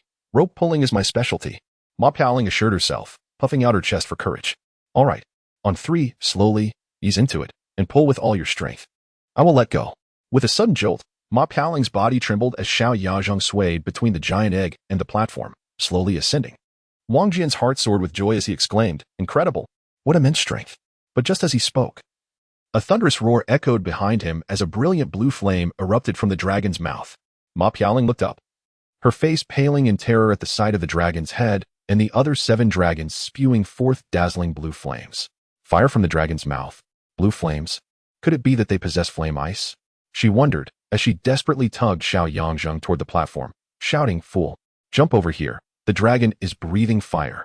Without needing her reminder, the intense heat already caused beads of moisture to form on Wang Jian's back. With no time to prepare, he leapt toward the protruding platform. 3 feet, 2 feet, 1 foot, his fingers grasped the edge. Suddenly, it felt as though a burning iron rod had pierced his brain. An indescribable agony surged within him. And he cried out, plummeting downward like a bird struck mid-flight. Damn it. Why now? Chapter 50. The Heavenly Ladder Bang. Suddenly, he felt something tighten in his hand. Wang Jian looked up and saw Ma Piaoyang reaching down with one arm, firmly grasping him. With a sudden jolt, her body was pulled by the weight of 2 individuals. Sliding a foot from the platform, her figure precariously hanging over the edge. Fool. Let go, or we'll both fall. You're the fool. Ma Piaoyang bit her lip and retorted. Did you not say to never give up? With her other hand pressing against the ground, she gradually shifted her body backward. Wang Jian, momentarily silenced by her words, gazed at Ma Piaoyang's resolute face illuminated by the shimmering blue light behind him, momentarily entranced. Truly, as the campus belle, she remained stunning even in such dire circumstances. Suddenly, Ma Piaoyang lost her grip, causing Wang Jian to slide down another 10 centimeters. He snapped back to reality, the pain in his head vanishing. Panic surged within him. If this continued, they would undoubtedly both plummet down. Let go. I can climb back up. No. Ma Piaoyang shouted, a tear falling onto Wang Jian's face. I refuse. A loud thud echoed from the massive egg behind them. What now? Wang Jian felt as though he might go mad from the mechanisms hidden within the Xinyuan tomb. He turned to glance back and was astounded to see the giant egg shell slowly opening like petals, revealing a metallic ladder extending straight toward the platform where Ma Piaoyang lay. How could there be a ladder inside the giant egg, akin to that of a spaceship? Was it a spacecraft, and why had it suddenly activated? Had the blue flames revived the frozen extraterrestrials within? As Wang Jian's mind raced, Ma Piaoyang had already secured her grasp on the ladder's edge. The ladder, much easier to hold than the hard, smooth ground, allowed her to pull herself upward with great effort. Wang Jian, in turn, sprang upward, gripping the ladder with both hands, straining to climb up. You weigh as much as a dead pig, Ma Piaoyang gasped, lying on the ladder and glancing at Wang Jian, then chuckling softly. Wang Jian lay beside her, managing a strained smile before turning his gaze back toward the giant egg. The frost coating the giant egg had melted, and a radiant glow emanated from its center, illuminating the eggshell. What could be inside this luminous egg? Wang Jian placed his hand on the ladder and stood unsteadily. The injury on his shoulder and the headache brought on by the life energy had nearly pushed him to the brink of collapse. What are you doing? I'm going inside to take a look, Wang Jian coughed, declaring, if we want to escape, we must have some lighting equipment. It's so bright inside. We must discover what's there. Wait for us. Ma Piaoyang scrambled to her feet, picking up the small xianxia from the platform and following Wang Jian. The ladder, made from an unknown metal, clattered beneath their feet. In an instant, they reached the entrance of the giant egg, where the contents became discernible. Directly facing the entrance was a crystalline mural, approximately 2 meters wide and 80 centimeters tall. Apart from this, the interior of the egg was utterly empty. Even the light seemed to emanate from the eggshell itself. What is this? Ma Piaoyang murmured, staring at the strange mural within the giant egg. Wang Jian remained silent as he stepped into the eggshell. The interior featured a crystal floor at the same level as the platform, reflecting their shadows. While the inner wall of the eggshell was not smooth, it was covered with half-foot wide, spiraling protrusions, each inscribed with bizarre hieroglyphs resembling symbols. Suddenly, as Ma Piaoyang stepped inside, a loud crash echoed behind them. They turned to see the ladder had vanished, and the opened eggshell had sealed itself shut. Was this another mechanism? The ladder must have been concealed beneath the crystal floor, and once the eggshell closed, there was no indication it had ever opened. Ma Piaoyang, cradling Yangzheng, kicked angrily at the giant egg. Bang! Her furious kick struck the massive egg, yet it produced no sound. That is futile. It won't budge. Then how do we open it? Frustrated, Ma Piaoyang gently set down Yangzheng and plopped onto the floor. The temperature inside the egg felt slightly warmer than the outside. Wang Jian took a few steps forward, inspecting the crystalline mural that had captivated his attention. It depicted mountains, rivers, villages, and cities. So vividly clear it could rival a high-resolution digital photograph, far surpassing the clarity of a traditional map, clearly not the work of human hands. Moreover, the scenery felt oddly familiar, as if he had seen it somewhere before. What have you discovered? Ma Piaoyang shouted, leaping beside Wang Jian. Wang Jian gasped, a hint of surprise crossing his face. Don't you find this mural peculiar? Ma Piaoyang paused, scrutinizing the mural closely. Several towering mountains surrounded a sizable village nestled in a valley, with a great river winding through the rugged terrain.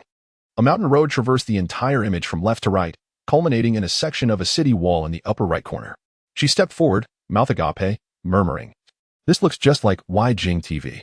This village is undoubtedly xianxia. This road leads to the xianxia hospital, where we flipped the car. Look, it even depicts the Great Wall. It must be the Ming Dynasty Great Wall at Jiajun Pass." As she spoke, Ma Piaoyang pointed at the segment of the city wall. Suddenly, the moment her finger touched the crystalline screen, the image rippled like water, vanishing in an instant, replaced by a line of strange characters. Ma Piaoyang gasped. Stepping back in alarm, furrowing her brow, "What is going on? Can't even touch it?" Wang Jian was equally startled. An automatic ladder. Three-dimensional imaging. Could this crystalline screen be a touchscreen? How could such advanced technology exist beneath the Xianyuan tomb? The large characters on the crystalline screen bore resemblance to the hieroglyphs on the spiraling protrusions. Neither of them could comprehend them. Curiously, Ma Piaoyang tapped the strange characters again, causing Wang Jian to feel a sudden jolt beneath his feet, accompanied by a wave of dizziness and nausea. Looking around, the spiraling patterns on the eggshell began to rotate counterclockwise, the peculiar symbols seemingly coming to life, surging towards the top of the egg. Lines of text converged at a single point, generating an intense white light, akin to thousands of watts of searchlights beaming down from above, blinding them. The brilliant light rendered Wang Jian and the others nearly transparent, and it felt as though he had returned to a state of astral projection, his soul soaring. Then, his entire being jolted as he lost consciousness in an instant. Within the confines of Pinggu District, the Great Wall was predominantly constructed during the Ming Dynasty, stretching a total of 57 kilometers, governed by Jijin Malin Road and Wangzi Road. Following renovations, the Ming Dynasty stone remnants at Jiajun Pass were designated as a protected cultural heritage site in 2001. The fierce mountain winds tore apart the scant warmth of early spring sunshine. Under the hazy skies, the gray-yellow mountains loomed like a pack of famished lions, languidly curled up in a state of malaise. Yet, 5 foreign exchange students excitedly frolicked about the ancient Great Wall ruins, reminiscent of a colossal dragon-esque skeleton, snapping photos. "Hey, look!" A blonde American youth suddenly pointed into the valley, speaking in somewhat halting Chinese. "What is that?" The other 4 turned to follow his gesture, discovering Wang Jian, Ma Piaoyang, and Yang Zheng lying amidst the rubble. Chapter 51. Memory erasure. This is a hospital. Wang Jian opened his eyes, realizing he lay upon a pristine, soft hospital bed, and 4 drips suspended above him.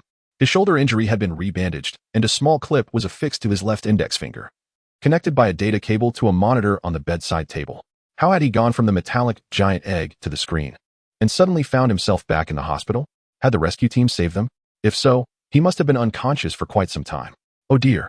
The Supreme Yuan Dao cultivation system is indeed quite unfortunate. Each experience consumes an excessive amount of life energy, and I must be more prudent in its usage next time to avoid falling into the same trap again. The mere thought of the Supreme Yuan Dao cultivation system prompts Wang Jian to express his frustrations. Thus far, he is the sole user of the system, which is undoubtedly a beta version, rife with imperfections. Wang Jian glanced around the room. It contained only his bed, accompanied by a small bathroom, suggesting it belonged to a high-grade medical facility. Turning to observe the monitor on the bedside table, it displayed not only his heartbeat, blood pressure, blood oxygen saturation, and respiratory rate, but also the current date and time, April 15th, 10:37 a.m. Since he entered the Xianyuan tomb on the night of April 14th, it was now the following morning. In just a matter of hours, he had encountered numerous adventures, with several lives lost, making the time feel as though it stretched into a century. He wondered about the well-being of Ma Pingliang and xianxia. Who could he ask for information? As he scanned the room, he noticed an emergency respirator on the wall. With a creak, the door to his hospital room swung open. To his surprise, it was not a doctor in a white coat who entered, but a striking woman clad in black leather, wearing sunglasses. She appeared quite young, and Wang Jian suspected she might not even be 20. "Are you Wang Jian?" the woman inquired, pulling a chair closer and sitting beside his bed. Her petite face bore a high nose bridge and a delicate chin, while her slender fingers fiddled with a blue gemstone earring on her right ear. Her full, crimson lips occasionally blew small bubbles with her chewing gum. "Could you repeat that? I believe I didn't quite catch it," Wang Jian replied earnestly, captivated by the melodic quality of her voice, which made him feel weak all over.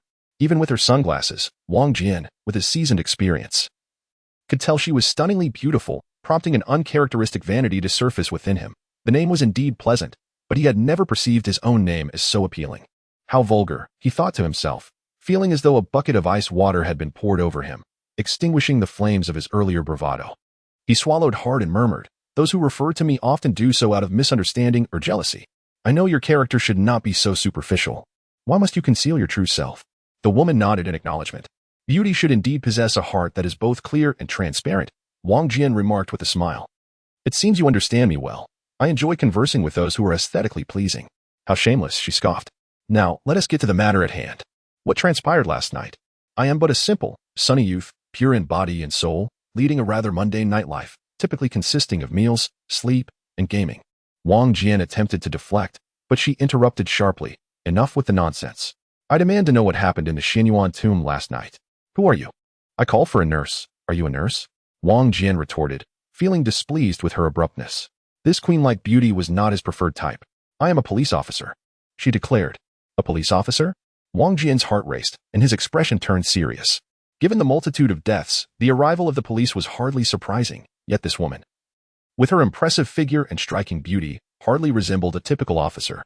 "Do you have identification?" "I didn't bring it," she replied coolly. "Even if I had, I wouldn't show it to you." "Are you intentionally provoking me?"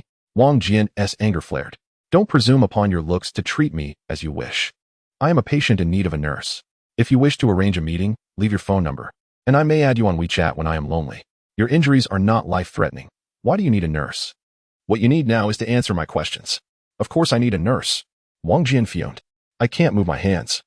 I am unable to care for myself, and I need to relieve myself." A moment of silence enveloped the room. Pop. The sound of the gum bubble bursting cut through the stillness as the woman licked the remnants off her lips and sighed deeply. "It appears you are in need of a bit more than just assistance.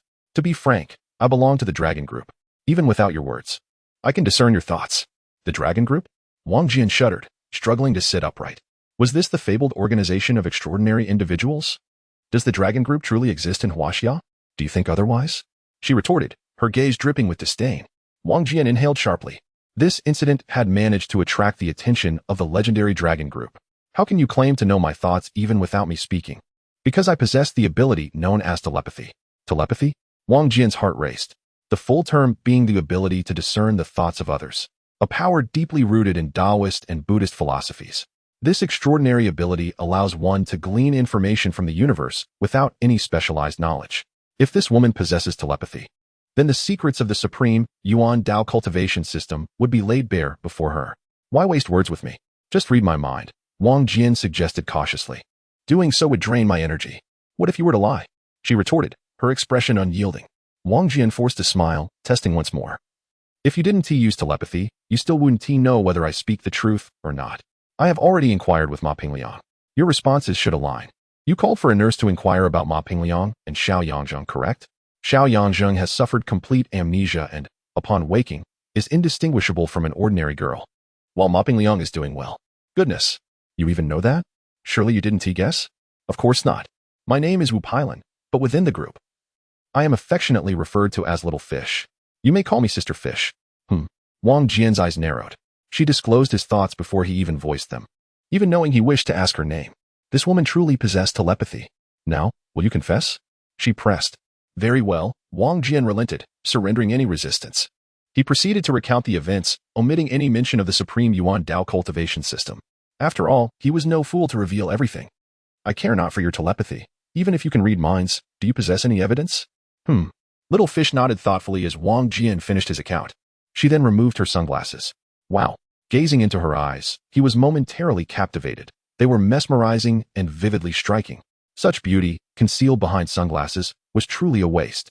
"Thank you for the compliment," Little Fish remarked, a playful smile gracing her lips. "But I must erase your memories." "Erase my memories?" Wang Jian shot upright, alarmed.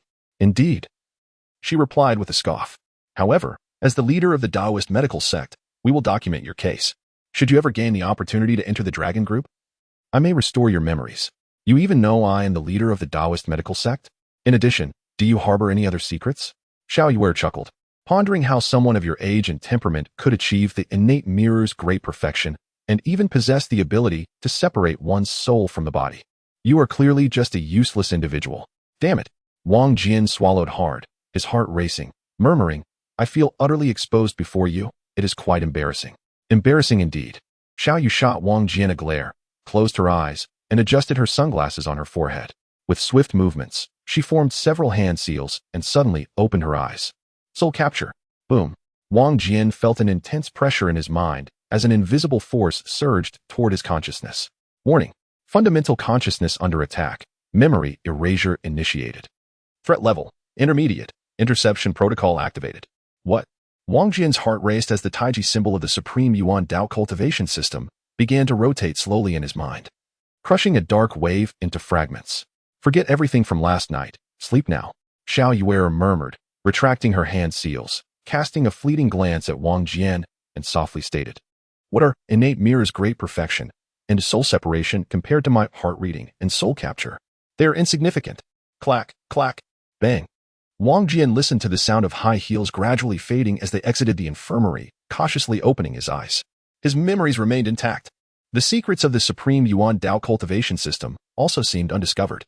Remarkably, the system even possessed an intrusion defense function. How impressive. Chapter 52. Drawing a number? A group of desperate individuals orchestrated a bus crash, intending to abduct the renowned Professor Gu, but they were all killed. Tragically, Professor Gu was murdered, and several security guards and police officers heroically perished.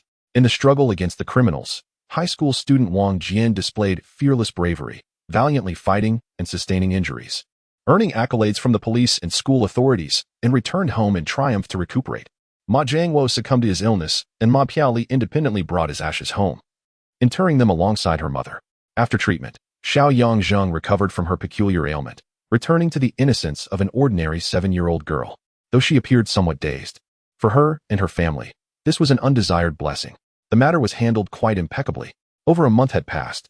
Wang Jian sat on his bed, reflecting on the Dragon Team's resolution, and could not help but feel astonished. Truly, the Dragon Team was meticulous, especially in the realm of memory erasure. Through subtle inquiries, he learned that Ma Piaoli had no recollection of her yin-yang. It appeared that the Dragon Team not only erased her memories but also sealed her extraordinary abilities. In the days that followed, Ma Piaoli visited Wang Jian at his home, representing the school. Although she harbored some doubts about the events, feeling certain aspects were illogical, Wang Jian persevered and refrained from revealing the truth to her. Possessing the yin-yang eye and encountering spirits intermittently, how could one expect a peaceful life? For Ma Piaoli, perhaps forgetting those memories was for the best. Regrettably, this meant that the thrilling 10 hours and the budding intimacy with Ma Piaoli existed solely in Wang Jian's memory. Having fought so hard, not even a fragment of memory remained in her heart. Xiaoyue, what will you do to compensate me? Wang Jian lamented silently. Being a man is exhausting, especially when striving to become a successful individual capable of marrying a beautiful and wealthy woman. Not residing in the school dormitory and having the pretense of being an injured party granted Wang Jian considerable freedom in managing his time. In recent days, he recited the 6-character Great Bright Mantra at night while diligently catching up on missed coursework during the day. Even with an injured shoulder, he maintained his routine of running 5 kilometers every morning and evening. The key figures from the Xianyuan Tomb expedition, including Ma Jiangwo, Jingguan, Hai Air, Professor Gu, Liang Jianxin, and even that water tiger, imparted many valuable lessons to him. What was that saying? The heavens are vigorous, and a gentleman should strive tirelessly. Life is fleeting. To achieve happiness and joy, one must become strong. Otherwise, dreaming of marrying a beauty like Ma Piaoli or conquering a queen like Xiaoyue is but a fantasy. Of course, Wang Jian's realizations did not end there. Otherwise, his Dao heart would not have advanced so swiftly from inquiring Dao to illuminating Dao.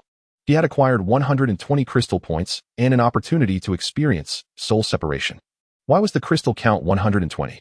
Originally, his inquiring Dao heart was at level 7, and upon reaching level 9, he earned 20 crystals. Transitioning from level 9 to illuminating Dao heart resulted in a significant transformation, granting him 100 crystals. Adding the leftover 50, Wang Jian now had 170 crystals. Today marked the 49th day of reciting this 6-character Great Bright Mantra. He wondered if completing this task would yield any surprises. Wang Jian was filled with anticipation. Boom! He shielded his 5 senses and entered the meditation of the 6-character Great Bright Mantra. Om Mani Padme Hum. Om Mani Padme Hum. Om Mani Padme Hum. Ding. 49 internal recitations of the 6-character Great Bright Mantra. Task completed. Completion rate, 250. Reward, 20 crystal points. As the final syllable of the mantra resonated, Wang Jian regained control over his body. His spirit slowly emerged from a tranquil state, and a system notification echoed in his mind. Congratulations! The Illuminating Tao Heart has risen to level 2. Reward, 20 crystal points. Advancing the Inquiring Tao Heart grants 10 crystal points, while leveling up the Illuminating Tao Heart provides 20. This is rather favorable. It is likely that future rewards will be even greater. The task requirement for the 6-character Great Bright Mantra was set at 100,000 recitations, and the system compelled him to exceed that by reciting it 250,000 times. The additional compensation was a pleasant surprise. However, the rate of upgrading the Illuminating Tao Heart had noticeably slowed, and the difficulty increased. Regardless, now he possessed 210 crystal points. Oh, a new task? Task 1. Learn the 5-character mantra. Task 2. Memorize the cultivation version of the Tao Te Ching, 5,000 words. Note: the above 2 tasks are fundamental and must be completed. Tao Te Ching? Wang Jian felt 3 black lines form on his forehead.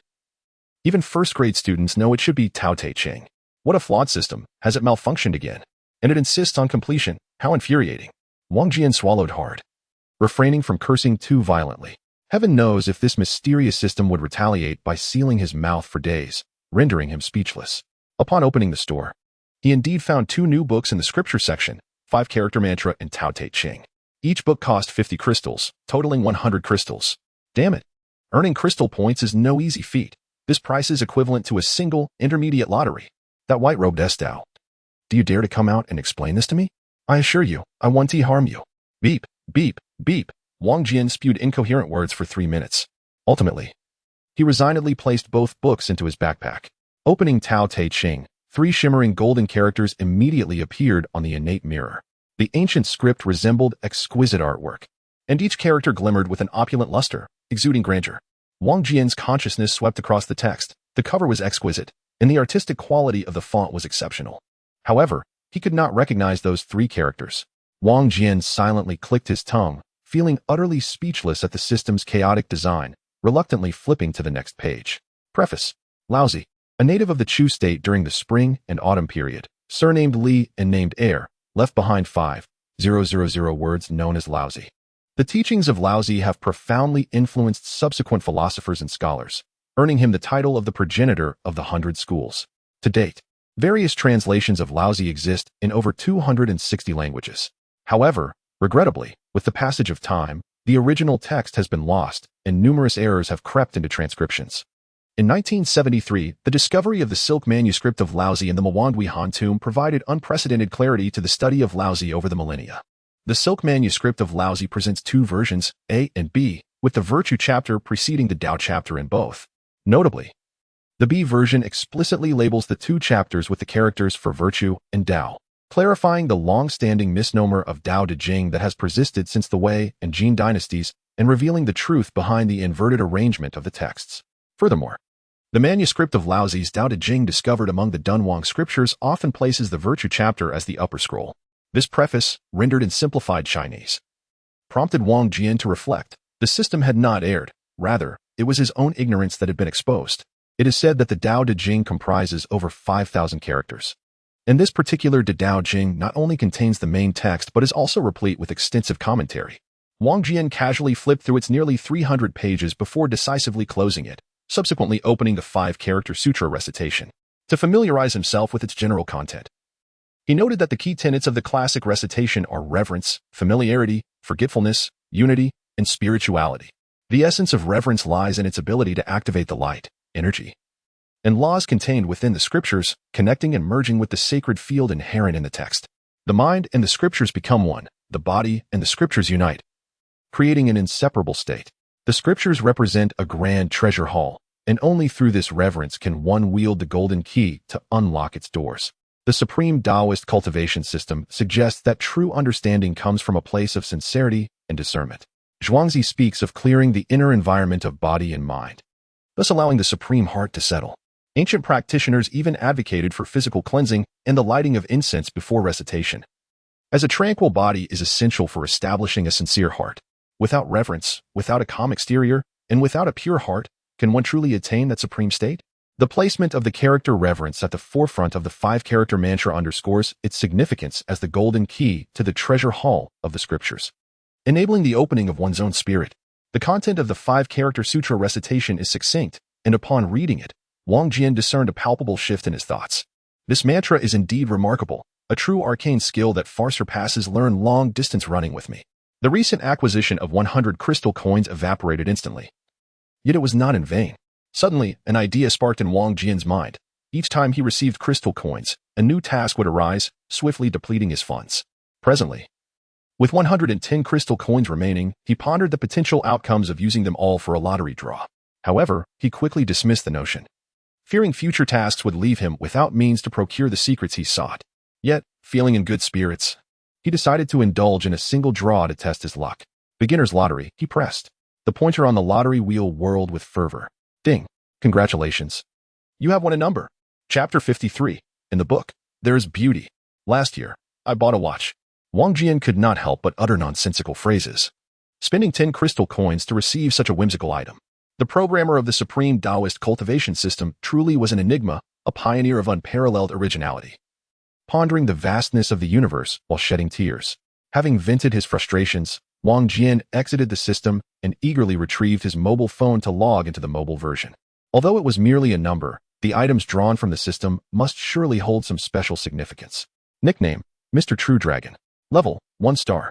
Album, empty. Space journal, none. Registration date, 1999. A 6-digit username that is older than himself.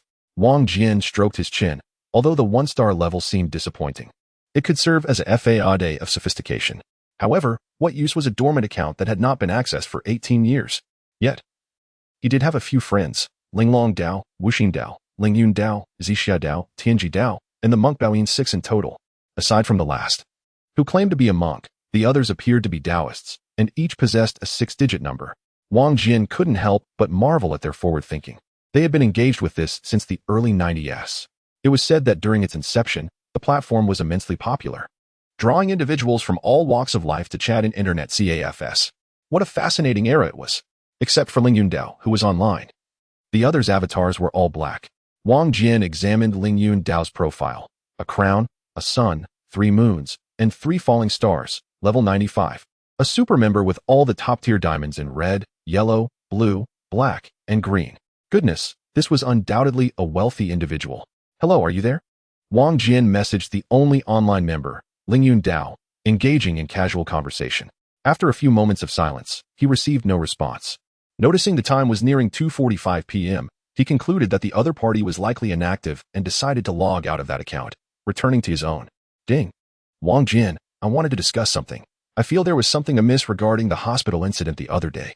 Several messages from Ma Piaoyang showed a particularly hazy recollection of events that were supposedly significant. Do you feel that way too? Wang Jian glanced at the time. Just minutes ago, Ma Piaoyang must be experiencing insomnia. A pang of sympathy struck Wang Jian, and he promptly replied, not at all. It's all in the past. Try not to dwell on it. Oh, are you still awake? Ma Piaoyang continued. I just went to the restroom and happened to see your message. Wang Jian fabricated a response. Can you chat with me for a bit? Since my father passed, I feel so empty. Of course, I'd love to chat. When will you return to school? Wang Jian sat up and typed several lines before erasing them. Rewriting instead. I'm quite tired. Let us talk tomorrow. You should get some rest. I see. All right then. See you tomorrow. 88. Wang Jian sent the message and resolutely turned off his phone, though he longed to converse with Ma Piaoyang. Her father's passing and the erasure of her memories weighed heavily on his heart, making it clear that she must be struggling. Should he return to school tomorrow? Wang Jian murmured, as his health had nearly returned to normal, and with just over 20 days until the high school entrance exams. He was uncertain if he would pass into the next grade. If he failed, he would have only a little over 20 days left to spend with Ma Piaoyang. The thought ignited a fire within him. His cognitive abilities now operated at an energy retrieval rate 8 higher than that of an average individual, and his learning speed had more than doubled. Yet, time was short, and the energy expended for Ma Piaoyang's mother, Jean Guin, in the spirit of the ghost, higher, had drained much of his life energy. If only he could acquire a recovery pill. When Ma Jiangwo was gravely ill, a single recovery pill had visibly improved his condition. Alas, unable to sleep, he resolved to try his luck with another lottery draw. Wang Jian took a deep breath and reopened the system. Beginner's lottery, he pressed. Ding. Congratulations.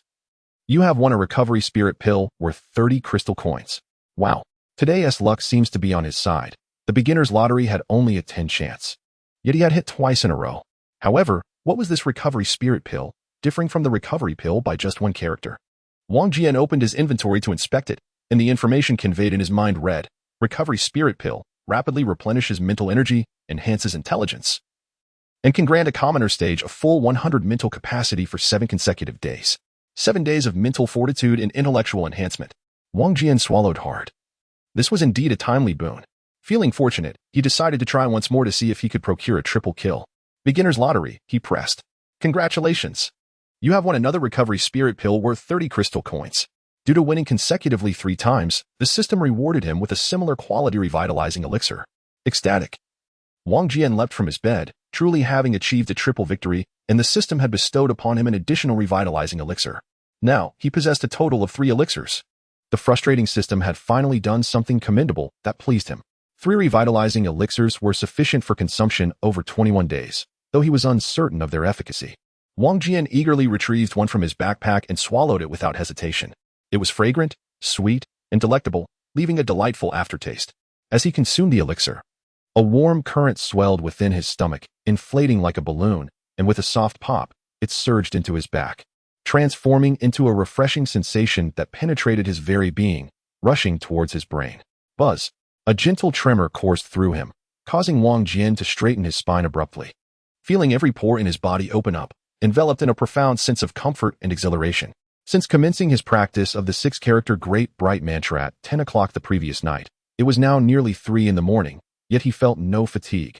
Rather, he was brimming with excitement, as if he had been invigorated by a shot of adrenaline. This sensation was truly remarkable. Cradling his head, Wang Jian exclaimed, My great blade is eager for action. If I do not seize the opportunity to learn immediately, I fear my brain might burst. I must strive diligently and immerse myself in my studies. He dove onto the floor, extracting his textbooks and notes. Come, let us ascend the lofty heights of knowledge. Tirelessly absorbing the essence of enlightenment. Wait, what is this? The major math problems are so simple? I possess 4 methods to solve them perfectly. The principles and laws of physics are merely common knowledge, albeit adorned with some scientific parameters. Though many are trivial, they remain quite intriguing. The pronunciation and grammar of English are merely tests of linguistic prowess. My linguistic skills have always been my forte. I can articulate more fluently than those from foreign lands. This is a potent tool for attracting the ladies. Which girl does not yearn for it? For the sake of future happiness, I must not allow myself to become complacent. The language composition only requires 800 words? Oh, dear examiner, are you not aware that I am the king of bluster? 800 words will not suffice. With a flurry of notes and scribbles, Wang Jian felt a whirlpool of knowledge swirling in his mind, voraciously absorbing the lessons from his textbooks. The once formidable challenges, akin to icy mountains, had now transformed into pliable enigmas, easily navigable, and the delight was 100-fold greater than playing games. No wonder the ancients proclaimed that there exists beauty within books. Diving into the ocean of knowledge is truly an unparalleled delight for the spirit. Suddenly, Xiao, what are you doing? Hua Hongqiu knocked on Wang Jian's door, and upon seeing the thick stack of textbooks and notes on his desk, she exclaimed in surprise. You didn't stay up all night, did you? All night. Has dawn arrived? Wang Jian turned to glance at the quartz clock on the wall, which read 6:30. Unbeknownst to him, over 3 hours had slipped away just like that. He had not yet had his fill of joy. You, my child, your injuries have not yet healed. Why are you studying so fervently? Hua Hongqiu felt a mix of joy and concern. Previously, Wang Jian was known solely for his love of sleep, never rising early, let alone studying by candlelight. Finally, the heavens had opened their eyes, and her son had found enlightenment. Hua Hongqiu, brimming with excitement, circled around Wang Jian, saying, You must go to bed right away. I will prepare 2 eggs for you. Mother, it's fine. I'm not tired, Wang Jian replied. Though he reluctantly stood up from his desk, others were unaware that he had consumed a revitalizing elixir. If he continued studying with such fervor, he might frighten his family. Moreover, he had a long-distance running task in the morning. After freshening up and enjoying breakfast prepared by his mother, Wang Jian lay down for a brief moment before donning his clothes and heading out for a run. With the revitalizing elixir, his learning pace accelerated remarkably. Returning to school would undoubtedly constrain his study time. Hence, he resolved to alter his plans and continue studying at home for another 20 days. There was no choice. His foundation was too weak. Only in this manner could he hope to successfully enter his senior year and continue his association with Ma Piaoyang. Perhaps, in the future, they might even attend the same university. Contemplating Ma Piaoyang filled Wang Jian with concern. Her parents had both passed away, and before Ma Jiang's death, he had entrusted Wang Jian with the responsibility of taking care of her. Ma Piaoyang's mother had even been one he helped transcend. With the impending entrance exams, Ma Piaoyang had been struggling with insomnia lately, and her spirits were undoubtedly low. Now, with 3 revitalizing elixirs in hand, he should give her one to replenish her vitality. With this thought in mind, Wang Jian took out his phone and dialed Ma Piaoyang's number. Ma Piaoyang, you are my foremost disciple in the Taoist medical school. After this period of observation, I have recognized your loyalty. When are you free to come to my house? I have something for you. No time. Shall I bring it to you instead? After hanging up the phone, Wang Jian's gaze deepened with determination, no matter the obstacles. He would ensure her well-being, fulfilling the promise made to her parents. Indeed, I am the kind of remarkable young man who aspires to nurture a profound bond with her. Chapter 54. Are you hiding something from me? Uncertain whether it was due to the events at Xianyuan Tomb, but her subconscious feelings towards Wang Jian had significantly intensified. When she received Wang Jian's call, Ma Piaoyang arrived at his home that afternoon. This brought Wang Jian immense joy, though it was his mother, Hua Hongtiao, who was even more elated. Her attentive demeanor and affectionate gaze revealed that she had already begun to regard Ma Piaoyang as a daughter-in-law. As she observed the revitalizing elixir presented by Wang Jian, Ma Piaoyang's weary face expressed astonishment. It was so fragrant that just inhaling its aroma sent a shiver down her spine, causing her pores to open wide. Importantly, Wang Jian had previously produced a similar pill. This is revitalizing elixir, one of the secrets of my Taoist medical school, most effective for replenishing spiritual energy. You have become my disciple, and I have yet to give you anything. Consider this a belated gift. Wang Jian maintained a serious expression, stating, Today, I called you here to teach you a set of incantation methods. Ah, Ma Piaoyang sighed, shaking her head. I feel so disoriented lately that I actually believed you and came over. Really? Why can't you trust me? Wang Jian asked, startled. Have you forgotten about the Taoist medical school? Of course not. It's just that I don't understand why I initially joined the Taoist medical school. Not only have you become increasingly shameless, but you also now appear rather eccentric. Could it be? Wang Jian pondered, examining himself. For their first formal lesson, he had donned the robe gifted by his grandfather and even invited Ma Piaoyang to pay respects to the ancestor of Qi Huang. Such a solemn cultural inheritance had somehow transformed into eccentricity? Are you not going to learn? Wang Jian felt a pang of anxiety. Surely, Ma Piaoyang would not withdraw from the Taoist medical school due to Ma Zhengluo's passing. I have no regrets. Ma Piaoyang shook her head. I just don't know what is happening. I can't muster the energy for anything. That's good. A weight lifted from Wang Jian's heart. In that case, let me first teach you the 5-character incantation. Use this method to recite the 6-character Great Bright Mantra. The path of incantations is the most effective for calming the mind and spirit. It will greatly assist you. With that, Wang Jian explained both methods to Ma Piaoyang and encouraged her to consume the revitalizing elixir to experience its effects immediately. After swallowing the revitalizing elixir and sitting in a chair, Ma Piaoyang had not even begun reciting according to the 5-character incantation when she let out a long sigh, her furrowed brow relaxing. And a look of profound ecstasy graced her beautiful face.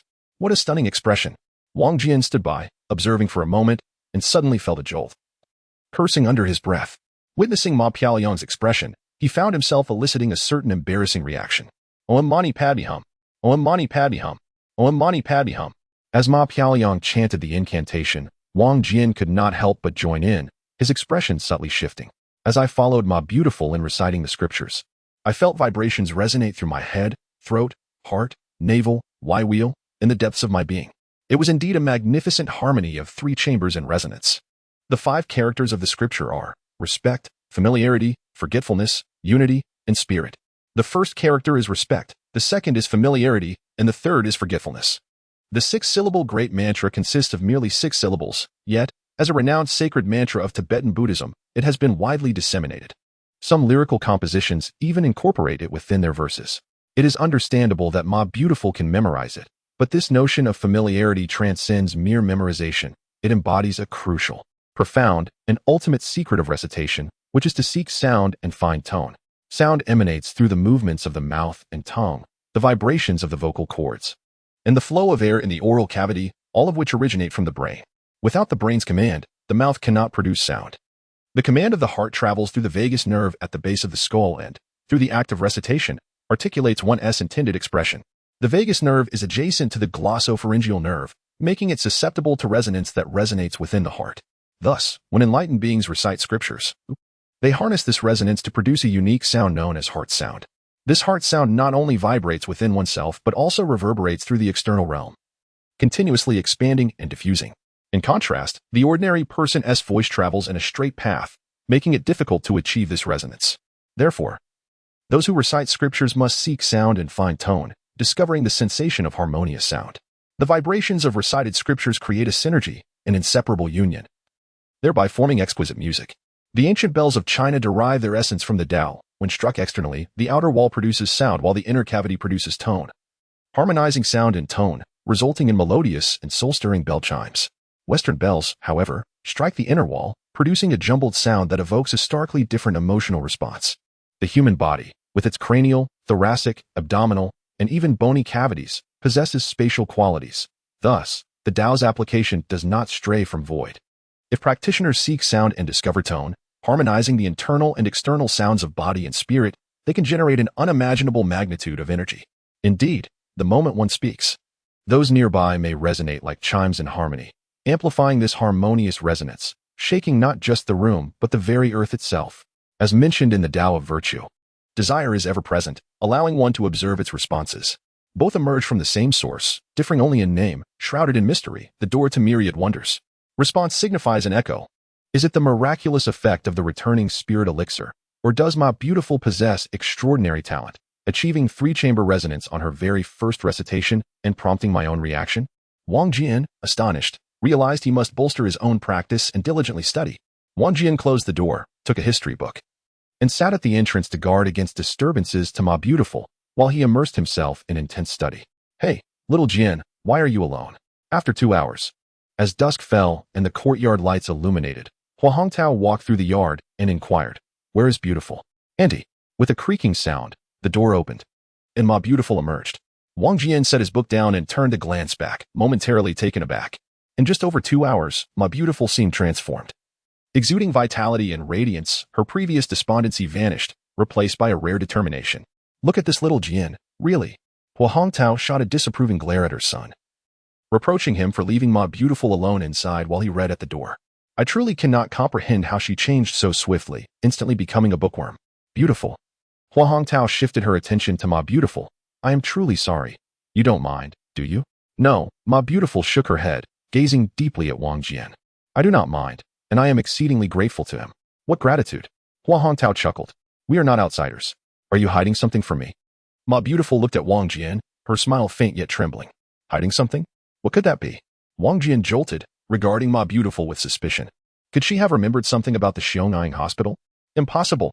Xiao Yuer is an elite of the dragon team, adept at erasing memories, with extraordinary skills. Could it be related to the returning spirit elixir and the 6-syllable great mantra? Fine. If you do not speak, Ma Beautiful shook her head. I will uncover the truth myself. What are you two talking about? Hua Hongtao interjected, bewildered. Let us go eat. The dishes are getting cold. Chapter 55. There will always be beauties wanting to approach me at noon. The blazing sun streamed through the window curtains, illuminating the pristine, soft bed.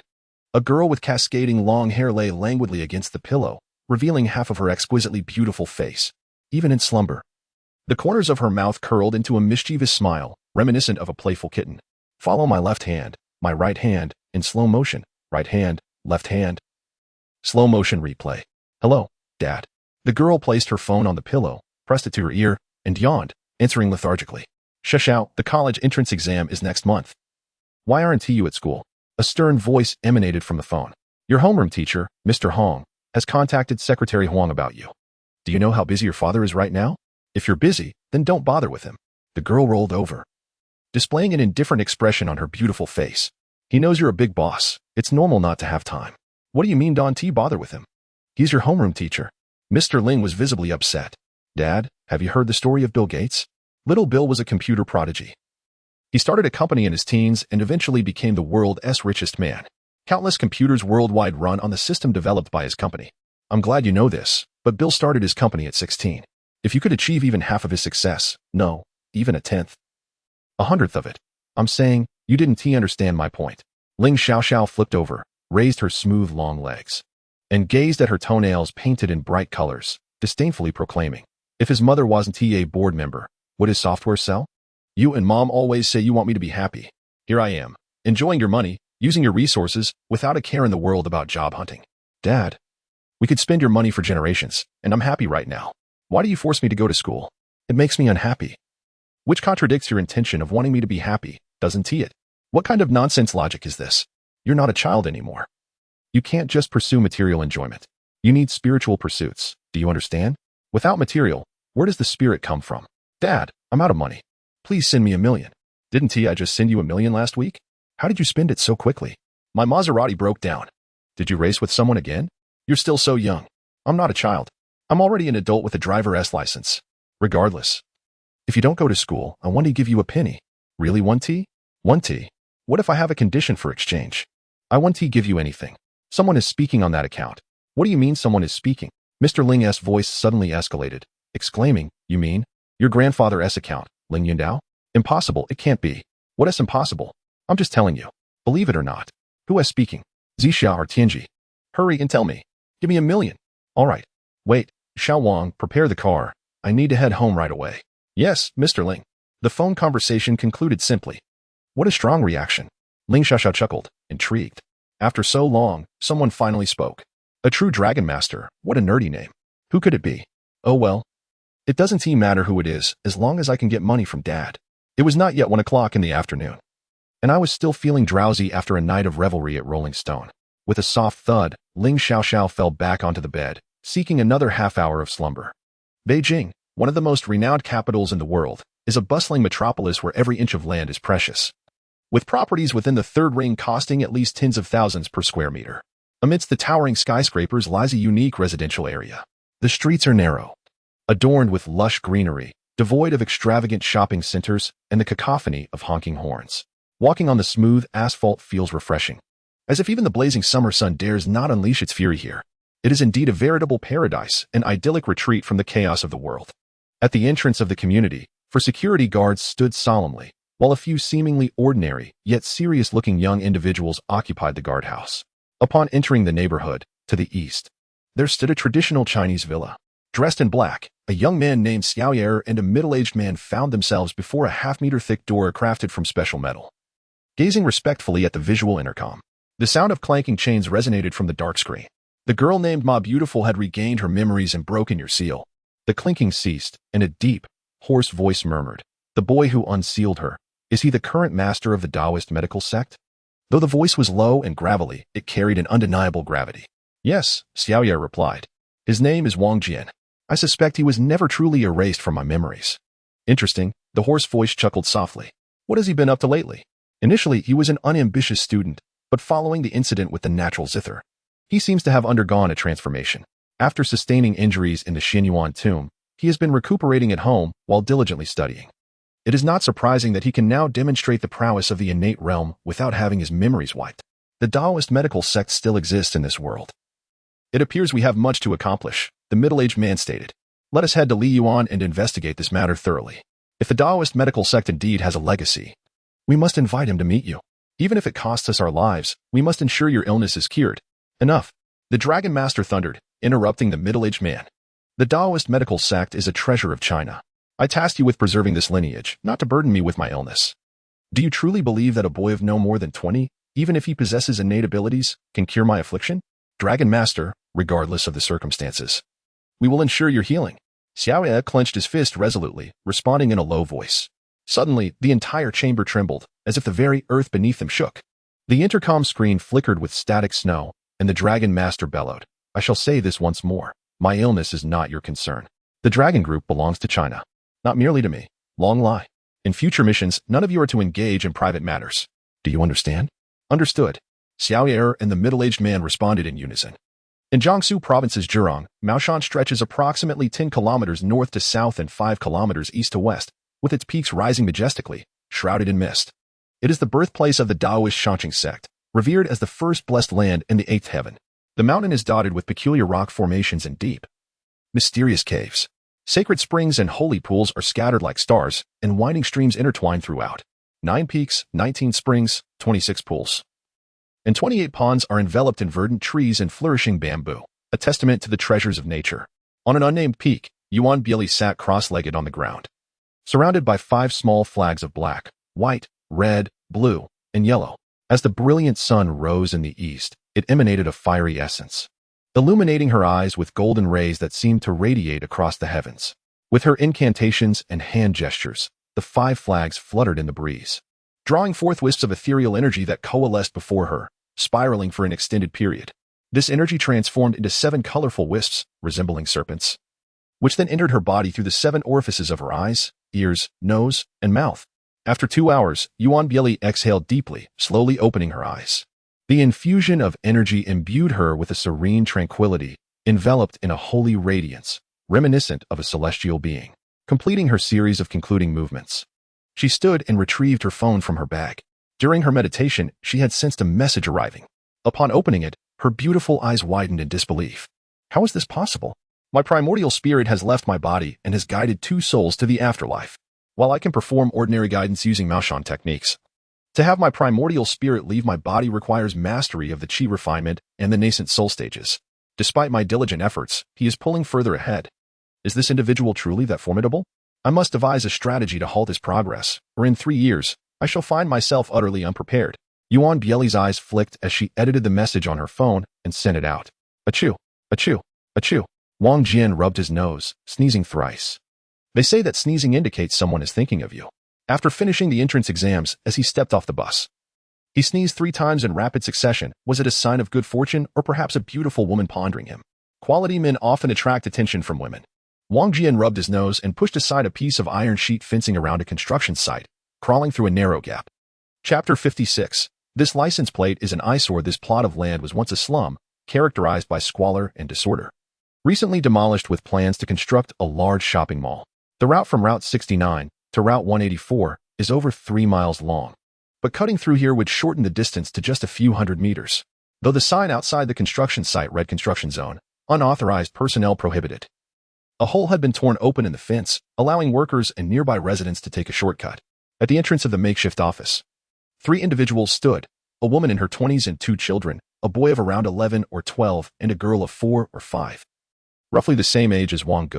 The woman, unadorned by makeup and dressed modestly, possessed striking beauty, exuding an unspoken tranquility. Wang Jian's gaze instinctively focused on her face, causing him to pause in his tracks. Isn't she afraid of the heat standing out here on such a hot day? Given her age and figure, she hardly seems like the mother of 2 children. Life is predestined. Idle thoughts serve no purpose. What a pity that someone with such beauty should find herself in such a situation.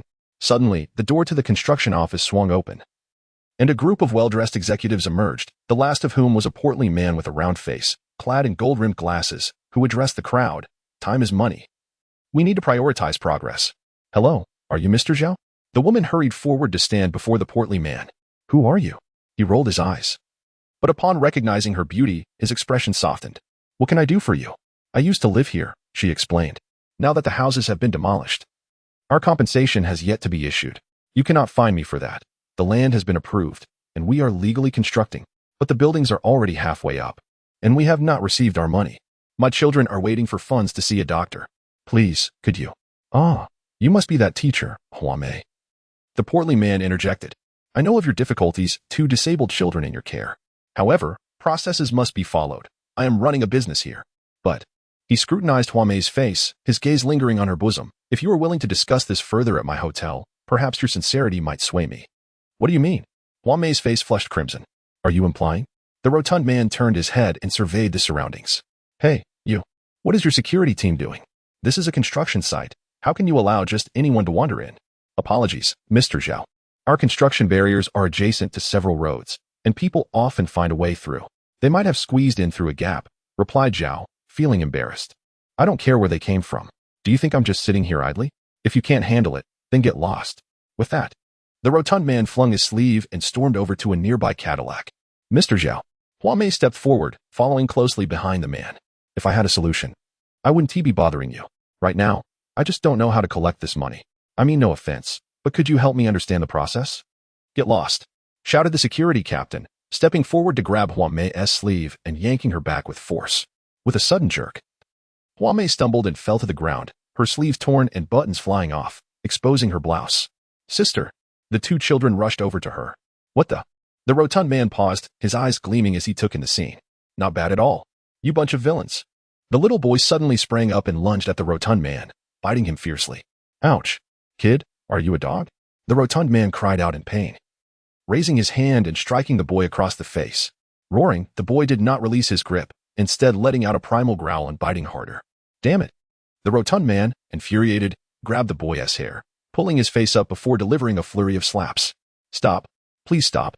Huamei, now back on her feet, grasped the rotund man's arm, trying to pull him away. Just then, the security captain kicked her hard in the back. Thud. Huamei was sent sprawling several meters away, her arms and face scraped by the gravel on the ground.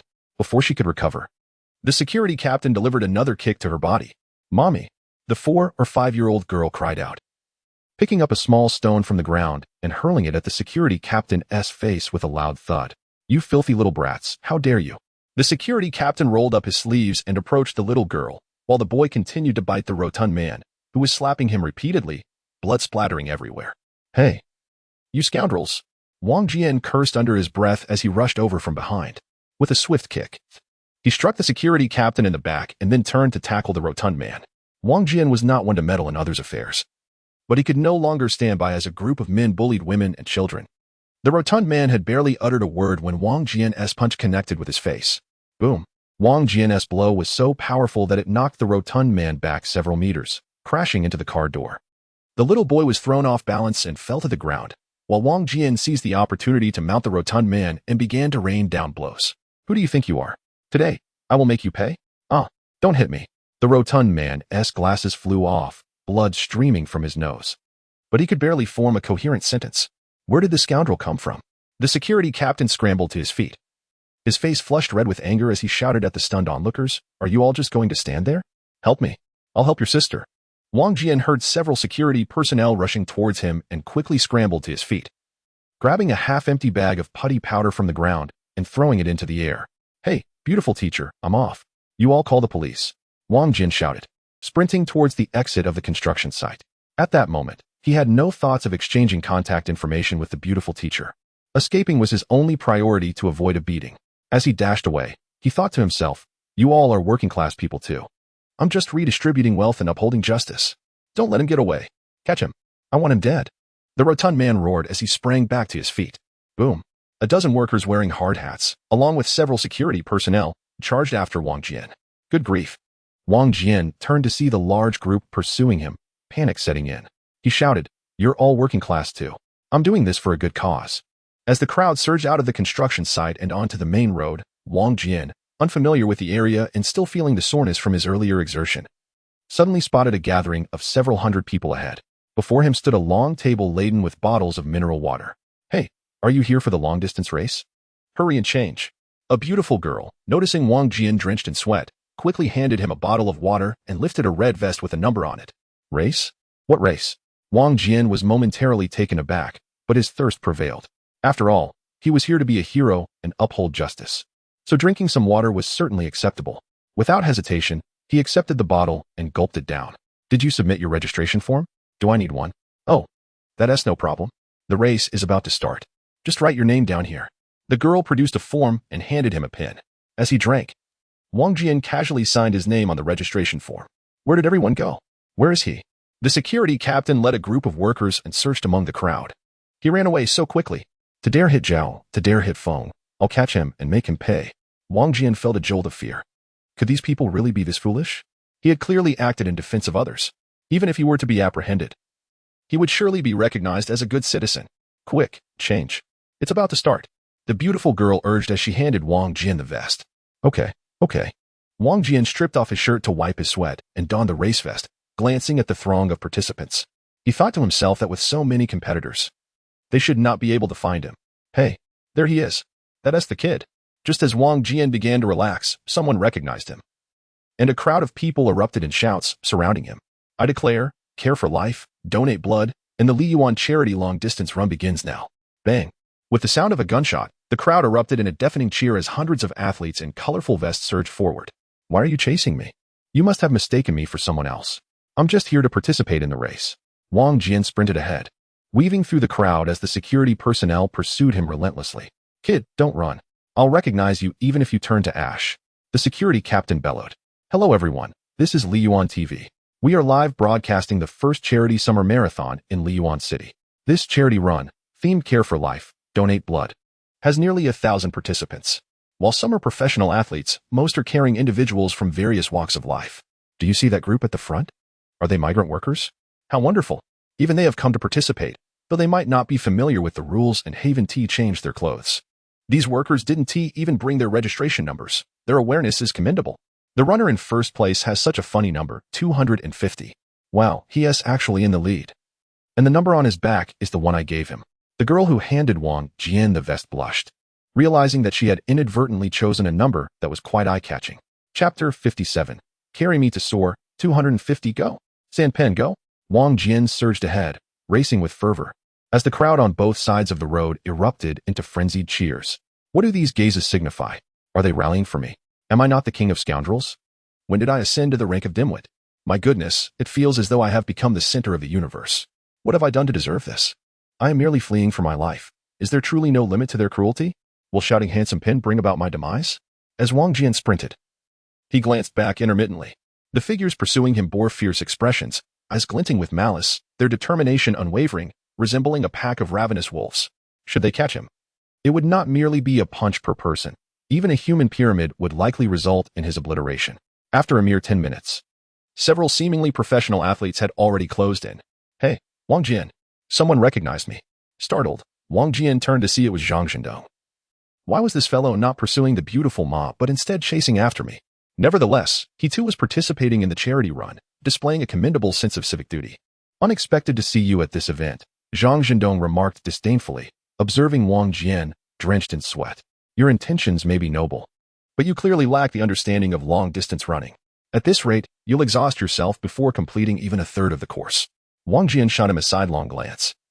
Panting as he adjusted his breath, you know nothing. Those behind me want to harm me. I am running for my life. Why don't you ever heed advice? Zhang Zhendong pressed on, matching Wang Jian's pace.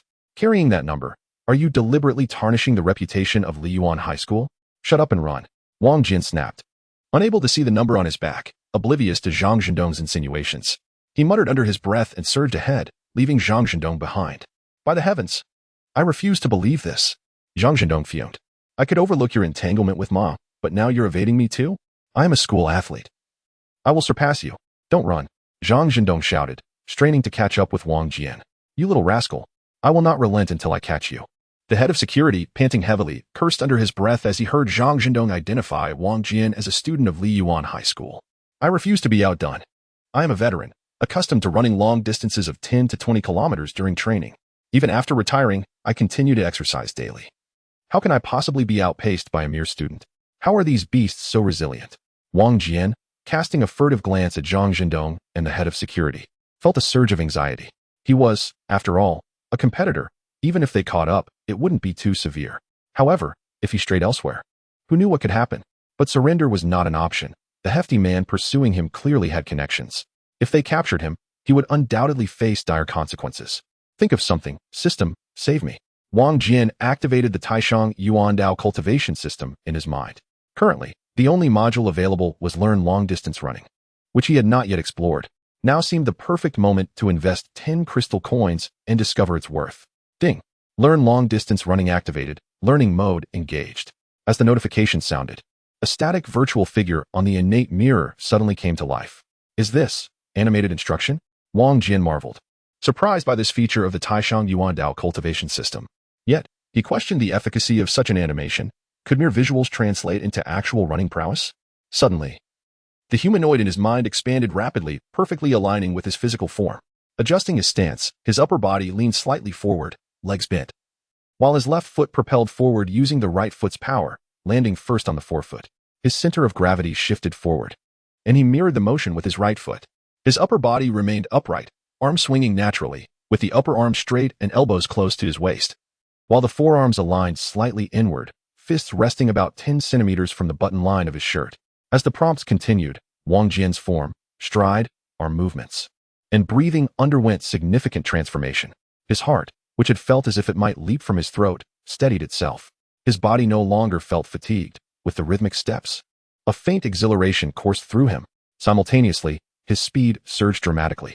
No wonder Learn Long-Distance Running required an investment of 10 crystal coins. It became clear that this teaching mode imparted techniques akin to those of national-level athletes, not something one could master in mere moments, but certainly learn swiftly. At this rate, if the system offered martial arts techniques like 18 dragon subduing palms, Shaolin iron head skill, or monkey stealing peaches? Wouldn't I quickly ascend to the status of a martial arts master? System, oh system, lead me to escape and soar. What is happening? His pace and posture have transformed. He appears so professional. Despite his earlier exertion, how has his speed suddenly increased? Zhang Zhendong pondered, astonished by Wang Jian's unexpected acceleration. Although he was the class representative for Chinese literature and achieved excellent grades, he was also an avid football enthusiast, dedicating time daily to practice at the field, enhancing both his mood and fitness, which led him to become a school athlete participating in this charity event. Wang Jian, however, had spent most of his days sleeping. While he had begun to study diligently and was rumored to be practicing long-distance running, the results had not manifested so quickly, had they? Besides, wasn't he injured? Goodness, how does he possess such stamina? Observing Wang Jian's swift retreat, Zhang Zhendong, along with the head of security, found it hard to believe. Now, the situation transcended mere personal grievances. It had escalated to a matter of honor. As the head of security, a self-proclaimed veteran, vital and agile, he could not allow this boy to run away brazenly under his watch. What would become of his reputation then? Unacceptable. In the military, we would run 10 to 20 kilometers in drills. I refuse to believe I cannot keep up with him. The head of security performed several chest expansions, clenched his fists, and with a resounding crack of his joints, declared, I am in pursuit. Goodness. Witnessing the head of security zoom past him, Zhang Zhendong felt disheartened. Even the laborers are so formidable today. Regardless of the circumstances, he resolved to pursue with fervor, not just for Ma, but for his own pride. Drawing a deep breath, he surged forward in a vigorous chase. By the heavens, after accelerating, I quickly distanced myself from both the head of security and Zhang Zhendong. I barely had time to catch my breath when they caught up again. This is an unending pursuit. Am I a mere damsel to be chased like this? Wang Jian seethed with frustration and gazed at the system once more. Desperate, he decided to draw a reward, hoping for a pill to bolster his endurance. Otherwise, he would surely collapse. With a resounding crack, his feet thundered against the ground. The spinning wheel of fortune whirred. Ding! Congratulations. You have received a recovery pill worth 10 crystal coins. The system announced. Recovery pill? Instantly restores 100% of stamina. Wang Jian beamed at the sight of the glossy, round pill in his mind. Although I've mastered the technique of running, my stamina is insufficient. To hit the jackpot like this is truly providential. Without hesitation, he swallowed the pill. In an instant, a warm current coursed through his entire body, banishing fatigue and infusing him with strength. The sensation was reminiscent of childhood, akin to drinking 8 bottles of Waha in one breath, even causing certain parts of his body to swell with change. Wang Jian felt as though he had transformed into a magnificent steed, propelled by an invisible force that heightened his speed. As if he had been bestowed with an acceleration spell. Impossible. Zhang Zhendong and the security captain seemed to share a telepathic connection, simultaneously exclaiming in disbelief. How could this be? We have all reached our limits, yet he has once again surged ahead. Is he trying to fly? Dear viewers, welcome to the grand charity event. The third summer charity marathon. Li Yuan TV continues its live coverage. The race has progressed for 50 minutes, and since the start, contestant number 250 has maintained a commanding lead. Now nearly 600 meters ahead of the second place. Truly impressive. He has been sprinting at a 100-meter pace for almost an hour without losing momentum. Even professional athletes at the city level could not possess such stamina. Could he be from the provincial level? Is this really a charity event? How could such a remarkable individual be participating? In charity events, anything is possible. Even national-level athletes might come for fun. National level? It is said that the first prize is 1 million, the second 50,000, and the third 30,000. Even the 10th place has a 5,000 reward. This is cheating. A blatant injustice to other competitors. What fairness are you talking about? Do you understand charity? Athletes of this caliber, regardless of their financial needs, would not keep such winnings. They would ultimately donate them. As people watched the live broadcast, they were astonished. However, the forum of Li Yuan High School was already abuzz. Breaking news. The king of jerks from Class 2, Grade 3 is participating in the charity marathon, leading with an absolute advantage. Impossible. The college entrance exams just ended, right? Theoretically. It could be possible. What do you mean possible? The television has reported it with proof. I can't believe it's true. But that number, it's blinding to my titanium alloy eyes. I'm so embarrassed I can't even tell new friends my high school's name. Li Yuan High School is going to be famous. Congratulations to the king of jerks for achieving a new realm. This feels incredible. With every stride, a surge of warmth and strength enveloped him, making him feel invincible, the dual effects of the recovery elixir and long-distance running exhilarating beyond measure. Ding. Congratulations. Your physical prowess has ascended to the 4th tier of the health realm. Ding. Congratulations, your physical prowess has ascended to the 5th tier of the health realm. Ding. Congratulations. Your physical prowess has ascended to the 6th tier of the health realm. The supreme Tao cultivation system in his mind continuously prompted him as Wang Jian's body upgraded layer by layer, embracing the gentle breeze and the astonished expressions of bystanders. He felt as though he was gliding on a wheel of fire, exuding charm and charisma throughout the city. Ahead, a multitude waved banners and flags, their vibrant colors dazzling to the eye, while cheers surged like ocean waves in his ears. The first place is approaching. People gasped, screamed, and snapped photographs. Many running alongside Wang Jian, shouting encouragement. Go, go. Victory is just ahead. Boom. The streamers were shattered as Wang Jian barreled through, and a swarm of staff members immediately surrounded him. Some offered towels to wipe sweat. Others handed him water, while some carried cameras for interviews. Wang Jian took a towel to wipe his brow, glancing back to find no one behind him, letting out a long sigh of relief. After running for nearly 2 hours, he had finally shaken them off. Ding. Congratulations. You have exceeded the daily running task of 5,000 meters, earning 20 crystal points. Wow. Wang Jian's heart leaped with joy.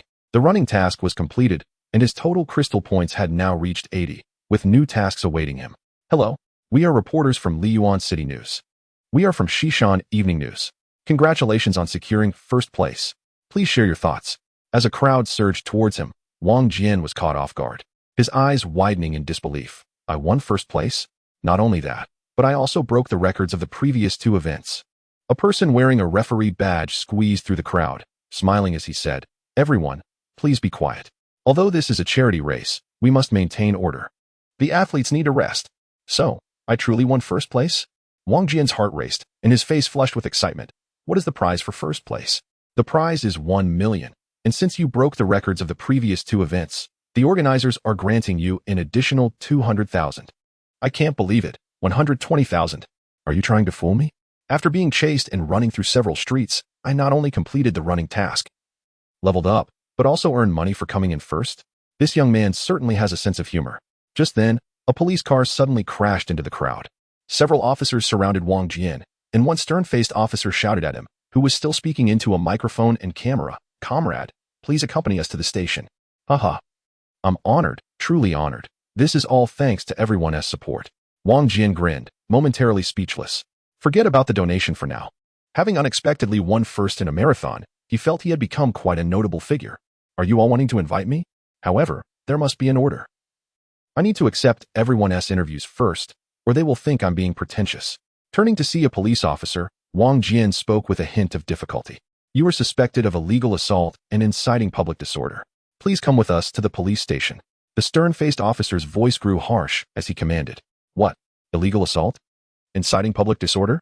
Could this young man be a delinquent? Officer, what crime has this contestant committed? Could you explain?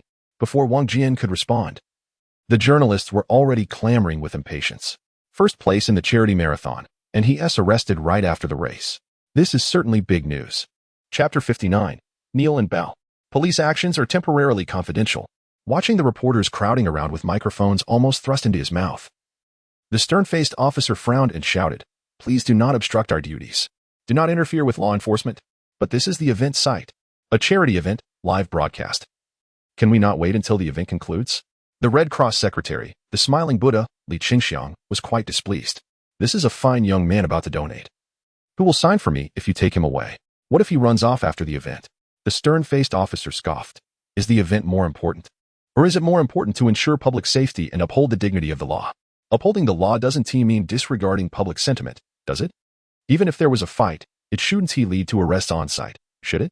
The smiling Buddha maintained his cheerful demeanor. Yet a glint of menace flickered in his eyes.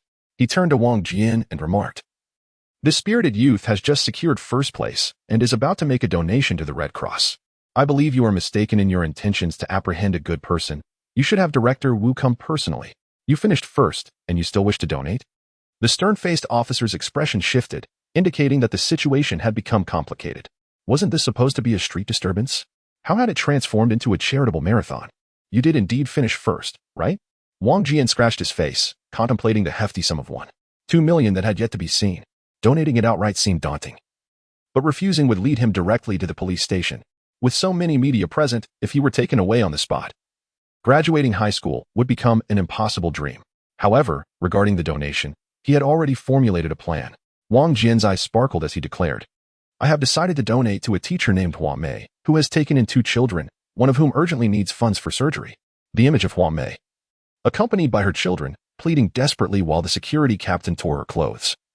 And the scene of the little boy being struck by the corpulent Zhao was etched vividly in his memory, if it weren't for his genuine sympathy for their plight. It was unlikely that Wang Jian would have acted so impulsively. A direct donation of 1.2 million to Huang Mei seemed to be a win-win solution. Teacher? The smiling Buddha paused, narrowing his eyes as he scrutinized Wang Jian anew. This young man appeared youthful, yet possessed a cunning mind. Secretary Li. Wang Jian turned to the smiling Buddha. After all, the Red Cross is engaged in welfare work. May I donate the funds in your name? You surely would not oppose this, would you? Well, that is not entirely out of the question. Secretary Li hesitated. Our Red Cross funds are allocated according to a planned arrangement. This teacher does not appear to be registered with us. This procedure is not compliant. What does that matter? We can simply rectify the registration. Moreover, I have yet to sign your donation document. Although this event is a charitable marathon, the authority to allocate the prize money should rightfully belong to me. By donating in your name, it is indeed a mutually beneficial arrangement. Is that so? The smiling Buddha rolled his eyes, and with a change in demeanor, he burst into laughter. Comrade, your ideas are quite intriguing. Likewise, Wang Jian chuckled. Turning back to the police officers, dear officers, you must understand that this entire situation was instigated by that teacher, Huang Mei. Is she currently at the police station? Her children were injured and have been taken to the hospital. The hospital? Wang Jian's expression shifted, recalling the boy who had been mercilessly struck by the hefty man. His gaze sharpening with determination. That works perfectly. I shall take the police car to deliver the money. You need not worry about my escape. As he spoke, Wang Jian strode confidently to the police car, opened the door, and sat inside, beckoning the stern-faced officer who remained stationary. Come on, officer, stop dawdling. The people's police are for the people. Let us get moving. Taking a police car to the hospital? They are here to arrest you. This fellow was truly audacious. Indeed. The crowd collectively settled on a term that aptly described Wang Jian. Impudent. The stern-faced officer swallowed hard, his complexion shifting from dark to a hue of red as he waved his hand decisively. First, to the hospital. Prepare the vehicle. We are going to the hospital. Secretary Li of the Red Cross's expression shifted noticeably, suddenly exclaiming, the charitable marathon has concluded. We must promptly deliver the prize money to those in need. This is precisely what the Red Cross should do. Let us go to the hospital. The event judges echoed in agreement. This marathon was a promotional charity event. An unprecedented opportunity. We're coming too. A throng of reporters hurriedly boarded the vehicle. Secretary. As Secretary Li settled into the car, a staff member adorned with a Red Cross insignia rushed over. The race has not yet concluded. The second and third place competitors have just crossed the finish line. Just crossed the finish line? Goodness, they are far too slow. Secretary Li scoffed. For matters like this, don't consult me. Simply find a few staff members to assist. Wow. Finally at the finish line, I came in second. I came in third. What is going on? The athletes who had nearly finished together stared in astonishment at the departing vehicles, the interview car, the Red Cross promotional vehicle, and the police car, all rumbling away. What were they up to? Wasn't there supposed to be a grand ceremony? What a disorganized race this was. Several competitors exchanged bewildered glances, some even collapsing to the ground, panting heavily, reflecting, over 20 kilometers, I'm utterly exhausted. The hospital in Liyuan City, Huang Mei stared at the payment notice, frozen in place. The treatment costs for her younger sister, who suffered from albinism, were still unresolved, and now her younger brother's brain tumor had worsened. The combined expenses amounted to a staggering 700,000. Having adopted 2 orphan children, both with disabilities, she had hoped that the compensation from the demolition of her house would facilitate their treatment. However, the compensation was only 400,000, and not a single penny had been received. Her salary barely covered the living expenses for the 3 of them. Zhao, the corpulent man, with a bandage wrapped around his head, his already plump face swollen to resemble that of a pig, stealthily approached Huang Mei to inspect the payment notice, a smug grin spreading across his face. It's Zhao? Huang Mei turned to face the corpulent man, taking a deep breath. You see my predicament. I truly need the funds. Could you possibly expedite the processing of the demolition compensation for me? Expedite? Zhao chuckled, lifting his piggish face, nostrils flaring. I've already told you. Go find whoever you need to find. You don't seem to realize that you just had a boy beat me up and now you want my help? Are you out of your mind? But I don't even know him. What kind of society is this? You think someone you don't know can just come up and hit me? Do you take me for a 3-year-old? Zhao scrutinized Huang Mei with a predatory glare. You want my help? Then bring that boy to me. let him kneel and apologize. Otherwise, let us see how you'll pay for the hospital fees. But I truly, Teacher Hua. Before Hua Mei could finish, Wang Jian entered the payment hall, flanked by several police officers. Yes, it's you. How come? Seeing the officers behind him, Hua Mei felt a sense of foreboding. Have you been arrested? Sort of. Wang Jian scratched his head, glancing at the officers beside him. I came in the police car. They said my actions of aiding others were excessive. Officers. You cannot wrongfully accuse a good person. Hua Mei's eyes welled with tears. What is happening in society today? He acted to save me. Huh, you little rascal. How dare you come here? Spotting Wang Jian, Zhao's eyes blazed with fury. Having been publicly humiliated earlier, he seethed with resentment. Kneel and apologize to me, or I will not let you off lightly. Kneel? Wang Jian was taken aback, grinning as he replied, have you been kicked by a donkey? Hua Mei, do you still want the money? Zhao ignored Wang Jian's comment, turning to Hua Mei with a smirk. Today, I'll go all out. If this boy kneels and apologizes, I will immediately call Director Yang and ensure your demolition compensation is processed by tomorrow. Zhao. Hua Mei gritted her teeth, looking up fiercely with reddened eyes. This young man, whom I do not know, not only saved me, but is now being caught by the police because of it. You are obligated to provide my demolition compensation, and I will never allow him to demean himself for money. Exactly. At some point, the little boy, Tianyang, emerged, holding his recently treated, bloodstained nose, and declared to Zhao, even if I do not receive treatment and die immediately, I will not allow my brother to bow to you. Huh. Well then. Zhao's lips trembled in rage. If you're not afraid of death and don't want money for treatment, then just die. Huh. You wretched souls. One less of you would hardly be missed, especially you, frail and sickly wretch, born with a curse. It is no wonder your parents discarded you at birth. How dare you utter such words? Listening to Zhao the bully's venomous tirade, Hua Mei's voice cracked as she shouted, do you possess no shred of conscience? He is but a child. Mr. Zhao, your words are utterly excessive, remarked a stern-faced officer who seemed familiar with Zhao, unable to contain his disapproval. Excessive? What is excessive about speaking the truth? Zhao retorted. Moreover, I have not denied them opportunities. Pointing a finger at Wang Jian, he continued, this brat assaulted me. If he kneels and bows his head in apology, I shall promptly call to resolve the demolition compensation issues. In fact, I could personally donate 10,000, no, 30,000, to you. Kneel and bow your head, and you promise to resolve their compensation issues and donate 30,000? Truly, you are a paragon of virtue. Wang Jian approached Zhao with a smirk, saying, come now, is it not merely a bow? Stand straight. Upon seeing Wang Jian grinning before him, Zhao puffed up his chest. You clever lad. Brother, this cannot be. No way, shouted the police, Hua Mei, and the boy Tianyang in unison. We can find a way for the money, but we shall never kneel before this scoundrel. Chapter 60. The moral exemplary Zhao the bully gazed at Wang Jian with a smirk, his eyes brimming with mockery. See, this is a realm governed by power and wealth. No matter how formidable you think yourself, my money will bring you to your knees. Suddenly, Zhao felt a sharp pain in his abdomen and bent forward, resembling a shrimp. Bang! Wang Jian, still grinning, stepped up and delivered a punch to Zhao's gut. Zhao emitted a muffled groan, unable to resist bending over. Wang Jian then pressed his head down and delivered a knee strike to his face. Thud. Zhao's face erupted like a dye shop, snot, tears, and blood gushing forth. You wish to bow, do you? Bow for me. Wang Jian seized Zhao's short hair and yanked him forward. Boom. Zhao was helpless, dragged to the ground as Wang Jian slammed his head repeatedly into the floor. Thud. Thud. Thud. What? Wang Jian had no intention of bowing to Zhao. Rather, he seized the opportunity to unleash a furious assault. The blows were merciless. Stop.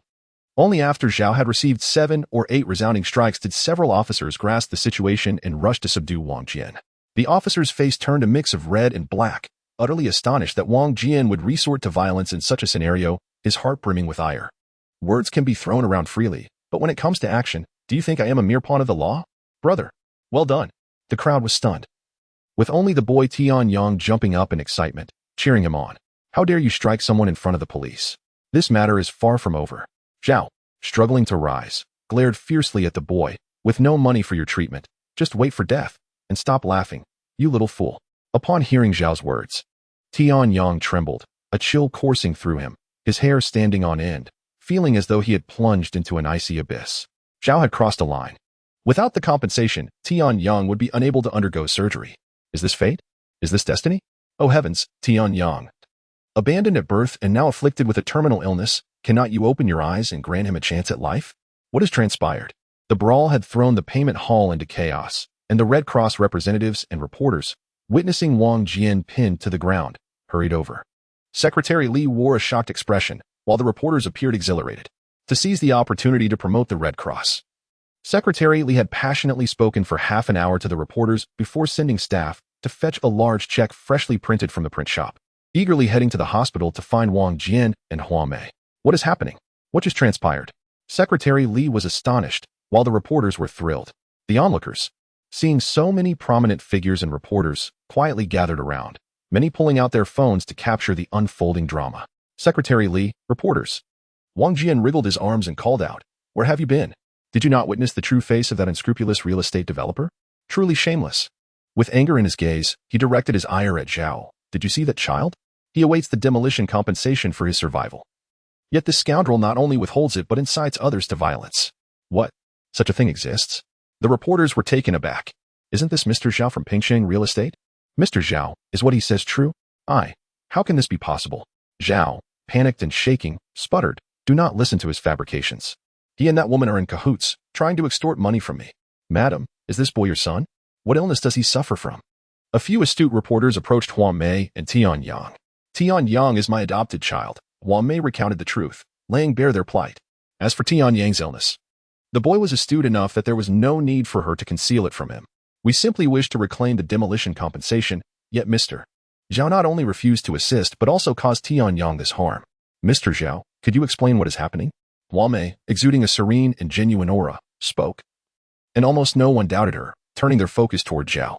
"No, it is not like that." Zhao exclaimed, "This is moral coercion. Why must I assist him?" "No. I mean, I will handle this, but they are too impatient. Enough with the useless chatter." The scene was chaotic as Wang Jian interrupted, raising his voice. "Right now, saving the child is paramount. Teacher Hua Mei, despite the financial difficulties, you have taken in 2 orphans. I may be just a poor student, unable to afford a decent phone, but I won first place in the long-distance race. I declare my prize of 120,000. All of it to be donated to teacher Hua Mei." "What? 120,000? The crowd erupted in astonishment at Wang Jian's declaration, their faces filled with disbelief. "Officers, given the current situation, can you release me now?" Wang Jian twisted his shoulders and said, "I have now become a moral exemplar, with so many reporters watching. Do not let me be the headline." "Oh my." The stern-faced officer was taken aback and quickly waved his hands, and several officers scurried away like rabbits. What a jest it would be if they were seen suppressing a great benefactor. This young lad has won first place in the long-distance race. 120,000 is an immense sum. I have never seen so much money in my life. To donate such an amount in one go is simply extraordinary. 120,000. Hua Mei stood frozen, utterly stunned. Undoubtedly, she was the most affected by this revelation. Having exhausted every avenue to secure treatment for Tianyang and Tianlian, the long-awaited demolition compensation remained elusive, leaving her in a state of despair. Yet, this unfamiliar young man had come forth to aid them, now donating an astounding sum. Was this truly real? "Secretary Li, there is no need for pretense. Quickly, hand over the funds." As Hua Mei gazed at him with tear-filled eyes, Wang Jian felt a wave of embarrassment wash over him, prompting him to turn to the smiling figure of the Red Cross for encouragement. "Ah, yes." Secretary Li regained his composure and eagerly took the oversized check from the staff, cradling it in his arms as he spun around to showcase it to the assembled media, reciting, "The Red Cross expresses gratitude to student Wang Jian for his tremendous contributions to social welfare." After concluding his remarks, Secretary Li strode purposefully toward Hua Mei, stating, "Comrade Hua Mei, we at the Red Cross have thoroughly understood your situation. You are single-handedly raising 2 orphans, making significant contributions to the welfare cause. Truly a model for teachers and a paragon of virtue." A wave of applause erupted, and the lights flashed as Hua Mei accepted the symbolic check, tears streaming down her cheeks. Ding!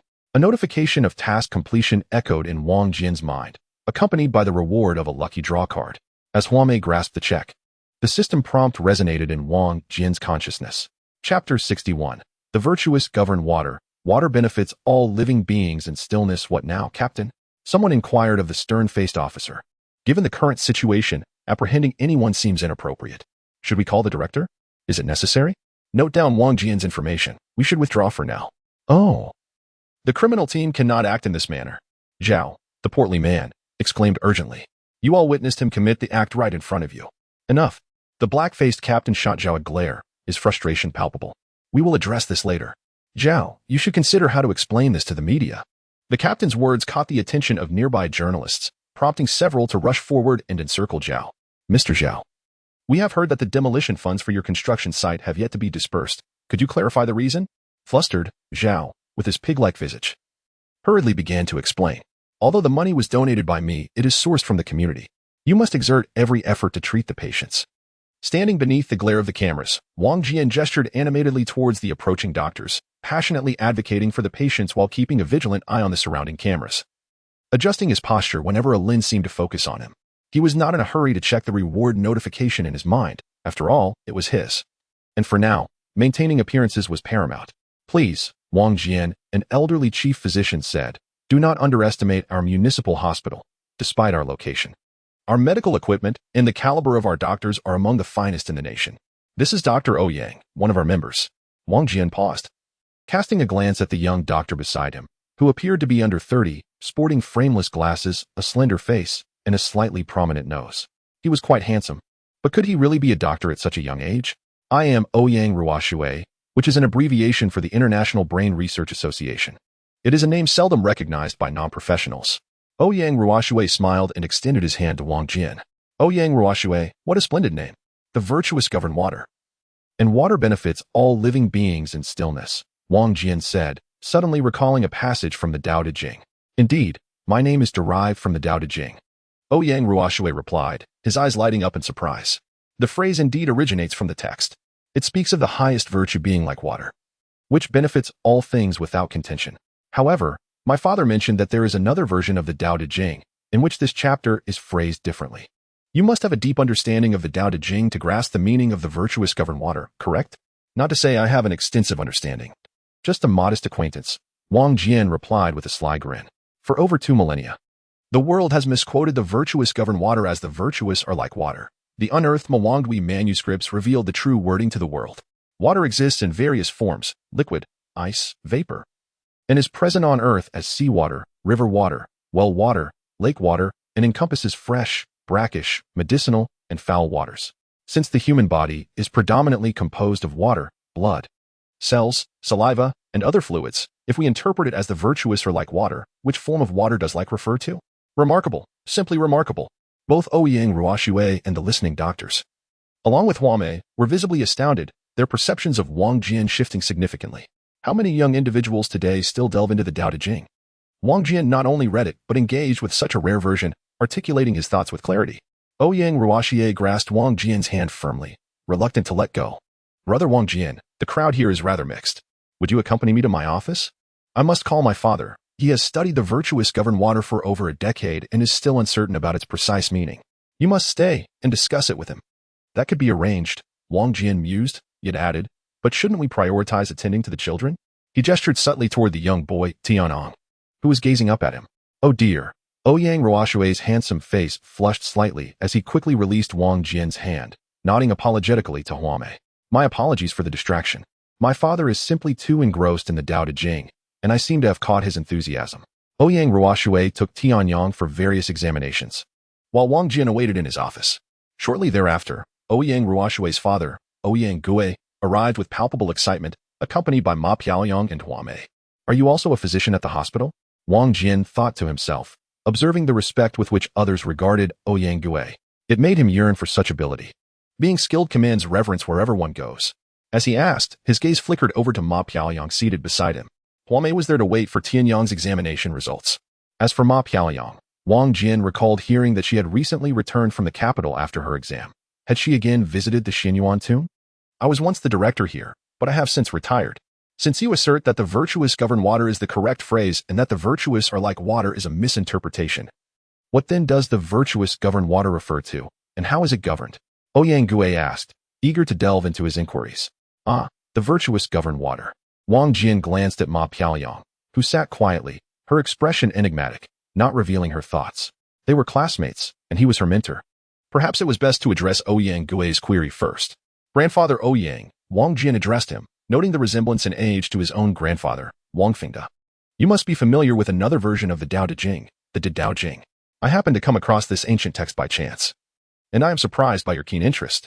May I share my interpretations? I would love to hear more. Ouyang Gue exclaimed, visibly invigorated, his murky eyes sparkling with interest. He had perused numerous translations and versions of the Tao Te Ching, yet the fragment relayed by his son Ouyang Ruoshui over the phone intrigued him deeply. In every endeavor, one can find a teacher. In Ouyang Gui's eyes, Wang Jian had transcended the status of a mere high school student. The virtuous govern water. Above indicates elevation, virtuous signifies auspiciousness. And govern implies restoration and regulation. As for water, Taoist philosophy distinguishes between tangible, material water and intangible, immaterial water. The latter, while formless, exists in energy forms. This intangible water, unseen by the eye yet comprehensible by wisdom, is often referred to as mysterious water. The virtuous govern water involves employing methods that align most harmoniously with the natural laws of the universe to restore and regulate all waters. Indeed, Ouyang Gui nodded vigorously. The governance of water encompasses 4 primary systems, Wang Jian continued. First, the management of natural water to enhance its quality for the benefit of human survival and development, as exemplified by the use flood control efforts and the Dujianjian irrigation system. Second, the application of virtuous principles allows for the effective utilization of water within the human body. For instance, traditional Chinese medicine recognizes various types of water: rootless water, well water, spring water, creek water, and river water, each possessing distinct therapeutic properties. In my household, there exists a remedy known as xianxia, which involves boiling gold in water for children to consume, thus harnessing the essence of gold to fortify the spirit residing within the lungs. In traditional belief, the human soul comprises 3 souls and 7 spirits, with the 3 souls located in the liver, which is associated with wood, and the 7 spirits in the lungs, linked to metal. However, one might question the feasibility of boiling gold in water. Huame interjected, expressing skepticism, stating that it was said that consuming gold could lead to death, as many in ancient times resorted to swallowing gold to end their lives. According to modern physics, gold is insoluble in water, and thus, one would find no gold molecules in boiled water. Wang Jian elucidated that, according to traditional Chinese medicine, the water used to boil gold transforms into pure yang water. Gold generates water, creating a symbiotic relationship, imbued with potent gold energy. Huame, intrigued, remarked that since Tianlian had been restless for a night, she had hesitantly sought out an individual known for startling treatments, which yielded some improvement but no complete cure. Why not give it a try? Wang Jian suggested cheerfully. Gold rings, necklaces, or gold bricks will suffice. Just avoid the 18K gold-plated variety. Regrettably, I do not possess any gold, and Tianlian is currently undergoing treatment. Otherwise, I would have been able to experiment. Huame's expression dimmed. It's all right, Sister Huame. Ma Piaoyang magically produced a pair of gold nuggets from her pocket. I have these gold nuggets. Shall we use them to experiment? Huame hesitated. Will they not get ruined in the process? Do not worry. They will certainly not be harmed. Ma Piaoyang reassured her, glancing at Wang Jian with a smile. My mother left these for me, so even if they were to be ruined, it would not matter. Wang Jian's heart raced at the revelation. Had she truly visited the Xianyuan tomb and had her memories returned? Young brother, have you studied traditional Chinese medicine? As Wang Jian spoke, Ouyang Gui's eyes sparkled with curiosity. This is undoubtedly not an ordinary legacy of traditional medicine. Did you not mention the 4 major systems of supreme water management? What about the remaining 2? As Ma Piaoyang and Huame used the electric kettle on the table to boil the gold, Wang Jian continued. The human body comprises 70 water. Supreme water management allows it to carry the virtues of heaven and earth, enhancing and elevating the quality of life. The methods for this governance include reasonable dietary practices and improving the properties of the water within the body. Have you read Dr. Masaru Emoto's work, The Hidden Messages in Water? Addressing Ouyang Gui, Ma Piaoyang, and Huame, Wang Jian expounded freely, feeling a sense of relief from articulating the vast knowledge contained within the Tao Jing of the Taishang Yuan Tao Cultivation System. Chapter 62, Lucky Draw Card Ah. The water with gold should be nearly ready, Wang Jian remarked, having just concluded his discussion on the 3rd system of supreme water management. Unbeknownst to him, the water had been boiling for quite some time. Ouyang Gui turned off the power, poured the water into a thermos, and, being in his son's office, felt no need for formalities. Shall we first give Tianlian a sip to try? Huame urged eagerly. Wang Jian has donated so much, Tianlian has been arranged for hospitalization. Yet a definitive treatment plan has yet to be established. Everyone nodded in agreement, taking the thermos to Tianlian's hospital room. Sister, you all have come? Tianlian's eyes fluttered open, her cheeks slightly flushed. Ah, little sister, how beautiful you are. Ma Piaoyang exclaimed as she gazed at the child in bed. Wang Jian, taken aback, had not noticed earlier but now realized that the child's hair, eyebrows, and eyelashes were all white. With snow-like lashes, hair, and translucent skin, her large eyes had pink pupils, making her appear less like a human and more like a beautiful, ice-skinned little demon. Is this child afflicted with congenital albinism? Ouyang Gue whispered to Huame, who replied ambiguously. Smiling at Tianlian, Wang Jian has contributed a great deal. Tianlian will surely recover soon. Look, your brother, sister, and even Grandpa Ouyang have come to see you. Wang Jian has also brought medicine for your ailment. Medicine for my illness? Tianlian gazed at Wang Jian with her large, demon-like pink eyes, asking, Brother Wang Jian, are you a doctor? Can you heal my sickness? I am still a student, but my grandfather is a renowned physician, Wang Jian responded warmly. Determined by the look in the girl's eyes, he promised, I assure you, I will find a way to heal you. He then took a cup of Jinpaji Shui, saying cheerfully, do not worry. This medicine is not bitter at all, just a little warm. Let me cool it for you. As he concentrated and silently recited the Tai Jingguang mantra, a faint, almost imperceptible golden light emanated from his mouth, merging with the water. Everyone watched the small Tianlian in bed, even Ma Piaoyang oblivious to Wang Jian's actions. After reciting the Tai Jingguang mantra 3 times, he presented the cup to Tianlian, smiling. It is ready. You may drink now. Gulping it down, Tianlian beamed at Wang Jian. Thank you, brother. All right, let us not disturb little Tianlian's rest any longer. Ouyang Gue said to Wang Jian, you have yet to discuss the 4th major system of supreme water management. Ah, we are still discussing that? Wang Jian chuckled awkwardly. Acknowledging Ouyang's sincerity, Wang Jian, before he could respond, Ma Piaoyang interjected, I also have something I wish to ask you. What is it? Wang Jian felt a tremor of anticipation. After holding back for so long, Ma Piaoyang was finally about to reveal her purpose for seeking him out. You remember the events at Xianxia Hospital, correct? Ma Piaoyang fixed her gaze on Wang Jian, biting her lip unconsciously. I do. Is it all true? Indeed. Wang Jian nodded firmly, realizing that Ma Piaoyang had indeed returned from Xianxia Hospital a few days prior. Good. Ma Piaoyang inhaled deeply, nodding vigorously. Her eyes glistening with a faint hue of red. I have something to say to you. Haha. Ouyang Gue, amused by Wang Jian and Ma Piaoyang's exchange, chuckled. Have you two had a quarrel or something? How about this? It is quite late, and no one has eaten yet. The hospital has a dining area and guest rooms. Why don't we all stay and have a meal? We can discuss things later. That sounds agreeable, Wang Jian acquiesced, considering that after his exams, he would have 3 days off. Staying overnight at the hospital would be beneficial not only for establishing connections with Ouyang Gue, but also for a free meal. Ouyang Gue called his son, Ouyang Ruoxue, and soon Wang Jian, Ma Piaoyang, and Huame headed to the dining area, ordering food and chatting for a while. Ouyang Ruoxue arrived shortly thereafter. At the table, they initially discussed Tianlian's condition. It is a benign brain tumor, but the location is quite delicate, making surgery significantly challenging. After a moment of silence, Ouyang Gue shifted the topic back to the interpretation of supreme water management. The softest thing in the world is water. Yet none can overcome the strong. Its very nature makes it irreplaceable. Water conquers the hard and the strong. It is itself unrecognized and unappreciated. The 4th system of supreme water management addresses the governance of the intangible kidney water within the human body, bringing about fundamental changes to one's vitality. Wang Jian spoke eloquently and with fervor, expounding upon the theories of supreme water management from the Tao Jing, and the meal extended for over 2 hours. Had it not been for Ouyang Ruoxue's reminder that time was running late, Wang Jian might still have been elaborating. Ah, truly. A conversation with you is worth more than a decade of study. It feels as though we have met too late, Ouyang Gue expressed. Still eager to continue discussing and inviting Wang Jian for tea and further discourse the following day. I must return home tomorrow, Wang Jian declined. I recently sustained an injury. And after my exams, I need to check in with my family to alleviate their concerns. Several individuals returned to the dormitory building, where Ouyang Ruoxue assigned rooms to each of them. Suddenly, there was a knock at the door. Wang Jian, freshly emerged from the shower and draped in a towel, opened the door slightly. With a rush, Ma Piaoyang burst into the room, disregarding all propriety, and enveloped Wang Jian in a tight embrace. Ma Piaoyang, what is wrong? He inquired. She trembled, holding him even closer, emitting a mournful sound.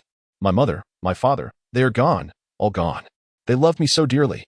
Memories flooded back to her, recollections of a time long past. Wang Jian felt a wave of sorrow and emotion wash over him. It was comforting to know she was aware of the lengths he had gone to for her, even without a promise of love. His standing in her eyes had significantly improved. He no longer felt like an unsung hero, shrouded in anonymity. What is that? Ma Piaoyang suddenly pushed him away, looking down and blushing fiercely. You shameless person. Wang Jian, realizing what had happened, was equally taken aback. What the? You despicable Wang Jian. I shall never speak to you again. With a flustered exclamation, Ma Piaoyang stormed out, slamming the door behind her. Wang Jian, feeling a pang of regret, swallowed hard and opened the supreme primordial path cultivation system. Earlier, during his donation, the system had indicated that he had completed a certain level task and awarded him a lucky draw card. He pondered its usage. The lucky draw card allows one to elevate the draw level by one tier, transforming a beginner draw into a intermediate draw and an intermediate draw into a senior draw. Oh my, this card is exceptional. With just 100 crystal coins, I could enter the senior draw again. Now, with another 100 crystal coins at his disposal, he contemplated making a grand draw. However, he decided it was wiser to remain prudent, although the rewards from the senior draw could be substantial. The accompanying repercussions were often bothersome and not necessarily practical. What if he encountered a dire need for crystal coins in the future? Resolute in his decision, he exited the system.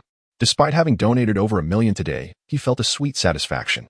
After all, the 1.2 million was a windfall. Aiding Huamei in completing a task was well worth it, especially since Ma Piaoyang, after regaining her memories, seemed to harbor an increased fondness for him. Perhaps, if fate smiled upon him, he might win her heart and share a life together. Little brother, are you not ashamed? What are you staring at now? It was your fault earlier. Wang Jian turned away shyly, hoping no one would catch him looking. The room was illuminated, while outside lay an impenetrable darkness. Yet a pair of unyielding eyes were glued to the window. Good heavens, is someone really spying on me? How utterly humiliating. Who is this audacious person? His face flushed as he tightened his bathrobe and called out, "Who is out there?" The eyes remained fixed, unblinking, indifferent to his inquiry. Could it be merely a leaf pressed against the window? Wang Jian coughed softly and approached the window cautiously. With each step, the chill in the air intensified. Indeed, those were human eyes.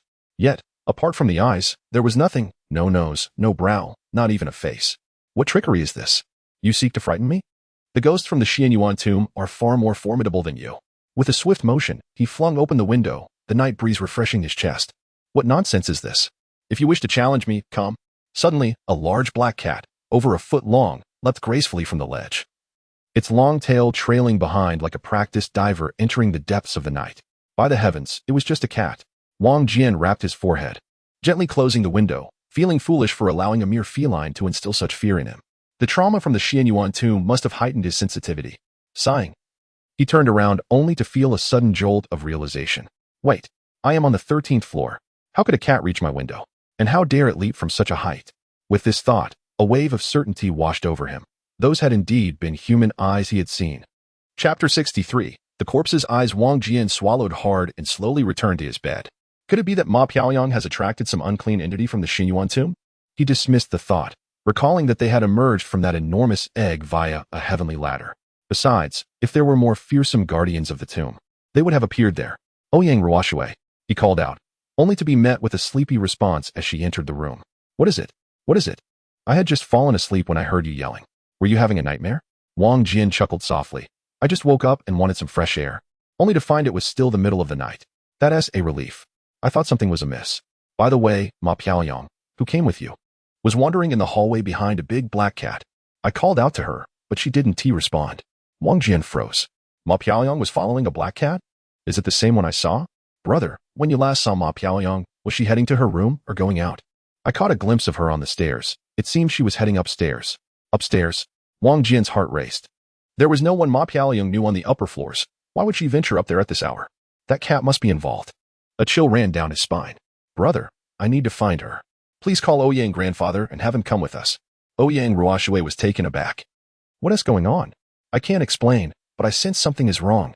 Without further ado, Wang Jian slipped on his slippers and dashed out. What was Ma Piaoyang and the black cat up to at this hour? The building had 14 floors, and it was long before Wang Jian reached the top. To prevent any unforeseen circumstances, the hospital doors were rarely locked, even at night.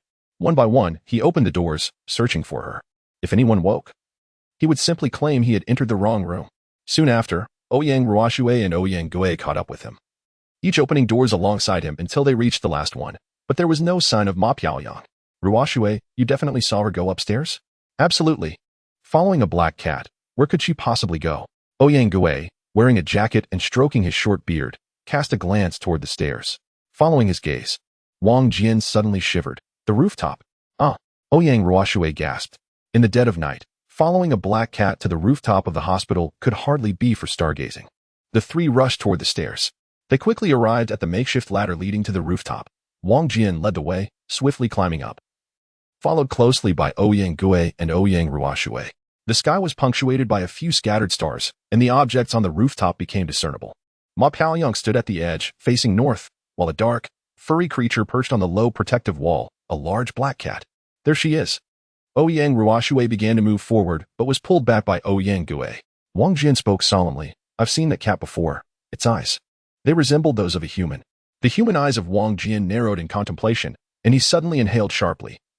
Lowering his voice in astonishment, could it be the legendary corpse-eye beast? What on earth is that? Ouyang Ruoshui exclaimed, startled. Brother, please don't tell us ghost stories right now. It's not a story, it's a legend. Despite trying to keep his voice low, Wang Jian could not suppress the excitement within him. The corpse-eye beast is one of the ancient mythical creatures, seldom seen even in ancient times. Cultivating such a beast requires not only an exceptionally sentient animal, but also a caretaker with profound magical powers. Moreover, the creature must be fed the eyes of the deceased from a young age. Feeding on the eyes of the dead? Ouyang Ruoshui's eyes widened in disbelief. Where could we possibly find so many human eyes in modern society?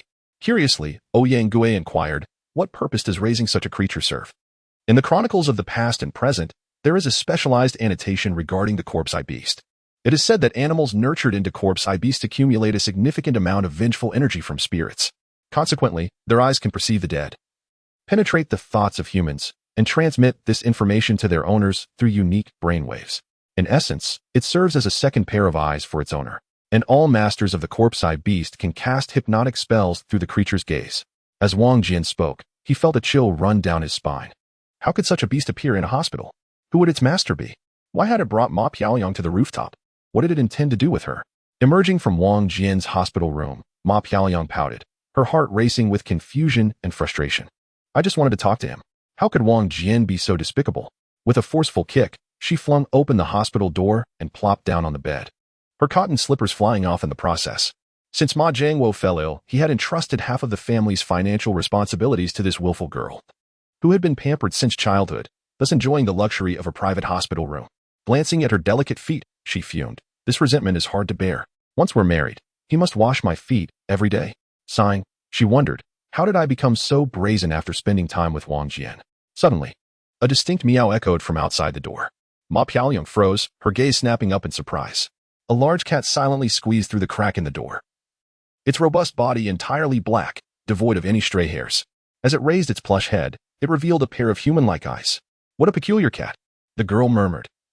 Captivated, the black cat, resembling a plush toy, stared intently at her after partially emerging, while she remained entranced by its eerie gaze. The eyes were somewhat different from human ones. The whites were prominent, and the pupils were small, appearing to widen under the bright fluorescent lights. In an instant, the two brown pupils merged into a dark orb, followed by a flash of white light, from which emerged a woman in a pale blue qipao. Her hair styled in a bob held back with a matching hairpin. Mom, is that you? Ma Piaoyang exclaimed, jumping off the bed and landing barefoot on the cold floor. Chapter 64, Why mention again? Mom, are you really here to take me away? She whispered, and with a gentle leap, she headed for the stairs. Ma Piaoyang. Wang Jian shouted, leaping onto the low wall just in time to grasp her hand. The corpse-eye beast had seized control of her body, compelling her to jump to her death. What on earth was happening? The night breeze swayed, and Wang Jian held on to her, feeling as if she were a pendulum teetering on the edge, her cotton slippers floating downward. What are you doing at this hour? Blowing wind or losing your mind? Wang Jian exclaimed in frustration, pulling her upward with a swift motion. To his shock, he found her surprisingly light, almost as if she weighed only a few pounds. Puzzled, he scrutinized her face. It was as if a sheet of rice paper had been dipped in ink. Ma Piaoyang's once fair complexion rapidly darkened, as dense black fur seemed to erupt from her pores, covering her face, while her beautiful eyes gradually shrank, transforming into an eerie appearance with exposed whites and tiny pupils. This was no longer Ma Piaoyang. She was unmistakably the corpse-eye beast. Wang Jian's hand trembled, and the beast shot him a fierce glare before gracefully landing on the rooftop. Where was the real Ma Piaoyang? Panic-stricken, Wang Jian turned to see Ma Piaoyang, Ouyang Ruoshui, and Ouyang Gui standing on the edge of the rooftop. Hadn't they been behind him just moments ago? How had they reached the low wall so quickly? Was this another illusion? He glanced back, and the two figures had vanished from where they had stood. The chilly spring breeze rustled their clothing, leaving him wondering if this was truly happening. Regardless of its authenticity, the three stood poised to jump. Whom should he save? Ma Piaoyang, Ouyang Ruoshui, and Ouyang Gue were all at the edge, seemingly under deep hypnosis, ready to leap from the rooftop at any moment. Could a mere black cat possess such formidable powers? Capable of simultaneously controlling the minds of 3 individuals? If not, then its master must be nearby. And what could their intentions be? Wang Jian quietly recited the Tai Golden Light mantra, realizing that he had mistaken the corpse-eye beast for Ma Piaoyang. Unaware of when he had been hypnotized by an enemy's illusion. Now, he had but one chance. Even if he could save only one, it must be the real person. A faint golden glow enveloped him, and he looked up to find the rooftop unchanged, the 3 figures still in their previous positions. He was convinced that what he saw now was genuine. However, the real Ma Piaoyang was still 5 meters away. If he rushed forward, would he alarm her? Would he provoke the mysterious corpse-eye beast or its enigmatic master? Setting aside his fears, Wang Jian crouched low and dashed toward Ma Piaoyang. With each step, the 3 remained oblivious to his presence. With 2 steps, they still stood unmoving. But on the 3rd step, their bodies subtly swayed, their knees bending. And they slowly began to lift their left legs. Wang Jian's heart raced, as if a bucket of ice water had been dumped over him, sweat pouring from his brow. They were about to jump. He couldn't reach Ma Piaoyang in time. Was he destined to save no one? Suddenly, a piercing cry echoed from the center of the rooftop. Reminiscent of a crane's call, as if a ghost were weeping. It was unclear whether this sound intensified the hypnosis on the 3 or jolted them awake, but they froze. Their bodies caught between raising their legs and stepping forward. Though he heard the sound, Wang Jian did not turn his head. His eyes remained fixed on Ma Piaoyang. Her momentary pause granted him precious time.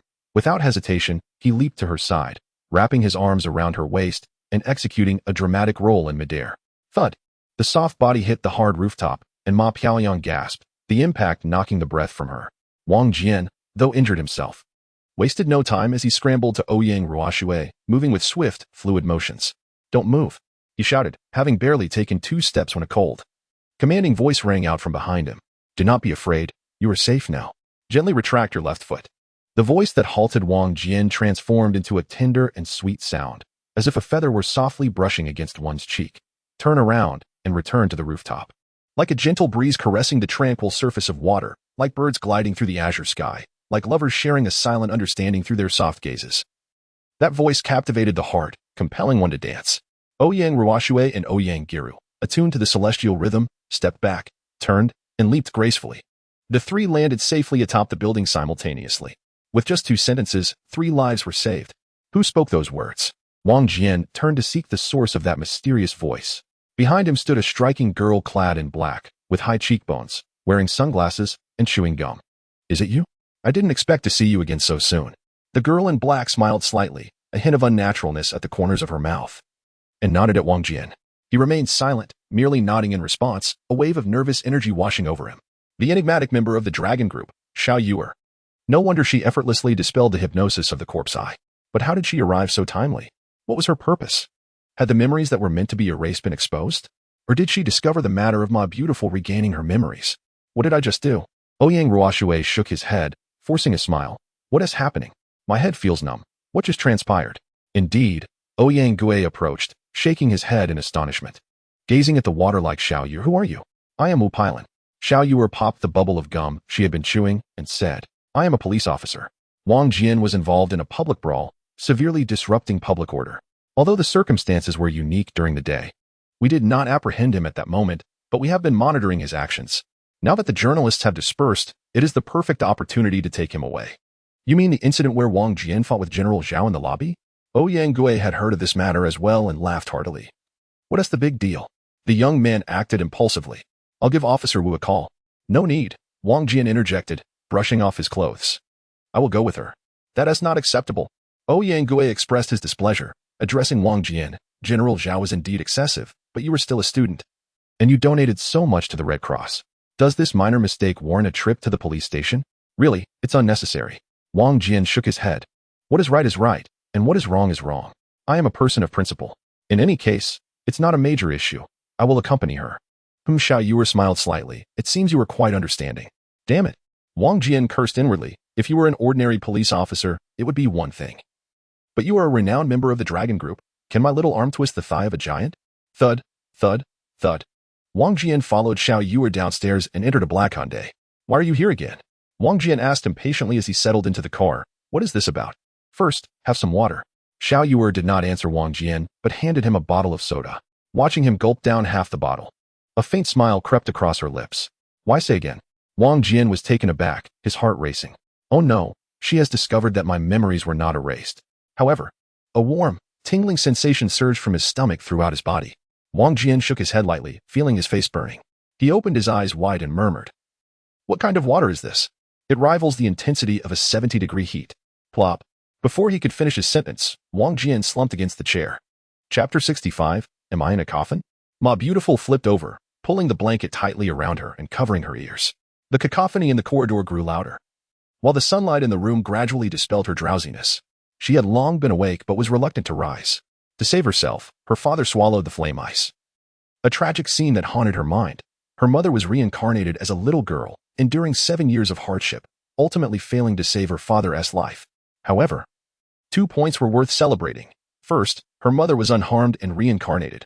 Second, she encountered a responsible friend like Wang Jian. Though he may not be handsome and is rather mischievous. Thinking of Wang Jian, a faint smile appeared at the corners of Ma Beautiful's mouth. Knock, knock, knock. Ma Beautiful.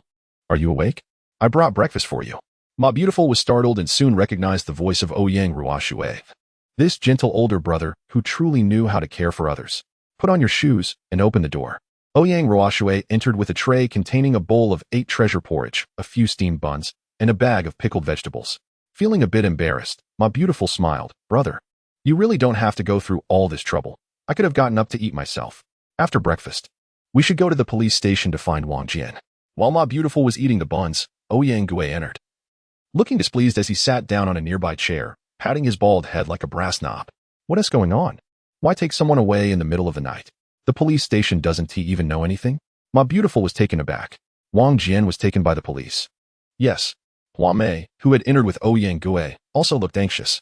Weren't you there yesterday? I hurried over when I heard the news. I will accompany you to the police station to vouch for Wang Jian. They cannot wrong a good person. I was there last night? Ma Beautiful was stunned, staring blankly at everyone.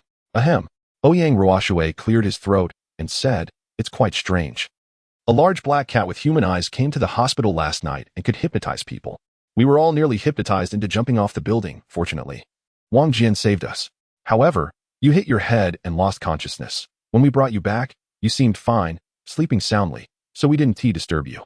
But Wang Jian was taken by the police. Oh no. Ouyang Ruoshui summarized the events of yesterday, and Ma Beautiful realized there was a large bump on the back of her head. Gently touching it caused her considerable pain. Just then, a flurry of hurried footsteps echoed in the corridor. The steps were rapid and forceful, with a steady rhythm. It was evident they were not doctors or nurses. Hua Mei, close to the door, peered out and saw 4 police officers escorting a young woman in black. I am the captain of the police team from Liyuan District, Dang Jibin. The dark-faced officer entered, waving a document before everyone, and addressed Hua Mei and Ouyang Ruoshui. We are here to take Wang Jian and teacher Hua Mei back to the precinct to deal with yesterday's brawl. No problem. Hua Mei nodded. I will go with you. Where's Wang Jian? Captain Dang Jibin scanned the room, but found no sign of Wang Jian. Wang Jian? Was he taken by you yesterday? Ouyang Gui was startled. And everyone looked at Captain Dang Jibin in surprise. That kid, he wouldn't he have run away, would he? Behind Dang Jibin, a beautiful girl in black stepped forward, adjusting her large sunglasses and popping a bubble of gum in frustration. You, the group gasped, and Ma Beautiful's expression flickered, having fully regained her memories. She recognized this girl as the legendary mysterious member of the Dragon Group, capable of erasing memories and possessing a telepathic ability, Xiao Yuer. What? Xiao Yuer looked at Ma Beautiful, her face curling into a teasing smile. Do you remember who I am now? Be careful with your words, otherwise it could lead to trouble, you know? Do you know each other? Ouyang Ruoshui was astonished and said to Ma Beautiful, her name is Wu Pailan. She is the police officer who took Wang Jian yesterday. As he spoke, Ouyang Ruoshui turned back to Xiao Yuer. Didn't you take Wang Jian away yesterday? Why are you here again? What? Ma Beautiful and Xiao Yuer exclaimed in unison. Xiao Yuer slowly removed her oversized sunglasses, revealing a stunningly serious face. Her beautiful eyes fixed intently on Ouyang Ruoshui as she spoke. Look carefully. I was here last night. Indeed. Ouyang Ruoshui and Ouyang Gui nodded in unison with conviction. You have already taken Wang Jian away, and now you come to apprehend someone again. What is your true intention? Hua Mei exclaimed angrily. Let's go. I will accompany you to the police station, and we shall clarify everything. We must act quickly. Wang Jian, unable to sense his physical body, could only ascertain that the thinking brain he possessed was indeed his own. However, why could he not feel the warmth of breath, or the chill of the air? Was he still trapped in a nightmare? Wang Jian bit his tongue with all his might, yet felt no pain. It seemed he was still ensnared in a dream. Was it the phenomenon of sleep paralysis? The records of ancient and modern affairs elaborates on the principle of sleep paralysis. If one categorizes the sleep process based on brainwave types, it can be divided into slow-wave sleep and rapid eye movement, REM, sleep. Slow-wave sleep is the first stage, where, according to electroencephalogram readings, the amplitude of the waves increases from low to high and the frequency decreases as sleep deepens, marking the onset of normal sleep. This stage can be further subdivided into 4 periods: drowsiness, light sleep, medium sleep, and deep sleep, progressing from the first to the 4th stage and then returning from the 4th to the 1st. Following the first stage of slow-wave sleep, the sleep transitions into the REM stage, also known as paradoxical sleep. Sleep during this phase is profound, yet the brain's electrical activity resembles that of wakefulness, making individuals most sensitive to external stimuli and easily awakened. During the slow-wave phase, if subjects are awakened, they often report fleeting thoughts, but these are rarely vivid, colorful dreams with concrete content. Conversely, if awakened during REM sleep, 80% of subjects report they were dreaming. Further studies have shown that during REM sleep, a mechanism in the brainstem sends special signals that inhibit the function of the brain's motor centers, resulting in temporary paralysis of the body. This paralysis serves a significant purpose. It prevents our limbs from acting out the movements of our dreams, thereby safeguarding us from potential harm during sleep.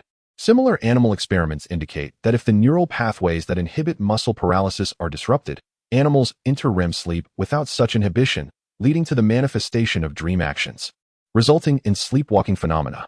For instance, a sleeping cat, if its muscle paralysis pathways are interrupted during REM sleep, will typically exhibit patrolling behavior. Normally, this paralysis dissipates upon waking.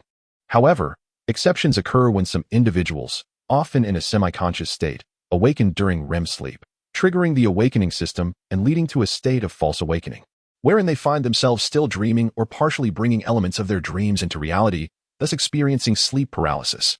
At this moment, there was no use in panicking. One must concentrate and dispel the paralysis induced by the inhibition of the motor centers in the brainstem. The Tai Golden Light Mantra. With a mental incantation of the Tai Golden Light Mantra, the feelings of anxiety and panic evaporated like mist from a mirror. Wang Jian bit his tongue once more, feeling pain this time. He then forcefully opened his eyes, blinking, yet darkness enveloped him. However, his senses of smell and touch were now governed by his thoughts. He found himself in a pitch-black space, more obscured with his eyes open than closed. A heavy weight pressed down upon him. Wang Jian felt around and realized it resembled a person. Was it truly a person?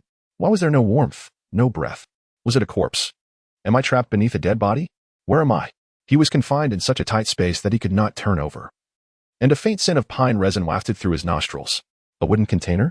Suddenly, an image flashed in Wang Jian's mind, Xiao Yuer giving him water. It was that bottle. That girl, known as Wu Pailan, nicknamed Xiao Yuer, was behind this. No wonder her smile always seemed so peculiar. Did she target me knowing I had not erased my memories? No time to ponder. He needed to escape this cursed place while he still could move. Wang Jian gathered his scattered thoughts and once again recited the Tai Golden Light Mantra. After approximately an hour, his limbs gradually regained responsiveness. When he reached out, a cold sweat broke out over his entire body. Indeed, he was pinned beneath a corpse, a balding head, dry skin, and a stubbly beard. It was an old man. How unfortunate that I must share a resting place with the deceased. Wang Jian thought to himself, pushing the stiff body aside. He then groped around, discovering the container was long and narrow, its interior lined with a smooth, silky fabric. With one hand on the wooden wall and the other pushing against the corpse, he attempted to sit up but accidentally banged his head against the lid. What a shock! Wang Jian's heart raced. Am I really in a coffin? Chapter 66, The Bottomless Floor. Being alive and buried alongside the dead was a fate that would terrify most. Yet Wang Jian, having faced the Xianyuan tomb incident, had grown bolder. Nonetheless, who wishes to die or be buried alive? The coffin's head was larger than its foot, providing more space at the head end. Wang Jian reached out, feeling that he could sit upright at the front. He cautiously adjusted his position, took a deep breath, and with a mighty heave, pushed upward. Creak! A strange sound echoed as a faint light seeped through the gap. Remarkably, the coffin had neither been buried nor sealed. What incredible luck! Wang Jian wasted no time, forcefully pushing the coffin lid aside and leaping out. He found himself in a dimly lit room resembling a basement, small and windowless, with snow-white walls. The dark coffin faced a white wooden door. If not for the white candle resting on the floor behind the coffin, it would have been difficult to discern the door's location. Behind the candle stood a small tablet. Upon observing the scene before him, Wang Jian felt a chill run down his spine. This room was peculiar. Was it a grand tomb's burial chamber? Regardless, the best course of action was to leave this place as swiftly as possible. Wang Jian scratched his head, deciding to use the candle for illumination. With his mind made up, he approached the candle slowly. It was slightly thicker than a standard candle, and the wax had accumulated, indicating it had burned for at least 2 to 3 hours. This suggested someone must have been here recently. Bending down, he grasped the candle in his hand and glanced sideways at the tablet, which bore no inscription. Typically, a tablet should display the name of the deceased. So why was this one blank? Who had brought him here? Suddenly, with a pop, a spark erupted from the wick, snapping Wang Jian back to reality. He hurriedly held the candle aloft and moved toward the wooden door. After taking a couple of steps, he abruptly turned back, showing respect for the dead. He realized that moving the corpse had already been disrespectful. He should at least cover the coffin again. A nagging thought lingered in his mind. It felt as though if he did not properly close the coffin, the old fellow inside would haunt him indefinitely. Once he had tidied everything up, he returned to the white wooden door, reached out, and gently pulled it open. Creak. The door swung ajar, revealing an expanse of darkness. However, Wang Jian instinctively sensed that the space outside would not be too confined. About a second later, his eyes adjusted to the darkness, and he scrutinized the area with the faint candlelight. Before me stood a white-painted wooden door with a staircase adjacent to the left side. It appeared that this was indeed a barrel-shaped building. It is often said that there are no ghosts in this world. It is merely people who frighten one another. Yet here I was, a rational individual, mistaking this place for a tomb. How utterly ridiculous. Neither of the wooden doors bore any indication of floor numbers or room designations. Cursing under my breath, I picked my nose and affixed the result onto the wooden door. This unique mark would serve as my guide for later. When I reported to the authorities, it would be proof enough to identify the location. How clever of me. In this pitch darkness, I could not discern whether I was above ground or below. I coughed forcefully and stamped my foot, realizing that the corridor had no motion-activated lights. Otherwise, they would have illuminated by now. Without floor numbers and engulfed in darkness, I felt somewhat disoriented. What could lie beyond that white-painted wooden door? My throat felt parched, and I swallowed hard before gently knocking on the door. Knock, knock, knock, I inquired. Is anyone there? My quavering voice echoed in the corridor, met only by silence. Damn it. I cursed softly, wondering if someone was deliberately ignoring me. With one hand clutching a candle, I reached for the doorknob with the other. Yet, just as my fingertips grazed the handle, I froze. Perhaps it was wiser not to enter. After all, anyone residing next to a coffin was likely not to be trifled with. How many floors could this building possibly have? If I descended, I could simply leave this place. Resolving to act, I hurriedly descended the staircase, candle in hand. The corridor was so dark that I could barely see, forcing me to tread cautiously. 1 floor, 2 floors, 3 floors. After a good 15 minutes and at least 30 to 40 flights of stairs, I still could not see the ground-level door. Peering down, the staircase appeared to descend endlessly, and every door I had passed was identical, all featuring the same white paint and lacking any room numbers. How could this be? I paused, staring into the abyss of the staircase below. A barrel-shaped building could not possibly be constructed this high without elevators or room numbers. Raising my gaze to the white-painted door before me, the flickering candlelight cast a circle of illumination upon the door panel, yet instead of warmth, a chill crept into my heart. The absence of room numbers, the uniformity of the white doors, the endless staircase, and the presence of a coffin within one of the rooms. What manner of structure was this? What lay behind all those doors? I stepped forward, my fingers resting on the doorknob, slowly turning it. With a creak, the white-painted door swung open. A thick darkness surged forth, and the damp, ink-like odor that invaded my nostrils sent a shiver down my spine. It was the same scent as that from the room I had just vacated. The unmistakable aroma of a coffin. Nevertheless, I did not retreat. Instead, I stepped through the threshold. To conquer my fear was the only way to escape this place. Indeed, just like the previous room, this one was equally small and devoid of windows, its walls painted a stark white, containing only a single coffin. Behind this coffin stood a memorial tablet. I lowered my candle beside it and squatted to examine the tablet, which bore no inscription. Thus, this coffin must also contain a corpse.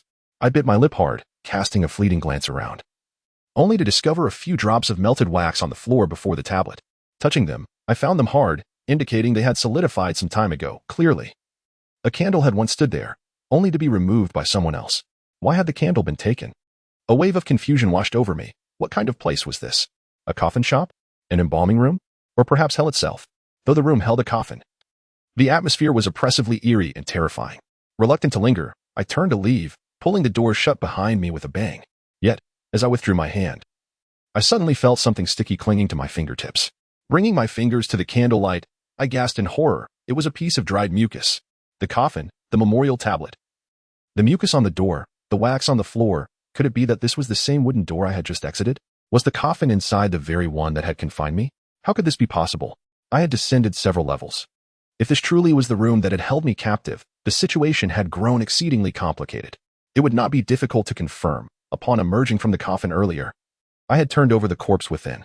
If the body in this coffin was the same, that would verify it. Under the candlelight, I clenched my jaw, my eyes sparkling with determination. I turned once more to the white-painted door, my trembling fingers reaching for the doorknob. Just as I was about to touch it, the door creaked open on its own. Chapter 67, Endless Darkness. Endless darkness. The candlelight illuminated only a few feet around me. To discern the objects ahead, I would need to draw closer. Cautiously, I held the half-burned candle aloft and pushed open the half-closed white-painted door, taking slow, deliberate steps toward the coffin once more. As I moved slowly, the candlelight flickered. I felt as if, in the swirling interplay of darkness and light, a pair of eerie eyes was watching me intently. Who had brought me here? Was it the dragon team? What was their purpose? Were there others here besides myself? Was that beautiful Ma also trapped in this place? I carefully placed the candle on the floor. I had to be cautious. If this solitary flicker of light were to extinguish, the consequences would be dire. With great effort, I pushed open the coffin lid, raising the candle to cast its glow inside. Peering down into the coffin, I saw that the space was not small. The pale yellow satin lined the walls down to the bottom, and a plump old man dressed in a black funeral robe lay on his left side. Reclining within the coffin, balding and slightly overweight, everything about him mirrored the scene from which I had just emerged. The candle flickered violently, and I struggled to steady my trembling hand, but to no avail. A few drops of wax fell, splattering onto the deceased's grayish face. I could not help but shudder as I thought I recognized the profile of the corpse. Had I met this person before? A wave of terror crashed over me, each wave stronger than the last. Even though I had seen ghosts, fought them, and captured them, I had always had someone by my side. This time, I was alone. What manner of place was this? Situations like the ghost wall only occurred on flat ground, yet I had been descending all along. I wiped my nose and lifted the candle again, hoping to discover something new about this room. Perhaps it was not the same place after all. The stark white walls, the white-painted door, the pitch-black coffin, the blank memorial tablet. Wait. My entire body trembled as I fixated on the memorial tablet. It was a standard 2-column altar style, with a dark brown surface, and what had previously been a blank tablet now bore an inscription in emerald green characters, in memory of the renowned physician Gu Cha-ching. Gu Cha-ching? Professor Gu from Xianxia Hospital. Was the corpse within his coffin? No wonder his profile seemed familiar. Hadn't Professor Gu died in the Xinyuan tomb? After consuming the flame ice, his body turned to ashes. How could the coffin and the memorial tablet still be here? Wang Jian swallowed hard, holding the candle as he returned to the coffin. He intended to adjust the body to confirm whether that face belonged to Professor Gu. In the flickering candlelight, the corpse, wrapped in a dark shroud, lay rigid, the golden characters shimmering faintly. With one hand holding the candle and the other gripping the shoulder of the corpse, Wang Jian slowly closed his eyes. For some reason, his heart raced fiercely. He dared not gaze directly at the corpse's face. Taking a deep breath, he exerted a forceful push, accompanied by a rustling sound of silk. The body was gently turned, as Wang Jian opened his eyes slowly. The familiar visage of Professor Gu came into view. It truly was him. Wang Jian exhaled slowly, feeling a slight sense of relief. After all, Professor Gu was an acquaintance, which was far more comforting than an unfamiliar corpse. Yet, questions flooded his mind. Was this the coffin I just emerged from? Why is Professor Gu's coffin here? Why did I not see any inscriptions on the memorial tablet earlier? What lies behind the other white-painted wooden doors? I bought a coin last year. Are they trying to deceive me? Wang Jian cursed vehemently, feeling defiant today. I intend to discover what this place truly is. Are the occupants behind the wooden doors acquaintances, strangers, the living, or the dead? With determination, he strode out of the room, leaving the door ajar, and kicked forcefully at the opposite white-painted wooden door. Bang! The door swung open without being locked. The walls were stark white, the room small and windowless, containing a coffin, a memorial tablet, and a white candle. Anticipating this, Wang Jian felt not fear, but rather a flicker of joy. Without the candle, light would vanish, leading to greater terror. Now that there was an extra candle, could it not prolong the light? Wang Jian extinguished the half-burnt candle on the ground, pocketing it, and picked up the memorial tablet. It was fashioned in the same 2-column temple style, dark brown throughout, seemingly scorched by the candle's proximity. The inscription gradually became legible, in memory of my late father. Ma Jiangwo, Teacher Ma. His memorial tablet was here too. Did all those who perished in the Xianyuan tomb end up here? Wang Jian brought his fist to his lips, biting the skin, the pain offering him some calm. 5 individuals had died in Xianyuan. Had someone gathered them here? It must be the dragon team. No one else possessed the motive or capability. Under the protection of this supreme Yuan Dao cultivation system, my memories were not erased. Is this their punishment for me? Of course, it is also possible that someone is playing tricks. The only way to unravel the mystery is to see if the body in the coffin truly belongs to Ma Jiangwo. Wang Jian secured the lit candle to the ground. Placing his hand on the coffin lid and pushing with all his might. With a loud creak, the coffin opened. He raised the candle to peer inside. The same golden silk-lined coffin, the same dark shroud with golden characters, but upon the shoulders rested a papier-mâché head, much like the paper figures in a funeral home. The face was crafted from white electric paper, adorned with pink blush, while the hair, eyes, and eyebrows were made of black electric paper. The crimson lips curled slightly upwards. The head, though exquisitely made, bore no resemblance to Ma Jiangwo in life. Wang Jian was taken aback. Could it be that Professor Gu's corpse is real, while Ma Jiangwo's is merely a paper effigy? Has the dragon team's funding run dry? Honestly, they need not go to such lengths to unsettle me. Thus, aside from the first coffin containing a corpse resembling Professor Gu, all others must be paper figures. The candlelight flickered, reflecting off the electric paper. The paper figure's lips curling in a mocking semblance. Holding the candle in his left hand, Wang Jian gently peeled back the shroud covering the neck. A foul stench assailed his senses, penetrating his brain. Beneath the collar of the shroud, the white electric paper tightly encased a brown-purple neck. Although the bones had been specially treated, bright corpse oil still oozed out, soaking the paper attire. The smell made Wang Jian retch twice, tears streaming down his face. He hastily covered the collar of the shroud and hurriedly exited the room. But a coin. Wang Jian quickened his pace, his stubbornness surging within him. They think they can scare me. I will open every white-painted wooden door and see what they have concocted. Chapter 68. The face of the dead descending another layer of the building. In less than half a minute, he found himself before 2 identical white-painted wooden doors. Suddenly, Wang Jian froze, his impulsive feelings dissipating, fear fading. His mind felt numb. Yet his resolve became more steadfast. He must uncover what lay behind those identical white-painted wooden doors in this seemingly endless barrel-shaped building. What were they hiding? Whose coffins were they? Opening one of the wooden doors, the scene remained unchanged, but the tablet read, "In memory of my late mother, Zhou Jingwen." Zhou Jingwen? Good heavens, finally not an acquaintance. Wang Jian shook his head, secretly relieved. Since she was not a familiar face, the barrel-shaped building was not solely prepared for him, thus the danger was considerably lessened. As he didn't recognize her, he chose not to examine the corpse within the coffin. Wang Jian also pocketed the half-burnt candle from the table. As his taut nerves relaxed, he felt utterly drained. He had no idea what time it was, but he was so hungry, dragging his weary body. Wang Jian moved towards the exit. After taking 2 steps, a sudden tremor struck him like lightning, pinning him to the floor. Zhou Jingwen. Jingwen. Was he that the name of Ma Jiangwo's beautiful mother? Ma Jiangwo had called for her more than once in the Xianyuan tomb. Wang Jian trembled uncontrollably, realizing that he was still surrounded by familiar dead. Could it be that all the deceased residing in this barrel-shaped building were those he recognized? He was on the verge of madness, unhesitatingly opening the opposite white-painted wooden door, in memory of my beloved daughter, Cui Haier. Cui Haier? That female ghost. Descending another layer. He encountered Chen Kaichang and Chen Kaizheng. Exiting the room where Liang Jianwo's coffin was stored, Wang Jian wandered down another level in a daze. Glancing back at the seemingly endless staircase stretching behind him, he hesitated. Should he continue to descend? Should he open those maddening white-painted wooden doors once more? Should he confront the names and coffins of the deceased that existed solely in his memories?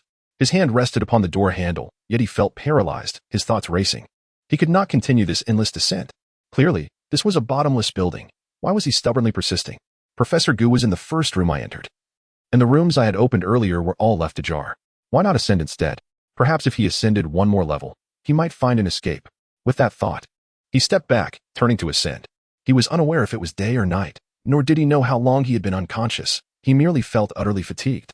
The aged wooden stairs creaked beneath his feet, echoing as if Wang Jian's thoughts were on the verge of collapse. In a few steps, he reached the corner of the upper floor, looking up to see the rooms of Zhou Jingwen and Cui Haier. Wang Jian cast a glance upward. Earlier, he had been cautious, opening all the doors he had encountered. A truly bottomless building could not exist. If he could see those open doors again, it would confirm that this building employed a peculiar architectural method, trapping individuals in a 3-dimensional spatial loop. Thus, it was a haunting collision within a 3-dimensional space. If I were never to see these doors again, it would signify my entrapment in a realm steeped in illusions, a veritable maze of phantasmagoria. Yet, upon casting a mere glance, I nearly tumbled down the staircase.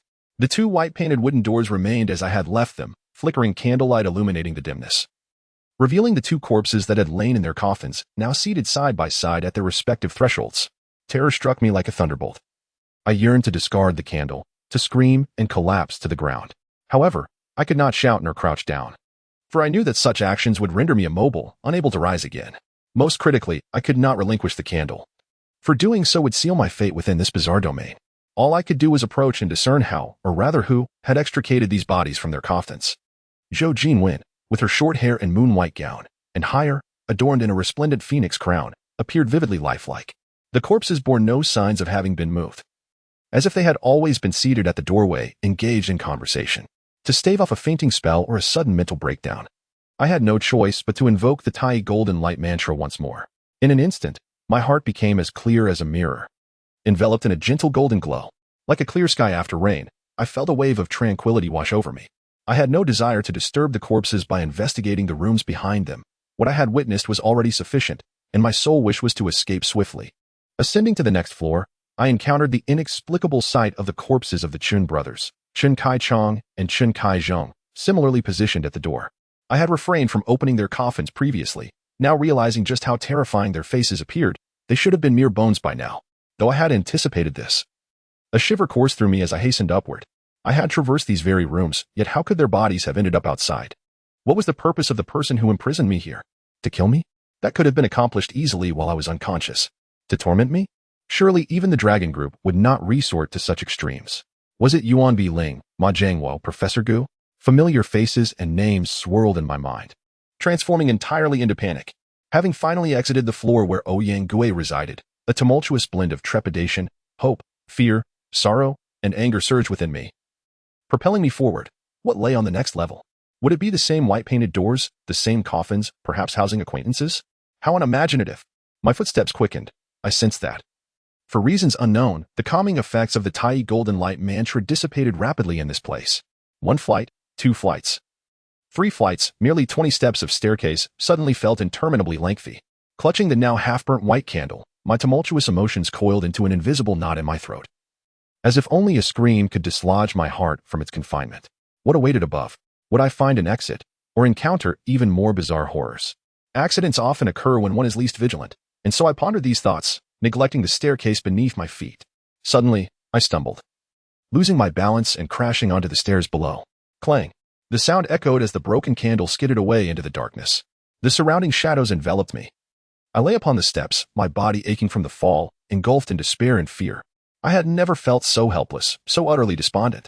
What is the distinction between life and death, between the living and the dead? A chime rang out, "Congratulations, your heart of enlightenment has ascended to level 3. Earning you a reward of 20 crystal points." Chapter 69. Open your eyes and look at Mother. Having fallen upon the endless staircase, the last remnants of my candle extinguished, I was plunged into despair. I lay motionless, uncertain of my next move. Was this how my life would end? Soon, a system notification chimed. My heart of enlightenment leveled up. Could this be of any use? Perhaps, I mused, as a faint smile tugged at my lips. At least my spirits were somewhat lifted. What was that? Suddenly, an electric thrill coursed through me as I sensed a presence of light, a beacon of hope. Above me, in the darkness of the upper floor, a roaring fire seemed to blaze at the doorway, its warmth penetrating my consciousness. Here was light, here was fire. This was the lair of my captor. In an instant, exhilaration surged within me. I longed to see a living soul, whether from the dragon group or Yuan Bi Ling. Even a nefarious brigand would suffice. I yearned for human contact, for this psychological torment was unbearable. I opened my eyes and turned my gaze upward.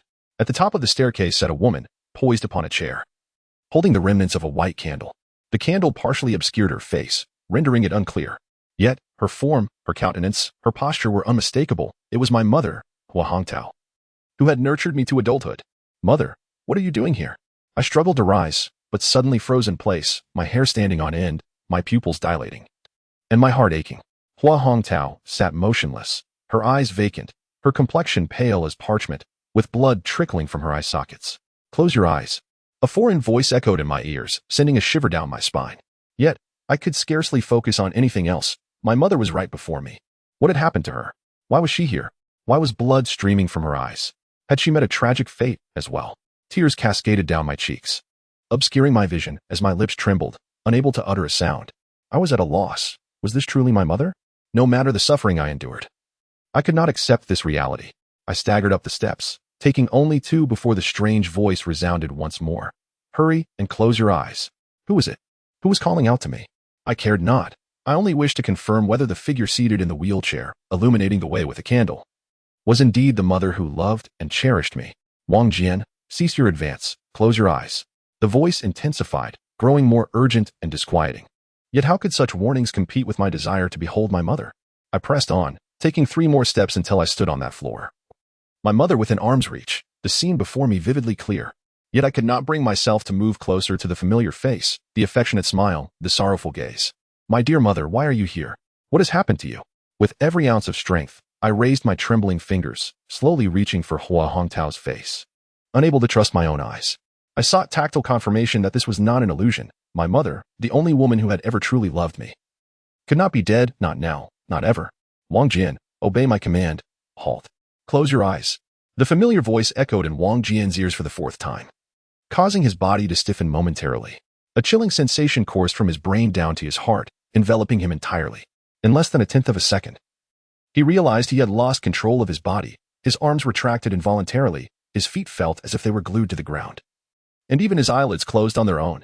A surge of anger and panic surged within him as he longed to see his mother before him. Yet, at this moment, he found it impossible to move even a finger or blink an eye. Wang Jian, do not be afraid. The strange voice returned, albeit less distinctly than before.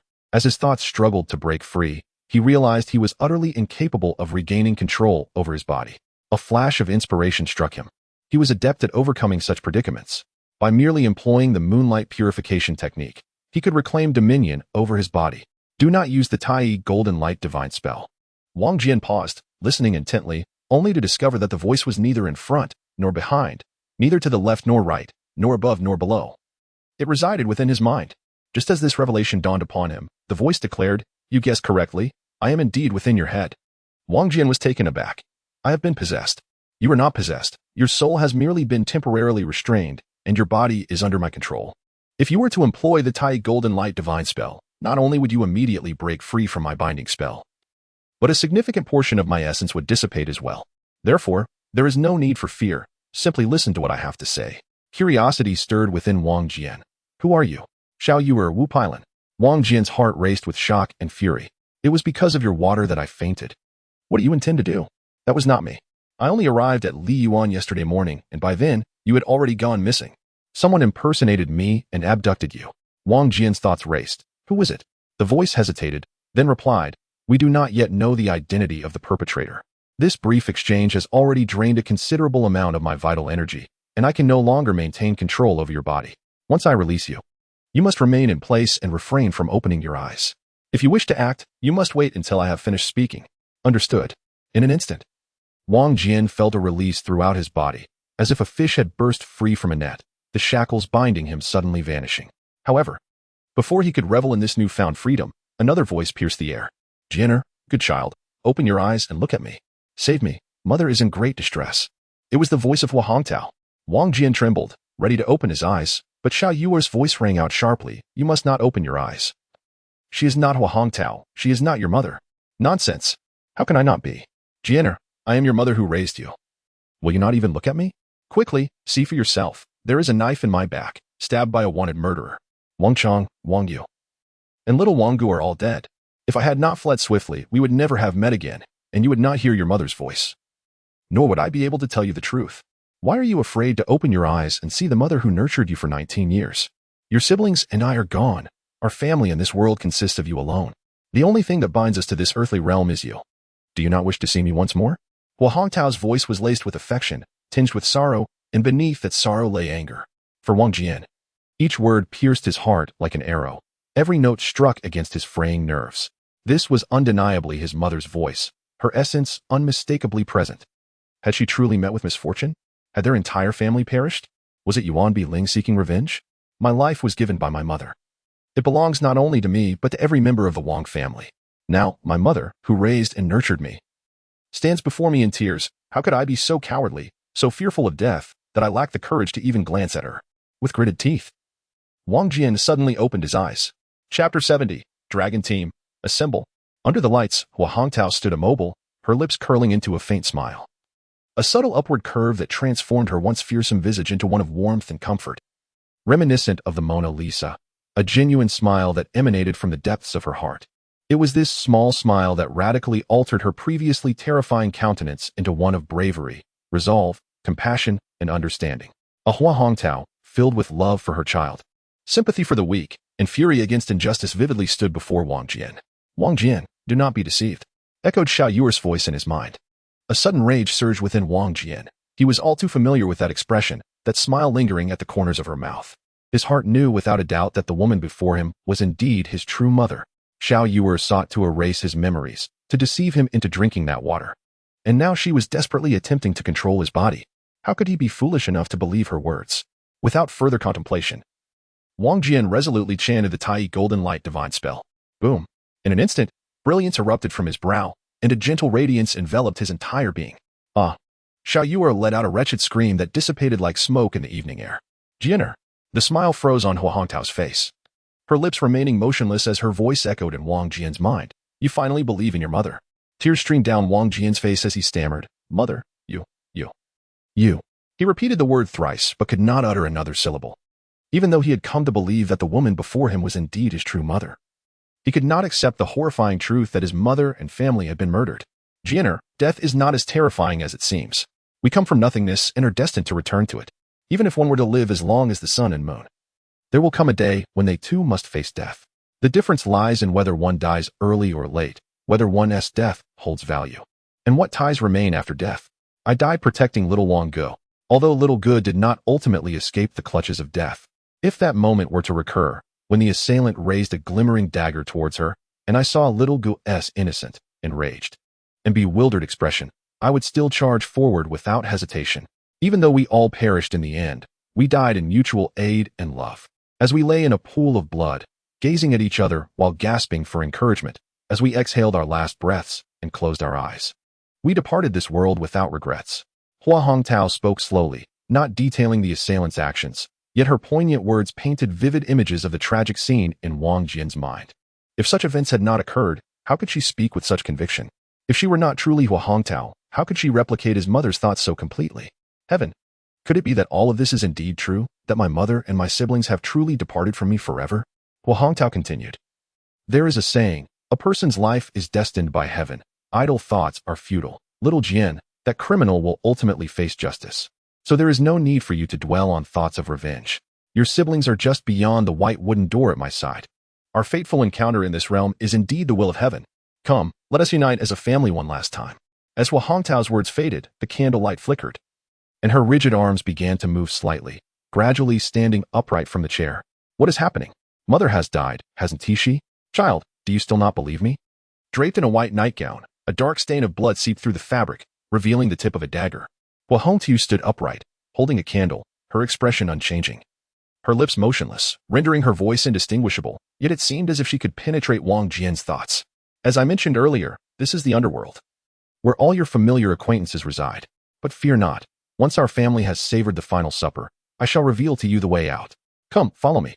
Hua Hongtao turned and walked toward the white-painted wooden door, the dim candlelight obscured by her presence, making her footsteps indistinguishable beneath her nightgown. Yet the dagger's hilt was vividly visible on her back. Nightfall in Li Yuan City, within the opulent suite of the Caesar Palace Hotel, a gathering of individuals filled the room. A man clad in oversized sunglasses parted the crowd surrounding Xiao Yuer, advancing toward her. Xiao Yuer, what has transpired? Who are you? Ma Piaoyang, Huang Mei, Ouyang Gue, and Ouyang Ruoxue were all taken aback, astonished that no one had noticed the man's entrance. I am Wang Baocheng, a colleague of Xiao Yuer, he stated coldly, his gaze fixated on her pale, golden-hued visage. Brother Baocheng. Xiao Yuer swallowed hard, struggling to articulate. Just now, Wang Jian suddenly invoked the Tai Golden Light spell, a chant more potent than the ordinary Taoist 8 great spells, severely injuring my vitality. What on earth happened? Ouyang Gue inquired. His voice piqued with curiosity as the others leaned in. What spell? What technique? Ma Piaoyang, Ouyang Gue, Ouyang Ruoxue, and Huang Mei were utterly bewildered. Xiao Yuer hesitated, gazing into Wang Baocheng's eyes. It matters not. Revealing it to them now poses no risk. At worst, I can employ hypnosis later to erase their memories, she thought. Hypnosis? What hypnosis? Ouyang Ruoxue, Ouyang Gue, and Huamei gasped in unison. Ma Piaoyang shuddered slightly, erasing memories. Could it be that Wang Baoqing is also a member of the enigmatic dragon group? Indeed.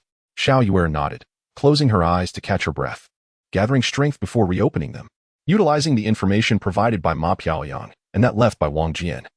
I directly communicated with him through his heart's connection and glimpsed certain circumstances. His heart's connection, Ouyang Gue exclaimed, unable to suppress his astonishment. Silence, Ouyang.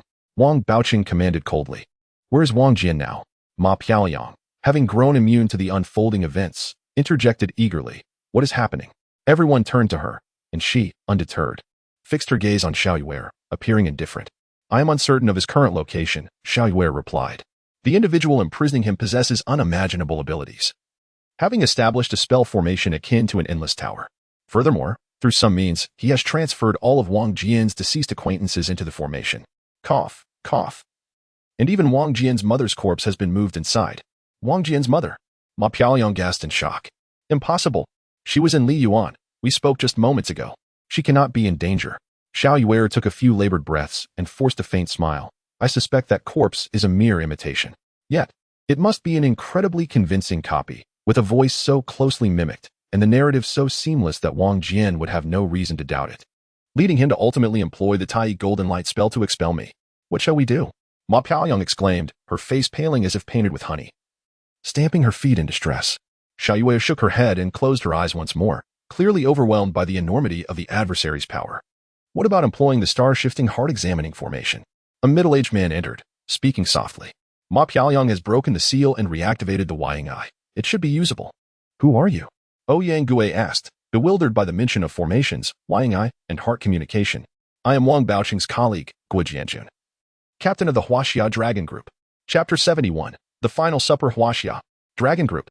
Ouyang Gue, Ouyang Ruoxue, and Huamei were visibly unsettled. The Huaxia Dragon Group was indeed a legendary entity. This world is exceedingly complex. Baoqing, Gue Jianjun disregarded the astonished gazes of the others and addressed the man in sunglasses directly. You are most familiar with the records of individuals possessing extraordinary abilities. Consider whether there are any who could match Xiao Yuer's level in heart communication and hypnosis. Upon hearing this, the eyes of the group brightened. Yes, this angle could yield breakthroughs. Numerous individuals with heart communication abilities exist among the populace, Wang Baoqing mused. However, just as we chose Xiao Yuer for the research institute, none possess the stability or strength to reach her level, let alone utilize brain waves to remotely control another's thoughts and bodies through soul capture.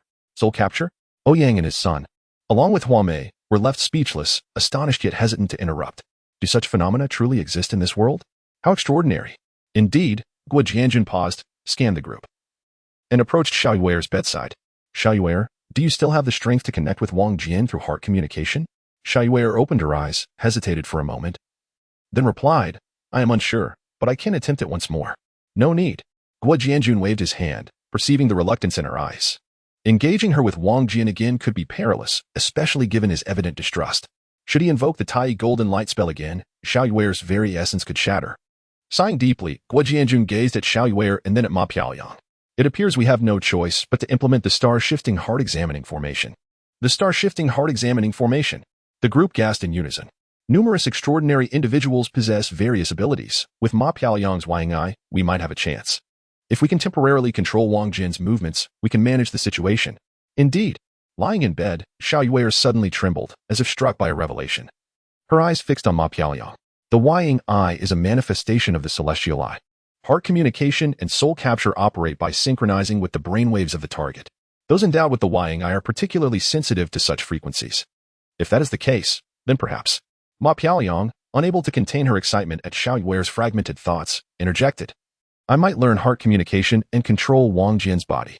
Indeed, Xiao Yuer, too weak to speak further, managed a faint affirmation. Can this truly work? Ouyang Ruoxue, a medical doctorate holder, found himself spiraling into disbelief. Mere hours ago, he could not have fathomed such supernatural occurrences, yet they now felt increasingly tangible. But can Ma Piaoyang truly master heart communication and soul capture so swiftly? Huamei voiced her concerns. Whatever it takes to save Wang Jian, I am willing to do, she declared resolutely, glancing between Xiao Yuer and Gue Jianjun, her confidence wavering as she asked, Grandfather, Do you believe I can truly accomplish this? It should be possible. Guo Jianjun had yet to utter a word when Wang Baoqing burst into hearty laughter beside him. Do not fret, little sister. Back in the Dragon Squad, Captain Guo, Little Fish, and I once collaborated to make boiled peanuts sprout anew. It would be a trivial matter to unlock a minor peculiarity for you. As they followed Hua Hongtiao through the white-painted wooden door, a cacophony of chaotic shouts suddenly filled the air. Wang Gu, Wang Yu, brother Wang Jian is here. Really? Where? Wang Jian trembled, for it was indeed the voices of Wang Chang, Wang Yu, and Wang Gu. He cast his gaze into the room, and at that moment, his brows shot up, blood surged through his veins, and with a resounding thud, it felt as though his very essence shattered, leaving him adrift and unanchored. Though the room remained cramped and windowless, its stark white walls bore no ancestral tablets or coffins.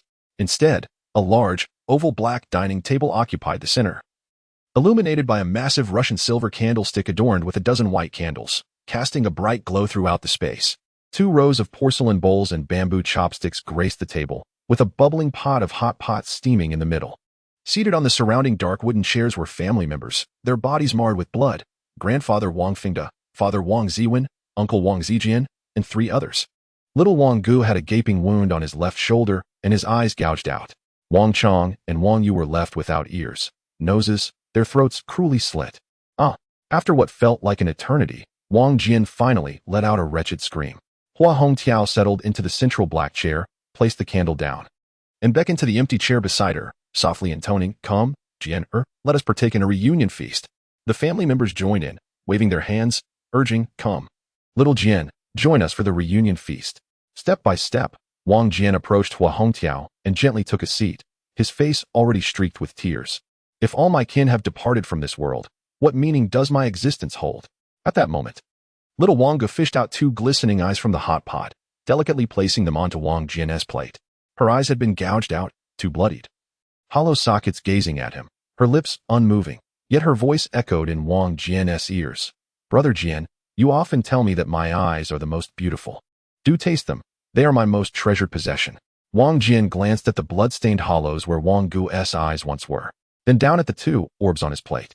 In an instant, his heart raced, his throat constricted, as though if it widened just a bit more, his heart would leap from his mouth. Those 2 orbs were indeed a pair of eyes, little Wang Gu's eyes. In that moment, a torrent of emotion surged within Wang Jian. "Little Gu, my dear sister, the one who has brought you to this state shall meet a wretched end. But how could I possibly consume them?" Now, Wang Jian had wholly succumbed to the bonds of family, lost in a haze where the boundaries of dream and reality blurred. Stripped of the natural fear and resistance that a mortal ought to possess, Hua Hongtiao interjected, "Indeed, Wang Jian, this is little Gu's heartfelt offering, her final wish. You have always shared the closest bond with her. You would not refuse, would you?" "Yes." Wang Yu's voice chimed in, "Brother Jian, you must also consume my ears and lips. I want you to forever remember that I am your brother." As this voice spoke, Wang Yu scooped several pieces from the hot pot with a ladle and placed them on the plate before Wang Jian. "Child, eat, eat," Hua Hongtiao urged, picking up chopsticks to lift an eye towards Wang Jian's mouth. The table echoed with urging voices, "Eat, eat." Wang Jian's face was drenched in cold sweat, his thoughts racing wildly. "What am I doing? Is this all real? I am about to consume the flesh of my siblings." With the eye poised at his lips, an unusual aroma wafted into his nostrils. Perhaps it had been ages since he had eaten anything. Suddenly, an insatiable appetite surged within him, as if it were a delicacy. The voices of his family resonated in his ears. "Eat, eat. This is their final gift to you. Why should you not partake?" Wang Jian closed his eyes and slowly opened his mouth. Chapter 72. His heart communicates fool. "What are you doing?" Hua Hongtiao lifted a piece of eye with her chopsticks, bringing it before Wang Jian. As he opened his mouth, ready to bite down, a sudden sharp reprimand echoed in his mind. It was Ma Piaoyan's voice. As if jolted awake from a nightmare, Wang Jian froze, and with a loud clap, the eye fell onto the dining table. Hua Hongtiao's chopsticks halted mid-air. Is it really Ma Piaoyan? A fleeting thought crossed Wang Jian's mind, followed by her scolding laughter. "Pighead, how astute of you. If you couldn't even recognize my voice, saving you would be futile." It truly was Ma Piaoyan. Her tone was unmistakably unique. Wang Jian's heart leaped with joy. Although his time with Ma Piaoyan had been brief, being with her always bestowed upon him an inexplicable sense of maturity and strength. As though he could conquer dinosaurs and send giants flying. Her call was akin to a revelation, instantly awakening Wang Jian from his stupor. With a sudden push, Wang Jian shoved the table, causing both himself and the chair to slide back 2 feet. "Damn it, even if this is a dream, Even if my family has truly perished, I cannot consume their flesh. What difference would that make to a beast? Gazing upon the bloodied remains of his family, a chilling dread enveloped him. Upon regaining clarity, he felt as though he had plunged into an icy abyss, hastily shutting his eyes tight. Regardless of whether what lay before him was real or not, he could not bear to look. A soft sobbing sound drifted to his ears. Aside from that, the surroundings fell into silence. Wang Jian recognized it as little Wang Gu's whimpering. Where was Ma Piaoyan? Where had she gone?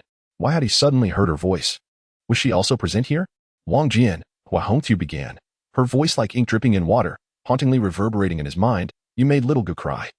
You must apologize to her. Wang Jian trembled, biting his lip fiercely. Mother, in your lifetime, you did many good deeds. And my siblings and I have never committed any heinous acts. Even if there truly is a hell, it should not be our fate. However, if it must be so, if we must suffer, I wish to be with you all, forever united. No matter what, I cannot, must not, and should not commit the unthinkable act of consuming my siblings' flesh. That is absolutely out of the question. Child, there are things you do not yet understand. Alas. Hua Hongtu sighed deeply. It is true that these matters may seem contrary to reason from your perspective, and we shall not force you further. Since little Chong, little you, little Gu, and everyone else, it seemed Hua Hongtu turned to speak to the others, but her voice clearly resonated in Wang Jian's mind. You have all seen Wang Jian for the last time. The paths of the living and the dead diverge, and this is not where Wang Jian belongs. Every gathering must eventually disperse. Return to your respective places. With that, a chorus of anguish cries erupted from the family. Wang Jian listened as familiar voices pierced his heart, tears streaming profusely down his cheeks. Fool, do not cry. No one in your family has died. Ma Piaoyan's voice suddenly rang out again. Wang Jian was taken aback, slowly opening his eyes, only to find that aside from Hua Hongtu, everyone else had vanished. The eyes of the deceased do not move. Hua Hongtu gazed at him with her fixed pupils and asked, Who was speaking to you? Ma Piaoyan. No wonder things seemed amiss. She appeared to be trying to control you. That was not her. Then who was it? Fool, do not waste your breath on her. She is not your mother. Your mother is alive. Wang Jian trembled all over, exclaiming in astonishment. What did you say? I ask you, just now, who was the woman attempting to control your thoughts? I suspect she is the villain who has imprisoned you. Two voices echoed simultaneously in Wang Jian's mind, leaving him feeling like a malfunctioning radio on the verge of collapse. Please, stop shouting. It's all becoming a chaotic mess. Allow me to answer you one by one. Who are you exactly? Before Wang Jian could finish his sentence, the voice of Hua Hongtu abruptly interjected. Allow me to introduce myself. I am Ma Piaoyan, currently a classmate of Wang Jian, and I shall forever remain a good friend. She continued with a mocking laugh. Do you have the courage to tell me who you are? Hua Hongtu fell silent for a moment before gently smiling. If you truly are Ma Piaoyan, does this question even require an answer? Ma Piaoyan, please, let us cease this incessant bickering. Wang Jian grasped his hair in frustration, shaking his head vehemently. If you keep this up, I shall employ the Tai Golden Light incantation to expel you. You dare? Ma Piaoyan retorted. Why would I not dare? Wang Jian shouted, clenching his fists. Just as you doubt my mother, I too doubt that you are the genuine Ma Piaoyan. Indeed, Hua Hongtu murmured softly. If she were truly Ma Piaoyan, how could she be here? How could she be conversing with you? Jianer, you must be cautious. She may be the same individual who just attempted to control you. Scoundrel! Ma Piaoyan cursed fiercely, her tone losing its previous dominance, revealing a hint of fear of Wang Jian employing the Tai Golden Light incantation against her. Let us proceed. Jianer, Hua Hongtu suddenly declared, you need not fret. This place is not where you are meant to linger. I shall teach you how to leave. Do not trust her. Wang Jian replied sharply. If I cannot trust my mother, why should I trust you? You claim my mother is alive, which brings me joy, but if you were truly Ma Piaoyan, how could you be here? How could I perceive your voice? The Ma Piaoyan I know lacks such abilities. Just moments ago, that woman, Wang Jian, attempted to seize control of my body to prevent me from meeting my family, and now you come to obstruct my return to the living world. What are your intentions? Are you not afraid that I will use the Tai Golden Light incantation to obliterate your soul? By the end of his declaration, Wang Jian's tone had turned grave, devoid of any hint of leniency. What a chaotic world this has become. Wang Jian, do you truly not believe me? Ma Piaoyan's voice shifted, losing its playful defiance, now imbued with tenderness and unwavering loyalty. Your disbelief matters not. Even if you were to disperse my soul with your Tai Golden Light incantation, it would be of no consequence. I simply wish to convey that your family is indeed safe. Everything you perceive is a trap. You were abducted by that false Xiao Yuer. In a bid to rescue you, everyone has gone 2 nights without sleep. Sister Xiao Yu has used her mind communication to locate you, but in doing so, she was gravely injured by your Tai Golden Light incantation. Now, several formidable members of the Dragon Group are collectively channeling their energy to support me, activating the star-shifting heart examination array. Which is why I am able to communicate with you. Wang Jian was momentarily taken aback, a flicker of hope igniting within him. Ma Piao Liang's sincere words resonated with clarity, suggesting that perhaps she was not fabricating her claims. Could it be that the mother before him was indeed authentic? How wonderful it would be if his family were truly alive. It was unfathomable that a band of villains could invade their home and slaughter his entire family.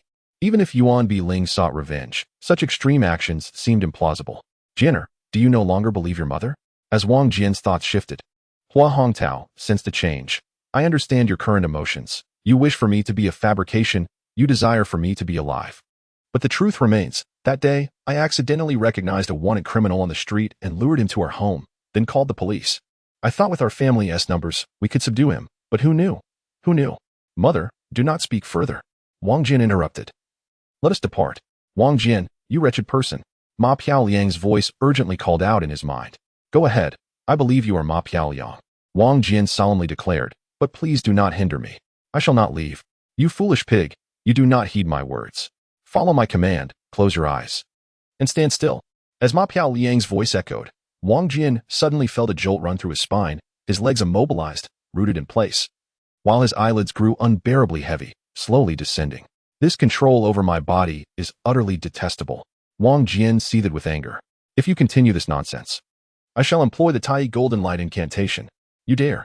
Ma Piao Liang exclaimed fiercely. Even if you were to disperse my soul, I shall not allow you. You foolish donkey. Wang Jian's expression turned stern, his tongue brushing against the roof of his mouth as he prepared to invoke the Tai Golden Light incantation, when suddenly, he felt a lightness in his body. Ma Piao Liang's voice rang out. No, no. I concede to you. I have retracted the soul-capturing method. Can you allow me to follow you and observe? Wang Jian could not discern whether the Ma Piao Liang in his mind was the genuine article. He merely sought to intimidate her and chose to ignore her, closely following Hua Hongtao as they exited the room. Meanwhile, the voice of Ma Piao Liang continued to grumble in his mind. Wretched scoundrel, foul person, always bullying me. Chapter 73. Jiangqingzi Star-Shifting Heart Examination Array. Gui Jianjun, Wang Baocheng, and Xiao Yu formed a circle around Ma Piao Liang. Wang Baocheng grasped Ma Piao Liang's left hand on her left side, while Gui Jianjun held her right hand on her right side, and Xiao Yu faced her, palms directed towards her heart. Gua and Wang transmitted their vital energy into Ma Piao Liang, providing physical support, while Xiao Yu focused on mental development. Among the trio, Xiao Yu expended the least energy, barely managing to sustain his efforts. Under the pressure of the three formidable masters, although Ma Piao Liang could communicate with Wang Jian, her demeanor appeared dazed. She answered every question posed to her, and her words directed at Wang Jian flowed forth involuntarily.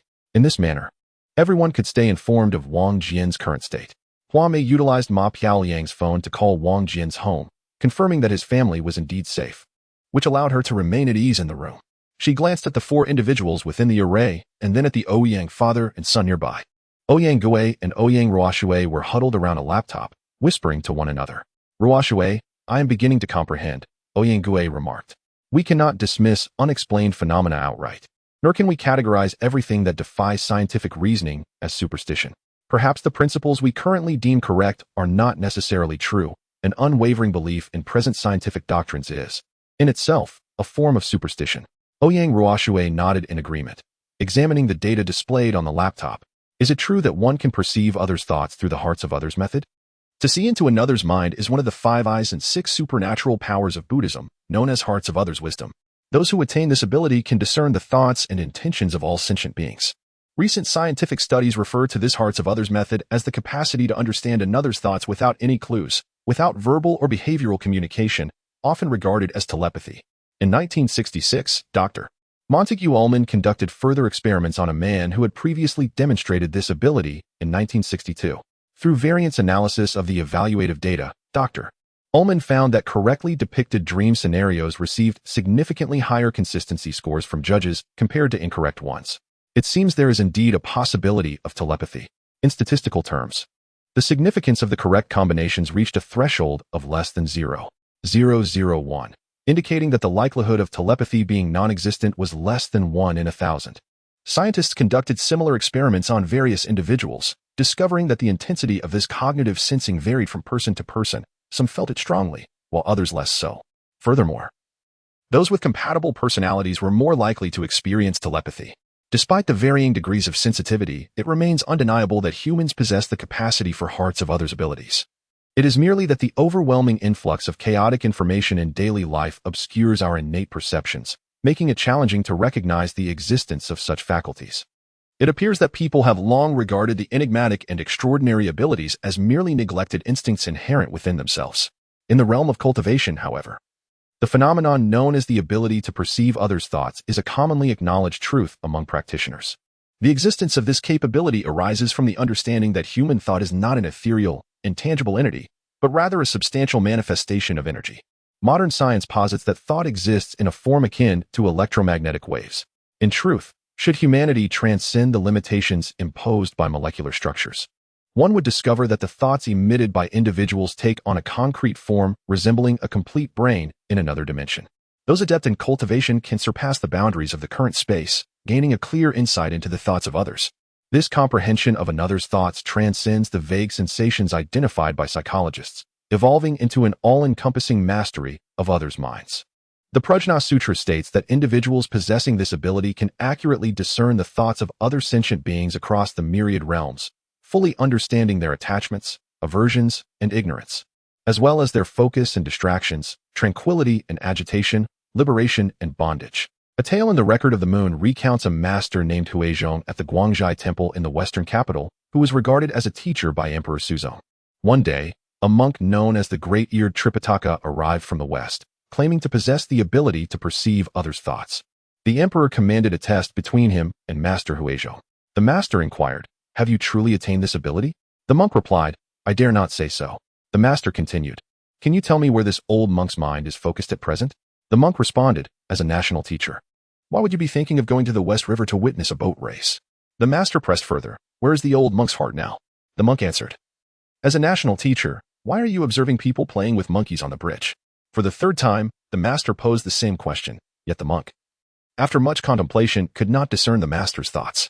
The master rebuked, "You deceitful fox spirit, where is your ability to perceive thoughts?"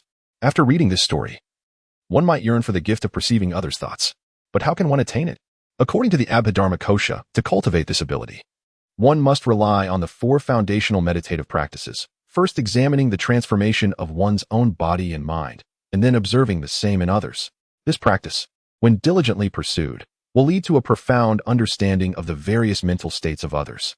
To possess the ability to perceive thoughts, one must first ground oneself in concentration, then observe the fleeting changes within one's own body and mind.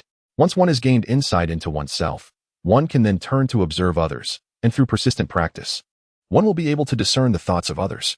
Is there truly an ability to perceive thoughts? Ouyang Ruoshui was engrossed in reading when he suddenly heard Ma Piaoyang's piercing scream, "Wang Jian, no." The soul-restricting technique was ineffective, and it seemed they could only resort to sealing the divine with a lock. Xiao Yuer shouted, his eyes suddenly wide open. Guo Jianjun swiftly handed Xiao Yuo a small cloth doll. Xiao Yuer released his left hand from Ma Piaoyang's chest and held the doll, while his right hand deftly manipulated several long needles, chanting, "Spirit resides in the red sky, soul returns to its place." He pierced the doll's Bai point with a long needle, followed by a steel needle aimed at its Xin Guan point, commanding, "Close your eyes." Then came a series of long needles and incantations. Stop the ears, seal the mouth, bind the hands, tie the feet. The Yang's spirit escapes, and the universe is positioned. By the time the final command was issued, not only Xiao Yuer but also Guo Jianjun and Wang Baoqing were drenched in sweat. Xiao Yuer had no time to rest. Swiftly pressing his left hand against Ma Piaoyang's chest, "What is Wang Jian's condition now?" Ma Piaoyang's face turned crimson, akin to a freshly boiled crab. Steam rising from her head. That despicable fellow seems unable to employ the Tai E Golden Light Divine Mantra. He's just standing there like a fool. All right. Keep an eye on him. I will create the seal for his ability to perceive thoughts. Once completed, return quickly. I can barely hold on. After Xiao Yuo spoke, he pressed his left hand against Ma Piaoyang's chest, while his right hand maneuvered the doll, transforming it into a seated position with crossed fingers, placing it atop his head. Ma Piaoyang exclaimed, "Wang Jian, you pig-headed fool, has now become a puppet for me to manipulate." Everyone, noticing the seriousness on Xiao Yuner's face, watched anxiously. Once the doll's posture was set, Xiao Yuer gritted his teeth and commanded, "Ma Piaoyang, return, disperse the formation." Just as he spoke, Xiao Yuer coughed up blood, splattering Ma Piaoyang's face. "What is happening?" Hua Mei and Ouyang Ruoshui gasped, while Ouyang Gui's expression changed dramatically. Xiao Yuer waved his hand and, with Hua Mei's assistance, reclined once more, slowly stating, "It's all right. Wang Jian is, for the moment, not in danger." Wang Baoqing and Gui Jianjun ceased their efforts, while Ma Piaoyang wiped the blood and sweat from her face, her chest heaving violently as she caught her breath and asked, "Sister Xiaoyu, Uncle Gua, what shall we do next?" Gui Jianjun's face was as grim as the waters, and he remained silent. Xiaoyu swallowed hard, resting for a few seconds before opening her eyes and laboriously responding, "I didn't anticipate that this kid's Tai Golden Light Divine Mantra would be so powerful. I have now employed the highest level spell, but it can only seal his primordial spirit for 3 days. Our only recourse is to find the location where he is trapped within that time." A chill ran through everyone. With 960,000 square kilometers of territory in Huaxia, and merely 3 days, searching for a person was akin to finding a needle in a haystack. "You should rest. Do not speak anymore." Gui Jianjun checked Xiao Yu's pulse and tucked her in. "Do not worry. We will certainly locate Wang Jian within 3 days. 3 days. Ma Piaoyang grasped her head, muttering, "If we cannot find him in 3 days, that pig-headed fool will starve to death." Time was of the essence. "Let's divide our tasks," Gui Jianjun said solemnly. "Except for Ma Piaoyang and Hua Mei, who will stay here to care for Xiao Yu. Everyone else should search separately." Xiao Yuer coughed lightly and shook her head gently. "I control Wang Jian's body. Once I establish the seal for his ability to perceive thoughts, his body will automatically receive the brainwave signals of that ability. His latent energy is unimaginably powerful, so after I impart the incantation to Ma Piaoyang, she should be able to communicate with him even without me. In that case, let Ma Piaoyang join the search as well." Gui Jianjun quickly adjusted his strategy, if necessary. "We can enlist the help of relevant authorities." Indeed, the dragon team spoke with great authority. With those words from Captain Gui, everyone felt empowered to take action. Ouyang Gui also contributed ideas from the sidelines. "Ma Piaoyang, review again the earlier situation and see if we can analyze any clues." The room was quite small, with a white-painted wooden door and white walls, offering nothing but eerie sensations and no discernible clues. However, that fellow had quite a poetic flair. Upon witnessing Wang Jian subdued by Xiao Yuer, he muttered something about the vastness of life and death over the span of 10 years, expressing a sentiment of unforgettability amidst loneliness and sorrow. 10 years of life and death, vast and unclear, thoughts unspoken, difficult to forget. A solitary grave 1,000 miles away, no place to speak of sorrow. Hua Mei repeated the lines, murmuring, "These are the famous verses by Su Shi from Jiangqingzi, expressing how one night the poet awakens from a dream, reminiscing about his wife, who passed away 10 years prior, filled with sorrow." This poem intertwines the author's reflections on his own life. Could this be related to Wang Jian's abduction? As Hua Mei's words fell, Xiao Yuer suddenly exclaimed, "I know who she is." Instantly, all eyes turned toward Xiao Yuer's delicate countenance, each gaze filled with hopeful curiosity. Who could this person be? Her surname is Kuang. Xiao Yuer swallowed hard, a thick cloud of worry shadowing her fatigued face. "Her name is Kuang Mei, my teacher who taught me hypnosis and all forms of extraordinary abilities." Chapter 74. The Soul Retrieval? The one who abducted Wang Jian was none other than Xiao Yuer's mentor. Upon hearing this revelation, everyone was utterly astonished. It is not difficult to understand why that individual possessed such an array of extraordinary abilities and profound skills. However, what prompted Xiao Yuer to suspect her own teacher? Who exactly is Kuang Mei? What could have driven her to kidnap Wang Jian? And what are her intentions? Where could she be hiding him? The crowd fixated intently on Xiao Yuer, remaining silent as they awaited her to unveil the answers.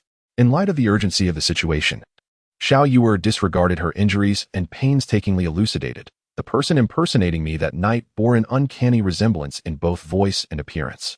They unraveled the hypnosis of the corpse eye with just 2 sentences, indicating a profound familiarity with me, as well as expertise in disguise and hypnosis. The Dragon team is known for its discretion. Few outsiders are aware of our existence. The only ones who could have such intricate knowledge of me, besides my colleagues in the Dragon team, would be her. Her hypnosis technique far surpasses mine, making her a prime suspect. Furthermore, although I never mastered her intricate formations, she devoted nearly a month to instructing me, including the bottomless tower. After joining the Dragon team, I privately studied this formation. The principle of the bottomless tower formation is likely based on an anomalous gravitational field created by a strong magnetic force, leading to visual discrepancies that cause a dual illusion in the brain. As for why those rooms were adorned with identical white walls and a single black coffin, It seems intended to evoke a terrifying atmosphere, while also exploiting the empty X effect. Cough.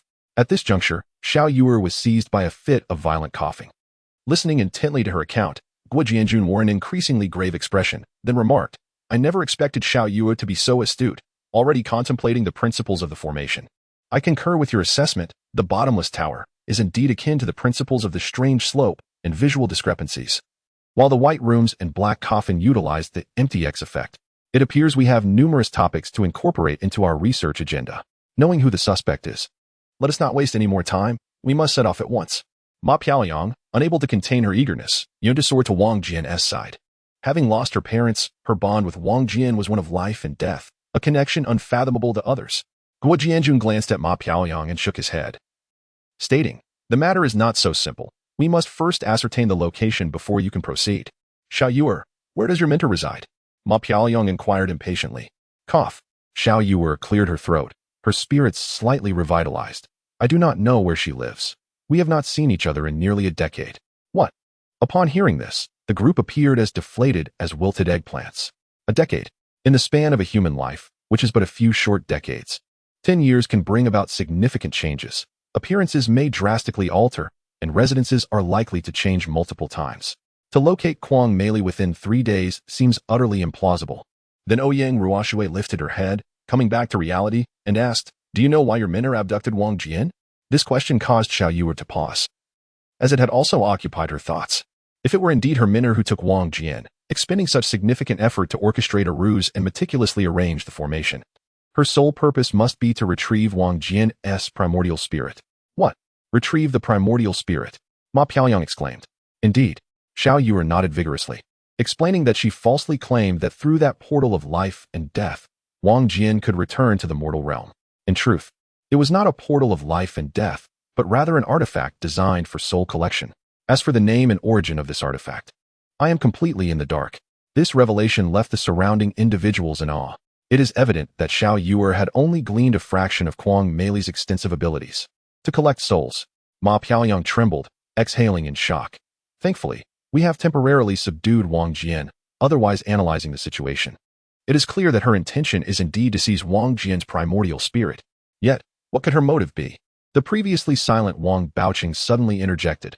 Among the multitude of individuals in the world, be they innocent youths or skilled martial artists, why does she singularly seek out Wang Jian? Is there something unique about his primordial spirit? Currently, Wang Jian is merely a high school student, if we consider enemies. Jia does not count, leaving only Yuan Biqi. However, it does not appear that Yuan Biqi is involved. Could it be related to the Xianyuan tomb? Precisely. Guo Jianjun nodded emphatically. Within the Xianyuan tomb, Wang Jian's primordial spirit projection to guide female spirits is a skill that, apart from the Dragon Master, likely no one else possesses. Primordial spirit projection, guiding female spirits. Dragon Master, Hua Mei, Ouyang Ruoshui, and Ouyang Gui were once again struck by thunderous astonishment. This cannot be a jest, can it? Or have our ears deceived us? Every person in Huaxia understands the extraordinary nature of primordial spirit projection. Unconstrained by space and time, one can traverse mountains and rivers in an instant, transcending life and death, as well as choosing to reincarnate. Throughout history, tales of primordial spirit projection abound, yet encounters with such phenomena are exceedingly rare. Indeed, Wang Baoqing nodded, affirming that this is precisely why we must locate Wang Jian. Thus far, we have only discovered that he is capable of primordial spirit projection and is the leader of the Taoist medical sect, which suggests he possesses profound medical knowledge. Exactly. Upon mentioning Wang Jian's medical prowess, Hua Mei and Ouyang Gui echoed in unison. Golden water to settle the soul, is that merely ordinary medical skill?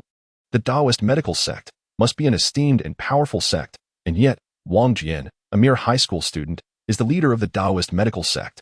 Having determined the reason for Wang Jian's abduction, we shall begin our investigation from Kwang Meili's residence a decade ago. Guo Jianjun's words jolted the novices back to reality. Their expressions tense as they turned to Xiao Yuer. The place where we parted ways is my hometown, Kiliping Village, Linshui Town, Wuhan City. However, Xiao Yuer hesitated for a moment before adding, it may be challenging to find clues there, as I have known her for 10 years. And she has always concealed her face with a scarf. What? A conundrum that left everyone perplexed. Did Xiao Yuer never glimpse Kwang Meili's true visage? Very well. Guo Jianjun gritted his teeth. I will make arrangements to obtain detailed information on Kwang Meili through the Public Security Agency. We shall split into 3 groups. Ruoshui and Baoqing will head to Wuhan, while Ma Piaoyang and I will analyze surveillance footage to trace Kwang Meili's route. Lastly, I will accompany Xiao Yuer here, using this location as our base of operations, while coordinating with your 2 teams and exploring any new rescue methods. Upon finishing, Guo Jianjun scanned the group. Are there any other objections? Uncle Gue, my injuries, Guo Jianjun interrupted Wu Pailan with a wave of his hand. Sternly commanding, our task is equally crucial. Time is of the essence, and we must act immediately. Chapter 75, Xiong'o Camp, Kiliping. The license plate number is Jing. Is it a vehicle from Yinjing? Ouyang Ruoshui and Wang Baoqing boarded the train directly to Wuhan, heading to Linshui town, Xiao Yuer's hometown. Meanwhile, Ma Piaoyang and Guo Jianjun began retrieving surveillance footage, both startled as they watched the recordings of comings and goings at the hospital entrance. The capabilities of the Dragon team are unimaginably powerful. Armed with the license plate number, within an hour, they not only traced the car's origin, but also its route. The vehicle was rented from Jingtung Car Rental Company, located in Pinggu, Yinjing. Currently, the car's parking location is none other than Xiong'o Camp Hospital. Indeed, it truly is Xiong'o Camp Hospital? Upon seeing this outcome, Ma Piaoyang trembled with excitement, realizing the connection to the Xianyuan tomb incident. 10 minutes after learning the results, Guo Jianjun secured the nearest flight from Liyuan to Yanqing. An hour and a half later, the plane landed at Yanqing Airport, where police vehicles awaited outside. After another hour, the 2 arrived at Xiong'ering Hospital. Have you seen these 2 individuals? Returning to familiar ground, Ma Piaoyang felt no inclination for nostalgia. Instead, she brandished photographs of Wang Jian and the faux Xiaoyu, inquiring of everyone she encountered within the hospital. 3 hours later, nearly everyone in the hospital had been asked. Yet none had seen the 2. Gazing at the dust-covered modern Hyundai in the parking lot, Guo Jianjun furrowed his brow. This must be the right place. How could Kwang Meili have taken a living person without anyone noticing? A call came in from Wang Baoqing, who, along with Ouyang Ruoshui, had arrived at Linshui town and would reach Kiliping village in half an hour. Hearing this news, Ma Piaoyang felt a slight sense of reassurance. Perhaps they would soon discover a clue, but we must not lag behind. Clenching her fist with determination, she shouted, "We cannot give up." The vehicle passed through the main entrance and stopped in the parking lot, but the duty guard had not seen Wang Jian or the impersonator Kwang Meili, indicating that Kwang Meili must have reverted to her original appearance at that time. Guo Jianjun nodded slightly to Ma Piaoyang and analyzed. However, there have been no discharge records for them in the past few days. I suspect there are only 3 possibilities. 3 possibilities? Ma Piaoyang felt a jolt at his words. Her understanding of criminal analysis was limited to listening. First, they may not have exited at all, but rather remained somewhere within the hospital. Second, they might not have left that day, but rather ventured out the day before or yesterday. But the car is still here, Ma Piaoyang retorted. They could be headed to a nearby location that does not require driving, or they may have taken another vehicle. Guo Jianjun continued, and there is a third possibility. Kwang Meili could have used hypnosis when leaving, causing the guard not to see them or, if they were seen, to fail to recognize their true identities. However, if that were the case, the surveillance footage should show gaps. But we have reviewed the hospital's surveillance, and the recordings from the past few days are intact. Thus, the third point is largely dismissed. Is there any area in the hospital we have yet to explore? Ma Piaoyang sighed. Hands on her hips, we've searched the departments, wards, storage rooms, and even the kitchens, including the men's and women's restrooms. Where else could we possibly look? Guo Jianjun stroked his chin thoughtfully. Do you not feel that something seems amiss in this hospital? Ma Piaoyang shook her head. Xiong'ering Hospital, known for its therapeutic nature, boasted superior facilities compared to ordinary hospitals, including well-equipped fitness and recreational areas. Suddenly, she gasped, exclaiming, "The morgue. There is no morgue here." Indeed, Guo Jianjun's eyes sparkled with realization as he swallowed hard. In such a large hospital, how could there be no morgue? The southern weather was already warm, and Linshui town seemed to have welcomed spring early, with verdant branches and vibrant wildflowers. Kiliping was a flat valley nestled among towering mountains, with a clear stream flowing from west to east, its shallow waters revealing the hardened pebbles beneath as the vehicle ascended the riverbank to reach the isolated village of Kiliping, home to 200 to 300 residents. The sky was exceptionally blue, the mountains exceptionally green, and a solitary willow stood at the village entrance, surrounded by brick and stone houses with pointed roofs. The roar of the car shattered the tranquility of the mountain village, prompting a few rosy-cheeked children, buffeted by the mountain breeze, to emerge, laughing and chasing after the vehicle. Several dark-skinned villagers also appeared from behind their low walls, watching to see which house the car would stop at. Ouyang Ruoshui stepped out of the car and approached a woman gathering wild vegetables. "Sister, what kind of wild vegetables are you picking?" "This?" The woman raised a handful of sprouts, laughing heartily. It's some kind of greens. Honestly, I don't even know what they're called. Oh, we occasionally buy wild vegetables too. But they're not as fresh or tender as these. Are you from the north? Ouyang Ruoshui nodded and delved into the conversation. We came from Yanqing. I wanted to ask you about someone. Do you know where the old Wu family lives? Which Wu family? Wu Pailan. Xiao'er changed her name after entering the capital. Those from her hometown probably only remember her original name, Wu Pailan.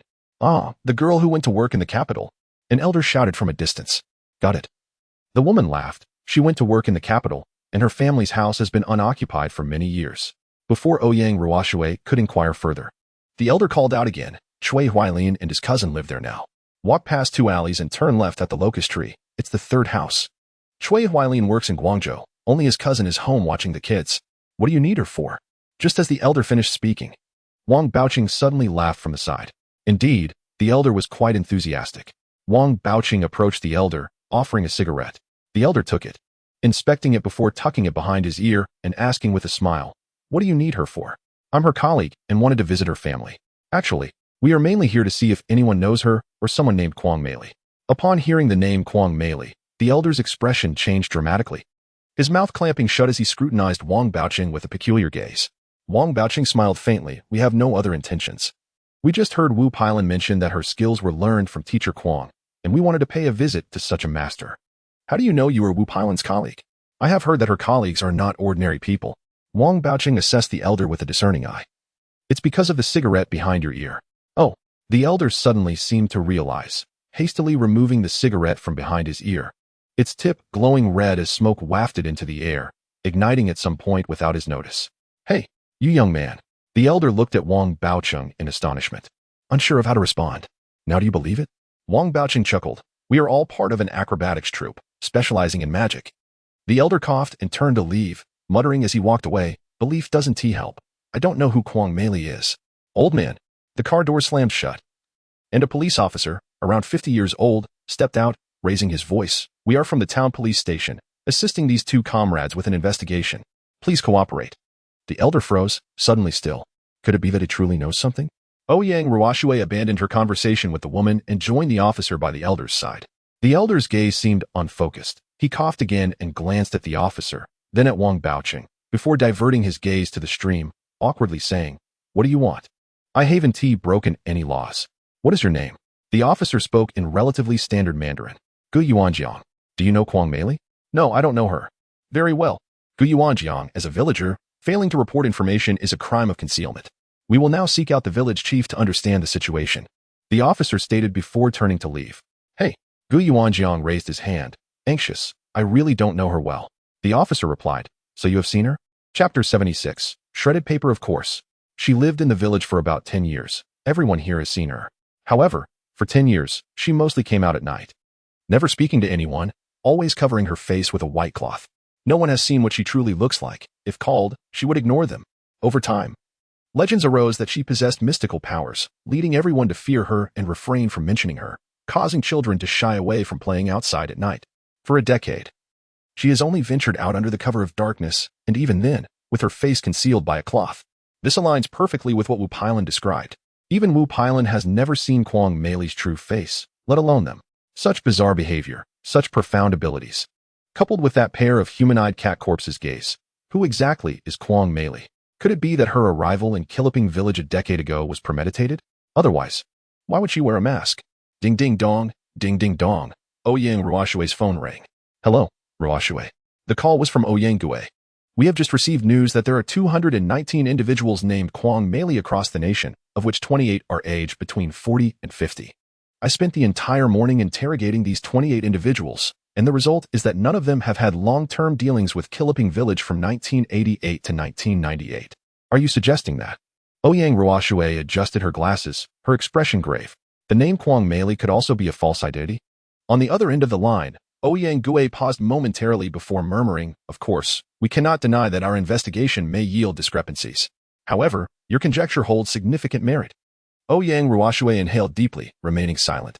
The fact that no one had seen her true face, and that even her name might be a fabrication, made unraveling Kwang Meili's stronghold within 3 days exceedingly challenging. Baoqing. Suddenly, a voice from the other end, Xiaoyu interrupted. Ouyang Ruoxue handed the phone to Wang Baoqing. There is a mulberry tree behind my house. Over a decade ago, I buried a small glass bottle about a meter north of that tree. You and Ouyang Ruoxue should go and see if you can find it. Ouyang Ruoxue's heart raced at the thought. Did Xiaoyue possess another clue? What is inside the bottle? Wang Baoqing asked calmly. A torn photograph. Xiaoyue seemed to reminisce about the past, speaking slowly without waiting for Wang Baoqing to inquire further. During the Qiming festival in the second year after I met my master, we ventured into the mountains to visit our parents' graves and encountered a few tourists who took our picture. I was only 12 at the time and desperately wanted a photograph of myself, but my master tore it to shreds upon receiving it. After the tourists left, I threw a fit at my parents' graves, and my master abandoned me.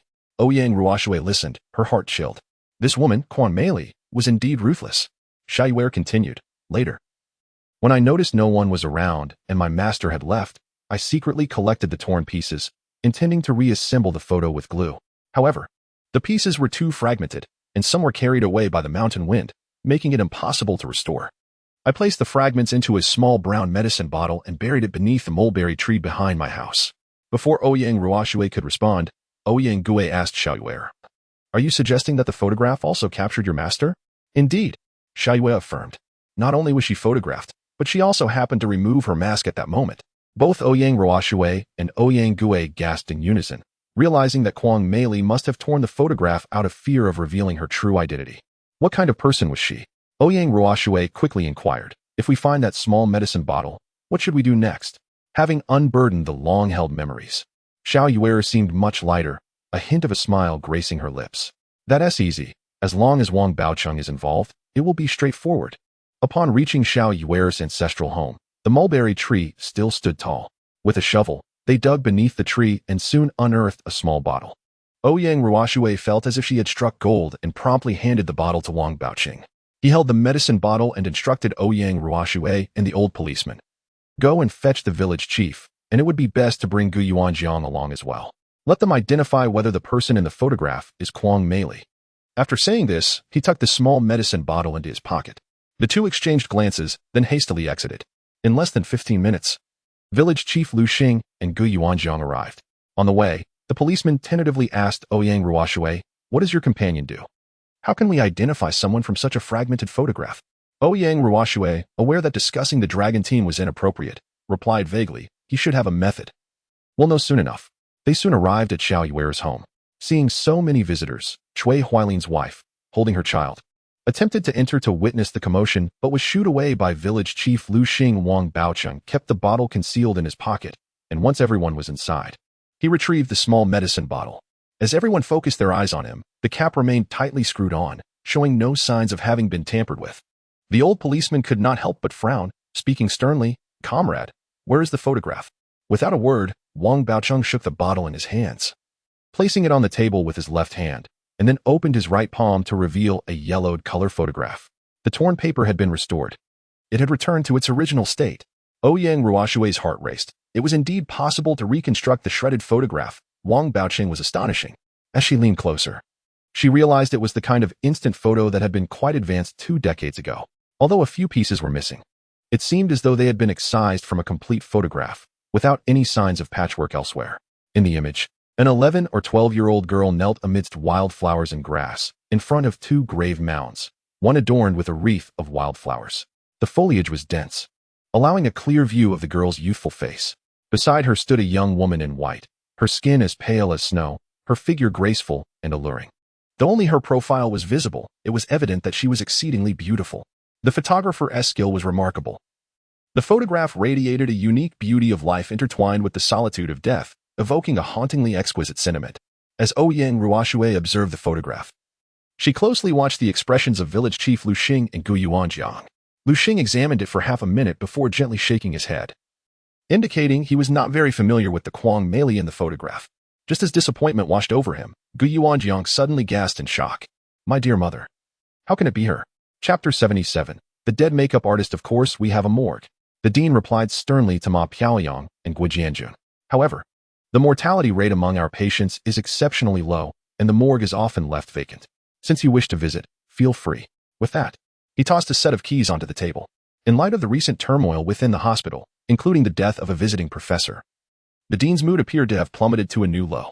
Guo Jianjun said little, taking the keys and leading Ma Piaoyang directly to the morgue located in the northwest corner of the hospital, perhaps due to the cold air inside. The temperature in the morgue was significantly lower than outside. Ma Piaoyang and Guo Jianjun inspected all the rooms, finding only one at the very end with a bed and a trash can beneath it. The overhead fluorescent lights buzzed, and after circling the room, Ma Piaoyang suddenly remarked, "I feel as though Wang Jian has been here." Guo Jianjun was taken aback, glancing at Ma Piaoyang. Those with heart communication abilities are typically very sensitive to information. Could it be that through Xiao Yuer's heart-reading array, Ma Piaoyang had truly developed heart communication? He refrained from questioning her and instead closely examined the room before stepping out to inspect the other rooms again, nodding in affirmation. "Indeed, someone has been here in recent days." Ma Piaoyang's face brightened. "How can you be so certain?" Although the air circulation in the morgue was limited, the other rooms had accumulated a bit of dust, yet this particular room's bed remained pristine. "Let us step outside for a moment." The morgue's lock was quite stubborn, and Ma Piaoyang struggled for a while before successfully locking the door again. Guo Jianjun stood beside, observing Ma Beautiful as she secured the door. Suddenly, he inquired, "Have you noticed anything peculiar about this place?" "Peculiar?" Ma Beautiful paused, bewildered. "Not really, it's just the room you mentioned, and this lock is quite difficult to operate." Haha. Guo Jianjun smiled faintly. "Have you not observed that the key you are holding is rather unique?" "Unique?" Ma Beautiful was taken aback again, glancing down at the key in her hand. With a sardonic chuckle, she remarked, "Indeed, a key with indentations like this is hard to replicate. Why would the morgue require such a robust lock? Are they concerned about corpses being stolen? Let me think." Ma Beautiful tapped her head thoughtfully, murmuring, "If this key is exceedingly difficult to duplicate, then when Kwang Meili, that old witch, brought Wang Jian here, she must have used the key, right? Could it be that the director knows Kwang Meili?" Guo Jianjun regarded Ma Beautiful with approval, saying, "Indeed, you are quite astute." From the director's expression earlier, it is evident that the morgue's key is not easily lent out, let alone duplicated. Unless Kwang Meili possesses locksmithing skills, someone in the hospital must have encountered her. Ma Beautiful clenched her fists tightly, exclaiming, "As long as we locate the director and inquire who has recently used this key, we will have our answer." Returning to the director's office, they found him with a grim countenance, suppressing his anger as he spoke slowly. "I have not lent this key to anyone in recent days. However, there is another key with the duty supervisor. As the director, I cannot visit the morgue every day, can I?" "The duty supervisor?" Guo Jianjun was taken aback, while Ma Beautiful pressed on, "Who has been on duty these past few days?" "You may check the duty room." Ahem. The director coughed. "There is a duty roster there." The duty roster indicated that the night before Wang Jian's disappearance, the general surgery director, Fu Xin, was on duty. Upon questioning Fu Xin, they learned that no one had entered or exited the morgue that day. When they approached the neurology director, Gai Guogan, who was on duty the night before, they received the same response. Surely, this could not be a matter from last night? Even if Kwang Meili were formidable, she could not transform an ordinary morgue into an impenetrable fortress. Indeed, when they inquired about the orthopedics director, Sun Yin, who was on duty yesterday, he also confirmed that he had not lent the key to anyone. Could there be a third key? Or is it possible that Kwang Meili never brought Wang Jian into the morgue? "Director Su, this is a radiograph of patient Gu Zhishan from bed 8 on the 4th floor. Please take a look." "Just a moment." Sun Yin, around 40 years old, was slender and clad in a white coat, standing upright with sharp eyes, clearly a shrewd individual. He accepted the radiograph from the nurse and was about to speak to Guo Jianjun when he suddenly turned and called to a small nurse exiting the door, "Xiao Dong. Have you noticed anyone borrowing the morgue key in recent days?" Xiao Dong smiled awkwardly. "How would I know? The key is managed by your director." Sun Yin nodded, while Ma Beautiful clung to a glimmer of hope, casually asking, "Did you see any outsiders interacting with the directors?" Guo Jianjun shot her a helpless glance, thinking that her question might imply a suspicion of the director's honesty. Xiao Dong appeared slightly taken aback by the inquiry, pondering before replying, "Outsiders? Not that I am aware of. But a few days ago, I did see the makeup artist hired by the hospital." As she mentioned this, her face flushed, fearing she had misspoken that day. Director Fu was on duty. This shouldn't count as an outsider, right? A makeup artist? Ma Beautiful trembled involuntarily. What would a makeup artist be doing here? A mortuary makeup artist. Sun Yin frowned, stating, "She is a beautician for the deceased." He then turned to Xiao Dong, instructing, "Please bring Director Fu back here to discuss this with these two." Before long, Fu Xin returned, appearing somewhat impatient. Upon entering, he removed his mask and said, "What more is there? I already mentioned that no one used the key that night. Director Fu, did the mortuary makeup artist come that evening?" Sun Yin interjected before Ma Beautiful and Guo Jianjun could respond. Mortuary makeup artist? Fu Xian pondered and shook his head. No, not at all. Are you certain? Ma Beautiful pressed further. Of course. A mortuary makeup artist is rather unusual. If she had come, I would certainly remember. Do you think I am lying? Ma Beautiful and Guo Jianjun turned their gazes toward Nurse Xiaodong. However, Xiaodong's face turned crimson. If Director Fu was not lying, then she must be. Director. That night I think I saw the mortuary makeup artist leaving the duty room. How could that be possible? Su Xian replied firmly. I was not the only one in the duty room. Nurse Zhang Yuling was also present. We could call her in for verification. By the end of his statement, Su Xian's face had reddened as well. Wu Jianjun waved his hand. No need for that. I believe Director Fu did not misremember. There must be another explanation. However, we would like to inquire about the details of the mortuary makeup artist. Fu Xian shot Guo Jianjun a disgruntled glance, declaring, if there is nothing more, I shall take my leave. Without waiting for a response, he turned and exited. Sun Yan remarked, the information about the mortuary makeup artist is recorded in the Human Resources Department. Xiaodong can take you to see Director Gong. With that, he also left. They successfully found Director Gong and obtained an envelope. Given the circumstances, it seemed that both Fu Xian and Nurse Xiaodong had not lied. The most plausible explanation was that the mortuary makeup artist had indeed been present. However, Fu Xian had no recollection of the event, suggesting that someone adept at hypnosis could easily erase memories. Could that mortuary makeup artist be Kwang Meili? Ma Beautiful fixed her gaze intently on Guo Jianjun's hands as the envelope was gently opened.